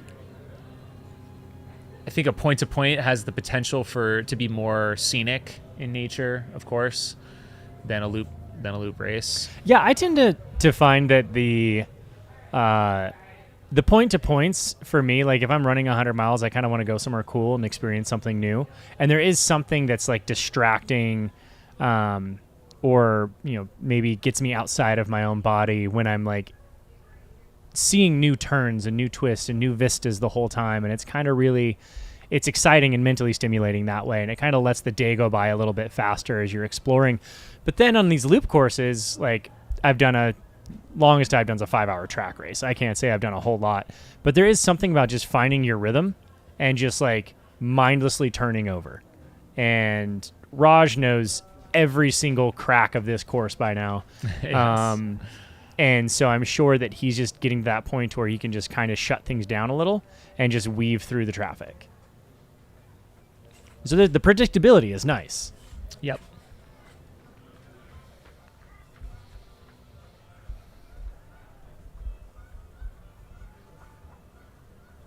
Getting some great drone coverage here of the production booth. Been up way too many hours. Production booth there. I was going to take a look back on Raj Paul's year last year. Kicked things off with the Way Too Cool 50K. He was first at American River 50 miler. Of course, he went out to the Kauai 50, which turned out to be a pretty tough race, like in the middle of the summer. It was a very hot race. August, and he placed second there in 6:06 to Ryan Miller. And him and Ryan Miller had a duel in that race. Like those two dudes were putting down some incredible paces for the last, 10, 15 miles of that race, trying to break each other. It was really something to watch. It was really rad. I mean, Raj Paul is one of the fastest athletes in our sport right now, so it's really exciting to see him at the 100-mile distance here today. Of course, he was first, set a new course record at Javelin 100 back in October, and then went right over to Tunnel Hills 50 miler, running a PR 5:02, of course, overshadowed by Chris Lawrence. Am I getting the name right? I think so. I should know it. Where he set the world record at 50 miles. Can you click on it and look at it? Oh, yeah, I could probably just click on it.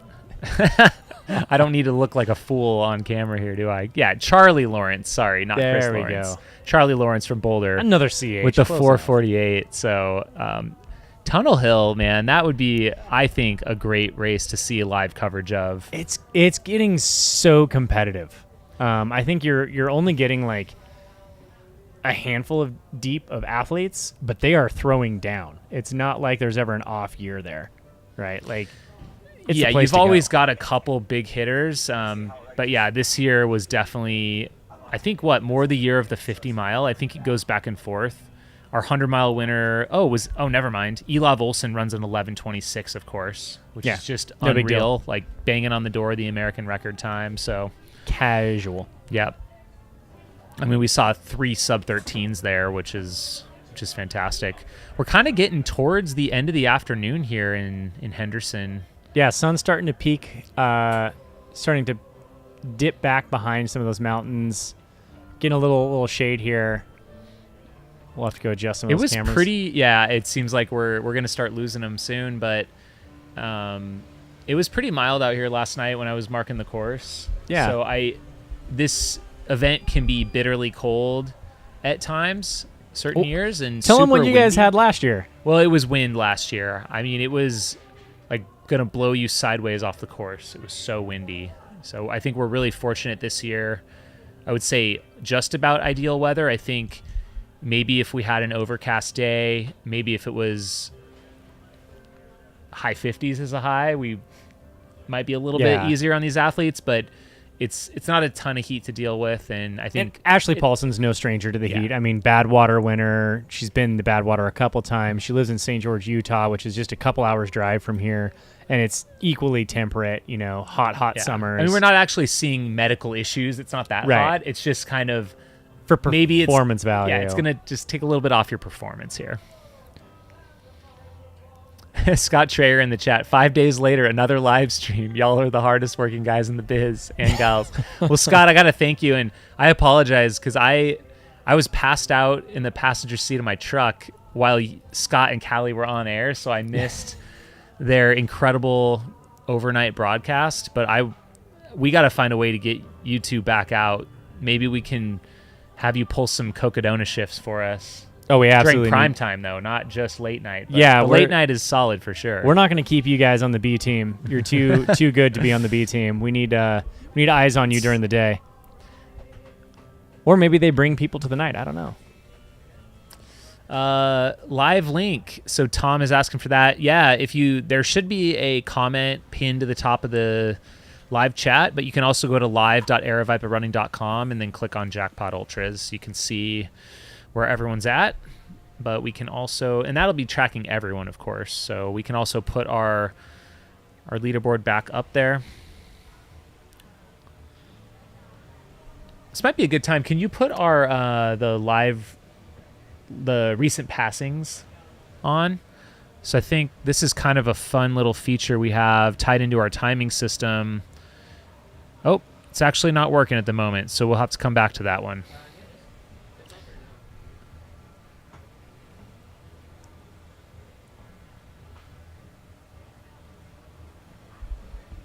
I'm going to go.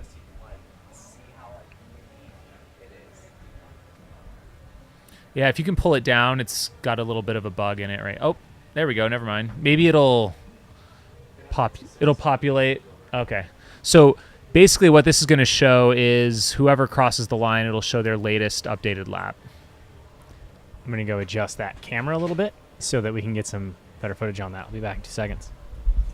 Want some coffee? Sure.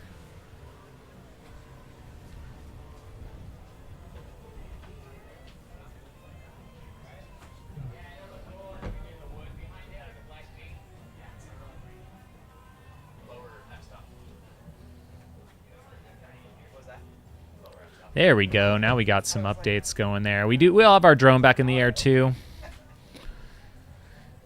you pull that recent passings off for now? Because he's not at the finish line anymore. Thank you. Let me go ahead and keep our leaderboard up here.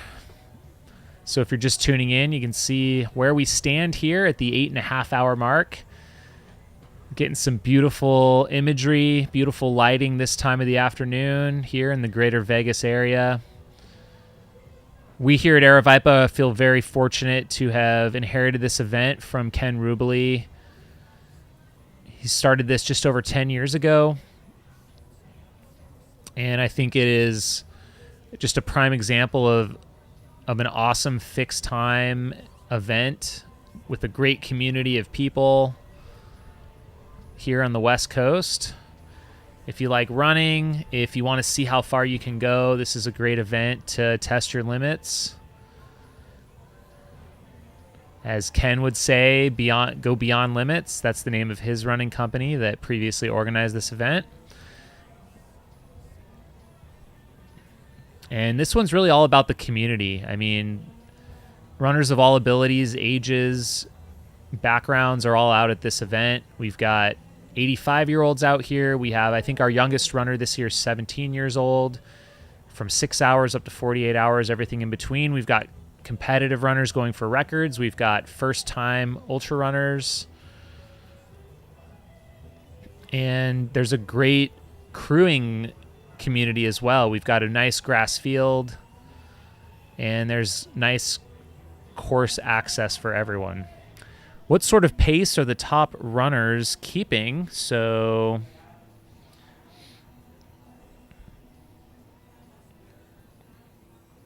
let's see if I can showcase that easily here. Give me 1 second.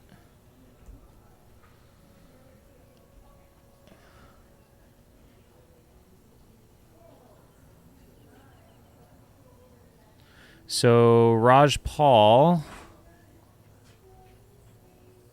it looks like, he's running probably like 8:30 pace right now. Earlier in the day, he was more around 8 minutes per mile, or 8 minutes. Actually, it might be 8 minutes per lap. Oh, no.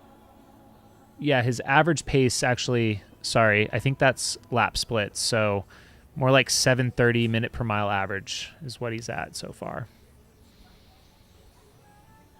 He's had a couple of breaks in here that I can see off of my chart. I think maybe a shoe change, bathroom break here and there. But he seems to be moving fairly well still as he is approaching getting upwards of 70 miles.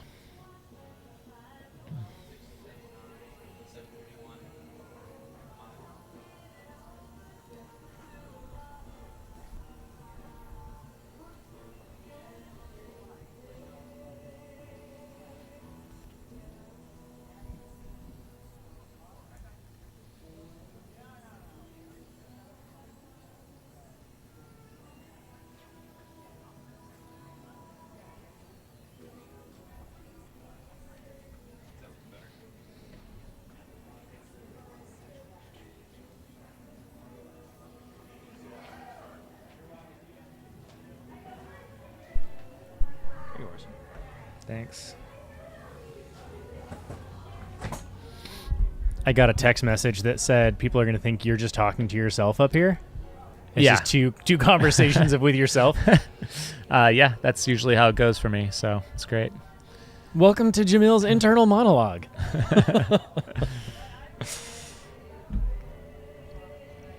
My brother signed up for this race, I think 3 days ago, and then he's not coming, so I'm pretty sad. Yeah. It would have been fun to see him rip 50 miles tomorrow. Yeah. I mean, we got a fun 50 mile on tap for tomorrow. Who do we have entered? Chris Danucci. That's right. He's gonna, and I spoke to him earlier today, and he was like, "Yeah, dude, this is the best training block I've had in 4 years." Wow. And he's feeling like, at 42, he's like, I'm kind of eyeing some records and seeing what's there, and I want to go see what it's like and see if I can do it. So that'd be super rad to see him. And it's just always good to see Chris. He's just such a stand-up dude in the community. Ashley Paulson on your screen there, making her way through that start line. Getting a little breeze on that. I see it, yeah. I think, did you guys just adjust it? It might still be shaking from that. No, I think it's the wind. Yeah. Need some tie straps. And just. Oh yeah, I can see it. Don't get seasick. I'm gonna drop Chris's laptop over here. Do you want to put it like on the shelf maybe, and clear his stuff out? Let Chris go get some rest. He was just crushing it all day here. He's got notes. He's got a mouse. He brought his own mouse. Dude's prepared. I just get out here and spout random smatterings and thoughts with lots of fangirling and, to see what happens. Sierra de Graaf out there doing her thing. Oh, Raj chasing her down. Raj is still looking pretty springy. I mean, he looks like he's working. He's at that stage now where it's like... It's not just fun and flowy anymore. Yeah. There's our temperature bug, 66 degrees. He's making it work a little. He's having to work a little bit more, but he's still moving well. I keep forgetting that we can just look straight across the park and see it in real life. Oh man, which is pretty awesome. Just stop staring at this little screen. I mean, but these shots are also amazing and clear and great. Oh, look at Sierra giving Raj the inside turn there. What camaraderie. That's the way it should be done.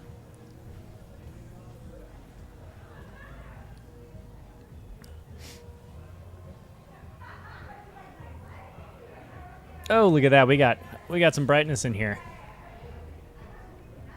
Did the camera get turned? I think it's a little off.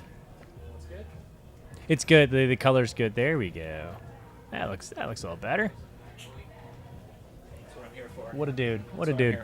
Just this guy, he never rests. Oh yeah, now we can see us. This is great. If I had my long hair still, I argue we'd probably even look fairly similar. That's the scary part. You a little better tan than I do. Natural pigmentation. I was going to take a look at have we at all talked about our 80-plus-year-old division in the USATF? We've chatted about it this morning. I don't know what Chris has said about it, but how about you fill us in? I was going to try and take a look and see. We don't have... trying to see if we had some age division information that I could quickly pull up. I'm going to see what I can do here on the back end. Oh, yeah. Here we go. I know, Jamil, that we were being asked yesterday if this is USATF certified for age group records by an older gentleman. I think one of our octogenarians. Yes. Was asking about it pre-race. It is a certified course? Yeah, we were sitting there and he came and asked us, hey, is this? Yeah. Oh, an IAU label as well. Yeah. Mm-hmm. Yeah, I mean, that is, I think, why these events exist. With trail racing, it's interesting because the distance is an approximation, really, of whatever your GPS watch says oftentimes, or whatever the course is. But something like this, I mean, we get these courses USA Track and Field certified. They are no shorter than the distance advertised, and we follow all the proper protocols where you can set records that will potentially stand the test of time and be compared across all the other performances out there, which it's important for the sport to have that component of it. It's not that we need all events to be like this and certified, but it's cool to have that option for people, and not just for the outright, like you were saying, there are records at every age bracket all the way up. And I think there's a lot of people that come to events like this or USATF championship events. They want to win their age division, and you want to compete against their peers in their age groups. Right, and it means a lot more to be able to continue to compete in your 80s, in your 70s. Gives you a goal to reach for. I mean, these guys have been competing against each other, some of them for 30 years or more. Right.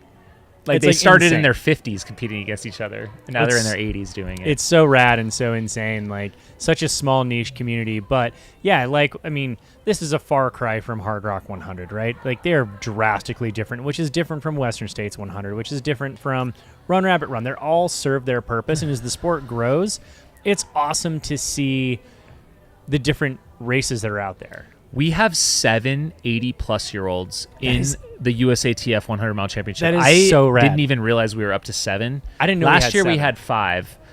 We've got Wally Hesseltine. He's 80. He's at mile 30.4. Actually, it looks like Comes Raj on the screen here, completing a lap. Still a lot of pop in his step. Well, I did ask Raj. I was like, "Hey, how do you feel about those carbon-plated shoes? Like, is that the game for you?"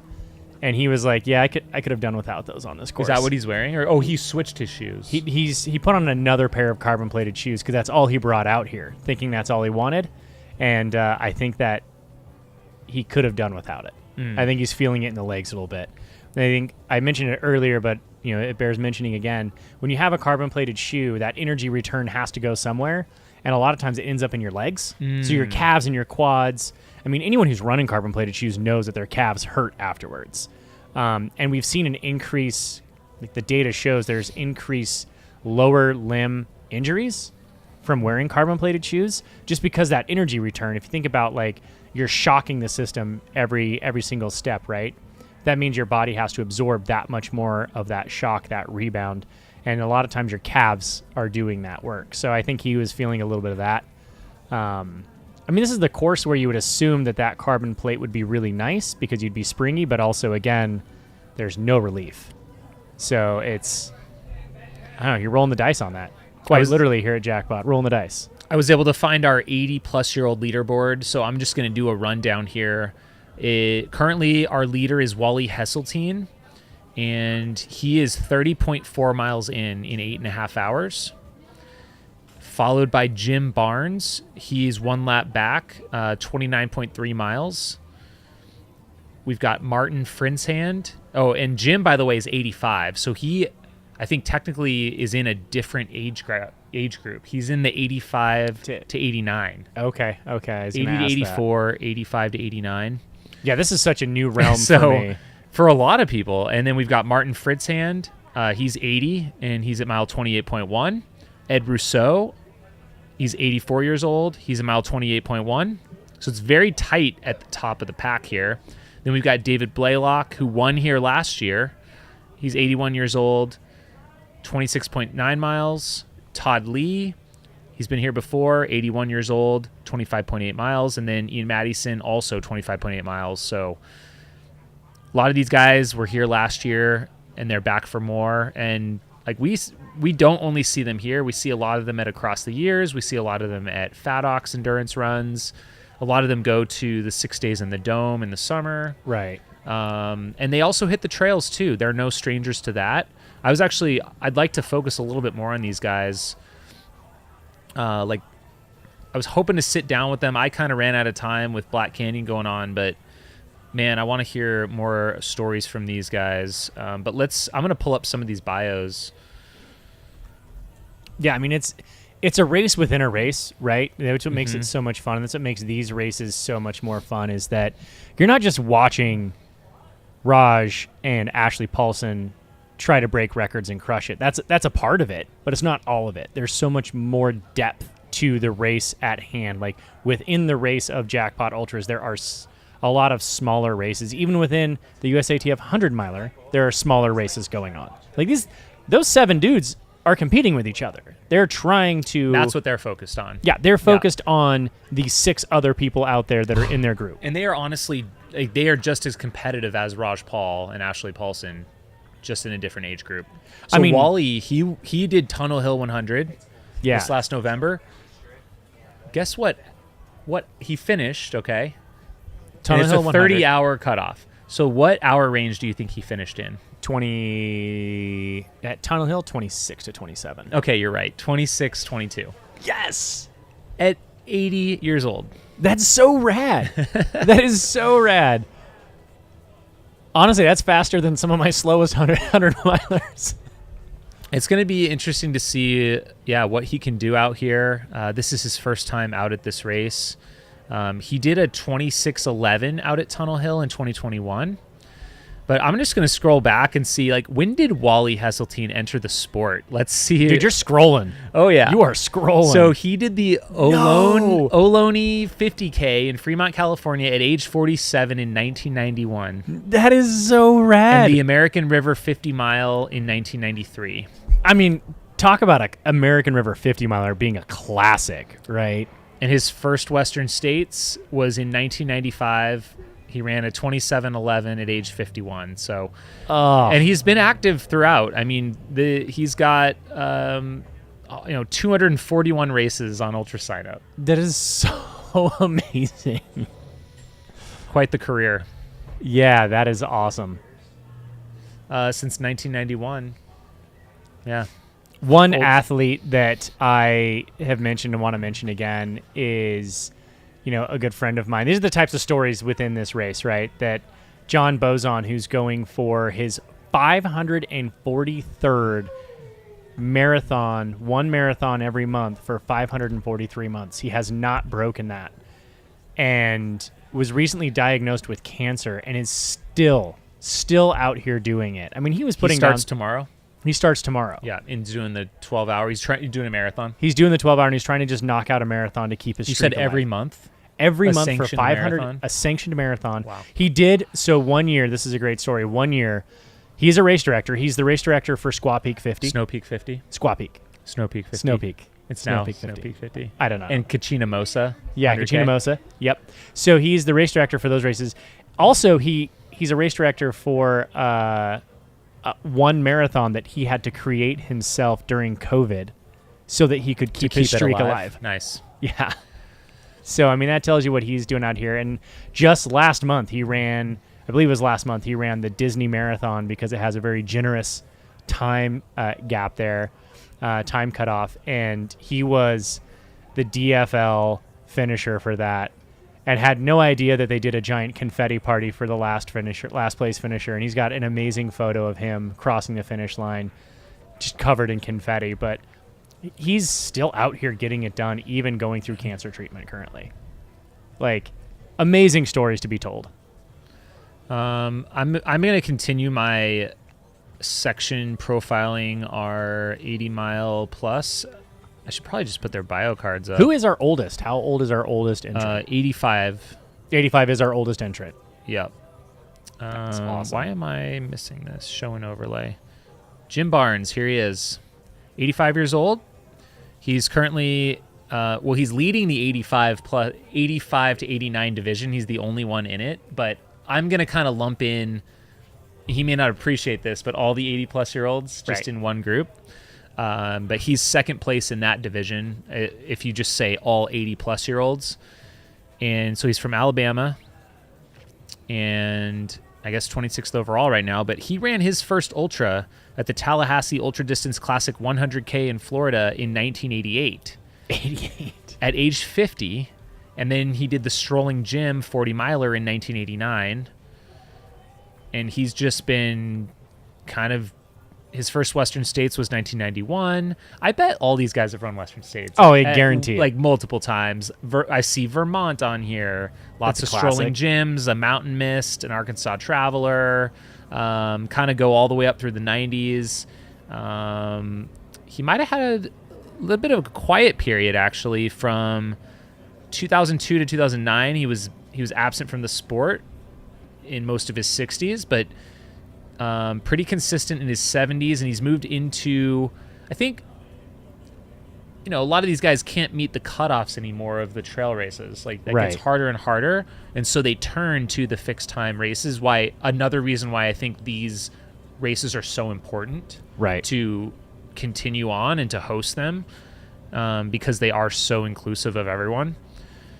But he's been doing a lot of fixed time events. So I see a lot of the Endless Mile in Alabaster, Alabama, and he's been doing the 48-hour there. He just did the 72-hour and always getting 100 miles or more every time he does it.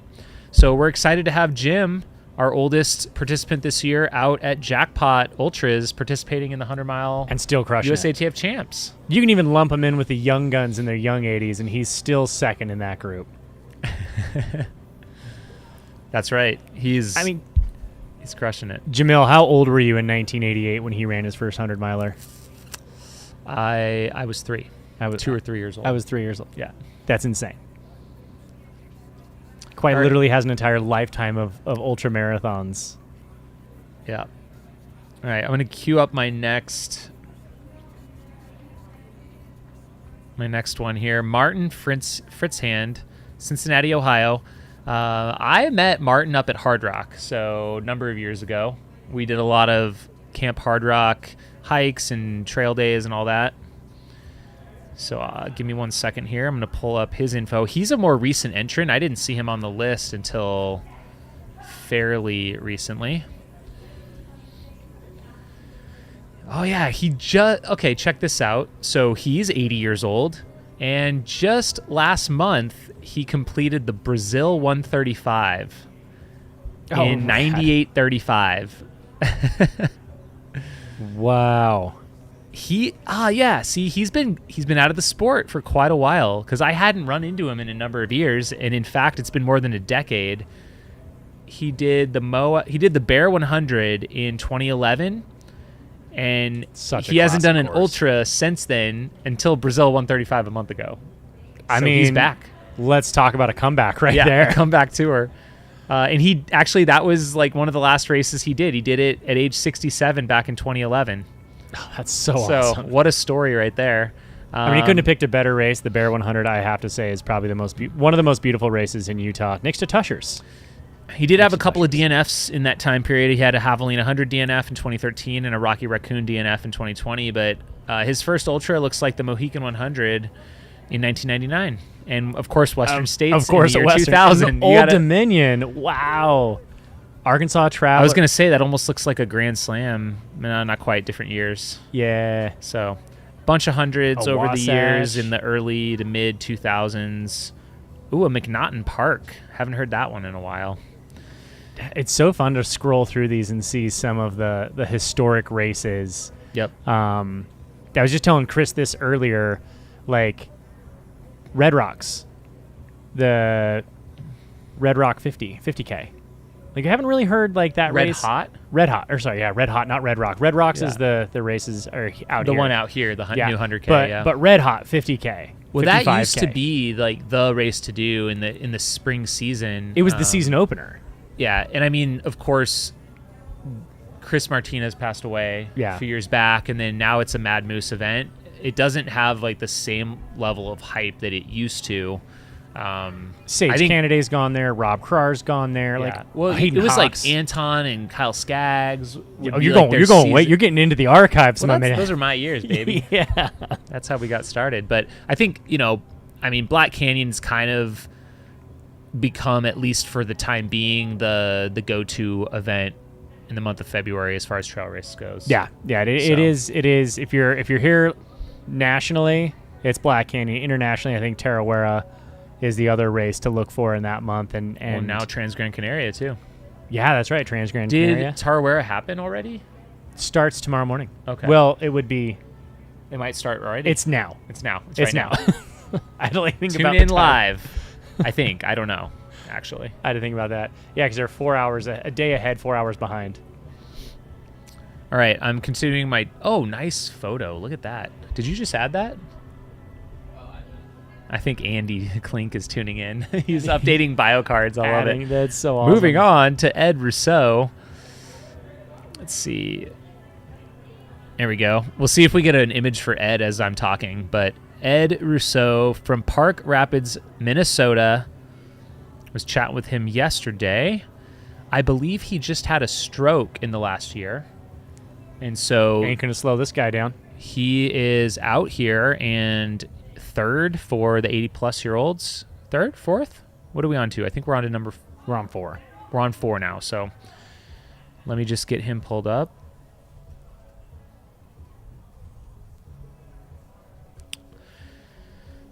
No, I'm not. Oh, I got it. Only seeing one result from there. Did I spell that right? I think it's an Edward. Of course. Here we go. Edward Rousseau. Edward Rousseau, 84 years old. So his last race before this one hit closer to home at the 6 Days in the Dome 6 Day in Milwaukee, Wisconsin. And he did 275 miles in 6 days. Oh, there we go. We got a classic photo thrown in here. Ah, nice. Yes. Look at that. He was out here 1 year ago at Jackpot Ultras. He participated with us. He ran a 30-hour and 9-minute. And he was in that epic battle with David Blaylock last year. David from Draper, Utah. They were going at it back and forth. And he ended up second last year.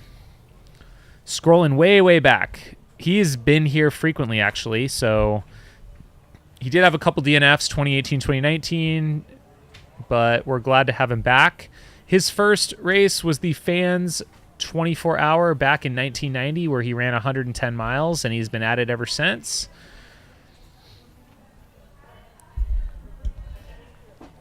Fans, Olander Park, Edmund Fitzgerald 100K. And he was fast back in the day. He's got some second, third place finishes. Let's see here. He's been out to Across the Years before. I don't see a Western States here on Ed's list. He's more of a fixed time guy. Specialist, as you might say. Right.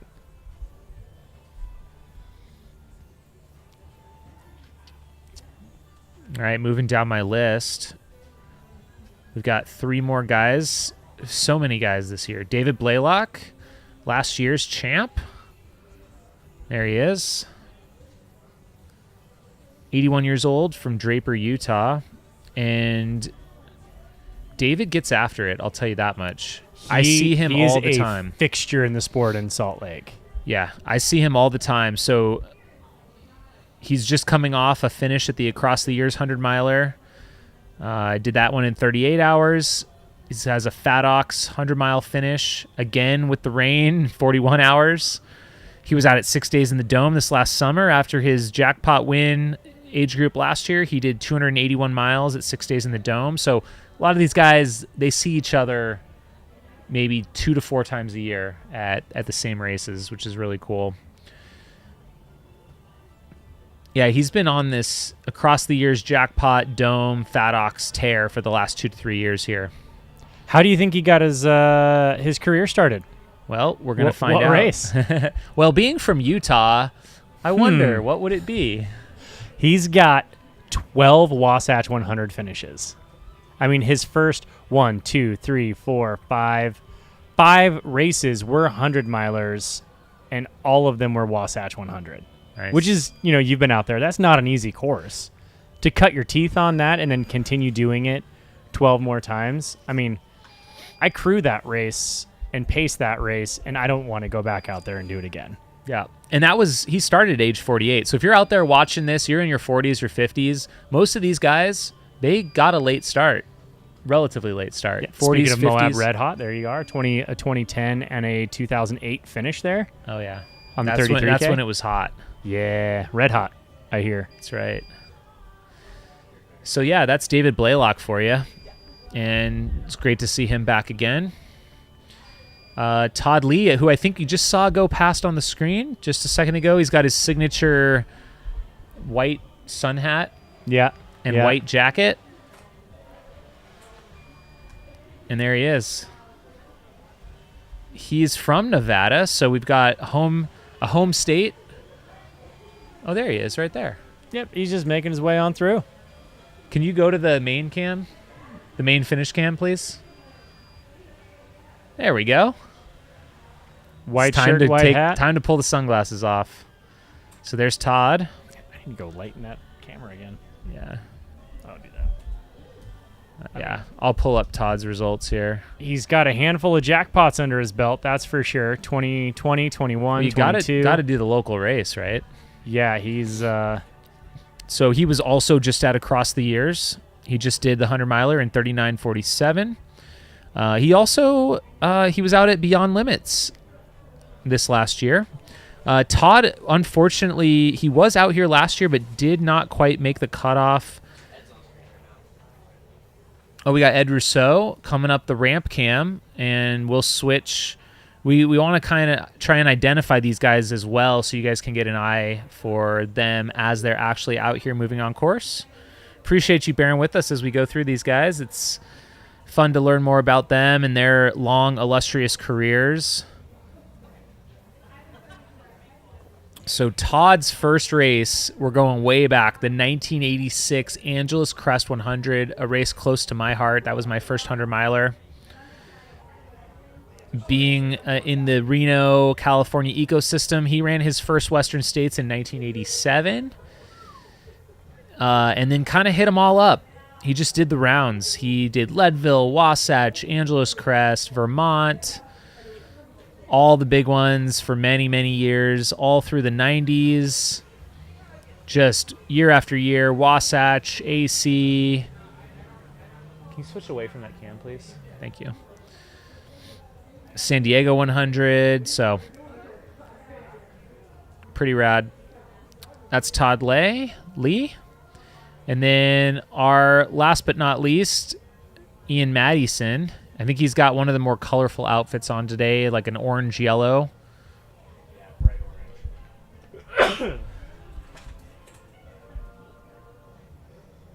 orange. Got kind of a bright orange suit, which we'll hopefully show you a little bit later. So here's Ian. I think this photo was from last year. He was with us last year as well. And Ian is from Albuquerque, New Mexico. He was with us at the Across the Years 6-Day just about 6 weeks ago. He did over 200 miles. Did some events up in Colorado. Did the Bear Chase double, 50K and half marathon.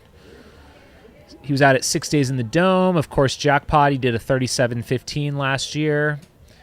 So let's see where Ian got his start. Remind ourselves of that. Oh, boy. It looks like Ian is our... he got started the earliest out of this bunch. So at age 37, he ran the American River 50-miler in 1980. That's you and I starting our careers now at 38 years old. Yeah. That is awesome. So, yeah, if I just started right now, I would have a whole long list of events ahead of me. So, I mean, we're talking, what, 44-year span? I mean, it gives you running ultramarathons. It just gives you this giant, like, I mean, you and I we talked a little bit about, like, how we came into the sport, 20 years ago? And imagine what he's seen over his years and the changes in the sport. The fact that he was able to basically walk onto Western States back in the day, and now it's this prized the 1982 Western States 100. Like, Ian Madison was your 16th place finisher. He ran 20 hours 59 minutes. Ooh, solid time. And that was one of the years that Jim King won. Yeah. Yep, we got him coming up here. He's almost looks like he's got the flames going on. Yeah. He's got the chili pepper shorts. He's got the long tights, top and bottom. Love it. Absolutely love it. I mean, he's witnessed such a change in this sport over the years. And, I mean, the point I was going to make earlier, Jamil, is like, you and I kind of look at like, oh, man, our competitive days behind us, like, we've been doing this for so long, and then we see this, and we're like, this dude started a year younger than we are now. And, like, look at all the races he's done and, like, the things he's seen in the sport and done in the sport. Like, it's so rad. Thank you. And there he goes. Currently 28 miles in for Ian.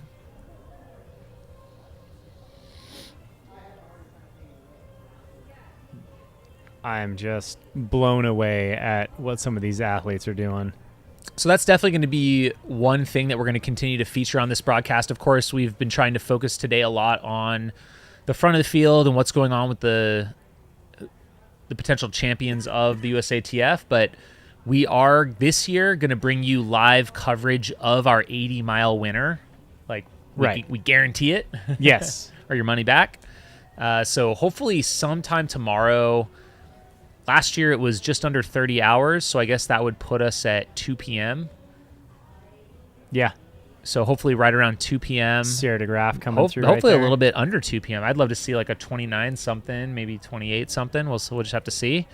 And these guys are going to go nonstop. Like that's the thing that they're good at is not necessarily consistency on like course. Raj is going out and just blazing it as hard as he can and maybe fading back a little bit, but he's done in 12 hours, 13 hours. These our 7 octogenarians are out there saying, I got to keep moving more than the other guy's not moving. Or he keeps moving. Like, no not moving allowed. And I think that's like their game plan. So we will see them move through the entire night, lack of sleep and all of that.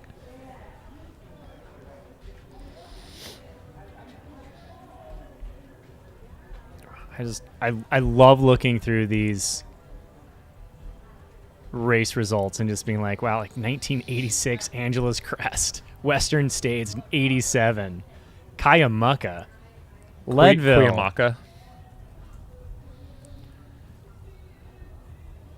Wasatch, another Angela's, Vermont. This dude's done them all. I would love to have some conversations with these athletes and just be like, what was your favorite race over the years? Yeah, hopefully we can get some of them maybe once they finish up tomorrow to hop in the booth with us for a few minutes. Yeah. Before we close Chat it a out. little bit. Oh, yeah. Perfect timing. We've got Laura Bellman in the chat. I was just going to get to that. Thank you so much. So we don't have any octogenarian women in the field, but we do have one 70-plus-year-old. That's Charlotte Gilbert. And I was just pulling up her results, so give me 1 second here. You able to put her bio card up? Oh, there we go. Nice picture. Love it. So from Richmond, California, and trying to see when she ran her first ultra, because I do understand this is her first 100-mile. I think Chris Warden was saying. But she got started, funny enough, it looks like in the cross-country scene, doing 5Ks in Folsom, California, at age 60. Yes. So she ran a 23:44 5K at the Willow Hills cross-country race. That's her first ultra sign-up result back in 2011.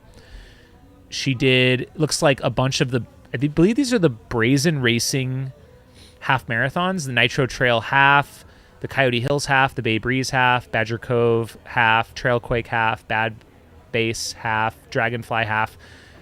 Correct me if I'm wrong, but a bunch of these half marathons through the early 20-teens. And then I see a marathon on there. She did the Diablo Brazen 50K in Walnut Creek in 2014 at age 63. So that was her introduction into the ultramarathon world, how she dipped her toe in the water. And still ran a 6:11. Not bad. A 6:11. Yep. Yeah. 7th division plate. So 7th female. Also, let's point this out. Western Pacific Marathon in Fremont, California. Second woman ran a 3:35 at 63 years old in 2014. Wow. And then she kept it pretty tempered, doing a lot of half marathons. She didn't just jump up to that 100-mile distance, wanted to give herself some time. Right. She wanted to let keep things her marinate. speed. Yeah. You know? You got to capitalize on that speed while you got it. And she really just kind of kept it at that 10K half marathon distance for quite some time. I'm still scrolling through her endless ultra sign-up results, so excuse me while we get through this here. We're educating ourselves. Finger's going to cramp over Did the here. Pikes Peak Marathon in 2017 in 8.5 hours, which is quite notable. Her 2015... You keep going to your... I'm going to count how many races she did in 2015. Way Too Cool 50K in 2020. I'm still waiting for that there's a Tunnel Hill 50 miler. I mean, she did the Ruth Anderson 50 mile. Oh my, look, I'm just 18 races in 2015. I'm just absorbing this right now. So get this. Her 2023 was solid, like in the fall. Kicks it off with the Dick Collins Fire Trails Marathon in September. Straight into the Ruth Anderson 50 miler in San Francisco. Second woman at age 72 in 9:41. And then the Tunnel Hill 50 miler right after that, November 11th in 10:24. Then she did a marathon at the New Year's one day. So it's a heavy Q4 for her. Yeah. Leading into Jackpot and her 100-mile debut. All training leading to the Jackpot 100. And she's currently leading all 70-plus-year-old participants. And if we pull up our overall leaderboard, she's 7th overall right now, 41 miles. And like running with Amy Mower. That is 20 years her youth. And Amy is a legit one of the better fixed time athletes, and has been out to Jackpot many times before. So it's good stuff. We love to amazing. see it. And yeah, we got some people in the chat here saying that she still runs cross country. Got to keep the speed in there. What mile is Raj Paul on? So, sorry, we're going to be brightening up our cameras a bit here. Just give us a second. Let me get the men's leaderboard back up. And Raj Paul is 71.4 miles in. Of course, we're 9 hours and 10 minutes elapsed on the clock. And you can see here from we call this our ramp cam. You can see our athletes coming up the long chute of the course here. Raj Paul has been our leader all day since the gun. Yeah, he went out and took a commanding lead like right off the bat and just decided to run his own race all day. In second place here is Jonah Backstrom, our 2023 USATF 100-mile champion. He's back. We also have our women's champion from last year. She's also in second place, Sierra DeGroff, Vegas local. And, of course, Ashley Paulson is currently your women's leader. And she actually, her and Sierra DeGroff ran quite a bit together for the first 40-ish miles of the race before Ashley decided to pull an Ashley and take off and do what she does. They were just chatting away. Ashley looks a little more focused now. Sierra looks like she's dialed it back a little bit when I was out there doing some laps. A little Jake Jackson in the your shot right there, making his way through, having just finished the Black Canyon's 100K or 100-mile challenge, which is the 100K on Saturday and then the 55K on Sunday. Are you talking about which race? Black Canyons. Oh, 60K. 60K. Yeah, 100K, 60K. I'm getting my There's Moab too many Red Hot, numbers. Yeah, we just spat off probably 50 different races that exist in the sport in a matter of 20 minutes. So, but yeah, so the Black Canyon Challenge, he did 100 miles over the weekend, however you want to cut that up, and he's back out here again, just like getting another 100-miler in. Why not? So I'm seeing there are a number of you watching now. First off, thank you so much for joining us. We appreciate it. Your participation, your support means the world to us. Quite literally is exactly how we're able to bring this to you guys, is through your support, your help. I'm noticing that I've only got 142 likes on this, and there are 206 of you watching now. So I'm not going to name names. I'm not going to call anyone out, but if you have not hit that like button, please give us a thumbs up. It's that kind of little bit of help. And, subscribing if you haven't subscribed. Because I would say, too, I know it's so cliche to say like and subscribe on YouTube, but what we're trying to build with this channel with Mountain Outpost, and I know it's been a bit of a rocky road over the last couple of years where we've put streams all over the place on Aeroviper Running or Steep Life Media or wherever else, but Mountain Outpost, where it started as some funny videos on YouTube. We're really trying to build as the go-to brand for the sport of live coverage and other coverage of the sport that we all love. And I mean, hopefully there's a day in the future where there'd be something to tune into every single weekend. That's what we're aiming for. We're going all in on this. So Mountain Outpost is going to be it's your ESPN of ultra running. That's what we want it to be. We want to broadcast. We want to show all these different amazing productions down the road. And it's here. It's here at Mountain Outpost that you're gonna do that. And we definitely appreciate all of your guys' help and in doing that. And again, subscribing, liking, that kind of stuff. It's free, it's easy, and it allows us to continue bringing this to you guys for free, because obviously this costs us a lot of money to put these things on, and we can't keep doing it at a loss forever. And there's our fearless leader, Jamil, right in front of you. But yeah, these things do cost money. They aren't free. They are a lot of work to put on, and we do it with a pretty large team. And so your help means exactly, everything to us. So continue to like, subscribe, keep checking us out, sign up for the notifications, because we are, we're not going to say anything or announce anything yet, but we have tons of races on the list that we are going to start bringing to you guys. Most notably, next weekend, we have the Big Alta put on by Free Trail and Daybreak Racing. They are going to put on a brand new inaugural year of Mr. Dylan Bowman's own backyard, a race there called the Big Alta. Come join us on that. We've got plenty of other races, Cocodona, Hard Rock, not just Aravaipa events. This is its own independent broadcast network, and we are trying to build it out. So much effort goes into this that goes unseen. But yeah, thank you all for helping us out, and any donations are greatly appreciated. They help pay for our gas to get back home.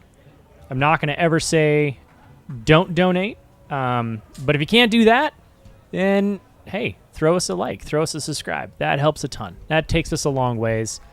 Plus, you guys are going to get so much good stuff coming from our channel here in the near future. We're building it out. We promise it's coming. It's on its way.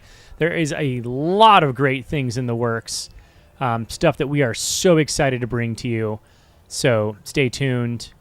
Follow us along. Thank you so much for smashing that like button. I feel like such a Gen Z or Gen Xer. Like, Sounds weird. yeah, I don't like saying it, I'll be honest, but we need it. We definitely need it. So what you're seeing right there, excuse me, is eyes on pit row. So this section of the course is where we have our main aid station, ran by none other than Patty Curry, who is just, Mama Curry is the absolute best. Our fearless leader, Jamil, in the red jacket right there, stopping in to get himself, it looks like a bean wrap right there. He's probably going to bring me a little something. I hope so. But they've got this pit row. So what you get to see is you see Sierra DeGraff come through your screen right there in the blue shirt. You get to see them roll into this kind of section of aid stations where their crew can be on either side. And they get, about 100 yards in the aid station where you can run with your runner, exchange gels, fluids, waters, douse them, do whatever you need to do. But pit row is a lot of fun, a lot of good energy going on back there.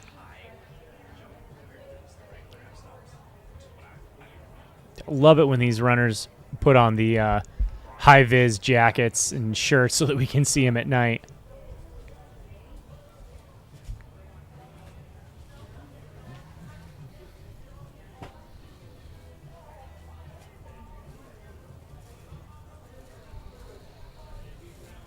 Midwest Misfit, I am not going to stop saying it. I appreciate it, but we've got to do what we've got to do, man.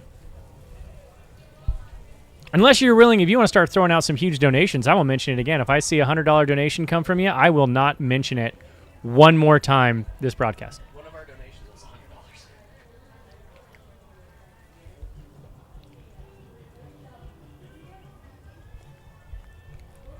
$100. Jamil just had to throw in some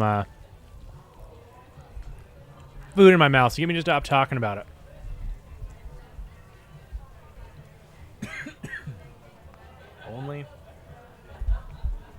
Only at Aravaipa events do you get hummus wraps and bean cheese wraps over there.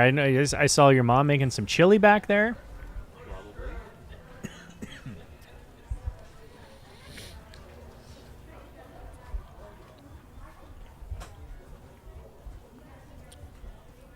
The Shirtless Wonders over here, Andy Glaze and his companion, they've been running together for quite a bit. It's getting cold for no shirts. It's getting chilly in the studio for sure. Yo, we got TVE in the chat and Phil Young. Shout out to those guys. What's up? We're missing both of you out here. So yeah, we expect to see you at one of these fixed time races out west soon, hopefully. We can only hope as much. Well, Desert Solstice, we're going to see TVE there.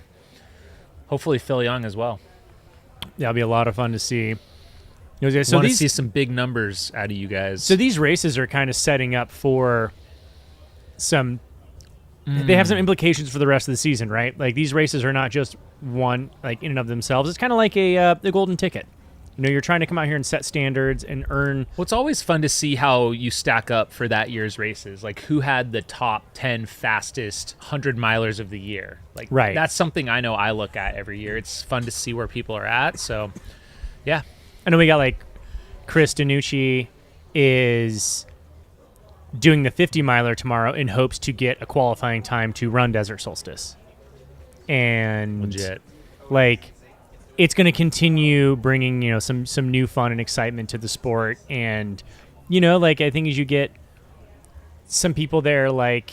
Oh, there we go. Oh. All right. So the strip is lighting up a bit. We've got some nice images coming in. Do you want to pull us off the shot? Thank you. So we got the sphere, which is new this year. Jamil just got it started just for us on this race. You know, asked him to turn it on for us. I think Chris was saying it's $250,000 a day to get them to. Oh, to pay to have your to pay to have it swirling like whatever ad on there or whatever. Yeah. I don't know that we'll be advertising for anything. Not anytime soon, you know.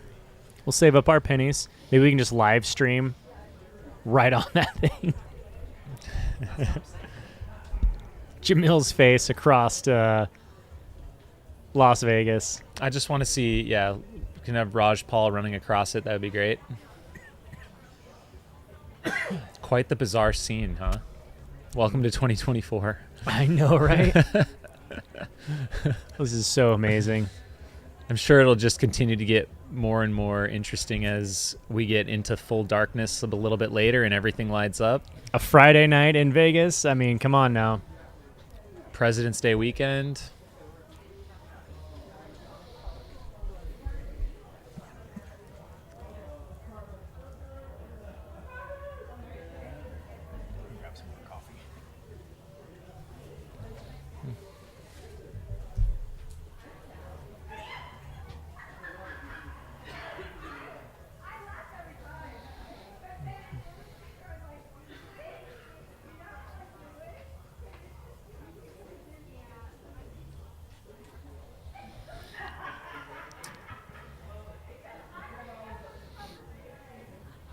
Can you do a PIP of some runners?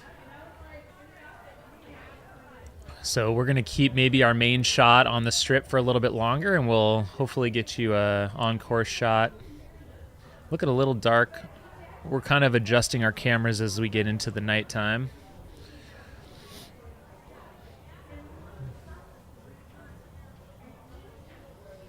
There we go.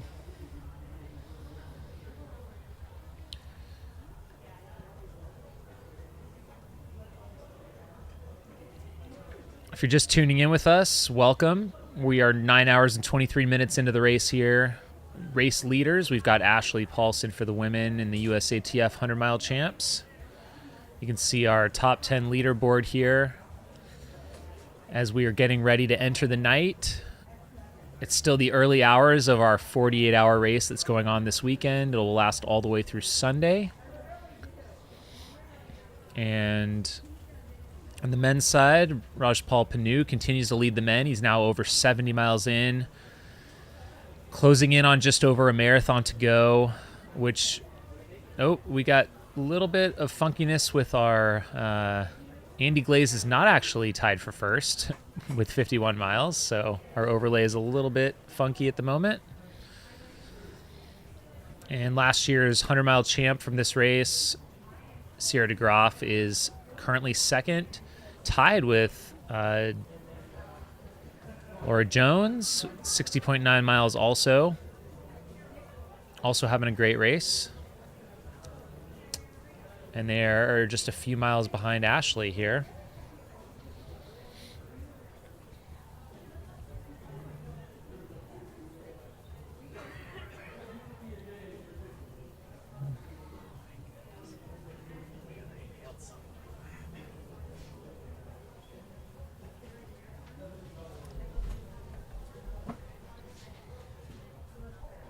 Just saw Raj out there, kind of gave him some well wishes, like, hey, good job, keep it up, man. And I think he gave me kind of something along the lines of, I just want to be done. It looks like he's just grinding it out.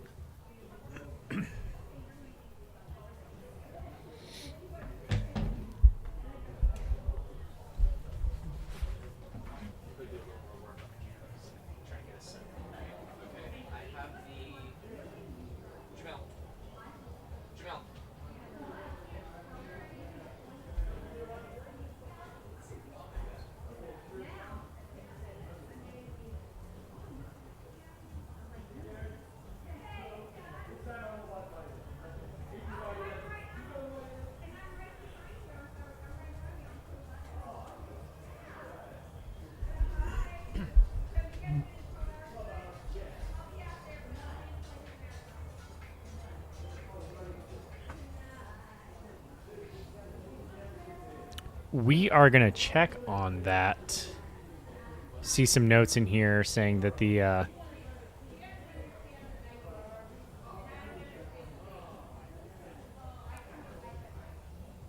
looks like timing chips there might be some. Jamil just took off. He's going to go take a look into that so we can get some things taken care of.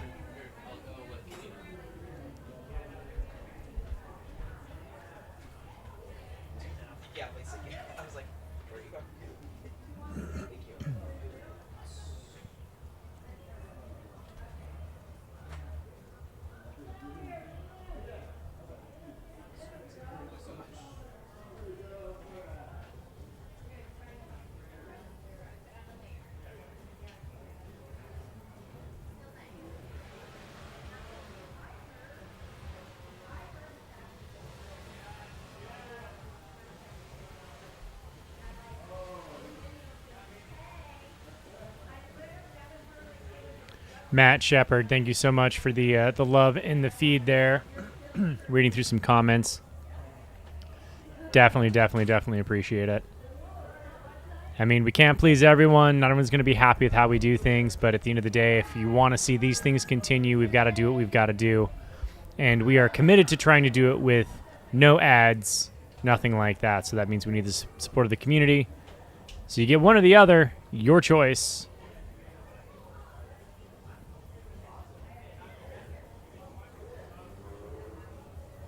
Tom Pulaski, thanks for letting us know. So the difference, Laura, between the long course and the short course, the long course is for our 48-hour runners. It's been designed in a way that we don't have to switch directions because you get enough left and right-hand turns. It's also obviously longer, so it's a little easier for the runners to just kind of get out and do some longer laps. If you're doing them for 48 hours, it kind of helps out to have some of the longer laps. Short course is for the USATF 100-mile and 50-mile races, certified races. So it's much more, much fewer turns, so that we can kind of measure it in just the right way that we'll get the exact mileage that we need to out of it. So there you go, Laura. That's how you choose. Basically, whichever race you sign up for is the race that is the course that you're on.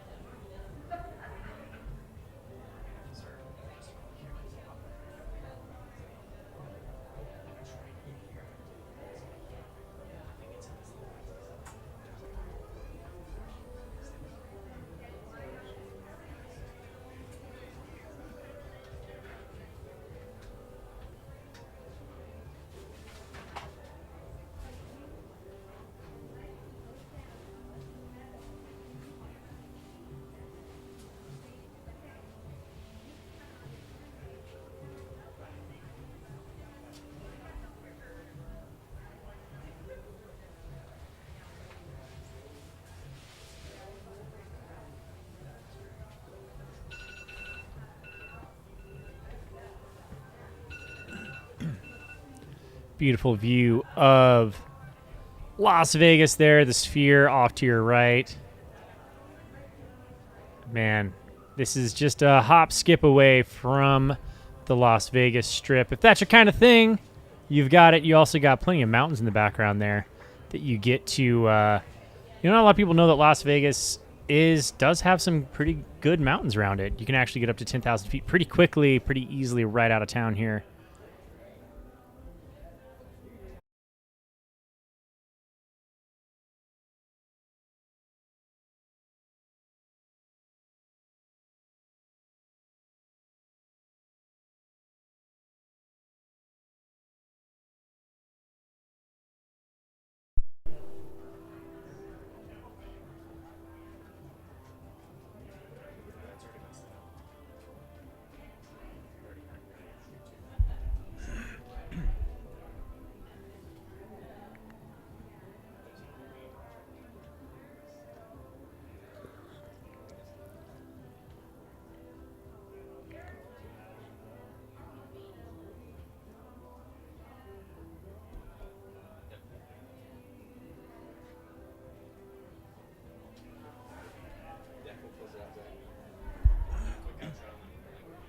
I'll cut it out. You guys, am I live?